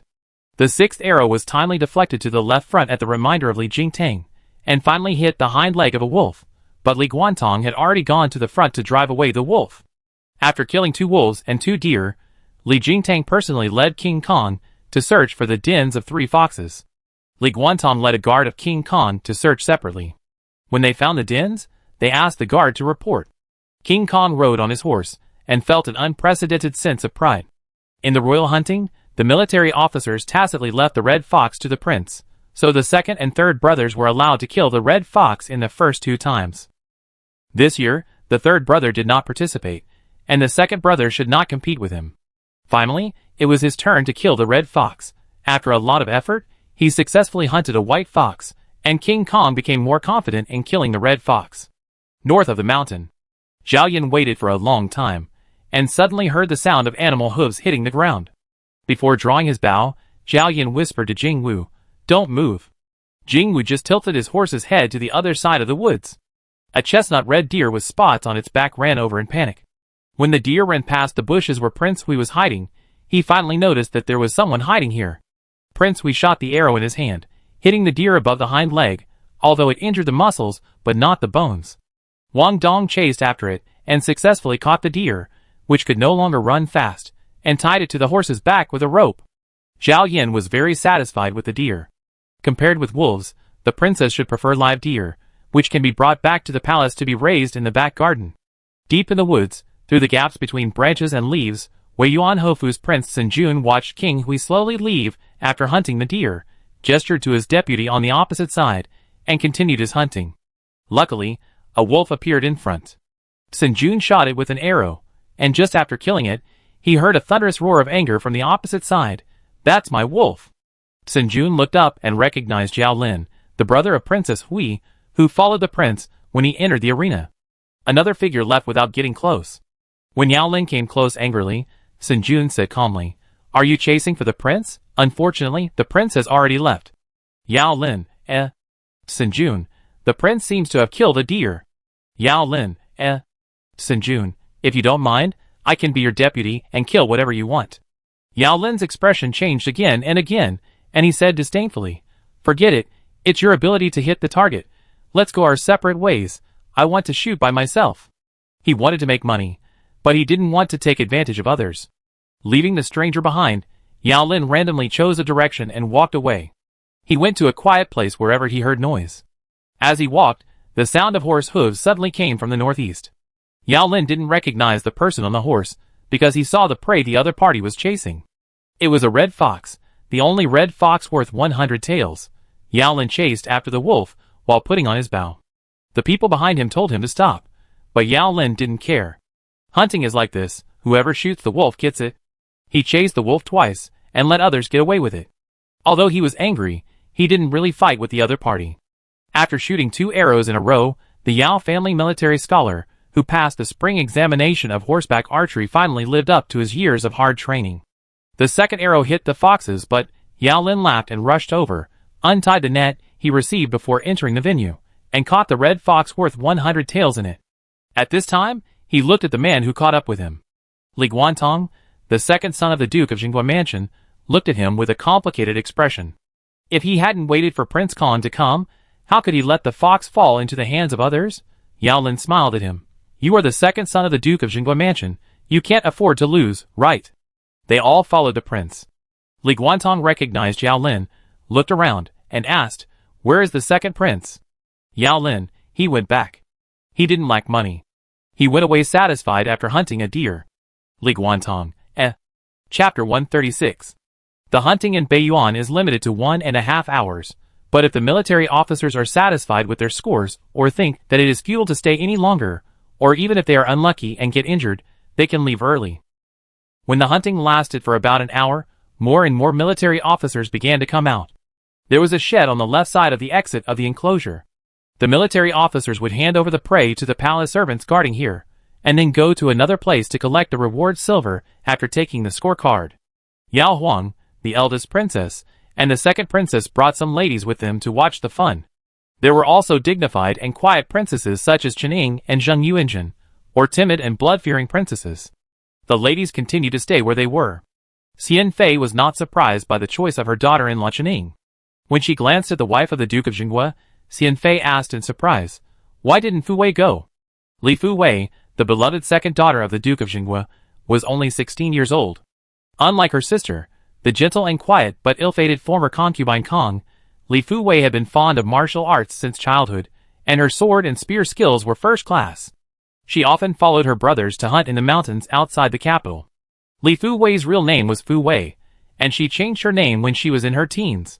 The year before last, when Emperor Yongchang issued an order to select concubines for the three princes, he required the concubines to be of age. Li Fu Wei, who was only 14 years old, was unable to participate in the selection. Otherwise, Xian Fei would have liked to choose the second daughter of the Li family for her son, and I believe the Li family would also be willing. Li Fu Wei said respectfully, "Your Majesty, I have seen too many hunting scenes, so I don't want to join in the fun again." The concubine Xian didn't think much about it. After Li Fu Wei sat down again, the wife of the Duke of Jinghua quietly patted her daughter's hand. Originally, her daughter also wanted to participate in this hunting. The sons of nobles can do it, and the daughters of nobles who have martial arts can also do it. But when her daughter learned that her two brothers were going to be assistants to King Kong, she lost interest, because she was vying for the first place. What if she accidentally stole the limelight from King Kong? Since they can't compete, it's better to stay outside and watch the game instead of going on the field. In the shed, the second princess covered her nose with a handkerchief while observing the prey brought back by the military officers. The eldest princess was afraid that other ladies would accidentally squeeze the second sister-in-law, so she insisted on holding Yao Huang's left arm. Yao Huang couldn't do anything about her. After watching for a while, the second princess suddenly shouted, "Second brother is back." Yao Huang immediately looked into the enclosure and saw Prince Hui riding on horseback, followed by the palace guards Zhang Yu and Wang Dong.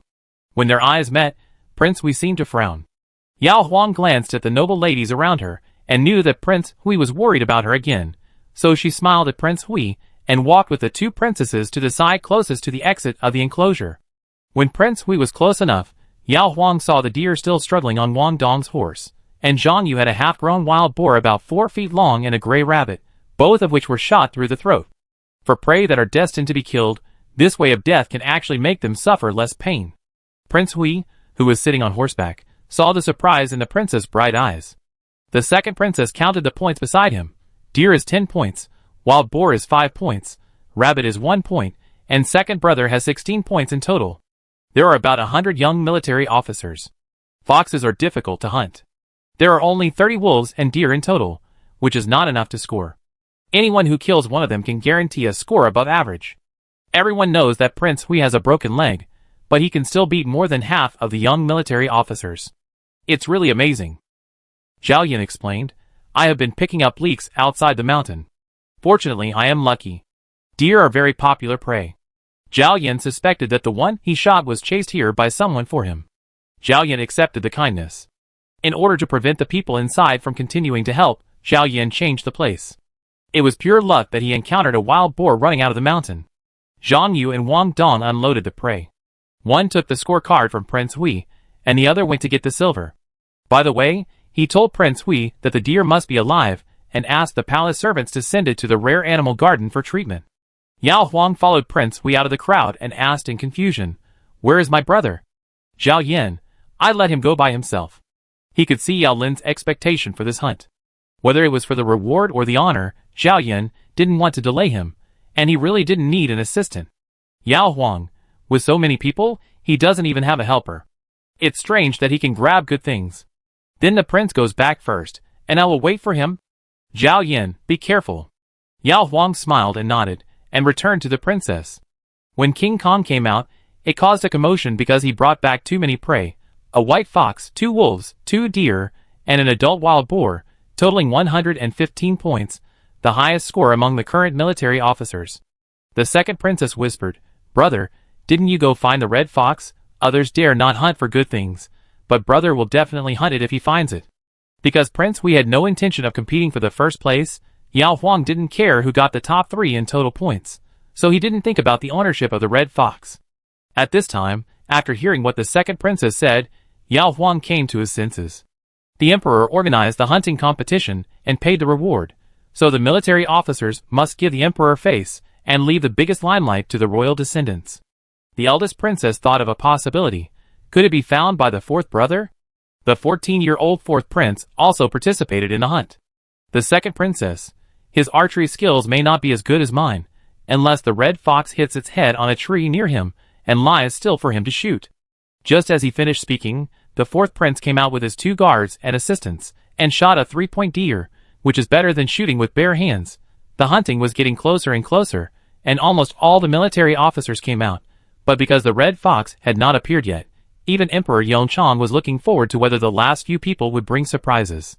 No one noticed whether Yao Lin, the infamous brother-in-law of Prince Hui, was there or not. Yao Huang knew that his brother had not come out yet, so he was worried about whether his careless brother was injured, and whether his silly brother was chasing pheasants and rabbits all over the mountains to earn more silver. Suddenly, Yao Huang noticed a sight and looked over, catching the second son of the Duke of Jinghua Mansion beside Prince Kong hurriedly turning his head. Looking at Prince Kang's profile, which was not happy even though he had the highest score, Yao Huang's heartbeat quickened. The sound of horse hooves came again in the paddock. Yao Huang looked up and saw 4 fast horses, one of which was carrying her brother. Looking at his horse's back, there was a small ball of prey in the net bag on the left, and 2 pheasants were tied to the rope on the right. After a while, Yao Huang saw her brother's 2 rows of white teeth showing because he was laughing too happily, and finally saw the red fox in the net bag.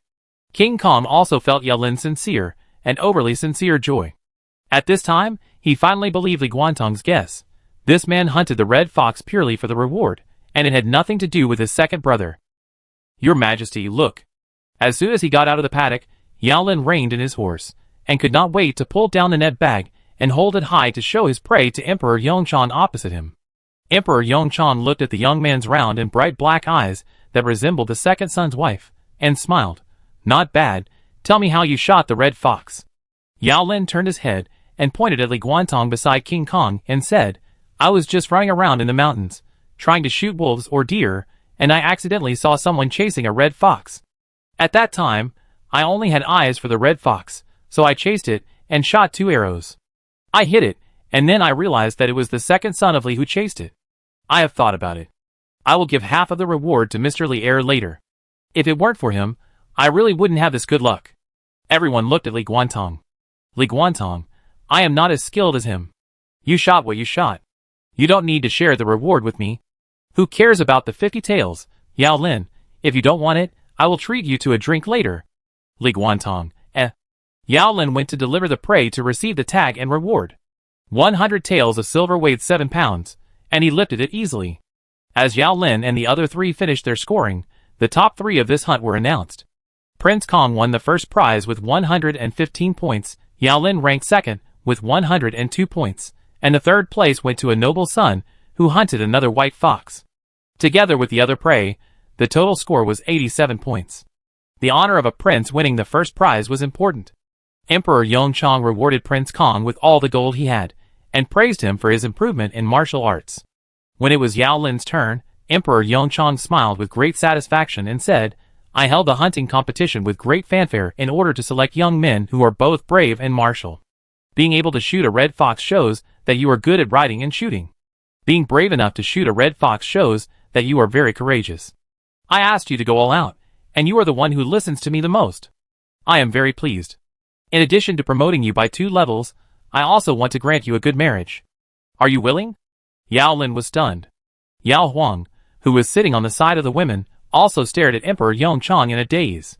Emperor Yongchang just stared at Yao Lin. Why, you don't want to?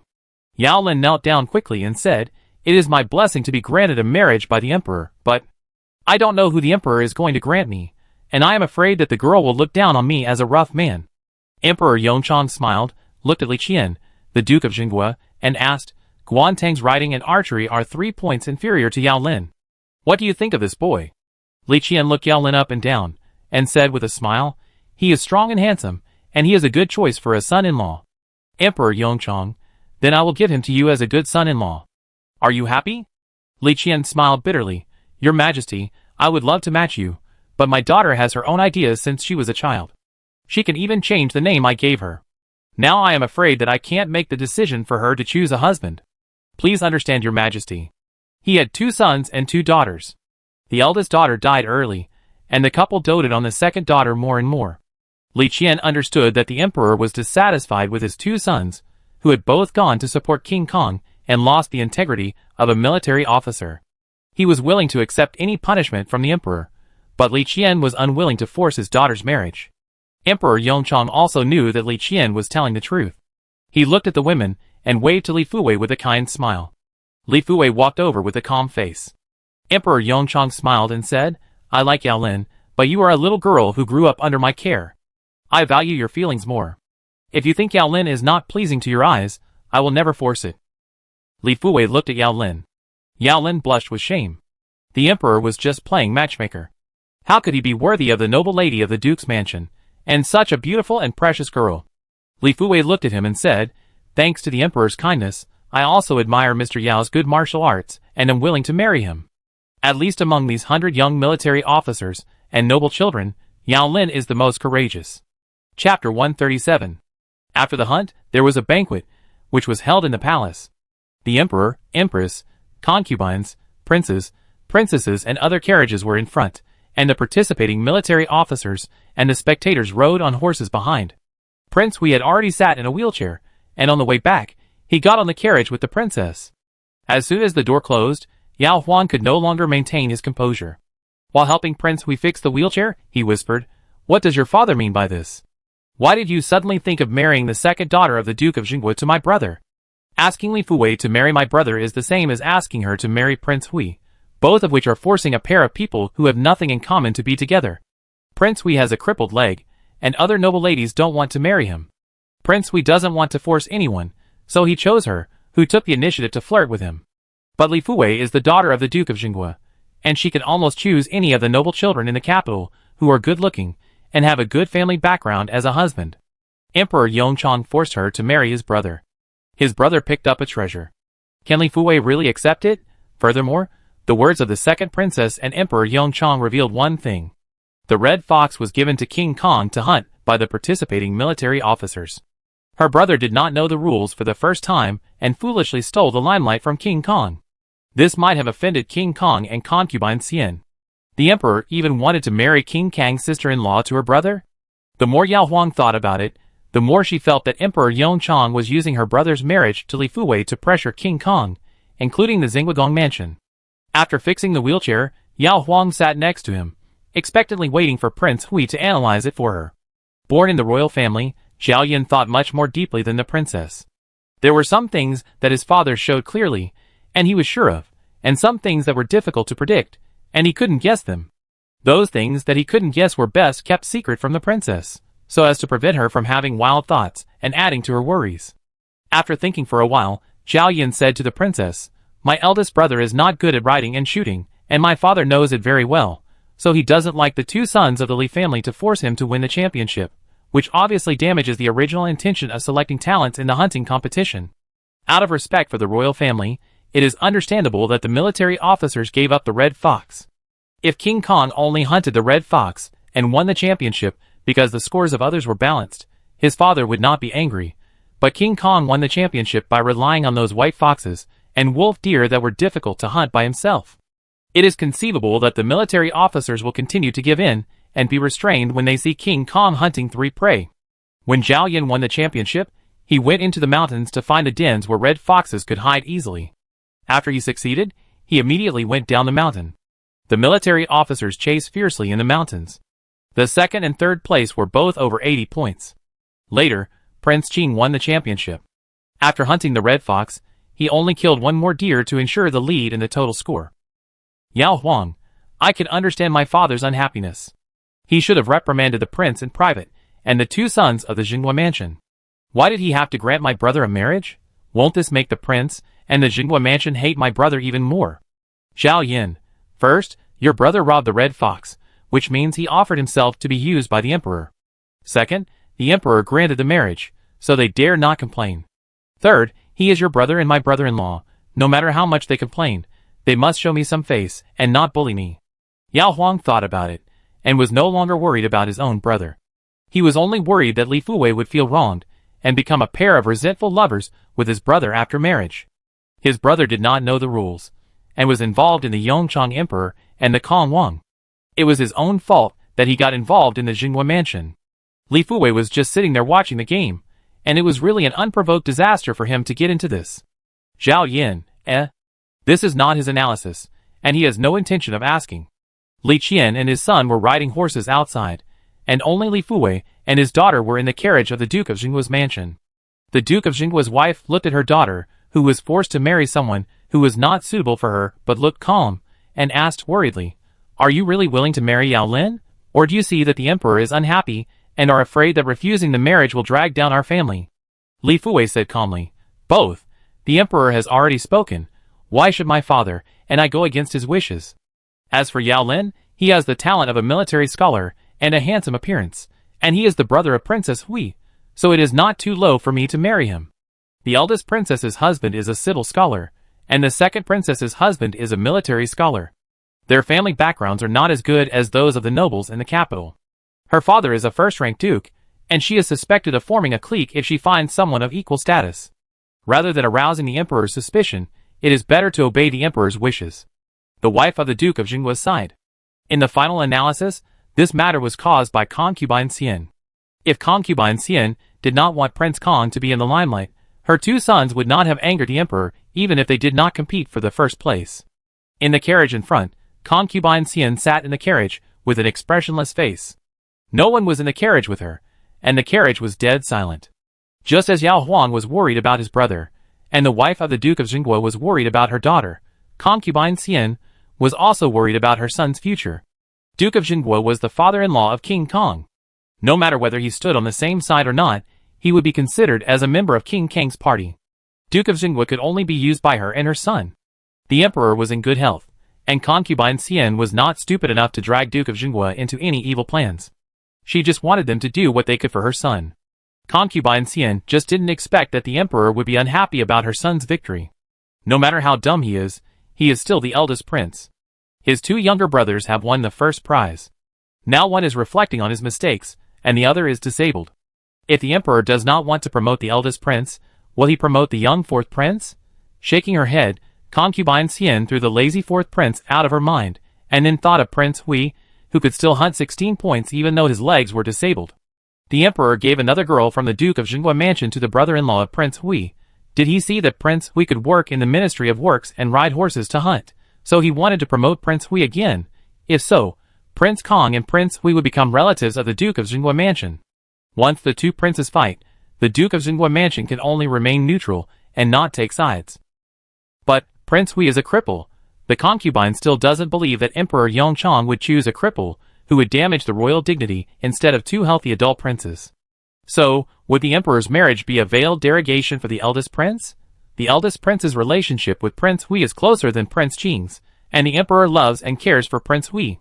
Perhaps, the emperor just wants to use this marriage to make Prince Hui and the eldest prince closer, so that Prince Hui can assist his eldest brother peacefully, so that Prince Qing can give up as soon as possible, and so that the civil and military ministers can see the situation clearly, and not stand on the wrong side. Sitting in the carriage next to concubine Xian were concubine Ro and Princess Fuqingzhang. They lived close to each other in the West Palace, and were relatives, so they took the same carriage when they set off. They and concubine Xian had the same idea. Whether Emperor Yongchang wanted to divide the power of Prince Kang's wife's family to promote Prince Hui, or Emperor Yongchang planned to entrust the disabled Prince Hui to Prince Kong through the relationship of kinship, it was not good news for Prince Qing. Concubine Ro whispered, "Who do you think the emperor prefers?" Princess Fuqingzhang looked gloomy. "Let's see." The only thing she was sure of was that the person in her brother's heart was not Prince Qing. When they arrived at the temporary palace, the nobles had to go back to the palace to rest before going to the banquet. Zheng Yuanjun started to vomit as soon as she entered Songfeng Hall. This was normal in the early stages of pregnancy. The maids who served her didn't think much about it, and carefully helped the princess walk inside. Prince Qing, who was reflecting on his mistakes, was still able to move around freely in his residence. When he came out, he saw Zheng Yuanjun's face as pale as paper, and was shocked. He ran over and picked up Zheng Yuanjun horizontally, and carried her to the couch in the second room. Seeing him, Zheng Yuanjun wanted to vomit even more, and vomited some bitter water. When she calmed down completely, Prince Qing dismissed the servants and asked, "Did you get bumpy on the road? If you are not feeling well, you will not go to the lunch later." "Zheng Yuanjun, if I don't go, people will suspect that I am not feeling well." Prince Qing frowned. "What do you mean?" Zheng Yuanjun leaned back against the soft pillow, and closed his eyes, and talked about the marriage granted by Emperor Yongchang. Regarding the position of Crown Prince that he had been thinking about, Prince Qing was still very sensitive. Thinking of the two possibilities, Prince Qing felt like falling into an ice cave. Why? He just didn't suppress the bandits thoroughly enough, but he still made contributions. Why did his father give up on him completely?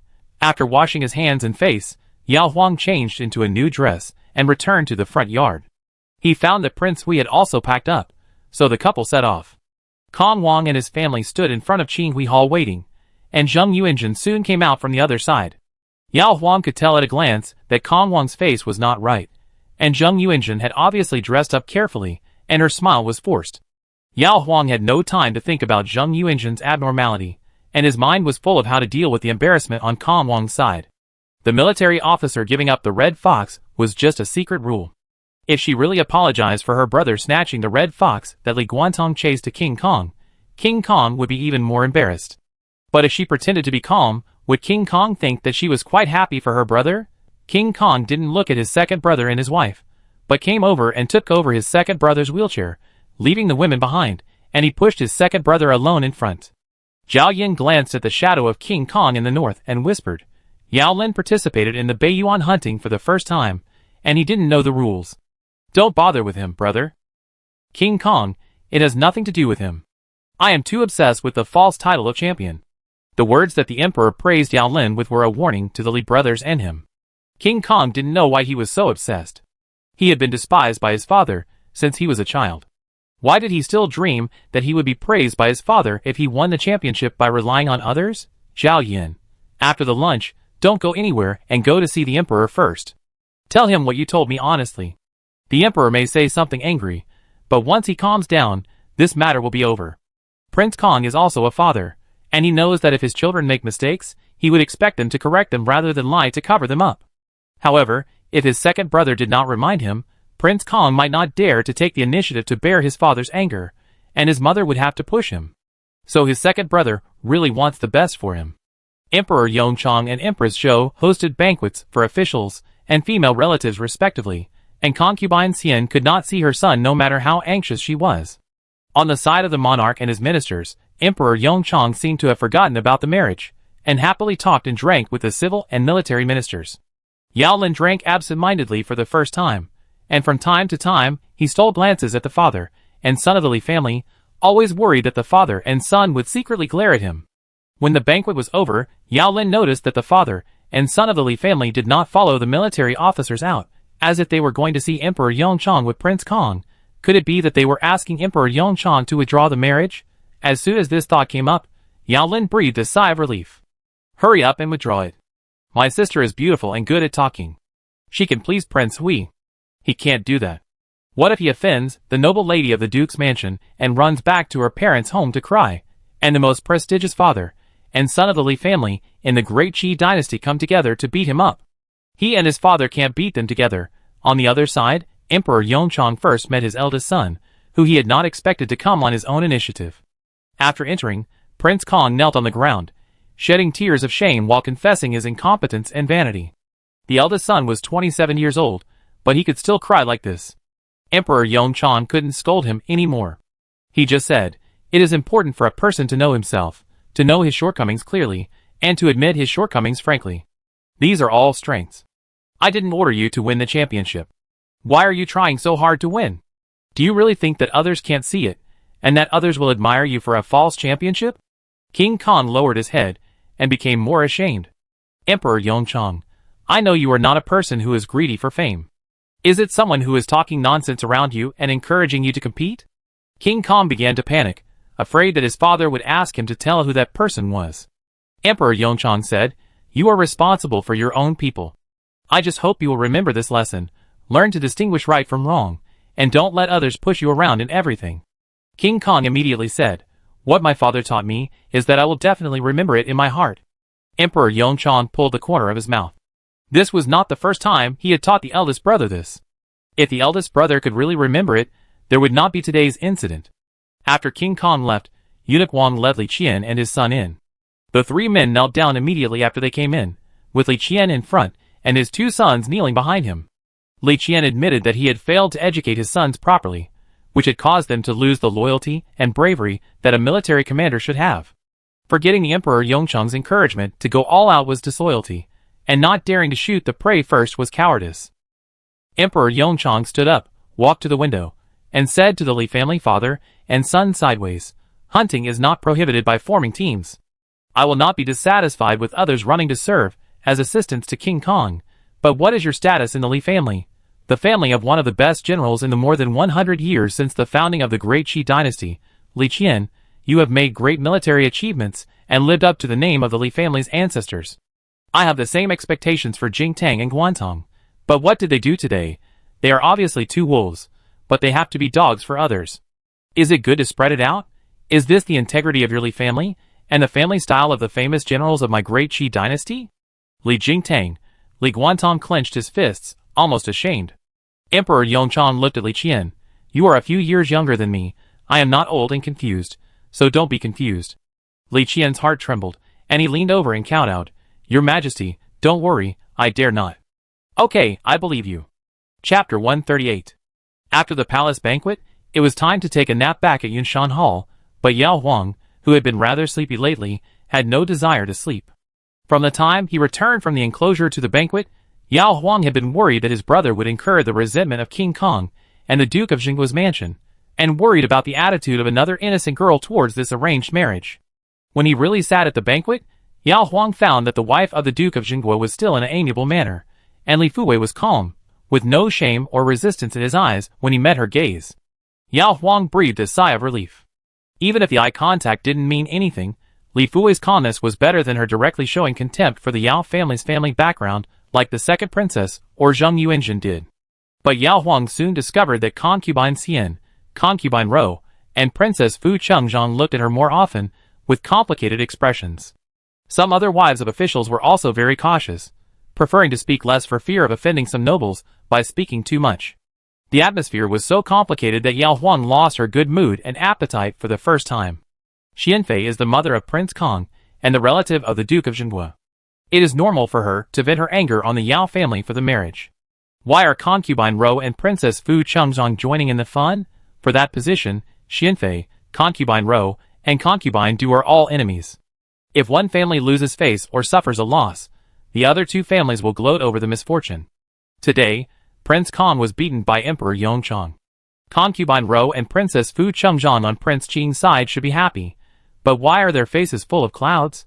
Because both Prince Kong and Prince Qing were involved, Yao Huang finally thought of the dispute over the crown prince. His own prince Hui had no relationship with the crown prince, but Emperor Yongchang felt sorry for Prince Hui, and even replaced the threshold of the palace with a new one, although Emperor Yongchang wanted to use his brother, who came to him to pressure Prince Kong, and the Jingguo mansion. Emperor Yongchang gave his brother 2 official ranks. At the age of 20, his brother was promoted from a 100 household official of the 6th rank to a 1,000 household official of the 5th rank. He was considered young and promising. He was also Prince Hui's brother-in-law, so it was not too embarrassing for the Jingguo mansion.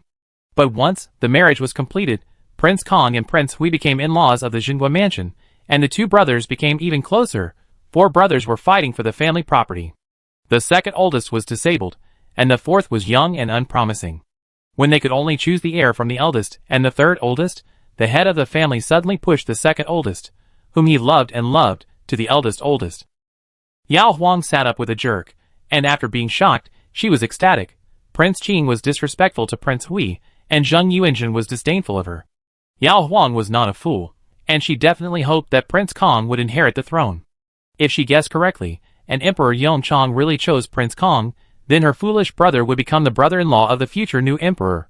Furthermore, if concubine Xian and concubine Rou can think of this, then the Duke of Jingguo mansion should also be able to think of this. Then they will understand that Emperor Yongchang is not really trying to warn them, but hinting that Prince Kong will take the seat. In this way, Prince Kong and the Duke of Jingguo mansion are so happy that they don't have time to resent their brother. With this great event that benefits the entire Duke of Jinghua mansion, Li Fuwei should not be too opposed to the Yao family's family background, and at most dislike his brother's roughness. After such an analysis, Yao Huang seemed to have taken 2 reassurance pills. She no longer needed to worry about the family property dispute of her husband's family, and the marriage of her brother from her mother's family. Being happy, Yao Huang was even less sleepy, humming a little tune and taking out another storybook. The banquet between the king and his ministers ended late. When Yao Huang's mood gradually calmed down, and he felt sleepy, while reading the storybook, Prince Hui finally came back. After bathing and changing clothes, he came to the backyard. He pushed himself to the bed in a 3-wheeled wheelchair, and saw the princess lying in the innermost part with her back to him, covered with a quilt. Guessing that the princess was already asleep, Zhao Yin pushed himself onto the bed, took off his shoes, and moved his legs. Just as he lay on his back, the princess next to him suddenly turned around, came to his side, and looked at him with a pair of bright eyes full of smiles. Zhao Yin, why haven't you slept yet? Yao Huang smiled, waiting for the prince. Zhao Yin, why are you so happy? She was still worried about the arranged marriage before the banquet. Yao Huang was excited again, sat up, and said to Prince Hui with high spirits, I have a new idea about the arranged marriage by my father, can you tell me? Zhao Yin nodded. Yao Huang lowered her voice, and told her observations at the banquet, and her inferences after returning. Of course, she did not mention Prince Hui's legs, and the 4th prince's mediocrity, but only talked about the competition between Prince Kong and Prince Qing. Zhao Yin likes to see the princess smile so easily. Not to mention that she is pregnant and needs to maintain a happy and relaxed mood. Even if the princess is not pregnant, Zhao Yin also hopes that the princess can always be happy, instead of worrying about gains and losses and being resented and retaliated by others.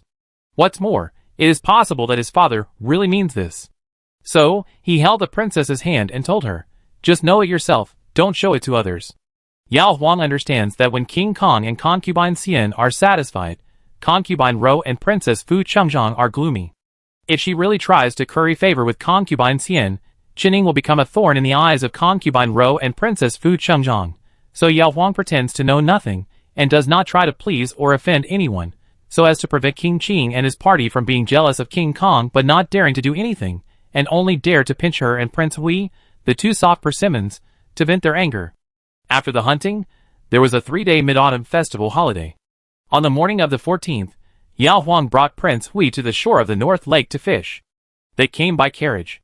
After getting off the carriage, they spread a felt mat on the grass, and put up a canopy. It was very comfortable to sit or lie down. Although the eldest princess and the 2nd princess liked to play with the 2nd sister-in-law, they guessed that today was the time for the 2nd sister-in-law to accompany the 2nd brother, so they would not come to disturb. Not long after, Fei Chuan, following the princess's wishes, brought Yao Lin from the imperial army.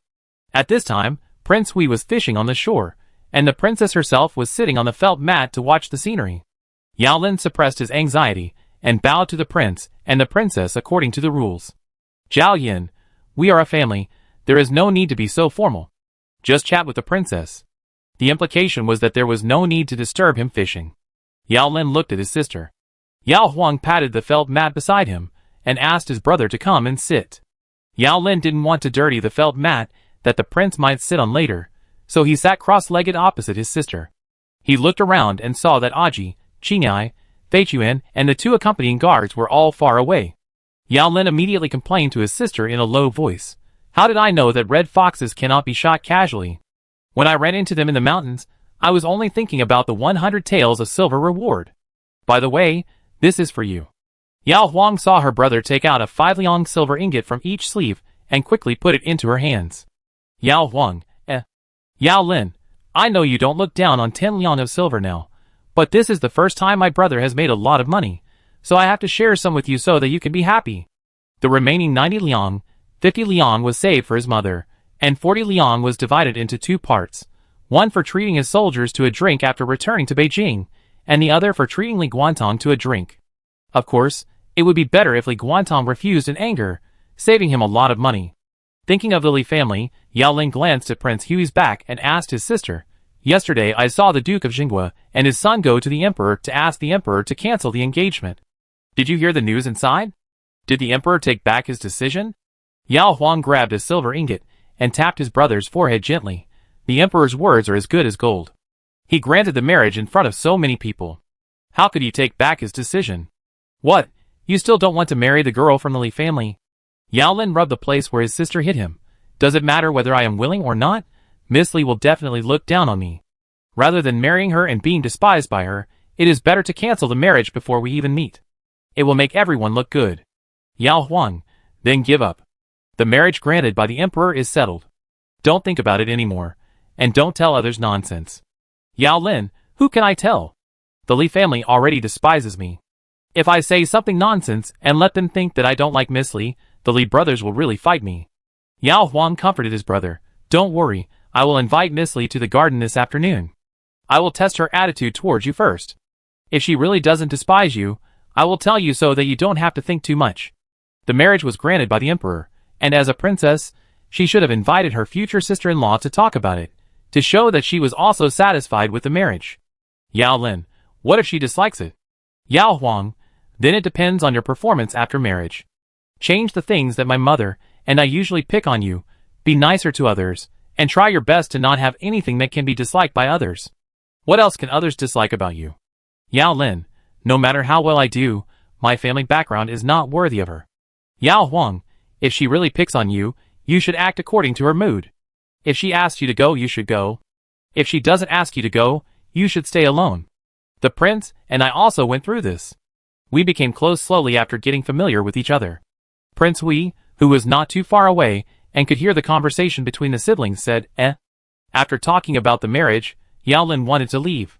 The nobles and officials in the palace had a mid-autumn festival holiday, and the imperial guard's duty of guarding the palace could not be delayed. Yao Huang looked at his brother, coughed, and asked, After coming here, did you write to your family?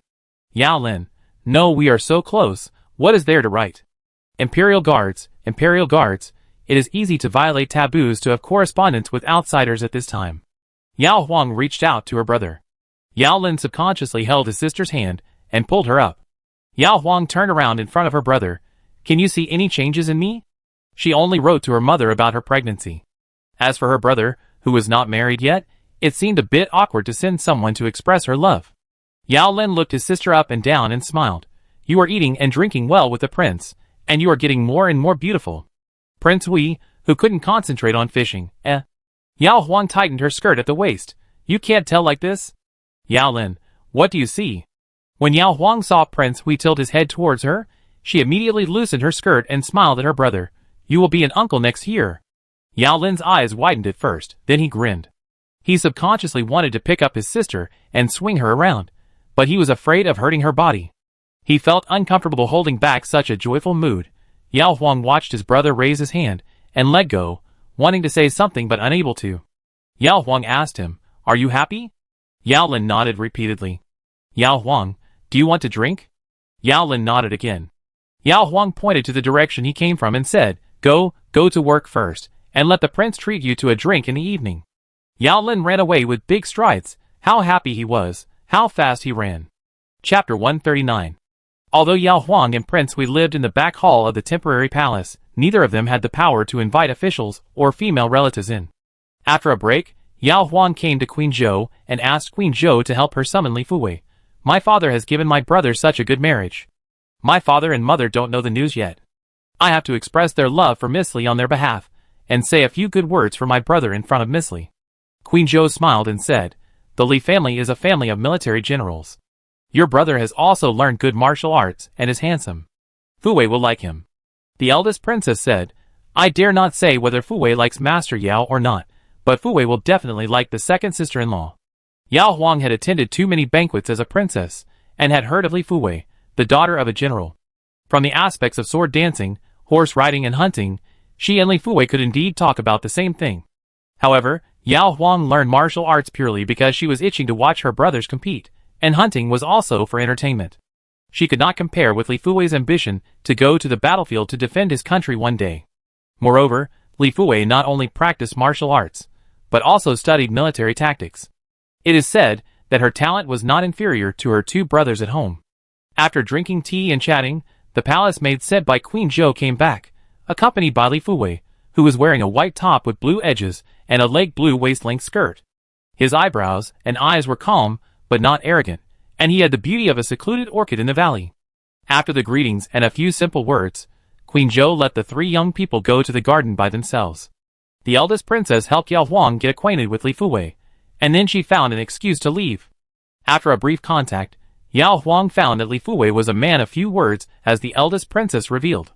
She would answer whatever she asked, and if she didn't ask, Li Fuwei would not try to find something to talk about because the princess and the princess were with her. This made Yao Huang feel uncomfortable to talk too deeply all at once. After walking for a while, Yao Huang suddenly raised her hand to support her forehead, frowning slightly. Li Fuwei knew that Princess Hui was pregnant, so for safety reasons, she supported the princess's shoulders. Is the princess feeling unwell? Yao Huang put her hand down, and saw that Li Fuwei's calm eyes finally had a hint of tension and worry. She smiled softly. No problem. I just have a headache and don't know how to talk to you. Li Fuwei, The princess is very beautiful, and her smile is even more bright and moving. Especially those round, bright, black eyes, which made people feel reluctant to annoy her for being honest and mean.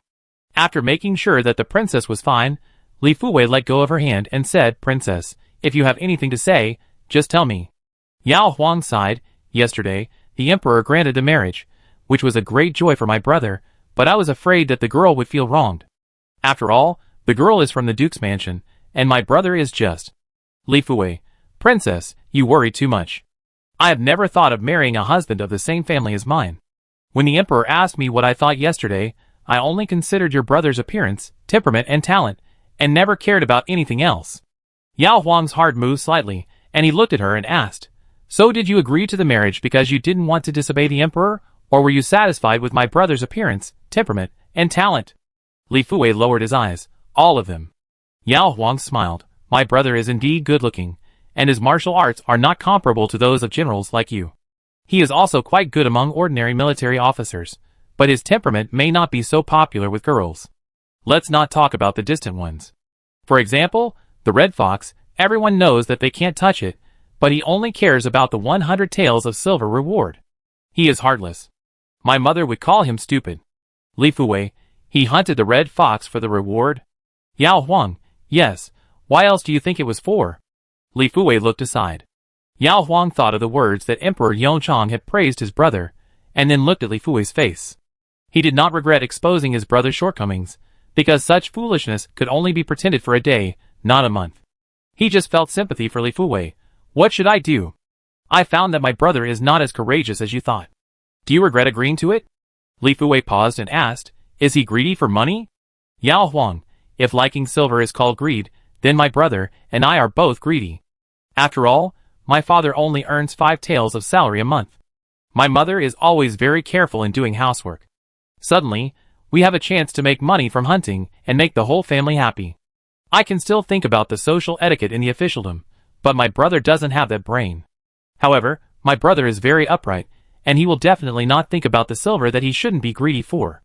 Li Fuwei heard the princess report her father's salary, and then he really realized the difference between his family and the Yao family. So although Yao Lin's hunting of the red fox had nothing to do with courage, it was definitely not out of greed. Since that's the case, I won't regret it. Yao Huang continued to list her brother's character flaws, such as being careless, outspoken, not knowing how to read people's expressions, being dumb and not being able to coax people, etc. She first demoted her brother to a low position, and when Li Fuwei married him, it would be easier to find some good things about her brother. After all, she had prepared for the flaws in advance. Li Fuwei listened silently, because the princess was too hard to belittle her brother. Li Fuwei's heart moved, looking at the princess and asked, Does the princess, or your brother have concerns about this marriage and want me to back out? Yesterday my father and brother came back from the audience with the emperor and called her over to give her some advice, saying that the emperor had no intention of punishing her family, but just didn't like her family to be involved in the dispute over the crown prince. As for which prince the Yongchang emperor would choose, my father told them not to speculate on their own, and just do their own job from now on. The Li family accepted it.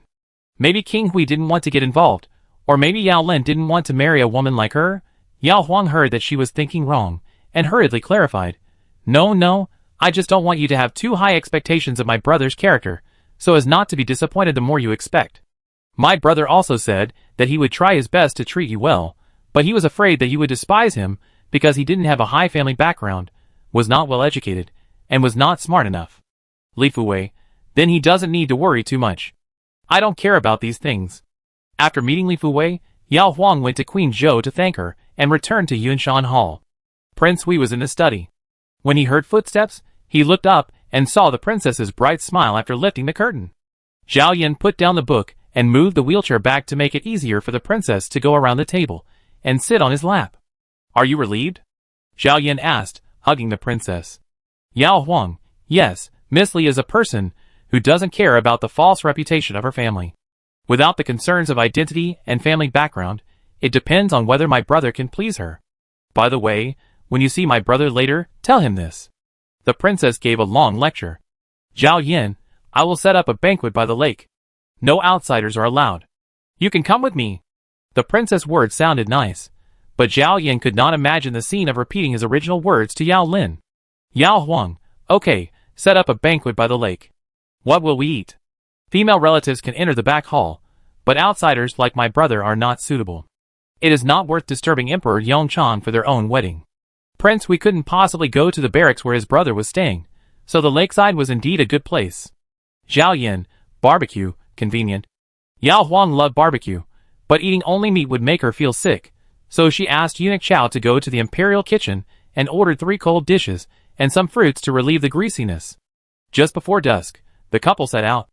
Unexpectedly, when they were leaving the palace, they ran into Emperor Yongchang, who was riding back on horseback, accompanied by several dukes, including Li Qian, the Duke of Jingguo. Emperor Yongchang glanced at the food box in Aji's hand and the wine jar in Fei Chuan's hand, and said in surprise, "You want to eat outside? Is the second son in such a good mood that he even wants to drink?" Zhao Yan explained, "This morning, I told Yao Lin the good news about the princess. Yao Lin was overjoyed and wanted to drink a few cups with me to celebrate."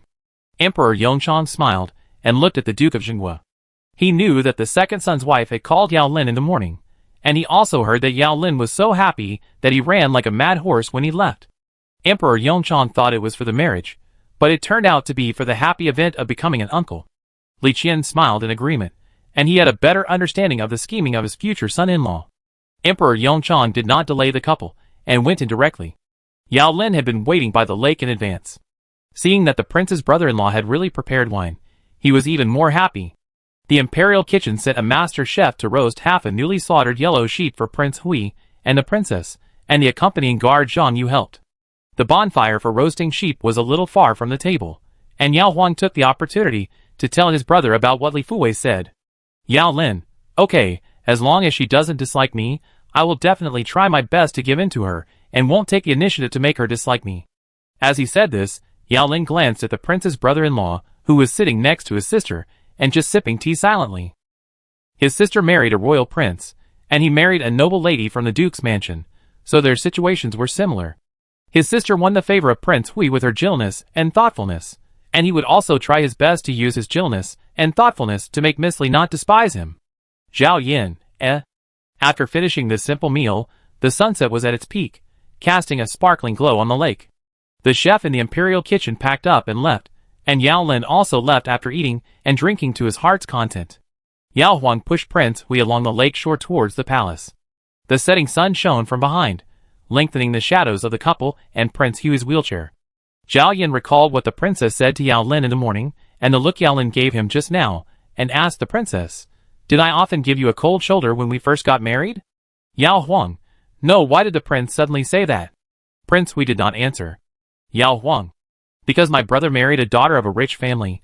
Did the prince think of you and me at that time?" Prince Hui agreed. Yao Huang walked and said, "Your Majesty, you don't need to show me your face. As long as you have a stern face, I have to guess whether the prince is unhappy or not. Guessing why the prince is unhappy has nothing to do with the prince. I have to make sure I don't offend the prince. But it was only like this at the beginning. Later, I got familiar with the prince and knew that the prince was the most good-tempered person. I was no longer so afraid of the prince."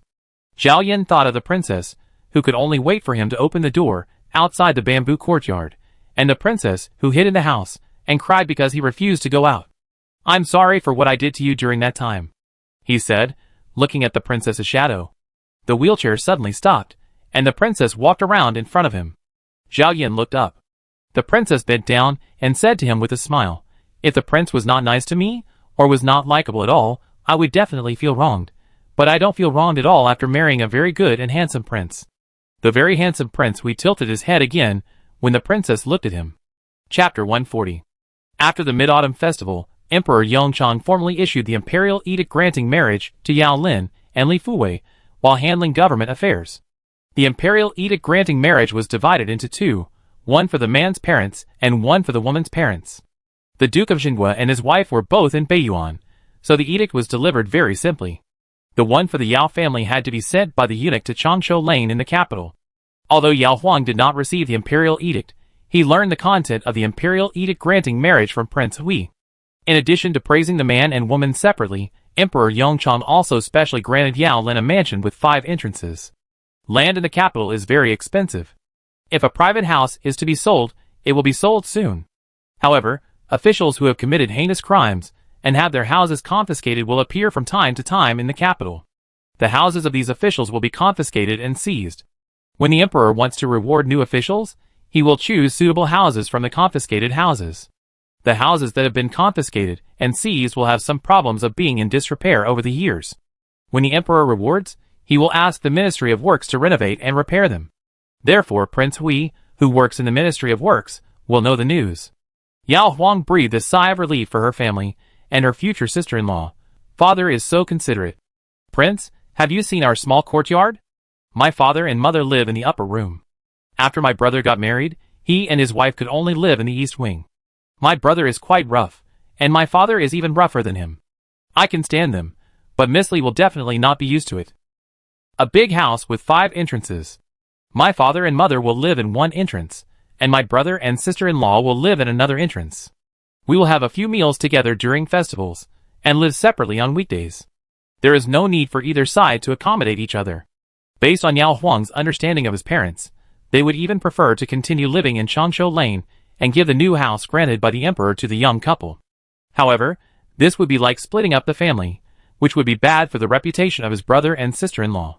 Prince Hui, who never had to worry about money, property, and other external things, just listened to the princess's mumbling silently, and then looked at the princess's eyebrows and eyes that became more and more lively because of her happiness. Yao Huang did not need Prince Hui to respond, and continued to ask him, "Prince, do you know where the house that my father gave me is?"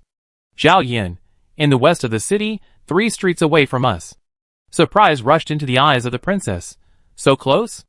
Zhao Yin nodded, watching the princess excitedly walking around the house. "My father must have deliberately chosen a place near our palace. Hey, my father is so kind. I have to thank him very much." If it is said that Emperor Yongchang gave the house because he did not want to wrong the noble lady of the Jinghua mansion, after all, he chose a poor boy for them, then the location of the house given by Emperor Yongchang was to take care of his daughter-in-law. Before dinner, Yao Huang left Prince Hui, who advised her to go in the morning, and went to the West Palace with her maid.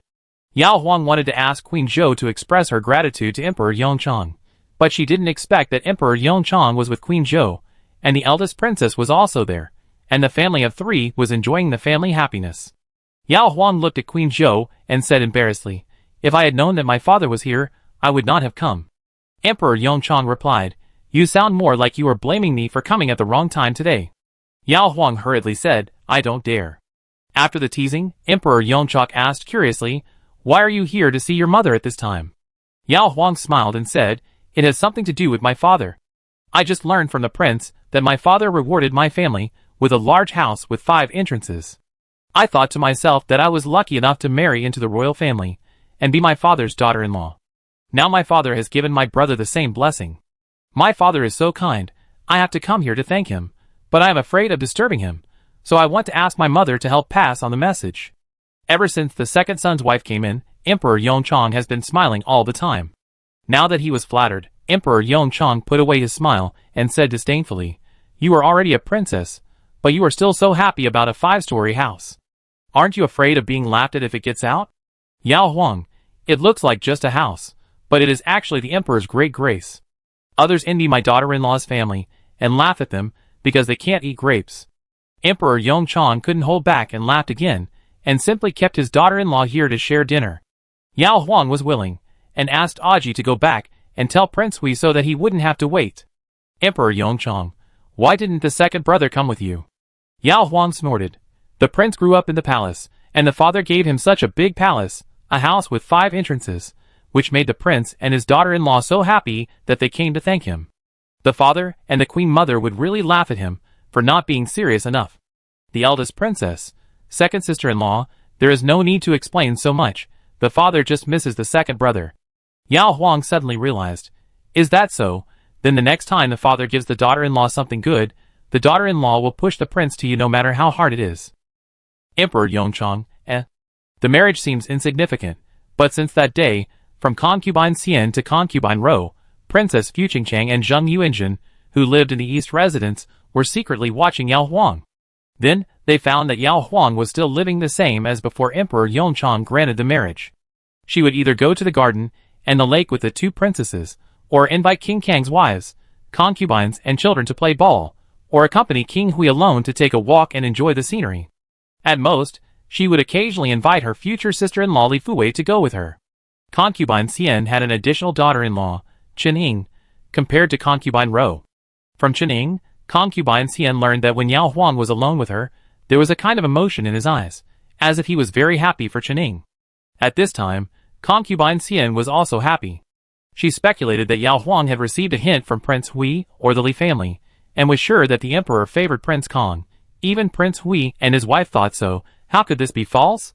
Concubine Xian was happy, and concubine Rou and Princess Fu Chengzhang also turned their hostility more towards Prince Kong, waiting for the right time to strike. At the end of August, Emperor Yongchang randomly selected a total of 200,000 troops from the 4 capital camps of Daqi and 16 local camps, and arrived outside the Beiyuan city wall one after another. There were 2 camps in Liangzhou, and 20,000 soldiers were selected. Yao Huang asked Prince Hui if he had seen the list of these 20,000 soldiers. Zhao Yin, no, but your 3 cousins were sent over this year as military scholars, so the emperor probably won't take their names. Choosing someone you don't know is random. Yao Huang wasn't too disappointed, and took the opportunity to talk to Prince Hui about the military review. The 4 major camps in the capital are close, so it's very convenient for their 40,000 people to come to Beiyuan. The 10,000 soldiers and horses from the various camps have come all the way here, over mountains and rivers, and both the men and the horses may get sick. In this case, a batch of medicinal materials must be specially prepared, including food and grass lost on the road, weapons, etc. Wouldn't the treasury have to pay a large amount of silver for the military review every 3 years? Zhao Yin, it will indeed waste money, but if there is no grand military review every 3 years, the local military camps will easily become slack in training, the soldiers will be exhausted, and the country will be weak, and the neighboring countries will have an opportunity to take advantage of it. He carefully explained to the princess the benefits of the grand military review. For example, before the court decided to implement the national policy of the grand military review, it first built several granaries along the way where the troops of the various military camps were sent to the capital, thus avoiding the difficulty of transporting grain and grass. In the future, when the border encounters a war and needs to mobilize troops, the local military camps and the prefectures along the way that supply granaries can respond in time. More importantly, the soldiers. The 10,000 soldiers from various places who participated in the military review were randomly selected by the emperor. Their performance in the military review was directly related to the promotion of the generals of each camp. For their own future, the generals could not slack off in training. To train, they had to ensure the soldiers' physique, and they could no longer blatantly withhold military pay, cotton clothes, and other military supplies. The soldiers' physique was guaranteed by training, and the long journey once every 3 years became a real-life exercise for the deployment of troops. With more training and more experience, the overall strength of the troops would be significantly improved. Only a strong army can ensure the stability of the border. Only when the border is stable can the court concentrate on pacifying the people and enriching the country. Yao Huang doesn't like to read the obscure 4 books and 5 classics or military strategies, but she likes to listen to her father and brothers talking about military affairs or trivial matters in the barracks, and she also likes to listen to Prince Hui explain it to her in such a simple and easy-to-understand way. Who was the first person to come up with the idea of a grand military review? Yao Huang asked. Zhao Yin said, the previous Marquis of Weiyuan, Lord Sun, proposed it. The late emperor adopted it, and died of illness soon after. After my father ascended the throne, this national policy was officially implemented. The Li family of the Duke of Jingguo was a famous general family that had been passed down since the founding of the Great Qi dynasty. The Sun family of the Marquis of Weiyuan made their fortune from the previous old Marquis, and they were the new nobles of the generals of the two dynasties. Yao Huang admired. The old marquis is powerful, and my father is also powerful. 30 years ago, the national treasury was still very tight, and Emperor Yongchang dared to allocate money for the grand military review. I don't know how much pressure he took, for fear that the money would be spent like water, and the soldiers would not be trained. Zhao Yan nodded. His father and the late emperor were fully worthy of being the two generations of the revival of this dynasty. This year's military review was scheduled for September 16th and lasted for 3 days. On September 13th, the 3-month closed-door reflection of Prince Qing finally ended. Early in the morning, before dawn, Prince Qing came to the bedroom of Emperor Yongchang and knelt down to plead guilty. After kneeling for half an hour, Eunuch Wang led him in. There was no small court meeting today. Emperor Yongchang was preparing to have breakfast. He saw the third brother kneeling on the ground after he came in. He looked thinner than when he just came back from Jingzhou. Emperor Yongchang said, "Tell me again, what was wrong with you in the battle against the bandits?" Prince Qing spoke bitterly, but Emperor Yongchang scolded him in the hall for underestimating the enemy and losing too many soldiers. Emperor Yongchang nodded with satisfaction. "You are still young, learn from your mistakes, and don't make the same mistake again. Come here and eat with me." This time, Prince Qing's tears really flowed. His father finally forgave him, and was willing to eat with him. In addition to eating together, Emperor Yongchang also gave Prince Qing a new job, asking him to serve as the deputy commander of the 10,000 selected soldiers in the southern camp of the capital. The commander was Sun Diao. Prince Qing's eyes suddenly lit up with fighting spirit. After concubine Rou, Princess Fu Qingcheng, and Zheng Yuanjin knew about it, although they didn't immediately think that Prince Qing had hope again, but it was a happy thing that he could be reused. On the evening of September 15th, Emperor Yongchang held a banquet in the palace. In addition to the 20 commanders who led the troops, there were also Prince Kong, Prince Hui, and Prince Qing. After the 20 generals entered the palace, they saluted Emperor Yongchang and his son first. 2 commanders came from Liangzhou, and Wei Yuan Ho Lianshan was one of them. Everyone saw that Sun Lianshan's eyes were red as he saluted the King Hui in the wheelchair. During the 3-year war against Wu, another commander-in-chief of Liangzhou and the commanders-in-chief of Jinzhou, Jizhou, and Liaozhou had fought side by side with King Hui or gathered together to discuss tactics, including the commander-in-chief from Nanzhou, Luo Heng, who had fought against the barbarians with the 18-year-old King Hui. These 5 generals were not as out of control as Sun Lianshan, and even treated King Hui like King Kong and King Qing. But Emperor Yongchang knew that the 3 sons were not of equal importance in the hearts of the generals. Chapter 141. The military review was held outside the North Garden. There were several venues. The emperor and his ministers had to ride horses to them. The concubines and others continued to stay in the North Garden. Yao Huang was pregnant and did not join in the fun. Prince Hui was called by Emperor Yongchang. He set out early in the morning and returned after having dinner with Emperor Yongchang in the evening. Yao Huang asked him about the 2 competitions today. In the morning, the competition was a running race. 20 camps sent out 500 people each. 100 people formed a group and ran around the North Garden at the same time. Every mile, a person took over. A single group had to run a total of 100 miles. Points were calculated according to the order of arrival at the finish line. The first camp scored 20 points, and the last camp only scored 1 point. Because there were 5 groups in total, the highest score could be 100. In the afternoon, there was an archery competition. 20 camps sent out 500 people to compete in foot archery and 500 people to compete in horse archery. Each person shot an arrow. If the arrow hit the bull's eye, 1 point would be awarded. Otherwise, no points would be awarded. If all the 1,000 archers in a camp could shoot without missing a target, the total score would be as high as 1,000. Zhao Yan, the east camp of the capital, won the first place with 85 points in the running competition. The right capital of Liangzhou, led by Wei Yuan Ho, won the first place in the 2 archery competitions with 406 points. Yao Huang, 1,000 soldiers of the right capital of Liangzhou shot arrows, and 406 people hit the target, which turned out to be the best. Zhao Yan, well, the assessment of soldiers' martial arts in the military camp is not as strict as the military imperial examination. If 40% of the arrows can hit the target, it is enough to prove that Lord Sun has a good way of training soldiers. Yao Huang, the commander of the East Camp, is the Duke of Zhenghua. He and Lord Sun are worthy of being the 2 most prestigious generals in this dynasty. These 2 games are all about the soldier's physique and archery skills, and there is no need for the commander to arrange the troops. On the second day of the military review, there will be infantry battles in the morning and cavalry battles in the afternoon, all of which are melee. The venue was chosen to be a plain 6 miles away from Baiyuan. 20 camps sent out 3,500 unarmed infantry to form a small army, and they were arranged around 100 military flags inserted in the middle of the plain. When the drum sounded, each army set out at the same time, and it ended after an hour and a half. At that time, the military flags in each army were scored, and each flag was worth 5 points. Emperor Yongchang, King Kong, King Hui, the accompanying civil and military ministers, and 20 commanders gathered on horseback on a high ground on the east side of the plain to watch the battle. The competition had not yet begun. On the south camp side, King Qing, wearing the deputy commander's armor, looked far away at the high ground in the east. He knew that his father was watching there.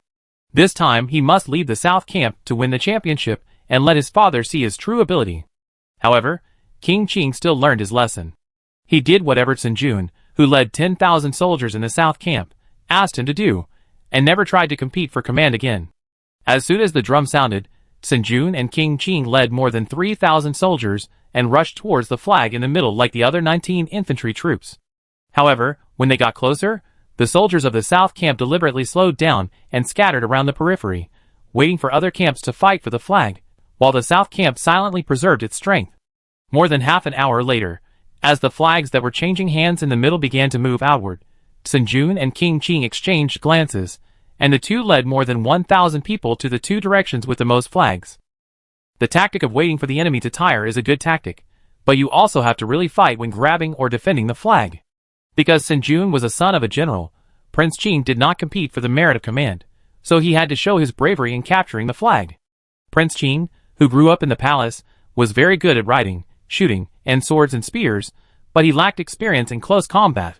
Even when he was learning martial arts in the palace, he had a companion to practice wrestling with him, but which companion dared to really knock a prince to the ground? The companion did not dare, and the soldiers in the various camps present did not dare either, but none of them knew Prince Qing, and they didn't even know that Prince Qing participated in this military review. They thought that Prince Qing was also watching the battle beside the emperor.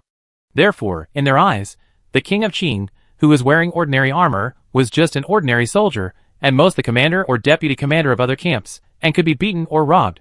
The king of Qing, who had a chance of winning in a single fight, had just grabbed a military flag and was about to run away, but when he turned around, he was hit hard in the heart by an iron fist.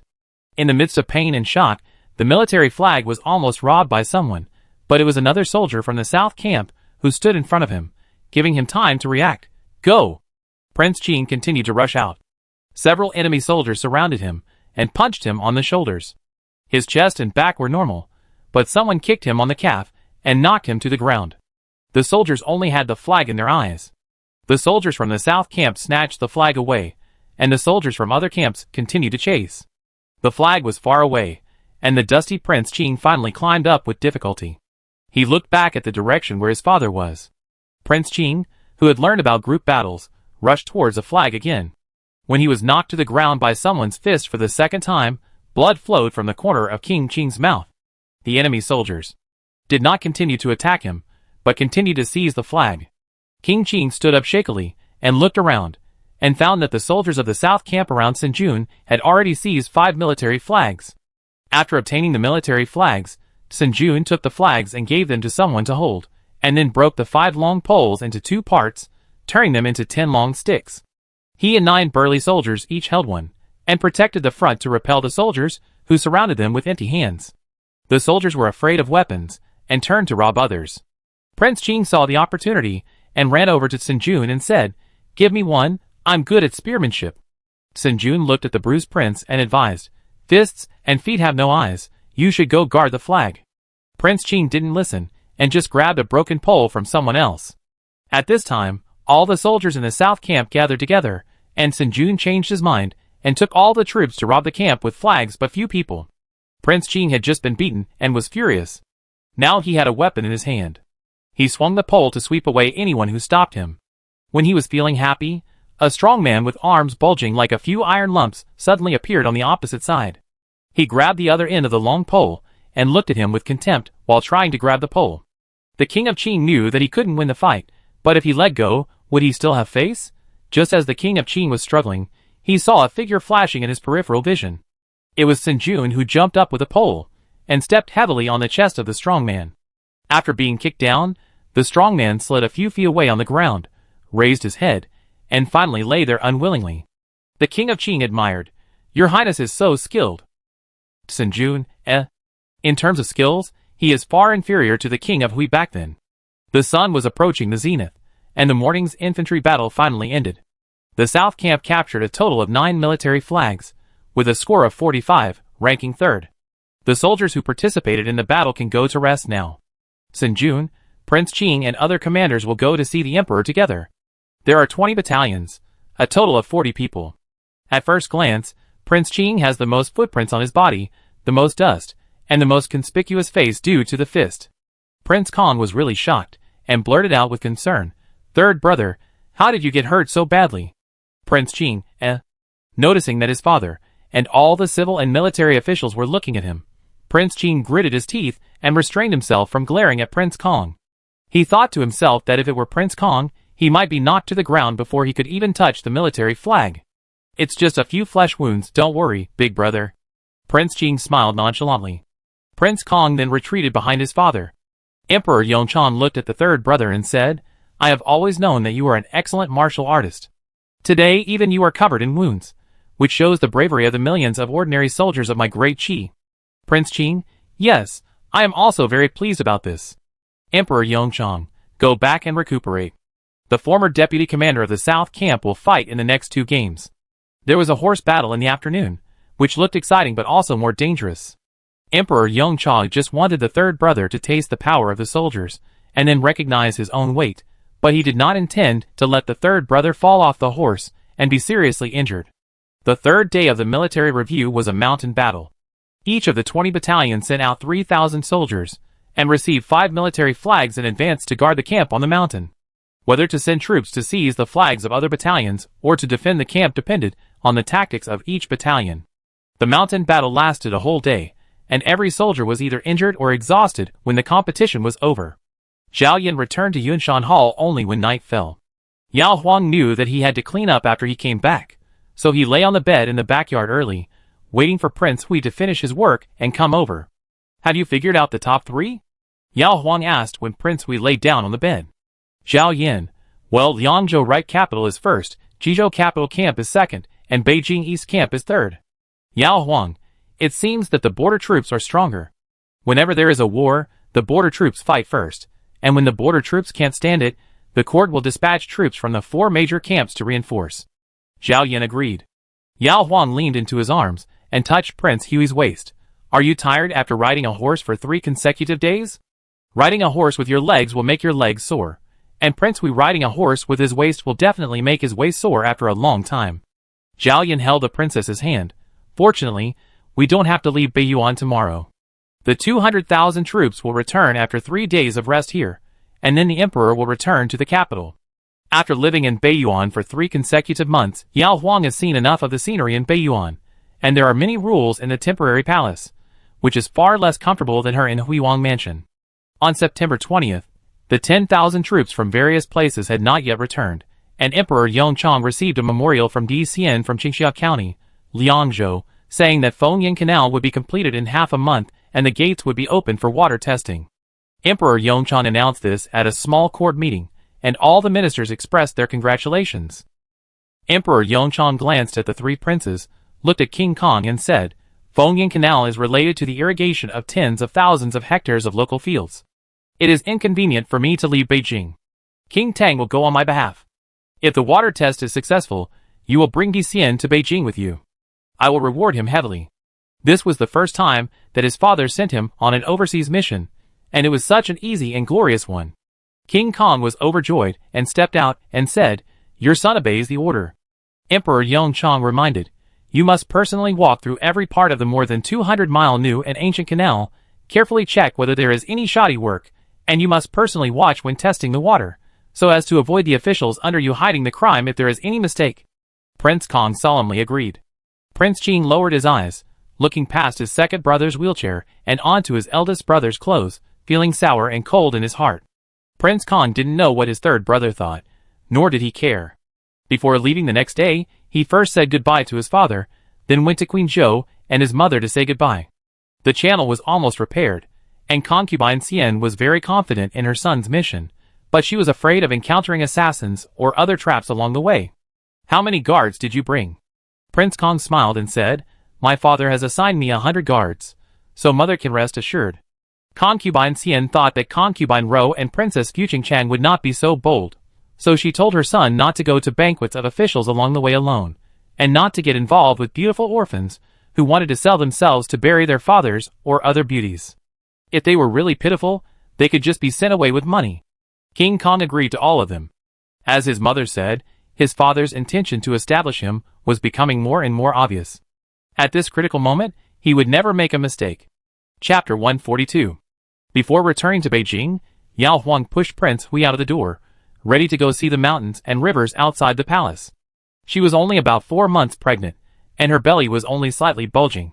Yao Huang hardly felt anything unusual, let alone pushing Prince Hui's wheelchair for a slow walk. She could even run if asked to. She was just afraid that Prince Hui could not bear such a shock.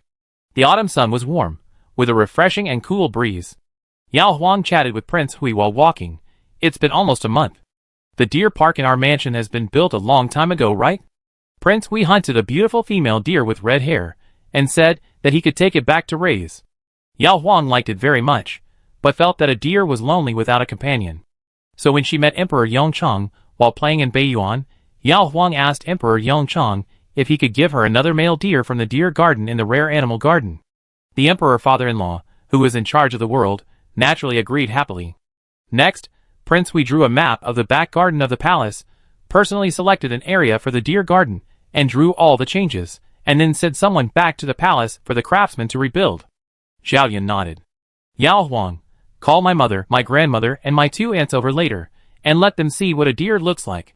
The deer and elephants raised in the rare animal garden lost their novelty after Yao Huang visited them a few times, but anyone brought back to the capital would be a rare and exotic animal that would amaze the people. Zhao Yan nodded again. The couple was talking and listening in a good atmosphere, and suddenly the figure of Princess Fu Chang appeared in front of them, wearing gorgeous clothes and full of pearls and jade, which complemented the princess's innate nobility. Yao Huang smiled and greeted, "Aunt, are you going to visit my third brother's wife?" The couple had not yet left the east residence. Princess Fu Changzhang came here for her daughter Zheng Yuanjun. Princess Fu Changzhang nodded. Her eyes stayed on Yao Huang's rosy face for a moment, then looked at her nephew in the wheelchair and asked, "Where are you going?" Yao Huang raised his chin towards the outside of the palace. "Go for a walk by the lake." Princess Fu Changzhang gently warned, "Be careful not to get tired." After a simple greeting, the two sides passed by. After walking a distance, Princess Fu Changzhang looked back. Yao Huang's back looked as graceful as ever, and she walked at a normal pace, unlike her own daughter, who was so cautious. Princess Fu Changzhang still felt envious. She had 3 children, and her 2 sons were not very promising. Only her daughter inherited her beauty and talent. She was the best among the noble ladies in the capital since she was a child, and was spoiled like a princess by her uncle, the emperor. Princess Fu Changzhang loved her daughter. She hoped that her daughter would be the mother of the country, and enjoy the first honor in the world in the future, and she also hoped that her daughter would be healthy and free from illness and disaster throughout her life. However, the birth of her daughter came at a bad time. First, Prince Qing was scolded and confined to his house, and then Prince Kong and Prince Hui were married through the Jinghua mansion. All these signs made them feel uneasy. Her mood was bad, and her daughter couldn't eat or sleep well. Yao Huang was well fed like a rich peony, but her daughter was getting thinner and thinner. She was a mother, and could only feel distressed. Concubine Rou, the emperor, would probably doubt whether such a weak mother could give birth to a healthy child. While thinking, Princess Fu Changzhang had already arrived at Sanfeng Hall, where her daughter and son-in-law lived. The doorman reported the news, and Prince Qing came out to greet his mother-in-law. He was beaten on the second day of the military review. After a few days of recuperation, the purple marks on his face disappeared, but the anger between his eyebrows and eyes could not be concealed. Thinking of Prince Qing's high spirits before the military review, and then thinking of his embarrassed state after leaving the stage and Prince Kang's smugness, Princess Fu Changchang felt a little regret for the first time. If she had known this would happen, she should have married her daughter to Prince Kong. Although Prince Kong was a little ugly and stupid, at least he was honest and obedient, and would not make her worry so much. However, the marriage was already decided, and the daughter was pregnant with a child of Prince Qin, so the mother and daughter had no way out. I go and talk to Yuanjun, you go and rest, Princess Fu Chengzhong said kindly. Prince Qin was not interested in the pregnancy and other things that the mother and daughter wanted to talk about, so he sent his mother-in-law to Zheng Yuanjun and left. Zheng Yuanjun leaned against the head of the bed, and her thin face looked like she had little flesh left. Princess Fu Chengzhong had just seen Yao Huang in her radiant appearance, and when she saw her daughter like this, her heart felt as painful as if she had been stabbed by a needle. We will be returning tomorrow. How can I be assured if you ask me like this? Princess Fu Chengzhong held her daughter's equally thin hand with pity.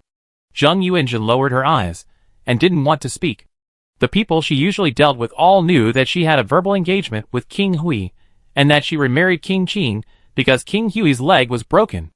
They all knew that she chose King Qin in order to make further progress in the future. However, due to her and King Qin's status, those people all kept it to themselves. As a result, King Qin was getting further and further away from that position. I'm afraid those people were waiting to see her make a fool of herself, right? At home, there was the face of Prince Qin that she didn't want to see more and more, and outside, there was hidden sarcasm. How could Zheng Yuanjun be happy? Princess Fu Chengzhong knew her daughter's worries very well. She approached her daughter and whispered, "Don't be afraid, Prince Kong won't be able to laugh next summer." Zheng Yuanjun finally raised her eyes. Princess Fu Chengzhong, if Prince Kong doesn't send him on an external mission, we won't find a chance to deal with him. Now the Emperor has sent him to inspect Fengyan Canal. It sounds like a simple task, right? Then when we need to divert water for irrigation in the spring and summer of next year, Mother will pick a time to arrange people to destroy a section of the canal. When the memorial is reported, the Emperor will be furious and will definitely punish Prince Kong for failing to supervise the canal. It involves the food rations of tens of thousands of acres of land and tens of thousands of people. Prince Kang's crime will only be more serious than the 1,000 palace soldiers lost by Prince Qin. When Prince Kong is punished, it will be a chance for Prince Qin to rise again. Zheng Yuanjun was shocked. Compared with the benefits of success, she was more afraid of the consequences of being exposed. Will destroying the canal cause floods? If there are too many casualties, the Emperor will conduct a thorough investigation and find that it was you who did it. Princess Fu Chengzhong patted her hands. Don't worry, Mother will ask people to find a suitable canal. The Yellow River will cause floods only when it bursts its dike. When diverting water, destroying a section of the canal will only flood the nearby fields, and there will be no casualties among the people. For such floods caused by the breach of the canal, the blame will fall on the canal repairers. Even King Kong will be implicated. No matter how the investigation is done, it will not be traced to Mother's side. As for the local people, they didn't spend money on the canal. They survived the dry weather and poor harvest before the canal was built. The destruction of a season's crops will not kill anyone. Moreover, after the water recedes, they can plant another season's crops and still fill their stomachs during the autumn harvest. You don't need to worry about them. Such a well-reasoned remark slowly calmed Zheng Yuanjun's nervous heart.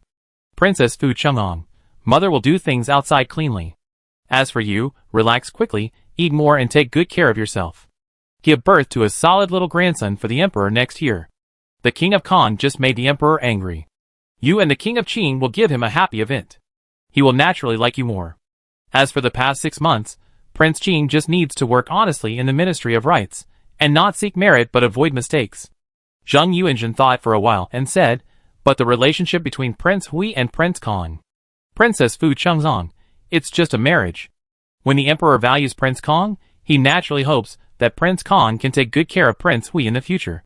When the Emperor dislikes Prince Kong, Prince Hui himself will keep a distance from Prince Kong, and the so-called close relationship will become a sham. You, on the other hand, can take the opportunity to increase contact with Yao Shi, while the children on both sides are about the same age. 3 months ago, Zheng Yuanjun would not have accepted her mother's proposal to lower her status to win over Yao Huang, but she had suffered enough from the bitterness of despair in the past 3 months.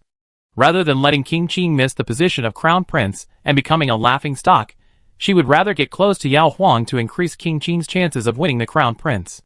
Seeing hope again, Zheng Yuanjun's mood improved, and her appetite also came. She blushed and said, "Mother, I seem to be a little hungry." Princess Fu Chengzhong hurriedly asked the maid to prepare food, and reminded her daughter, by the way, the fewer people who know about the destruction of the canal, the better. If it weren't for your relief, Mother wouldn't even tell you. Just pretend you don't know, and don't tell King Qin. Zheng Yuanjun understood. It took the emperor 6 days to get from the capital to the Baiyuan Palace, and now it also took 6 days to return. At the end of September, Yao Huang and Prince Hui finally returned to their own palace. As soon as she got off the car, Yao Huang saw Dr. Liao and Dr. Li waiting in front with the chief steward Guishu. She looked at Prince Hui in confusion. "Zhao Yin, it's been a bumpy ride, let's check your pulse first." Yao Huang thought she was the one who was pregnant, but Prince Hui was more worried than her. After a while, under the observation of Prince Hui, the two doctors took the pulse of the princess respectively, and they both smiled after taking the pulse, saying that the princess's pulse was steady and strong. Prince Hui gave each of them a reward. After the doctors left, Yao Huang gently tapped Prince Hui's head and went to the backyard to take a bath. Although the pulse was stable, it was still hard to ride a carriage and stay in a tent for several nights. After taking a bath, Yao Huang leaned comfortably on the warm couch in the second room, with all his long hair in front of him, letting the warm sun shining through the window shine through. When Zhao Yin came over, he saw the princess bathing in the sun, closing her eyes comfortably. Glancing at him, the princess closed her eyes again.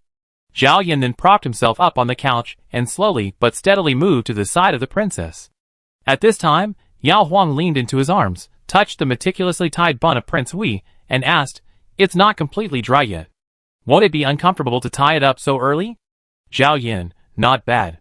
Yao Huang smiled, walked around to the back of Prince Hui, and knelt down, took away the white jade hairpin that fixed his hair, and then picked up the ivory comb next to him to help him comb his hair. Zhao Yin was afraid of tiring the princess's arms. "I can do it myself?" Yao Huang thought for a moment, and said, "Okay." She put the comb into Prince Hui's hand, and sat beside him waiting to see how he would comb his hair. Zhao Yin, He could not lift his hand holding the comb suddenly. Yao Huang knew at a glance what he was being reserved about, and she liked to see Prince Hui being reserved the most. Kneeling on Prince Hui's legs, Yao Huang put her arms around Prince Hui's neck, and moved closer little by little. Zhao Yan's breathing tightened slightly. He wanted to stop the princess, but was afraid that he would misunderstand her, so he had to lower his eyes until the princess' lips really pressed against his. Prince Hui restrained himself by pressing the princess's shoulders, leaning back, and whispered, "It's not appropriate now." The blood was surging, and there was a danger of disturbing the fetus. The princess blushed, glared at him, and hummed softly, "It's been more than 3 months, and the prince has a way to be happy. Can I kiss him?" Zhao Yin, Yao Huang felt it, and deliberately twisted left and right. Zhao Yin immediately pressed her into his arms, and waited until the princess was obedient before lifting her chin. After 6 days of not being able to sleep together, Prince Hui missed his princess very much. Chapter 143. Kissing and hugging, Zhao Yin felt uncomfortable with the princess in his arms. Yao Huang was also uncomfortable. Her self-control was not as strong as that of Prince Hui. She was too embarrassed to speak out. She put her forehead against Prince Hui's shoulder and turned quietly, thinking of forcing Prince Hui to make him take the first step. Zhao Yin felt as if the princess had stuffed a handful of fireworks into his hand again. The couple wanted to see the fireworks burst into brilliant flames, but the princess was young and could be impulsive and willful, and he could not indulge her. Even if there was only the slightest possibility of hurting the princess and the child, Zhao Yin would not do it. "Okay, stop it." Zhao Yin held the princess in one hand and reached out to support her with the other hand, stopping her from doing anything bad to him. Although she spoke boldly, the princess, who thought she was thin-skinned, was angry and raised her head to bite Prince Hui's earlobe. Zhao Yin actually hoped that the princess would bite harder, so that he would forget the little tricks that the princess had deliberately tortured him with. After biting, Yao Huang whispered a harsh word in Prince Hui's ear, "If you have the guts, don't touch me after giving birth." With a snort, Yao Huang pushed away Prince Hui's hand holding her, got off the couch with a red face, and went to the inner room alone. When the curtain of the inner room fell, Zhao Yin looked at his right hand, and his palm was slightly cold. That was. A quarter of an hour later, Prince Hui tied up his completely dry hair, sat on the 3-wheeled wheelchair, and pushed it out of the house by himself. The maids waiting outside saw him and hesitated, but seeing Prince Hui's hands pushing the thin wooden wheel skillfully, they really didn't have the courage to suggest going to the front to call Qinghai or Fei Chuan to pick up the prince. Zhao Yin came to the front yard by himself, ignoring the surprise in Qinghai and Fei Chuan's eyes, and went all the way into the inner room. He set up 2 rows of handrails in the inner room of the front yard. Prince Hui, who was full of anger, propped himself up on the handrails, and persisted until he was sweating profusely, and his arms had no strength left. Then he walked along the handrails to the bed inside and fell on his back.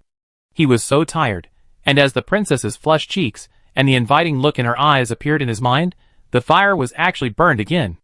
After nightfall, although the princess had ignored him for most of the day, Prince Hui still hugged her from behind. Yao Huang pretended not to understand, and deliberately spread her legs apart, pushing her right knee forward. Zhao Yin, eh? After a moment of silence, he pulled the princess's right leg back. Yao Huang was about to twist his strength, but Prince Hui whispered in her ear, "Stop it." Yao Huang. "Prince, just take care of yourself." Prince Hui closed his eyes and said, "Wait until you give birth, I will take care of you all night." Yao Huang, eh.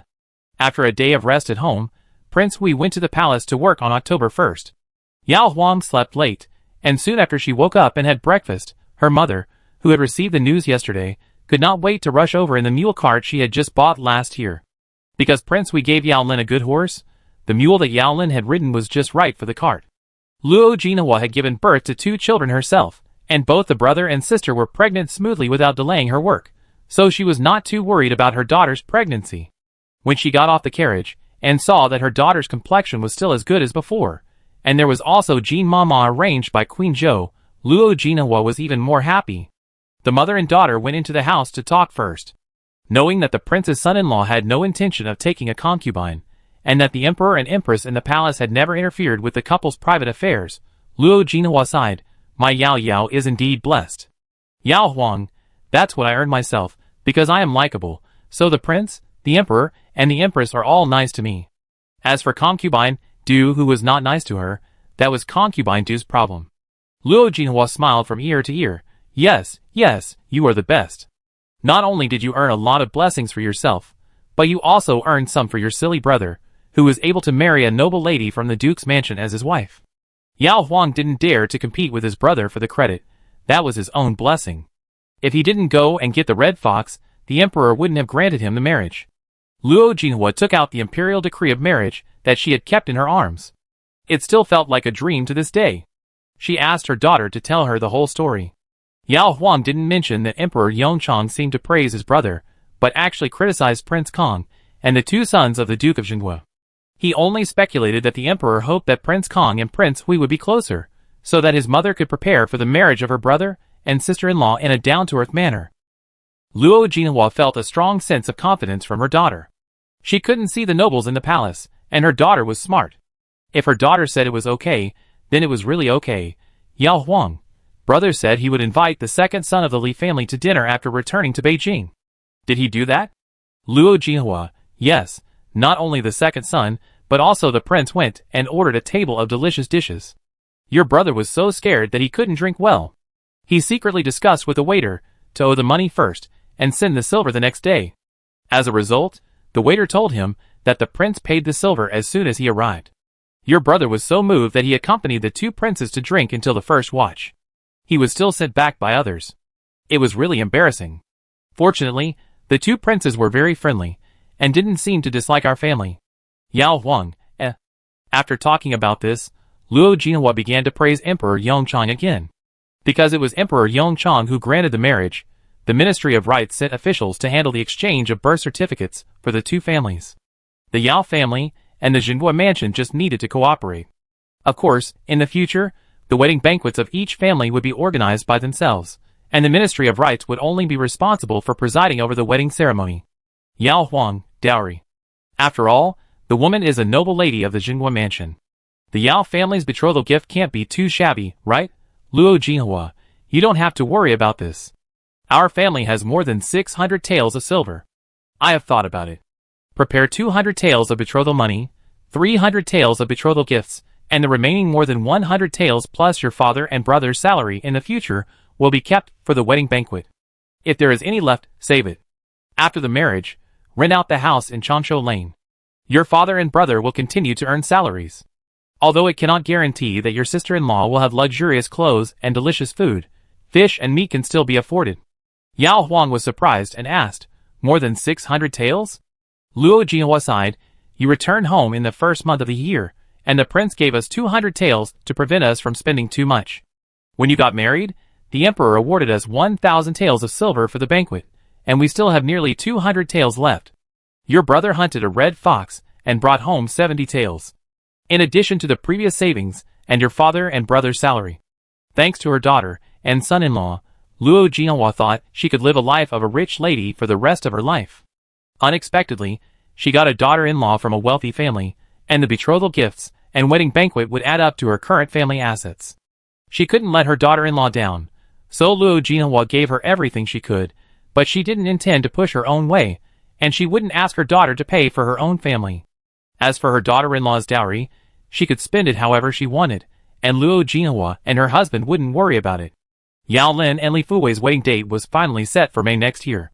However, on October 8th, Yao Huang and Prince Hui had a wedding banquet, the wedding banquet for the concubine of Prince Qing's mansion. It was originally scheduled for September, but Prince Qing was in Beiyuan at that time, so it was postponed to an auspicious day in October. The status of the prince's concubine is much higher than that of an ordinary concubine. The wedding ceremony is handled by the Ministry of Rites. However, concubines are concubines after all. The two concubines entered the house at the same time, and there was no such thing as female guests going to the bridal chamber to watch the ceremony. Before going to the banquet, Yao Huang curiously asked Prince Hui, entering the house at the same time, "Where is the groom tonight?" "Zhao Yin, I don't know." Yao Huang, when the prince welcomed the concubine, did the prince not drink the wedding wine? "Zhao Yin, I drank, but I was not curious about these things." Yao Huang listened and hummed softly. "Yes, the prince is a serious person, and I am the only one who has some indecent thoughts all day long." Prince Hui had no choice but to hold the princess's hand, indicating that he did not mind her occasional impropriety. When they arrived at the Qing palace, the couple separated. Yao Huang and Shining sat at the same table with Zheng Yuanzhen, the hostess of the Qing palace. Yao Huang thought that Zheng Yuanzhen would be upset because of the Qing prince's meeting with the concubine, but he did not expect that, after not seeing her for many days, Zheng Yuanzhen's face was rounder than when she was in Beiyuan, and her complexion was also good, not made up with rouge and powder. Yao Huang thought of Princess Fu Qingchang and Empress Zhou, concubine Du and others in the palace. These people were born rich and married noble men. The noble ladies of high families were used to men having 3 wives and 4 concubines since childhood, so they were more likely to accept it when their husbands took concubines. If it were the ordinary people in Changshu Lane who were more accustomed to monogamy because of their ordinary family background, any man who dared to mess around outside would be complained or scolded when he got home. If it were his mother, if his father dared to mess around, his mother would pick up a stick and beat him up, and then pack up and go back to her parents' home. After the banquet, when Yao Huang went out to meet Prince Hui, he saw the groom, Prince Qing, wearing a bright red wedding robe in the main hall. Prince Qing was still being forced to drink and was drunk, but Prince Hui had no intention of continuing to accompany him for the drink and left early. After saying goodbye to Qining, Yao Huang accompanied Prince Hui to the carriage. Because Prince Hui didn't want her to bend over again, he asked Qingyai to fix the wheelchair before getting off the carriage. "Are you jealous?" Yao Huang sat on Prince Hui's lap and asked with her arm around his neck. Zhao Yan shook his head. The princess pouted, "If you're not jealous, how do you know what I'm asking?" Zhao Yan: "I just came out from there, you can only mean that." The princess blinked. "What do you mean?" Zhao Yan lowered his eyes. "Concubine." Yao Huang leaned over so that Prince Hui, who was drooping his eyelashes, could also see her face, and smiled. "I didn't ask the concubine, I asked whether the prince envied the third prince for being the groom tonight." Zhao Yan: He pressed the naughty princess into his arms, forcing her to stop looking at him. But the princess squeezed up little by little, first biting his earlobe, and then said to his ear cavity, "I don't care whether the prince is envious or not. I only know that if the prince becomes like the third prince one day, I will never be with the prince again." Prince Hui also bit the earlobe of the princess. "It won't change." While the 2 younger brothers were either hugging the new concubine or being tortured by the pregnant princess, Prince Kong, who was far away in Qingxia County, Liangzhou, had just finished a day of running around and was sitting alone in the guest room of the county government office, soaking his feet.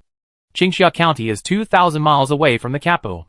In order not to delay the acceptance and testing of the channel, Prince Kong and his guards galloped all the way, running nearly 200 miles every day, and finally arrived yesterday.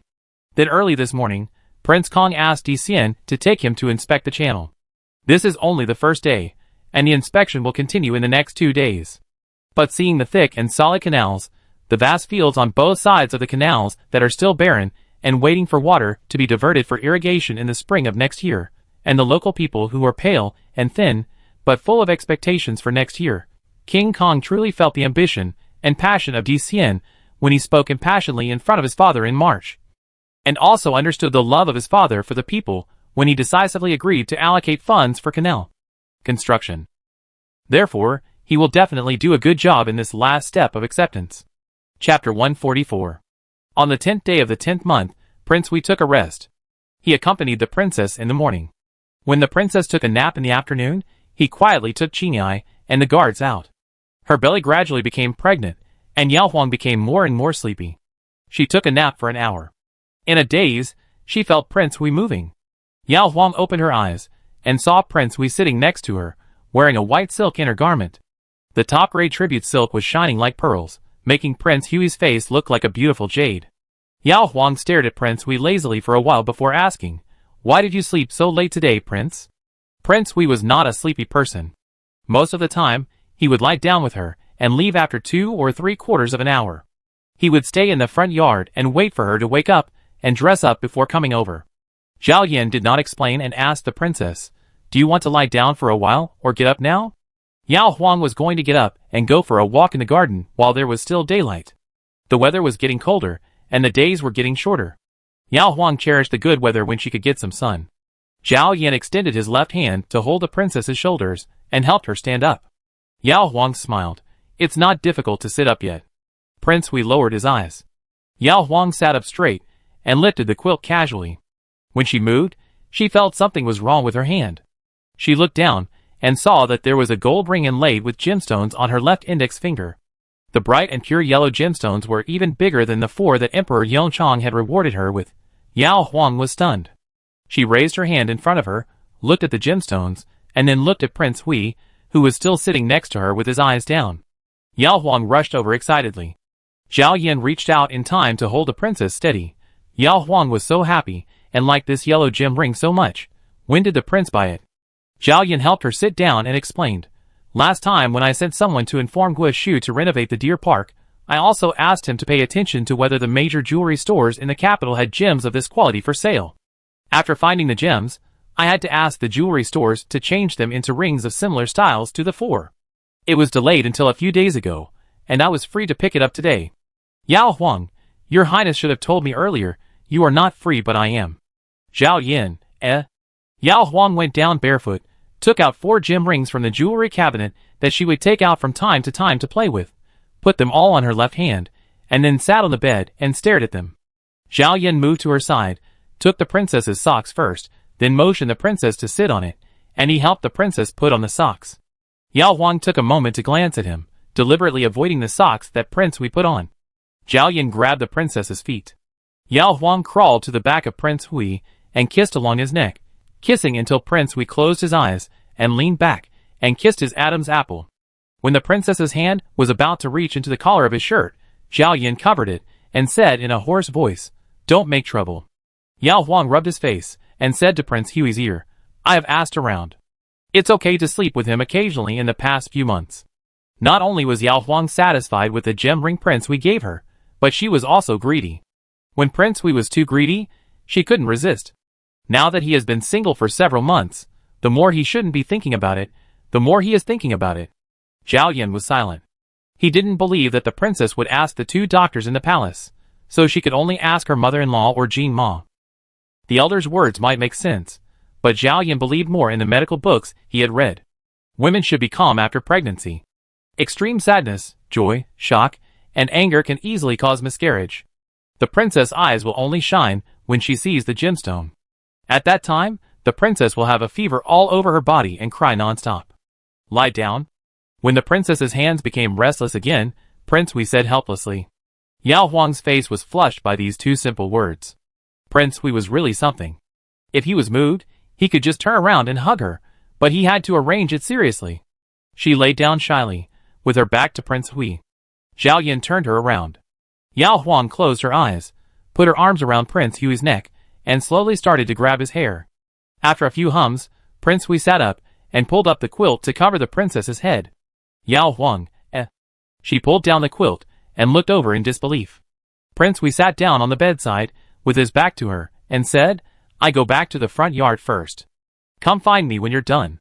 After that, He propped himself up on the wheelchair and lowered the curtain to block the princess's view. If Yao Huang really wanted to be angry, he could just stop Prince Hui's wheelchair and grab him back to continue. After all, no matter how fast he pushed the wheelchair, it was not as fast as the princess's feet. But how could Yao Huang bear to be angry with him for this? She only craved it occasionally, and Prince Hui probably craved it every night when he lay beside her. He wanted it more than she did, but he would rather hold it in. On October 19th, King Kong sent a memorial via an express route of 400 miles. The memorial said that he had spent 3 days inspecting every main channel and branch channel of Fengying Canal. The whole channel was solid and strong. After that, the gates were opened to divert water for trial irrigation for another 3 days. No channel was damaged or leaking, and no branch channel was blocked. Some minor defects were also dealt with by DCN and the local people in a timely manner. It can be seen that officials and people are looking forward to next year's irrigation and harvest. Emperor Yongchang was very pleased and issued an order to let Prince Kong and DCN return to Beijing to receive the reward. This was a happy event that benefited both the country and the people. In the evening, Zhao Yan returned to the palace and told the princess about it. Yao Huang smiled and said, "Your Majesty doesn't want to seek credit from your father, so I will share the credit for this matter. Without DCN and his son, there would be no Fengying New Canal today. DCN and his son deserve the first credit. However, without your recommendation, I don't know when DCN can realize his ambition, and the people near the new canal will continue to suffer and starve, so your Majesty deserves the first credit." Zhao Yan listened silently. He just wanted to make the princess happy, not to ask for praise from her. The princess continued, "But it's not enough to just have the prince recommend you. Father must be wise enough to accept this advice, and be willing to spend money from the national treasury to build the canal. So father, and you share the first-class merit, including those people who worked hard from dawn to dusk for meager wages to build the canal, they also have a share of merit." Zhao Yan smiled and offered soup instead of wine to the princess, who judged the merit very fairly. The princess was pregnant, so tea was not suitable for her. Fortunately, there were 2 nourishing soups prepared by Master Kong and Madame Gao on the table. Seeing that Prince Kong was about to come back to be praised, Prince Qing felt very upset. When he returned to the palace, he wanted to complain to Zheng Yuanzhen about his father's unfair treatment. Seeing that Zheng Yuanzhen had a good appetite, and looking at Zheng Yuanzhen's face that had finally recovered, Prince Qing was afraid of ruining her mood and appetite, so he had to hide his words. Because Zheng Yuanzhen was pregnant, Prince Qing went to his concubine Wei after dinner. The 2 newly married concubines were both beauties, and they were also official ladies. They always valued rules. Moreover, they had just entered the palace, and Prince Qing was not familiar with them. If he rashly complained to them about his father, the 2 concubines would definitely be too scared to say anything, and even follow Zheng Yuanzhen's advice to respect his father. Wouldn't Prince Qing be asking for trouble? Wei was different. She was born as a lowly palace maid and had never read much. She only knew how to treat him as the sky. After being intimate, Prince Qing hugged Wei and vented his anger. "If the emperor asked my elder brother to repair the canal, I would respect him if he did a good job and got the credit. But DCN repaired the canal, and he just went to inspect it and got the credit for nothing. It is obvious that the emperor is partial to me and deliberately gave me the difficult task. I completed it and still found fault with me. My elder brother gave him the simple task." Wei frowned. "Yes, the emperor is so partial. The prince is both civil and military, handsome, and obviously better than the eldest prince in every way." Prince Qing had a stern face. It was because he was better than his elder brother in every way that he could not accept it. Wei looked at him and asked, "Does the prince have any good way to turn the situation around?" Prince Qing didn't have any. After returning to Beijing, his father still let him work in the Ministry of Rights. What can the Ministry of Rights do? Wei, it's difficult for the prince to make achievements here. If the eldest prince makes a big mistake, it can still show that the prince is better than him. Prince Qing smiled bitterly. Brother has no other strengths, but he is very meticulous. He won't make a single mistake in the account book of the Ministry of Revenue. Wei, what about those people around the prince? If his followers make mistakes, they can also blame him. Prince Qing, it's difficult. The Duke of Jinggua's mansion is a famous general. Father values him very much. His 2 concubines are from scholarly families. Even if there are some problems, they are insignificant. If there are really people who can be used, I would have used them long ago." Wei rolled her eyes and whispered, "Then start with the channel that the prince has just accepted, digging a hole secretly." Prince Qing pushed her out and said sternly, "What a vicious woman, you dare to think of such a conscienceless thing." Wei quickly knelt on the ground to apologize, slapping herself with both hands. Prince Qing left in a huff, and ordered people to take Wei away and deal with her the next morning. He just liked beautiful women, but he didn't dare to keep such a poisonous snake around him. However, Wei's poisonous plan made Prince Qing a little tempted. He couldn't make up his mind alone, so he went to visit his grandfather, the Minister of Personnel Shinshuryan. The Minister of Personnel has many important matters to attend to. Shinshuryan, who is over 60 years old, rarely has a day off. He spent the morning with his grandchildren. When he was about to lean back in the rocking chair to bask in the sun, he heard that Prince Qing had come. Shinshuryan frowned. After a while, the grandfather and grandson met in the study. Prince Qing stammered and whispered Wei's plan. Shinshuryan's face turned pale, pointing to the beam above the study and said, "If the prince wants to take this risky move, I will hang myself with dozens of my family members tonight, so that if the prince gets into trouble next year, I will be dragged to the Meridian Gate and beheaded, which will embarrass me in public." Prince Qing, is it really that serious? Shinshuryan, because now you are the only one who hopes that your highness will make a fool of himself. It's fine if your highness's job goes smoothly, but if something goes wrong, the emperor will be the first to suspect you. Is the canal so easy to destroy? If it is a minor damage, once the water is cut off, it is easy to find out that it is man-made damage by checking the breach. If it is a major damage, it must be as serious as the Yellow River bursting its dike to destroy the breach and destroy the evidence. Your Highness, think about it. The emperor was furious when you lost 1,000 soldiers in Jingzhou. If you dare to destroy the canal and cause tens of thousands of people to suffer, even if the emperor cannot find evidence, he will find other crimes to punish you severely. Prince Qing broke out in a cold sweat. Shinshuryan waved his hand at him. "Prince, calm down and leave quickly. Don't come over again. It's not easy for me to live to this age. I don't want to be accused of a crime in my later years." He hoped that his grandson could make further progress, but with a wise monarch in power, the only right way for his grandson to go is to show his talent and make contributions. Prince Kong was not talented, but he was upright and steady, and could be a king who would maintain the status quo. His grandson. Shinshuryan was too lazy to mention it. Chapter 145. Late October was the beginning of winter. In the capital, there were continuous strong winds that could shake tree branches. The sun hid in the clouds and the sky was dim. The inner room of the palace was burning with floor heating. The ice jar used to store ice in summer was brought out again, and half of it was filled with water to prevent the house from being too dry. Yao Huang slept until dawn. Aji and several big maids came in to serve, and Aji conveyed the instructions of the prince before going out at night. The prince said that it is windy today, so let the princess not go to the garden again. Yao Huang didn't need to go out. She could hear the cold wind whistling outside the window while sitting on the bed. In such bad weather, even if Prince Hui hid a box of gold ingots in the back garden, Yao Huang was too lazy to go and look for it herself. At most, she sent the 4 maids around her and Jean Bao out. It was cold outside, so Yao Huang called Jean Mama, Lu Mama, and Chao Gonggong to play cards with her. Aji and the 4 maids were too familiar with each other, and could only talk about those things. They were not as experienced as the 3 eunuchs and maids who were more than 150 years old in total. Yao Huang picked a topic at random, and the 3 of them could talk about it in turn. Moreover, the 3 of them had a generous monthly salary, so Yao Huang didn't have to worry about the 3 elders being distressed if she won a few silver coins from them. When Yao Huang got tired of sitting, she would walk a few circles between the inner room and the main hall. There was no threshold, so no one had to worry about her tripping.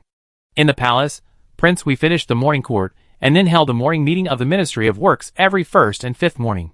It was almost the end of the year, and all the officials in the capital and the local officials had to take annual examinations. All the ministries and departments had to submit a summary of their work this year to the emperor for his review. So from now until the 12th lunar month, the officials would be busier and busier.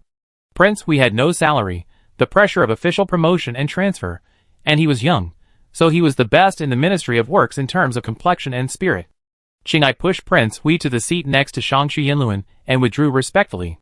Other officials arrived one after another. Yinluan came later, holding a pile of files in his hand. He came to his seat. Yinluan was about to nod to Prince Hui, but his nose suddenly itched. He turned around and sneezed very loudly, or 3 times in a row.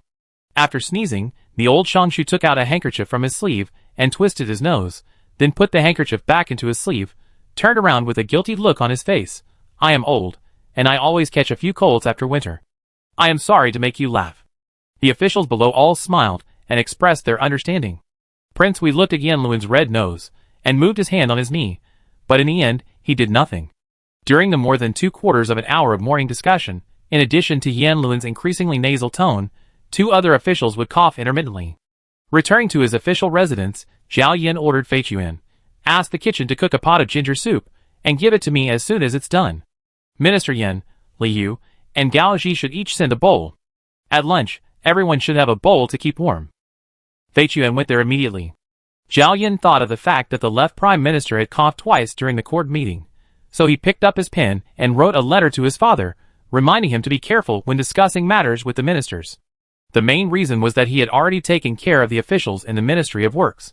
If he didn't remind his father, he might get suspicious if the news got through. In the imperial study, when Emperor Yongchang opened the second son's letter, the left prime minister was speaking to him with his head down. He was standing farther away than usual, which showed that he was afraid of passing on the disease to him. After the left prime minister left, Emperor Yongchang asked Eunuch Wang to open the window for some fresh air. Eunuch Wang first used a paperweight to hold down the memorial on the emperor's desk, then opened the window. A sudden gust of wind rushed in, causing Eunuch Wang to close his eyes.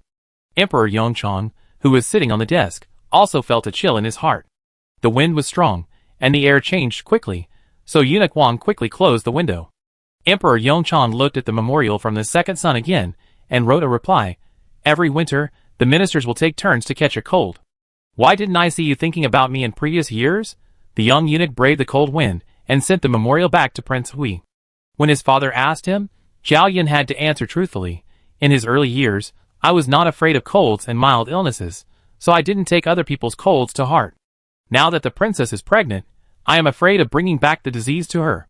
Whenever an official around me coughs or sneezes, I will be frightened. Since I know that I should be a kind father, I should also be a filial son to make up for my shortcomings in my youth." The eunuchs waiting outside will send the memorial back to the imperial study. After reading his son's words, Emperor Yongchang smiled. He also came from a young age. When he was young, he was obsessed with schoolwork and playfulness. How could he understand the hard work of the late emperor? When the late emperor died, he immediately took over the country and the people. When he was free, he favored the concubines as a pastime. When the concubines gave birth to princes and princesses, he would hold them and test their homework when he was free. Most of the time, he left it to the concubines and civil and military teachers. Therefore, he was not filial when he was young, nor kind when he was middle-aged. Only when he was old and saw his favorite candidate for the crown prince seriously injured on the battlefield did he finally show some fatherly heart. The second son was better than him. He had time to accompany his wife to give birth to children, and had the opportunity to be filial to his father. Although he was emotional, Emperor Yongchang did not regret it.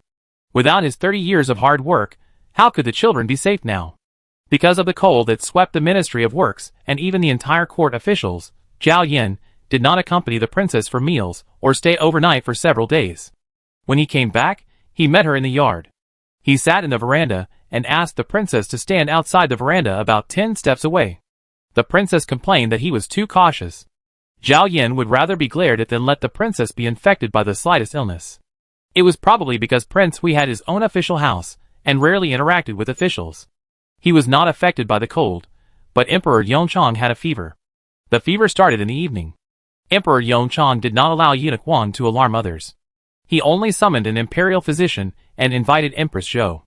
The imperial physician prescribed medicine, and after the imperial kitchen sent the soup, Empress Zhou fed Emperor Yongchang spoonful by spoonful. Emperor Yongchang felt dizzy and looked at the empress sitting by the bed. He laughed at himself. When the second son hears others coughing, he is afraid that he will be infected with the disease and bring it to his wife. "I am already sick, but I still have to summon you to serve me.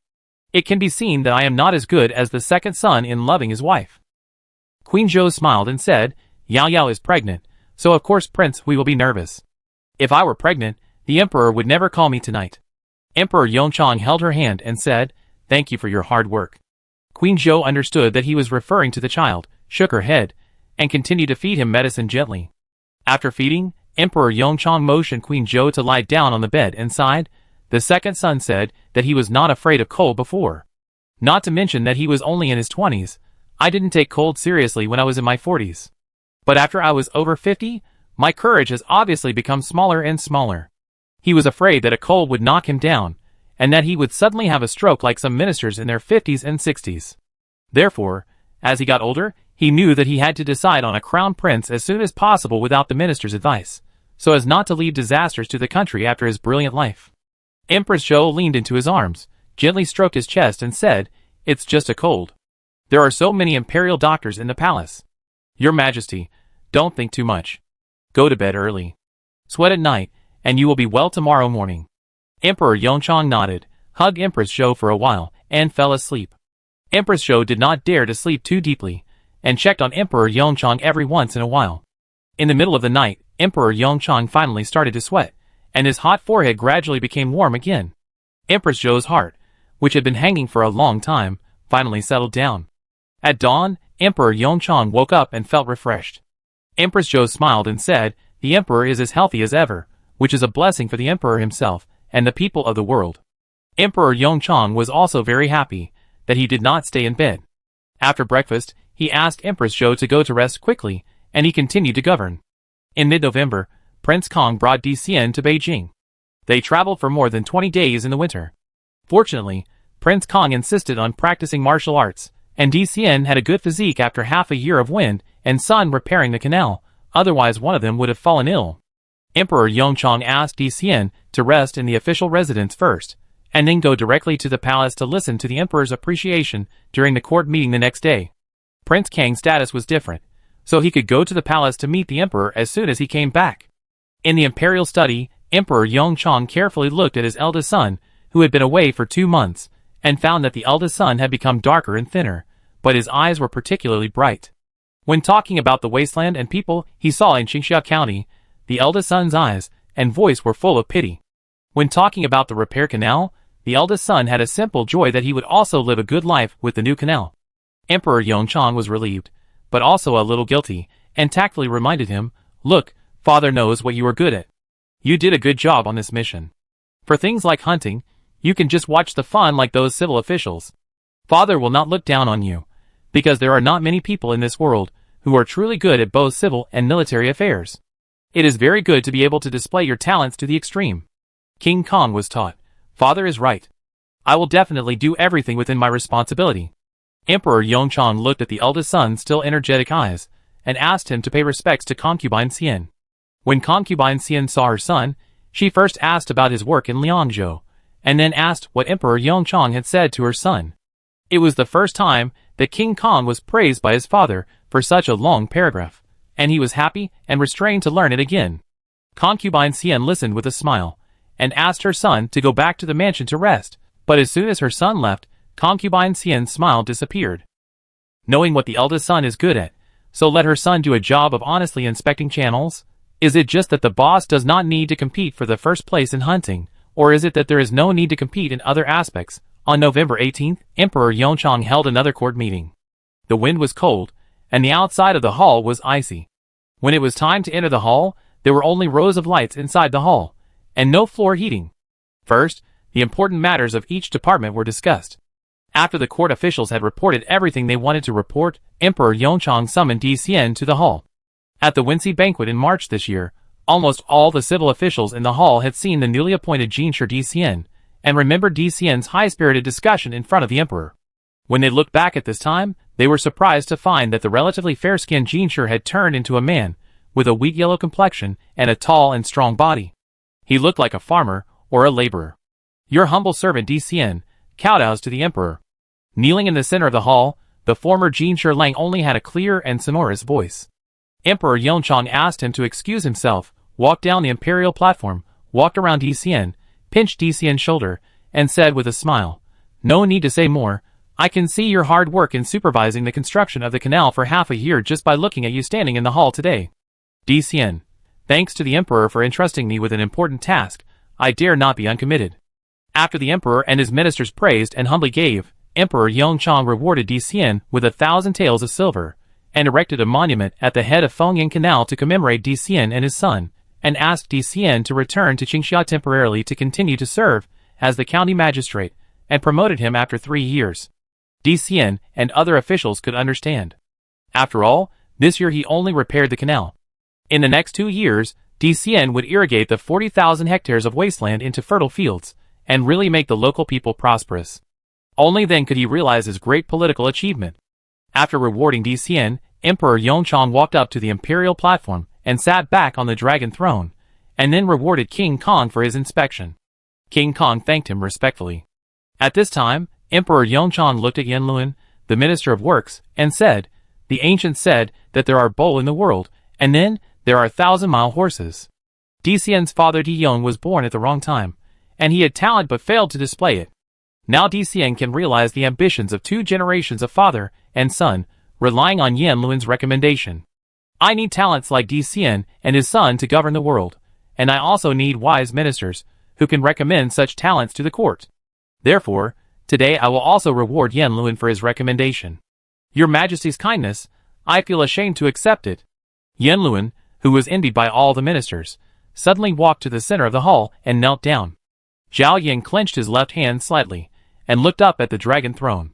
Emperor Yongchang looked at Yanluan in confusion. "What do you mean by this, Yanqing?"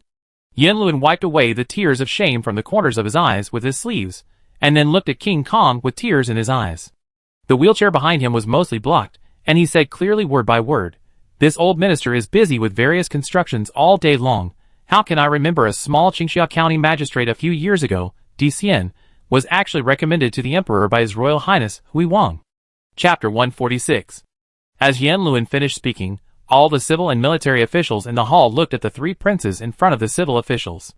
However, because King Hui was sitting in a wheelchair, only some officials in the front row could see King Hui's profile or the back of his head, and the officials behind him couldn't even see the wheelchair. The ones who really felt these sights were King Kong and King Qing standing on both sides of the wheelchair. King Qing was just shocked. He was shocked that DCN was actually a talent recommended by his second brother, and he was shocked that his second brother also made contributions to the canal repair. King Kong was also shocked for a while, but as a person who had just received the credit for the channel acceptance, King Kong could not help but think more. He was able to make this contribution because DCN repaired the channel first, and DCN was able to stand out because of his second brother. So, who contributed more, him or his second brother? Without thinking too much, King Kong came to the conclusion his acceptance was only the last credit, and his second brother's recommendation was the first credit.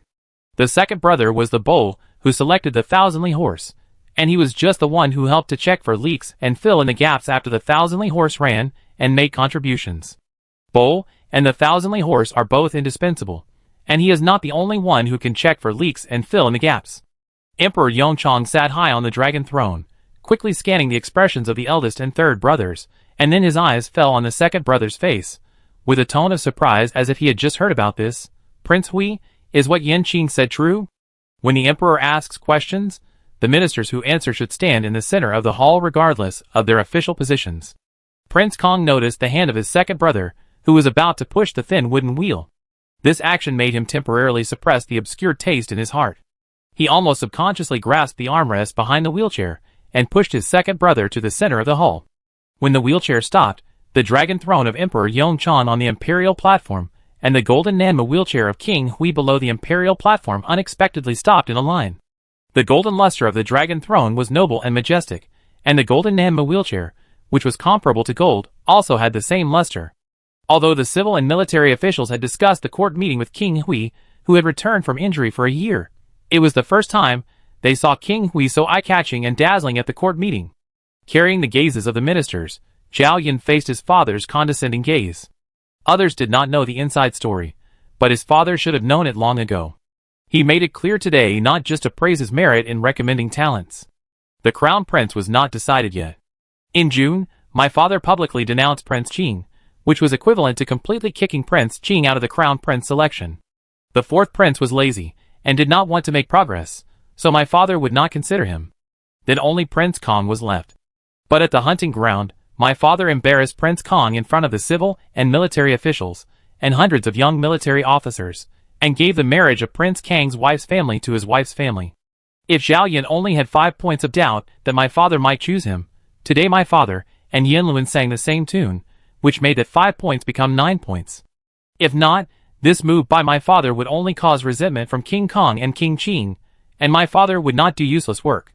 Yes, this is the fact. Zhao Yan no longer needs to deny it. If my father really wants to choose him, Zhao Yan dares to take on this important task. Emperor Yongchuk asked Yanluan to stand up first, and then asked Di Xian next to him. Since you were recommended by King Hui, have you ever met King Hui? Di Xian did not understand the emperor's deep meaning, but he knew that he could not deceive the emperor. Your Majesty, on the evening of the day when the palace examination results were announced, King Hui summoned me to the palace to question me. Emperor Yongchang, what did he ask you? Di Xian recalled for a moment, and told the story one by one. Even if it was not the original sentence, he also paraphrased the general meaning. Emperor Yongchang asked King Hui, when did you notice Di Xian? Zhao Yan could only answer truthfully. First, he saw Di Xian's name on the list of examination results copied by the princess, which reminded him of Di Yong's proposal to repair the canal many years ago. Then he went to the Ministry of Works to check Di Yong's old files. After asking around, he found that Di Yong and Di Xian were both from Raoan County, Jizhou, and inferred that the two should be related. As soon as these words came out, the civil and military officials praised Prince Hui for his good memory. Emperor Yongchang looked at the two prime ministers and the Minister of Personnel Shinshurian.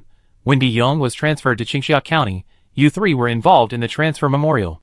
Later, Di Yong submitted a memorial proposing to repair the canal, and you three also participated in the court discussion of this matter. Including the two announcements of the imperial examinations this year, Di Xian's name was mentioned in front of you. I am busy with many things every day, and it is inevitable that I will miss some things. Why didn't you three important officials who assisted me think of Di Yong's good idea of repairing the canal from Di Xian? The left and right prime ministers, Shinshurian, hurriedly stood behind Prince Hui, and were ashamed that their memory was not as good as Prince Hui's, and their concern for the people was not as good as Prince Hui's. Emperor Yongchang did not really want to reprimand them for this matter. He waved his hand to signal them to return to their original positions, and said to the civil and military officials, I am very pleased that I still have a son and minister like Prince Hui who is knowledgeable, capable of identifying talents, and who cares about the people and dares to recommend talents to the court. Without Prince Hui, I don't know when Di Xian would have the opportunity to take up his post in Qingxia and reapply for the repair of the canal. Without Prince Hui, I don't know when the Fengyan ancient canal would be able to divert water again to benefit the local people. Therefore, when the Fengyan canal is completed, Prince Hui and Di Xian share the first merit and are rewarded with 1,000 taels of silver. For King Hui, a reward of 1,000 taels of silver was nothing, but the attendant sitting on one side of the hall had recorded this matter. Then King Hui's first merit in recommending Di Xian would be recorded in the history books, just like King Qing's crime of losing 1,000 soldiers in June and angering the emperor, and would be passed down through the ages. Whenever people mentioned Fenjiang, they would mention Di Xian and his son, as well as Emperor Yongchang and King Hui and his son. Today's court meeting ended here. King Kong pushed his second brother out, and wherever he passed, civil and military officials looked at King Hui in the wheelchair with admiration. King Hui looked normal, and King Kong tried to maintain a look of happiness for his second brother. After leaving the palace, King Qing was about to say a few hypocritical words, and King Kong was about to push his second brother down the hill, but Emperor Yongchang sent a eunuch to invite King Hui to the imperial study. Qingyai took over the wheelchair in time, bowed to the second king, and pushed his own prince away. Surrounded by ministers, King Qing followed King Kong down the long white marble steps first, and when he had distanced himself from the ministers behind him, King Qing gloated to King Kang's square face. Who would have thought that my eldest brother worked hard outside for 2 months, and finally came back from his job, but was overshadowed by my second brother. Both of his elder brothers have made contributions, and he is the most embarrassed one. But if you think about it carefully, the elder brother, who has done a lot but is not as meritorious as his second brother, seems to be more embarrassed. As long as he is not at the bottom, Prince Qing feels much more comfortable. Prince Kong is in a bad mood and can't pretend anymore. He glares at Prince Qing coldly and walks towards the Ministry of Revenue where he is. In the imperial study, Prince Hui is pushed in front of Emperor Yongchang, and Qinghai retreats with eunuch Wang. Emperor Yongchang sits on the dragon throne, not in a hurry to speak, but silently looks at his son opposite. Zhao Yan suddenly thought of the princess at home. Sometimes, the princess wanted to see his embarrassment, so she would deliberately stare at him like this. After a moment of silence, Zhao Yan looked at his father and said, I did have some credit for repairing the canal, but as the princess said, the credit for the completion of the canal should go to your father. Emperor Yongchang was surprised and said, To me? Zhao Yan then repeated the princess's words of merit, including the credit that the princess gave to the laborers who repaired the canal. Emperor Yongchang nodded with an ambiguous meaning. Tell her everything. Zhao Yin, Princess Wang is a good questioner. That day, I just looked at Xian's name a few more times, and she asked me what I thought of Emperor Yongchang. I am also a good questioner. I will ask you now. What did you think of when I praised you in the palace? Zhao Yin looked at his legs and said, I think that the princess was sent to me by my father, and the job of the Ministry of Works was also given to me by my father as an exception. I can be a mentor to Xian because the princess cured my heart disease, and because my father was willing to use my half-useless body. So as long as my father uses me, I will do my best and dare not slack off. Emperor Yongchang knew that the second son understood what he meant. As for the second son's self-deprecating words, Emperor Yongchang said, those in high positions rely on their brains. As long as they have brains, there are many people who can run errands for them. If they have no brains, but only legs, they will either be driven by others or run and get into trouble. Zhao Yan could only remain silent. Emperor Yongchang, how is your wife's health? Zhao Yan, with Nani Jean taking care of her, the princess is fine. Emperor Yongchang nodded. Is she starting to show signs of pregnancy? It's cold and slippery outside, so let her go out less. Zhao Yan, don't worry, father. She doesn't like to go out after winter. At most, ask mother-in-law and others to come to the house to chat with her and relieve her boredom. At the beginning of the night at the time of you in winter, Zhao Yan, wearing a cloak, sat in a leather wheelchair and was pushed out of the Ministry of Works by Qingyai. On the road leading to the outside of the palace, he met King Kong and King Qing, who were waiting for him side by side. A day passed, and King Kong had calmed down. His second brother did have great achievements, and it was right for his father to praise him. As the eldest brother, he couldn't be so stingy to his second brother, who was sitting in a wheelchair. So Prince Qing urged him, and his second brother to treat him to a drink, and Prince Kong agreed immediately, so as not to give his third brother the opportunity to see his two elder brothers laugh at him. Zhao Yan learned what they meant and said, go to the eldest brother's house. If he went to a restaurant, he could only eat in the lobby on the first floor. The princess likes to pretend to be a commoner and eat in the lobby.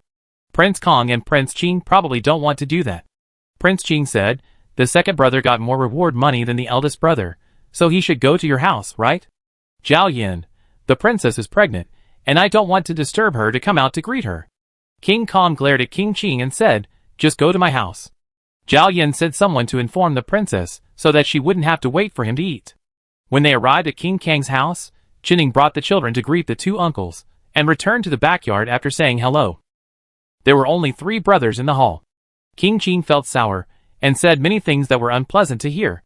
Zhao Yan neither drank the wine he handed over nor responded to those meaningless words. He took the initiative to ask King Kong about his experiences in Liangzhou. King Kong also liked to talk to him about these serious matters, and the 2 brothers gradually left King Qing aside. Prince Qing was so boring that he wanted to leave after filling his stomach. Prince Kong wanted to keep his second brother for a while. After all, he and his second brother had finally talked for such a long time. Zhao Yan, it's getting late, I go back and accompany the princess. Prince Kong, When Prince Hui finally cleaned up and came to his princess, Yao Huang was a little sleepy. Why did the prince invite you to drink? She leaned over Prince Hui and sniffed, but she didn't smell any alcohol. Zhao Yan explained, my eldest brother Yin Chu has made contributions, and my third brother asked him to treat us. There were only my brothers at the table. I said I didn't want to drink, so they didn't force me to drink. Children should not drink alcohol, and unborn children should not be touched by alcohol. Yao Huang snorted and muttered, obviously, the prince also has contributions. Zhao Yan held the princess's soft hand. I have already won the first credit from you, and the outside is not important. Yao Huang knew that Prince Hui was not greedy for fame and fortune, and smiled. Then I will reward the prince with something more substantial. As she said, she hooked Prince Hui's shoulders and asked him to lie down. When the distance was enough, she slowly kissed him. Chapter 147. Prince Qing returned to his palace reeking of alcohol. Zheng Yuanzhen was becoming increasingly pregnant, and Prince Qing had stopped staying overnight in Zheng Yuanzhen's room long before the 2 concubines entered the palace. It was not that he did not want to, but Zheng Yuanzhen had actively advised him not to go, so as not to affect his rest. His cousin was so virtuous that Prince Qing was happy to stay overnight with a concubine or Wei. Thinking of Wei, who had been dealt with, the charming Wei who was best at serving him, Prince Qing, walking in the cold wind, suddenly felt a little regretful. It's a pity that the person is gone, and regret is useless. After sitting alone in the front yard for a while, Prince Qing went to the side concubine Song, who smiled very gently, and just slept, without saying anything else. The next morning, Prince Qing came to accompany Zheng Yuanjun for breakfast. Some things are in his heart, and he can't help but want to talk to someone. Prince Qing can still bear it. Zheng Yuanjun noticed his hesitation and asked, "What happened?" Prince Qing didn't dare to say it, nor did he want to say it. His cousin was more easily influenced by the outside world than him. When the father scolded him, his cousin was more difficult to swallow than him. He was beaten and embarrassed in the military parade, and his cousin was almost as thin as a man. After finally taking care of the fetus and getting plump, he suddenly heard that his second brother was praised by the father, and his cousin couldn't eat again. What should he do? "It's okay, but I feel a little uncomfortable when my father praised my eldest brother for his good work at the court meeting yesterday." Finally, Prince Qing said this perfunctorily. The second brother's legs were broken, but he could still beat him. Naturally, Prince Qing didn't want his cousin to know. Zheng Yuanjun's chest was slightly blocked, but the acceptance channel couldn't be simpler. It was expected that Prince Kong would succeed, so she didn't care too much. Anyway, her mother had already had a good plan to suppress Prince Kong. She comforted Prince Qing. "It's just a small achievement. Third brother, don't worry too much. There are still many days to come." Prince Qing smiled, and went to work after eating. It was cold, so Prince Qing gave up riding a horse, and took a carriage instead. When he got outside the palace, Prince Qing jumped off the carriage, and saw the backs of Prince Kong, and the left assistant minister of the Ministry of Revenue, Lord Gu, who was also half of Prince Kang's father-in-law. Lord Gu was just 45 or 46 years old. When the Minister of Revenue above stepped down, Lord Gu would take over if nothing unexpected happened. Prince Qing was jealous again. Among the three brothers, the eldest brother was the best in everything in terms of the origins of the main wife and concubines. When the emperor granted the eldest brother a marriage, the second brother had not yet made merit in the battlefield of southern Xinjiang. It can be seen that the emperor probably favored the eldest brother at that time. After many twists and turns, the second brother's leg was crippled, and the emperor began to favor the eldest brother again. Wait, that's not right. The emperor really favored the eldest brother. Why did he praise the second brother in public yesterday and embarrass the eldest brother? Prince Qing was stunned. Prince Kong did not see him, and Lord Gu did not look back. He put his hands in his sleeves, squinted his eyes slightly in the cold wind, shrank his neck and pursed his lips, and did not take the initiative to greet Prince Kong. Prince Kong had nothing to chat with Lord Gu. Yesterday's events had already passed with the three brothers' dinner. He was thinking about the account he had to settle today. The next day, Prince Qing was on holiday, and he came to the Shen mansion again despite his grandfather's instructions last time. As soon as he arrived at the study, Prince Qing spoke of his guests anxiously. Shen Shuryan held a small hand warmer, and listened to his grandson's words, with a normal expression. When his grandson asked for his opinion, Shen Shuryan said, "The emperor's mind is hard to predict. I can't guess what the emperor is thinking. I only know to be loyal to the emperor. I will do my best to do whatever the emperor assigns me to do. If the emperor really decides which prince will be the crown prince in the future, I will respect the crown prince according to his will." This official evasive speech made King Qing feel even colder. He leaned back in his chair and smiled bitterly for a long time. "Grandfather, tell me the truth, do I have no chance at all?" Shen Shuryan sighed in response. "The emperor's heart is hard to predict. I still say the same thing. Your Majesty, do your part, and let the emperor decide the rest. If the emperor favors Prince Kong, the grandson can still fight for it. If it's Prince Hui, who can still make achievements despite his crippled legs, and makes the emperor love his talent, then the grandson and Prince Kong together have no chance of winning." Prince Kong, who didn't think so much, spent a day with the princess and the children. The next morning, he went to pay his respects to concubine Xian as usual. After hearing her son's words, concubine Xian controlled her expression with difficulty, and said with a smile, "Prince Hui's good memory is really rare. Your father should praise him. You are the elder brother, so don't mind it." If her son came to her happily, but left in a state of distraction as if struck by lightning, then the emperor would guess what she and her son had said. King Kong smiled honestly. "What are you thinking, mother? I am not that kind of person." Concubine Xian, "Mother knows that you are broad-minded, but I am afraid that someone will stir up trouble in your ears, especially Prince Qing, who has suffered repeated setbacks from the emperor. Now he is eager to make you jealous of Prince Hui, and it would be best if you could make cold remarks to Prince Hui or even do something when pushing the wheelchair, so that the emperor will be angry with you, and he will be proud." Prince Kong said angrily, "He's dreaming. I will never treat my second brother like that in my life." His second brother's legs were broken. How cruel he had to be to hit his second brother. Concubine Xian smiled and said, "Okay, go ahead. The Ministry of Revenue is the busiest at the end of the year. You should be more careful, and don't make any mistakes." Prince Kong bowed and left. Concubine Xian watched her son leave.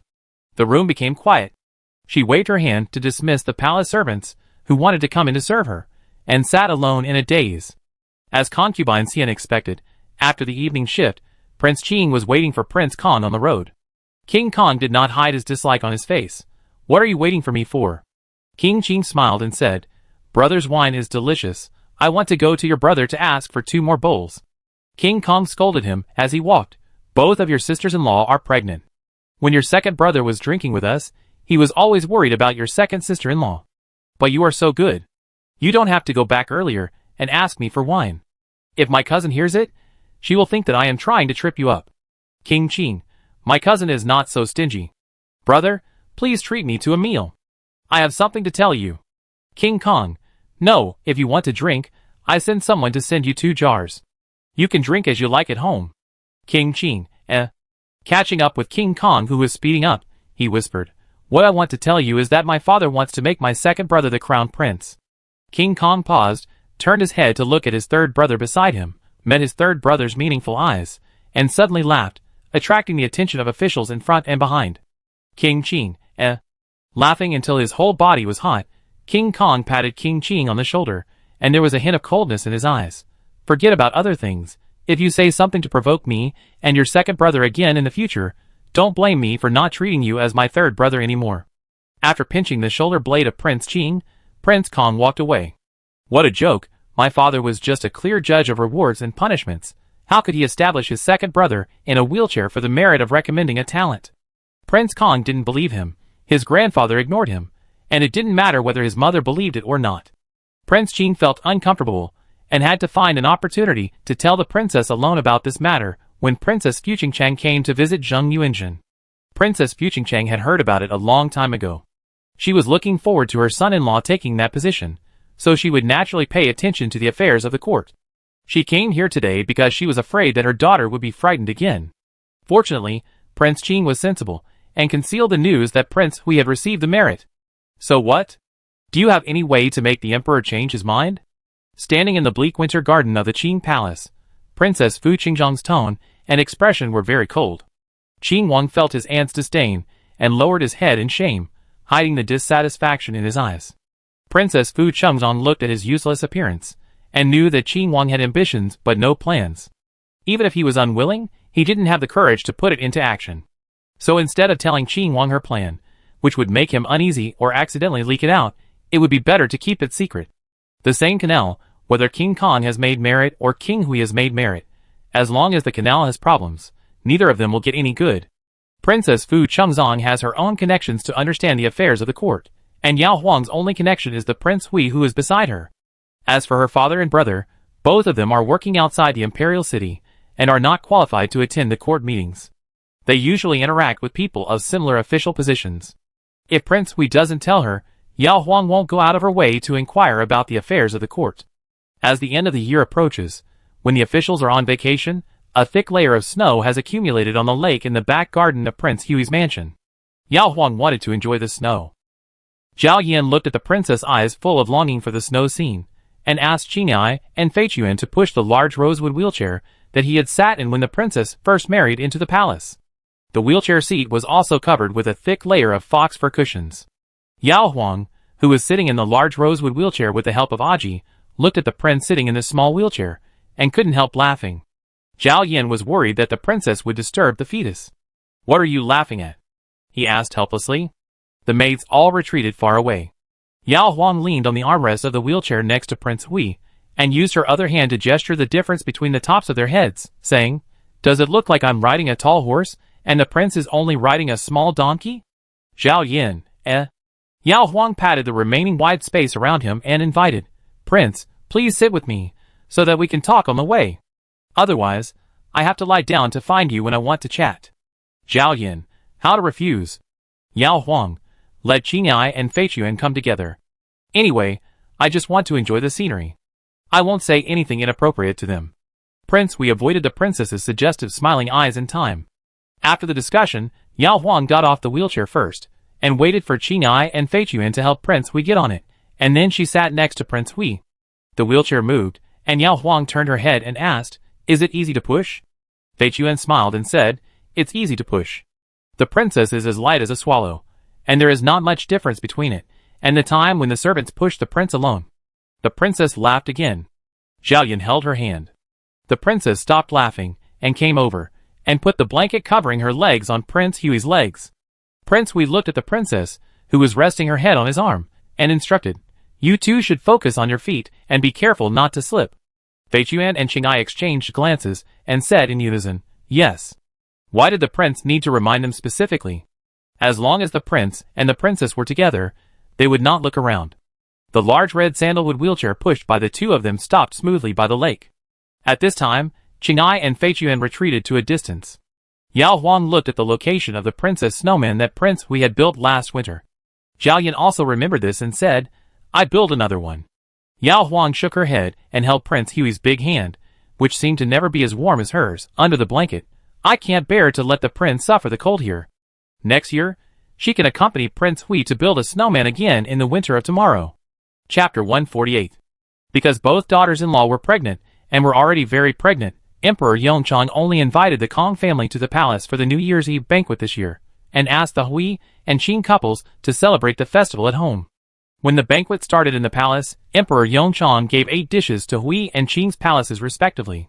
The purpose of giving dishes in the palace was to give a decent look to the princes, nobles, and important civil and military officials, and it did not require everyone to eat all the imperial dishes they received.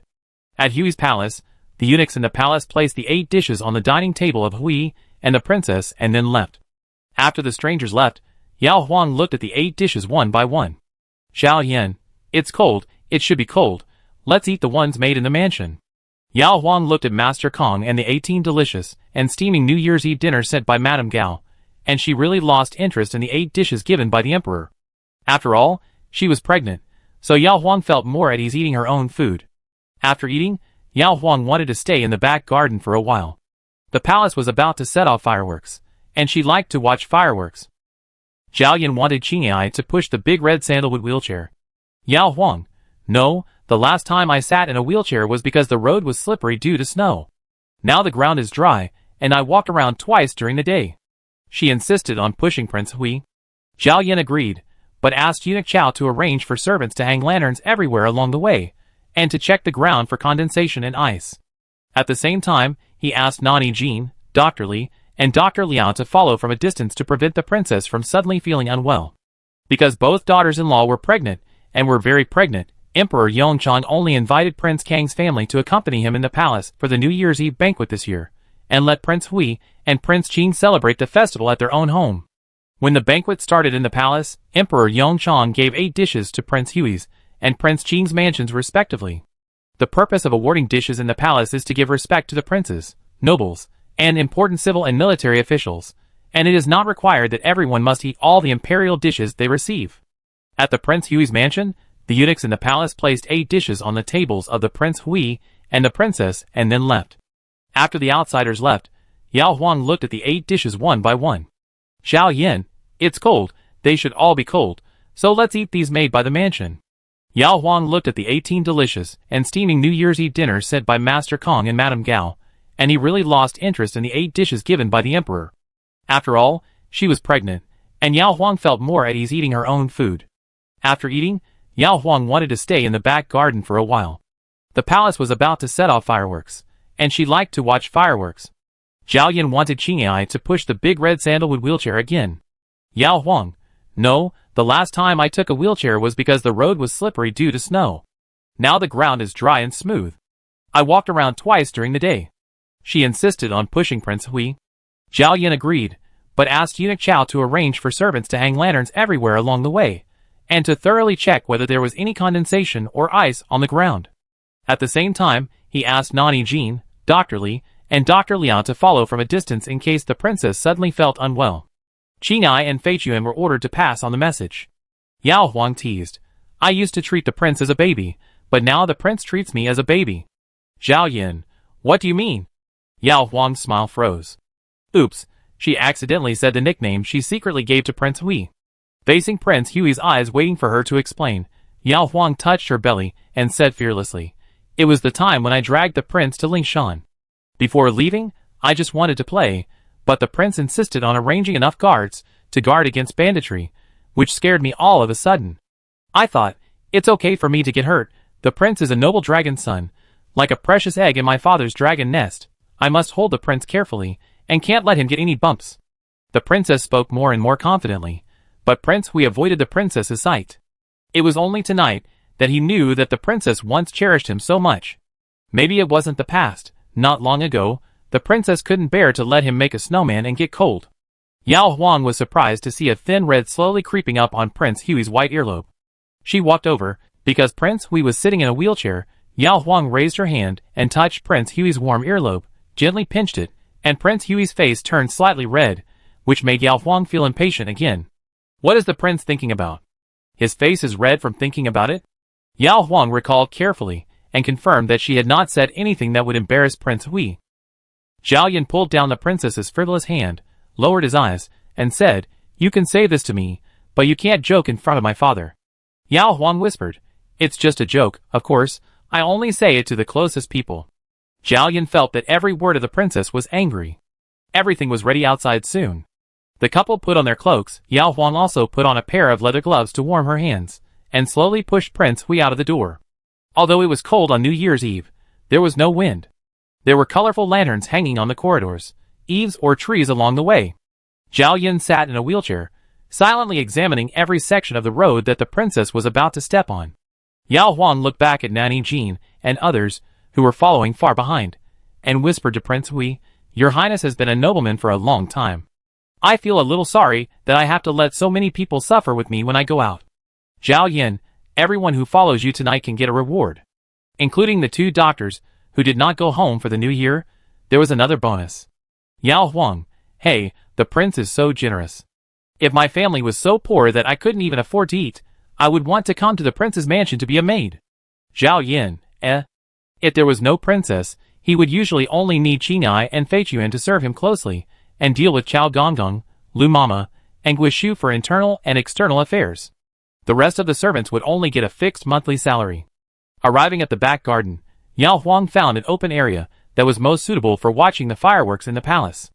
Qinghai pushed a leather-covered 4-wheeled red sandalwood wheelchair over and placed it next to Prince Hui's. Yao Huang sat on it, leaning back comfortably and looking up. There was no moon, and the night sky on New Year's Eve was as dark as a black silk with no visible lines, dotted with sparkling gems. Yao Huang was envious. I really want to learn the magic spells of the immortals in the conversation book, and then pick all the gems in the sky. Zhao Yan. In fact, the stars should be much bigger than what we see.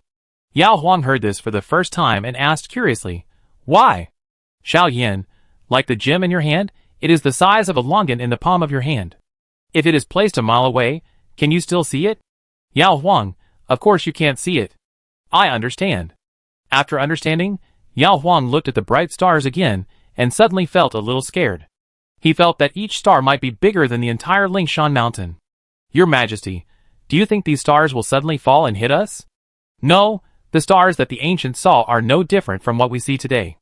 In order to appease the princess, Zhao Yan began to point out the 28 constellations to her one by one. There were too many, Yao Huang couldn't remember them at all, but she still carefully followed the finger of Prince Hui to identify each star. After Prince Hui finished speaking, Yao Huang's eyes finally returned to Prince Hui's handsome face like elegant jade in the night, and praised sincerely, "Prince is really amazing, even the stars know so much." Prince Hui turned his head away. Yao Huang took his hand and showed Prince Hui the 2 stars she knew, Cowherd and Weaver Girl. "Prince, do you think there are really such long-lasting couples? They can still miss each other even if they only see each other once a year?" Zhao Yan looked at the princess who was looking up at the sky and said, "Maybe there are few, but there must be some." The princess smiled and whispered to him, "The day when Cowherd and Weaver Girl can meet, I'm afraid they will really stay in bed all the time." Zhao Yan, Suddenly, the first fireworks of the night bloomed above the imperial city. The princess immediately threw aside all those serious and improper imaginations about the stars and concentrated on watching the fireworks. It was not suitable to travel at night, but on the first day of the new year, Yao Huang followed Prince Hui to the palace to pay New Year's greetings. Emperor Yongchang, Queen Zhou, Concubine Du, Concubine Xian, and Concubine Ro were all there. There was no super big red envelope for the new daughter-in-law this year, but Queen Zhou and Concubine Du still gave Yao Huang a red envelope to congratulate the new daughter-in-law on her pregnancy. Queen Zhou was as kind as before, and Yao Huang found that Concubine Du's eyes were not as arrogant as before when she looked at her. I don't know if the serious illness last year affected her temperament. Emperor Yongchang knew that his second daughter-in-law was pregnant smoothly when he saw her complexion. After a while, Prince Qing and his wife arrived. Emperor Yongchang saw that his niece Zheng Yuanzhen looked much plumper than when she was in the palace, so he was in a good mood. He told them not to come to the palace next time and wait until they gave birth. After telling the two, Emperor Yongchang glanced at his eldest daughter-in-law, who was the quietest. Qining blushed when she was looked at. Emperor Yongchang was moved and looked at Concubine Xian. Concubine Xian smiled and said, "Your Majesty, Inger's pulse was just felt before New Year's Eve. I wanted to wait until she was sitting more steadily before announcing the good news to you."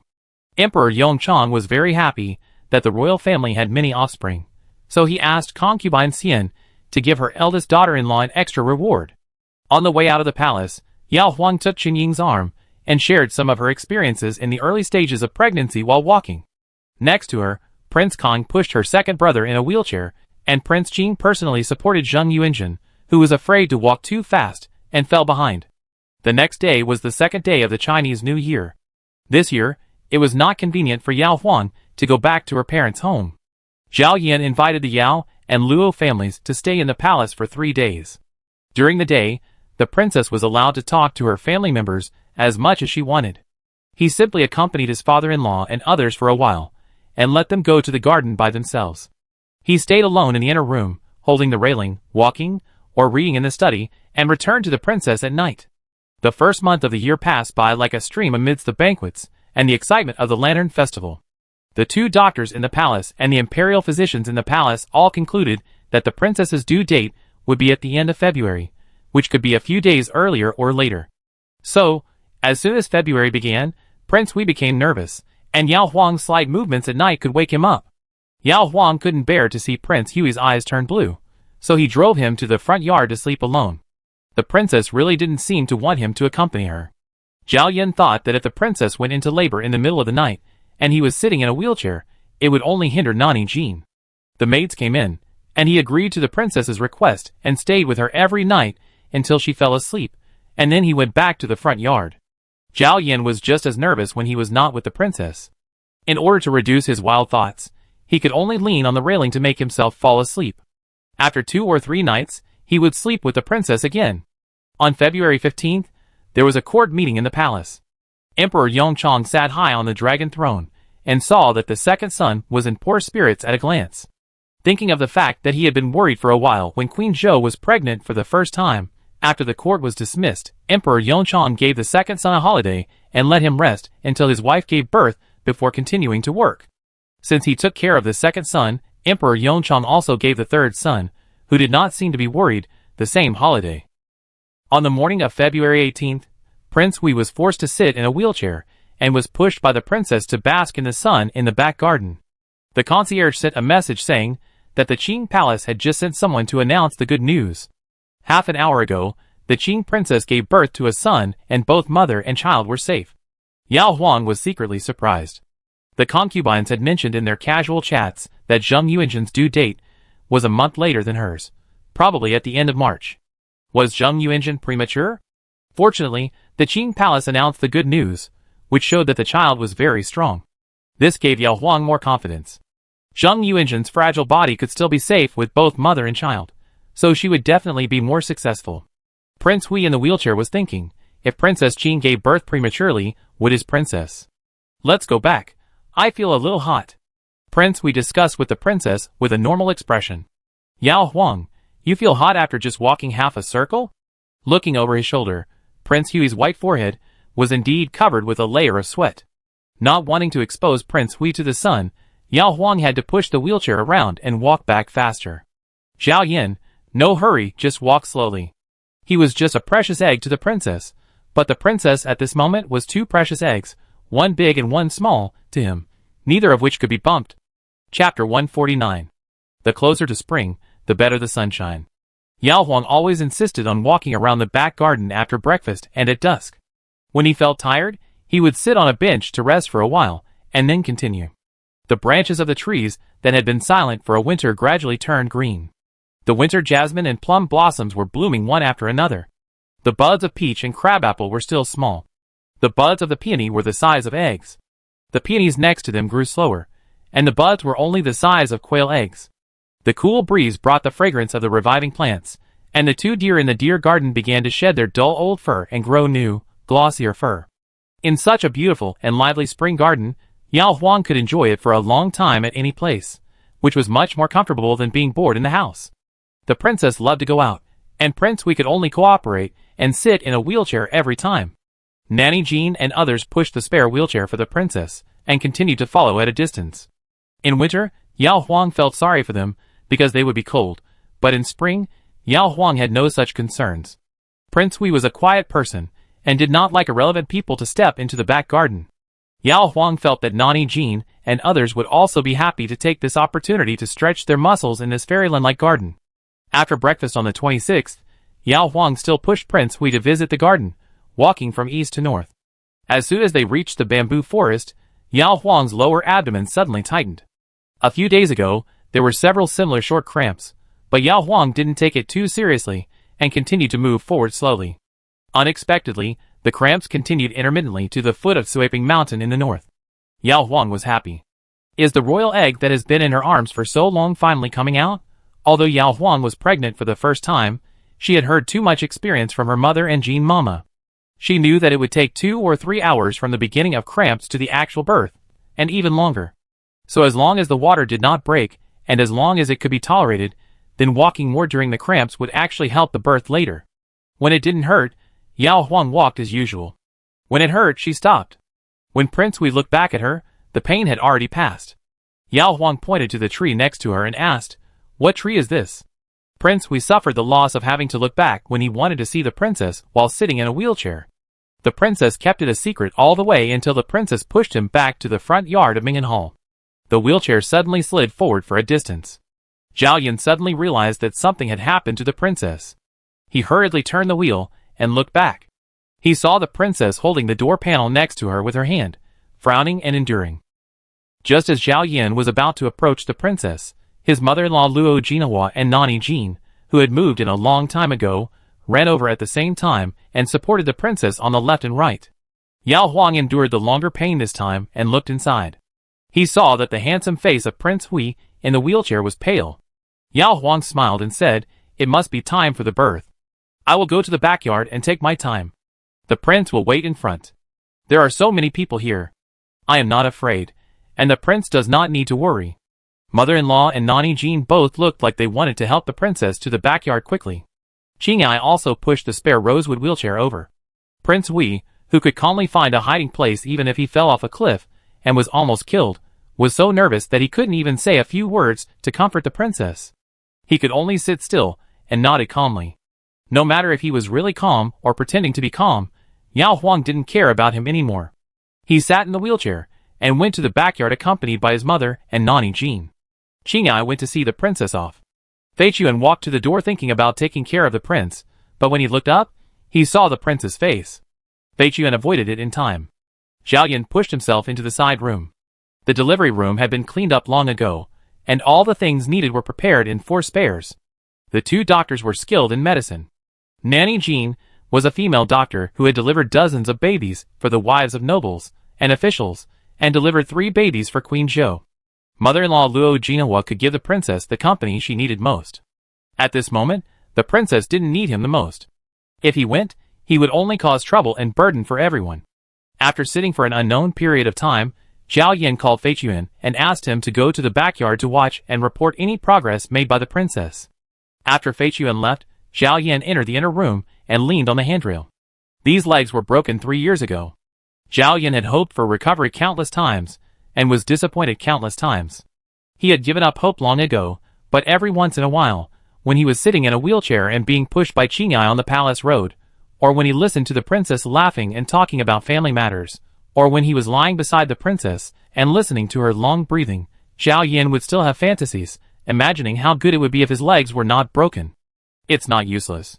He doesn't need to bring so many people with him when he accompanies the princess to visit the garden.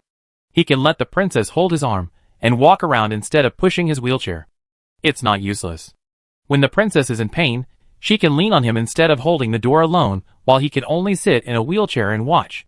Zhao Yan lowered his head and looked at his legs hanging weakly under the handrail. Every desire in the past 2 years was not as strong as this moment. A strong desire for him to walk. A desire for him to stand and watch over the princess instead of sitting in a wheelchair and having others distracted to watch over him. He tried to move his legs again. But his legs were still motionless, just like countless times before. The kitchen cooked lunch, but Zhao Yan had no appetite, so he asked Fei Chuan to push him to the window of the east ear room in the backyard that served as a delivery room. Mom, did it hurt so much when you gave birth? No, I gave birth while I was sleeping, and I didn't feel anything. When I woke up, your brother was beside me, happily calling me Mom. Zhao Yan heard the princess's painful laughter again. Why are you so slow? Can I not give birth first? If you don't give birth now, then you've suffered for nothing in the past 2 hours? Zhao Yan lowered his eyes. Mother, go talk to Aji and ask her to bring all the paintings that the prince drew for me. You don't allow me to talk so that I can save energy, so I have to find something to do. What can I do with the paintings? Look, the prince drew me like a fairy. When I see a fairy, I forget the pain. No wonder I had an easier time giving birth to you than your brother. It turns out that he is a fool, and you are a fairy. Although they were joking, Luo Jinhua still went to call Aji. Aji quickly brought 2 red sandalwood painting tubes, each containing 5 scrolls. Luo Jinhua continued to hold her daughter's hand, and Aji unfolded the scrolls one by one for the princess to see. Luo Jinhua was surprised and said, I didn't quite believe you praised the prince before, but it turns out that he really paints so well. Yao Huang laughed while feeling pain. Seeing the picture of Yao Huang leaning against the door and washing her feet with rainwater, Luo Jinhua laughed. What's so good about painting stinky feet? The prince really doesn't dislike you. Yao Huang, Seeing the picture of Yao Huang making dumplings on New Year's Eve 2 years ago, Luo Jinhua looked at the daughter in the picture and then looked at the son-in-law in the picture and said enviously, in my next life, I want to marry someone who can read and paint. Aji said, the prince is both civil and military, and when the madam returns, she can ask the adults to start learning painting. Maybe the adults are also a complete talent. Luo Jinhua, it's better to rely on Jin Bao to learn painting than on him. Yao Huang laughed again. Madame Jin suddenly said, okay, the baby is about to be born, and from now on no one is allowed to make the princess laugh. Listen to me. Aji quickly put away the painting and left. Outside the window, Zhao Yan clenched the wheelchair armrests. Inside, Nani Jin urged the princess to push harder, and Prince Hui followed suit with his hands holding the wheelchair. I don't know how long it took, but when Nani Jin finally asked the princess to stop pushing, Prince Hui also subconsciously let go of the wheelchair. After a chaotic but orderly sound of footsteps, a loud baby cry came from inside, as if dissatisfied with why he woke up in a strange place. Zhao Yan heard his mother-in-law's voice. What's the baby? Nani Jin smiled and said, it's a little boy. At this time, Zhao Yan finally heard the princess' voice again, a little hoarse, but very energetic. How many pounds? Prince Hui breathed a sigh of relief. No one could enter the delivery room immediately. After confirming that the princess was safe, Zhao Yan asked Fei Chuan to push him back to the front yard to wipe his body and change clothes. The clothes he had just worn were covered with dust and sweat in the garden, so it was not suitable to wear them to see the princess. The princess was weak at this time, and needed to stay away from sick and dirty air. After tidying up, he asked Qingyai to come before entering the delivery room. Fei Chuan wiped the 3-wheeled wheelchair from top to bottom, and Zhao Yan went in by himself. Luo Jinhua and Nani Jin left early. The light in the delivery room was bright. The princess was lying on the bed with changed bedding, looking at the swaddling clothes beside her. Hearing the voice, the princess looked up and saw that it was him. The princess smiled, and her bright black eyes were full of satisfaction and joy as if she had found a new gem. It was as if the rain had passed and the sky was clear. The previous tension and fear were all driven away by the sun. Zhao Yan slowly pushed the wheelchair to the bedside and first asked the princess, will you feel uncomfortable lying like this? Yao Huang, your highness always asks such silly questions. If I really feel uncomfortable, can I lie like this? She is not a fool. As she said this, she turned the swaddling clothes to make it easier for Prince Hui to see the child. Zhao Yan lowered his eyes and saw a baby with a red face. With such a small head and body, Just looking at him made people worry whether he could grow up safely. Yao Huang laughed to herself. My mother said that my brother was 6.5 gene when he was born. I was 6.8 gene, and this child is also 6.8 gene, which is considered strong among children. The worry that Zhao Yin had just felt was calmed down by the princess. Yao Huang changed to lying flat, stretched out a hand and hooked at Prince Hui. Zhao Yin held the princess's hand. Yao Huang was really happy. Finally, the baby is born. I haven't been out for half a year because of him. Now I am fine, relaxed. After I finish my confinement, I will go out for a walk outside the city, visit our new house, go to South Street for a whole day, and drink at the wedding of the eldest and second princesses. The princess said a long list of things she was going to do. Zhao Yin, okay, I accompany you no matter what you want to do. Yao Huang Feiyuan's mind immediately returned to Prince Hui. Looking at Prince Hui's handsome face that had become a little haggard recently, Yao Huang's face was slightly hot, and he whispered, Prince should take care of himself first. Zhao Yin, In the palace, Emperor Yongchang was relaxing in the imperial garden when he received the good news from the second son's mansion. Knowing that the second son's wife and her child were also safe, Emperor Yongchang was very pleased. He took eunuch Wang to the emperor's private treasury and personally picked a reward for the second son's wife and his fourth little grandson. Emperor Yongchang was not afraid of the eldest son, and the third son knew that he was partial when giving rewards. The second son was better than them, and the second son's wife was more pleasing to him than other daughters-in-law. After all, as a father-in-law for so many years, Emperor Yongchang had only received special products from the second son's wife. Chapter 150. After talking with Prince Hui for a while, Yao Huang slept for a long time. When he woke up, it was dark outside the window. After a while of trance, Yao Huang looked to the side and found that the swaddling clothes that had been placed there before were gone. Instead, there was Prince Hui lying in bed with his clothes on. Yao Huang, The princess did not make any obvious movements, but Zhao Yin woke up. He met the princess's clear eyes. He didn't know how long he had been awake, and how long she had been looking at him like this. Prince Hui was slightly stiff for a moment, then he sat up and asked in a low voice, Are you feeling unwell? Yao Huang was indeed feeling a little uncomfortable, pointing to her chest covered by the quilt and saying, It's so swollen. This was not teasing the reserved Prince Hui. The princess frowned. Zhao Yin immediately sat on the wheelchair and called for help. Madame Jean and Luo Jinhua walked in one after the other. Prince Hui was embarrassed to explain the princess' discomfort, so he looked at her and pushed her out. Yao Huang looked at his mother. Where's the child?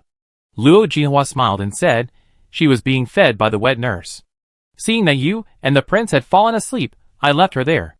The little guy is well fed and sleeping soundly now. After resolving her doubts, Yao Huang looked at Nanny Jean for help. Nanny Jean then began to massage the princess gently. Feeding a child was a hard job. The concubines in the palace and the women in the mansions of the nobles all hired wet nurses to feed the child. Yao Huang enjoyed so much after marrying into the royal family, so of course she would do it as comfortably as possible when it came to raising a child. According to Nanny Jean, as long as Yao Huang drank the therapeutic soup that Nanny Jean had the kitchen cook for 3 or 5 days, her breasts would be as relaxed as before. Luo Jinhua looked at her daughter's increasingly enjoyable expression and said happily, Mother has also heard of this massage technique from other wives of officials. It feels good after massage, but it hurts when you massage. Look at Nanny Jin's superb technique. You must reward Nanny Jean well, and you must be more filial to the queen in the future. Yao Huang, of course, without Nanny here, I wouldn't have been so carefree these past few months. Nanny Jean had long experienced the sweetness of the princess, and now she was praised by both the princess and her daughter, and she felt embarrassed at her age. After cleaning up again, Luo Jinhua went to pick up the child. When she and Nanny Jean left, Prince Hui came again, with a tray covered with red silk on his lap. The princess, who was concentrating on looking at the child, was attracted by the red silk and asked, What is this? Zhao Yin, it's a reward from my father. The princess' eyes lit up. She sat up, moved the swaddling clothes to her side, and made room for Prince Hui to put the tray. Zhao Yin was shocked. Can you sit down? Will you feel cold wearing only the middle coat? Yao Huang didn't feel cold, but in order to reassure Prince Hui, she picked up a quilted short jacket and put it on. Zhao Yin put the tray on the side of the pillow and took away the red silk. Yao Huang first saw a peony hairpin inlaid with gold and gemstones. The outer layer of the peony flower on the hairpin had 7 red gold petals, and a ruby as big as a longan kernel was embedded in the middle of each petal. The second layer was 7 petals carved from white jade, and the third layer was 7 golden stamens. Each stamen was rolled with a bean-sized white pearl, and the fourth layer was still golden stamens. But this layer of stamens was shorter, and it tightly wrapped around a ruby as big as a hawthorn fruit wrapped in the middle. Yao Huang's heart melted just by looking at it. And it was Prince Hui who helped put the peony hairpin in her hand. Yao Huang tried to pick out the ruby inside, and was relieved to make sure it was not so easy to pick it out. Otherwise, if she wore it out one day, and this most valuable ruby fell off while walking, she would cry out of pain. There was also a gold necklace with a red gold longevity lock on the tray, and a pair of golden baby bracelets, all for the little grandson. Yao Huang thought that Emperor Yongchang must have cherished his grandson more, but the newborn grandson didn't know anything, and was easy to fool, so he could only mention the reward given to her to show his satisfaction with this grandson. Father is so kind. You must be filial to him in the future, and ask him about his well-being. Yao Huang sincerely advised, because she and her child were the 2 crows that Emperor Yongchang loved Prince Hui. Only if Prince Hui was always favored by Emperor Yongchang, she and her child would receive endless rewards. Zhao Yan ignored the princess's silly words, and picked up a bracelet to compare it with the child's small wrists raised on both sides of his shoulders. It didn't fit at all. Yao Huang thought that Prince Hui was also very stupid. After nightfall, the wet nurse took the child away, and Prince Hui lay on the bed in the delivery room to sleep with the princess. The couple mentioned the child's nickname. The 3 children of Prince Kong were all given names by Emperor Yongchang after they turned 1 year old, so the children of Prince Hui and Prince Qing would definitely continue this practice. The 2 couples just need to think of a temporary nickname for their children. Yao Huang. Actually, Dandan is really cute, and it sounds easy to raise. Zhao Yan. Not appropriate. Yao Huang. Then Dandan? The word Dan in the morning means that a day's plan begins in the morning, which has a lot of meaning. Zhao Yan. Not appropriate. Yao Huang pushed him. Prince, go ahead. You have seen more ink than I have drunk since I was a child. Zhao Yan. But those inks are not suitable for nicknames. A nickname should sound intimate. Prince Hui still hasn't figured out how to call the princess intimately, so he knows that he can't come up with a suitable nickname for his child. Yao Huang. My brother's nickname is Xiaohuzi, and my nickname is Xiaohuer, both of which are taken from my parents. Zhao Yan looked at the princess. Yao Huang immediately covered his eyes. Don't use my name. Zhao Yan. My name is too positive. Yao Huang. Then mine is too vulgar. She took her hand back, and the couple each thought about the top of the bed. Prince Hui silently put his heart into the Huang. Yao Huang thought of the bamboo forest that the child passed by when he started in the morning, and of Prince Hui who liked to live in the bamboo courtyard when she first got married. Then she looked at Prince Hui who was as elegant as a bamboo beside her, smiled, leaned on Prince Hui's shoulder, and said, let's call him Xiao Zhuer. The prince is a big bamboo, and he is a small bamboo. Bamboo grows fast, so this name has a good meaning. The Prince Hui, who was praised by the princess as a bamboo, tilted his head and said after a while, call her Yuner. The leaves are like new spring, and the water flows gently. Yun is the elegant name of bamboo.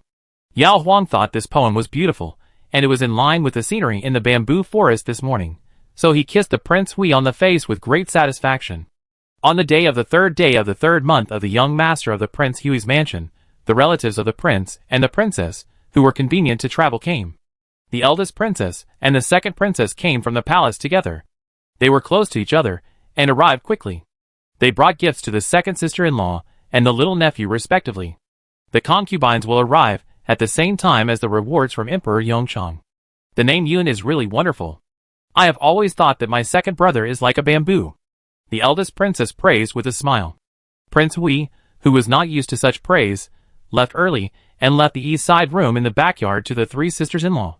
Luo Jinhua, who had just moved into the new house for a day, quickly brought Yao Zhenhu and his son and the Luo family members, who had moved into the Yao family's guest room, and advanced to the palace. Prince Hui secretly observed everyone like he did when he entertained the 2 princesses and sisters. After confirming that no one was sick, he asked Eunuch Chao to lead the women to visit the princess and the child in the back. Prince Kong and his wife Chening came with the young prince, and Prince Hui continued to observe. Prince Qing accompanied Princess Fu Chengzong to arrive last. Zheng Yuanzhen was still in confinement and could not go out. After observing, Prince Hui asked Eunuch Chao to lead Princess Fu Chengzong over. When Princess Fu Chengzong entered the east room, she first saw the people from the Yao and Luo families wearing ordinary silk clothes. Whether in terms of clothing, temperament, or facial expressions and behavior, they were clearly different from the nobles. Princess Fu Chengzhong frowned. Luo Jinhua brought her mother and 2 sisters-in-law to salute, just like they knelt down to greet the 2 princesses. Yao Huang stopped her and said with a smile, "We are all relatives. There is no need for so many false formalities, and, don't you think so?" Princess Fu Chengzhong's obvious frown showed that she didn't give her face. In this case, why should Yao Huang let her family down to save face for outsiders in her own territory? When she first married Prince Hui never looked down on her relatives from her family. Princess Fu Chengzhong smiled faintly. Of course.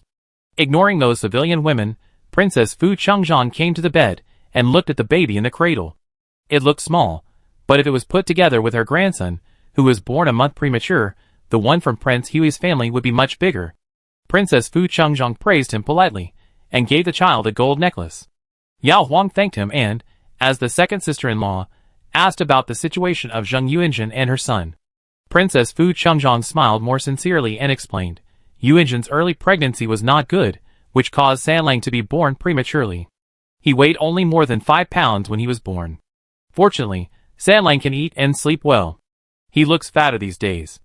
Yuanjun said that she would bring the child to see her brother after she was out of confinement. You 2 sisters-in-law married into the royal family in the same year, and your eldest sons were also born in the same year. This is all fate. Yao Huang, She was a little unaccustomed to the princess' sudden warmth. Princess Fu Chengzhong sat for a while, and then went to the front yard. After having a meal at Prince Hui's mansion, she followed Prince Qing back to the mansion to visit her daughter. Children are always the best at home. As soon as Prince Qing entered Zheng Yuanjun's room, he picked up his little Sanlang and kissed him.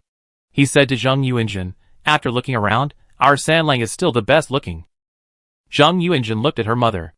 Princess Fu Chengzhong, that one was born at full term. His face is definitely fatter than Sanlang's, but his eyebrows and eyes are definitely not as good as Sanlang's. Zheng Yuanjun naturally didn't believe it. No matter how arrogant she was, she had to admit that she was not as beautiful as Yao Huang, and King Qing was not as handsome as King Hui. But none of this mattered. After King Qing left, Zheng Yuanjun quietly asked her mother about the destruction of the canal in Liangzhou. Princess Fu Chengzhong patted her daughter's hand. "Don't worry, I have arranged everything. They are 2 death warriors, who have wives and children to worry about. I will give each of them 500 taels of silver first. After the matter is done, they can come back and get 1,000 taels each." She promised so, but as long as the 2 really came back, she would arrange for the guards, who didn't know the inside story, to silence the 2 silently and completely destroy the evidence.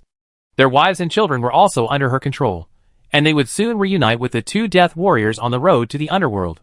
If the 2 were caught, in order to save their wives and children, they would follow her orders and insist that they were sent by the Du family of Chang'an Mansion. The fisherman benefits from the quarrel between the snipe and the clam. When King Kong and King Hui got into trouble, concubine Du and the 4th prince were also fishermen who could benefit. Moreover, concubine Du's dislike for King Hui was well known to everyone. In addition, with the confession of the assassins, it was difficult for the emperor to suspect her. Princess Fu Chengzhong finally told her daughter, "Relax, don't think about anything. Only if you believe that this matter has nothing to do with you and me, you will not reveal your flaws when the emperor investigates in the future." Zheng Yuanjun looked at the sleeping child, and nodded slowly but firmly.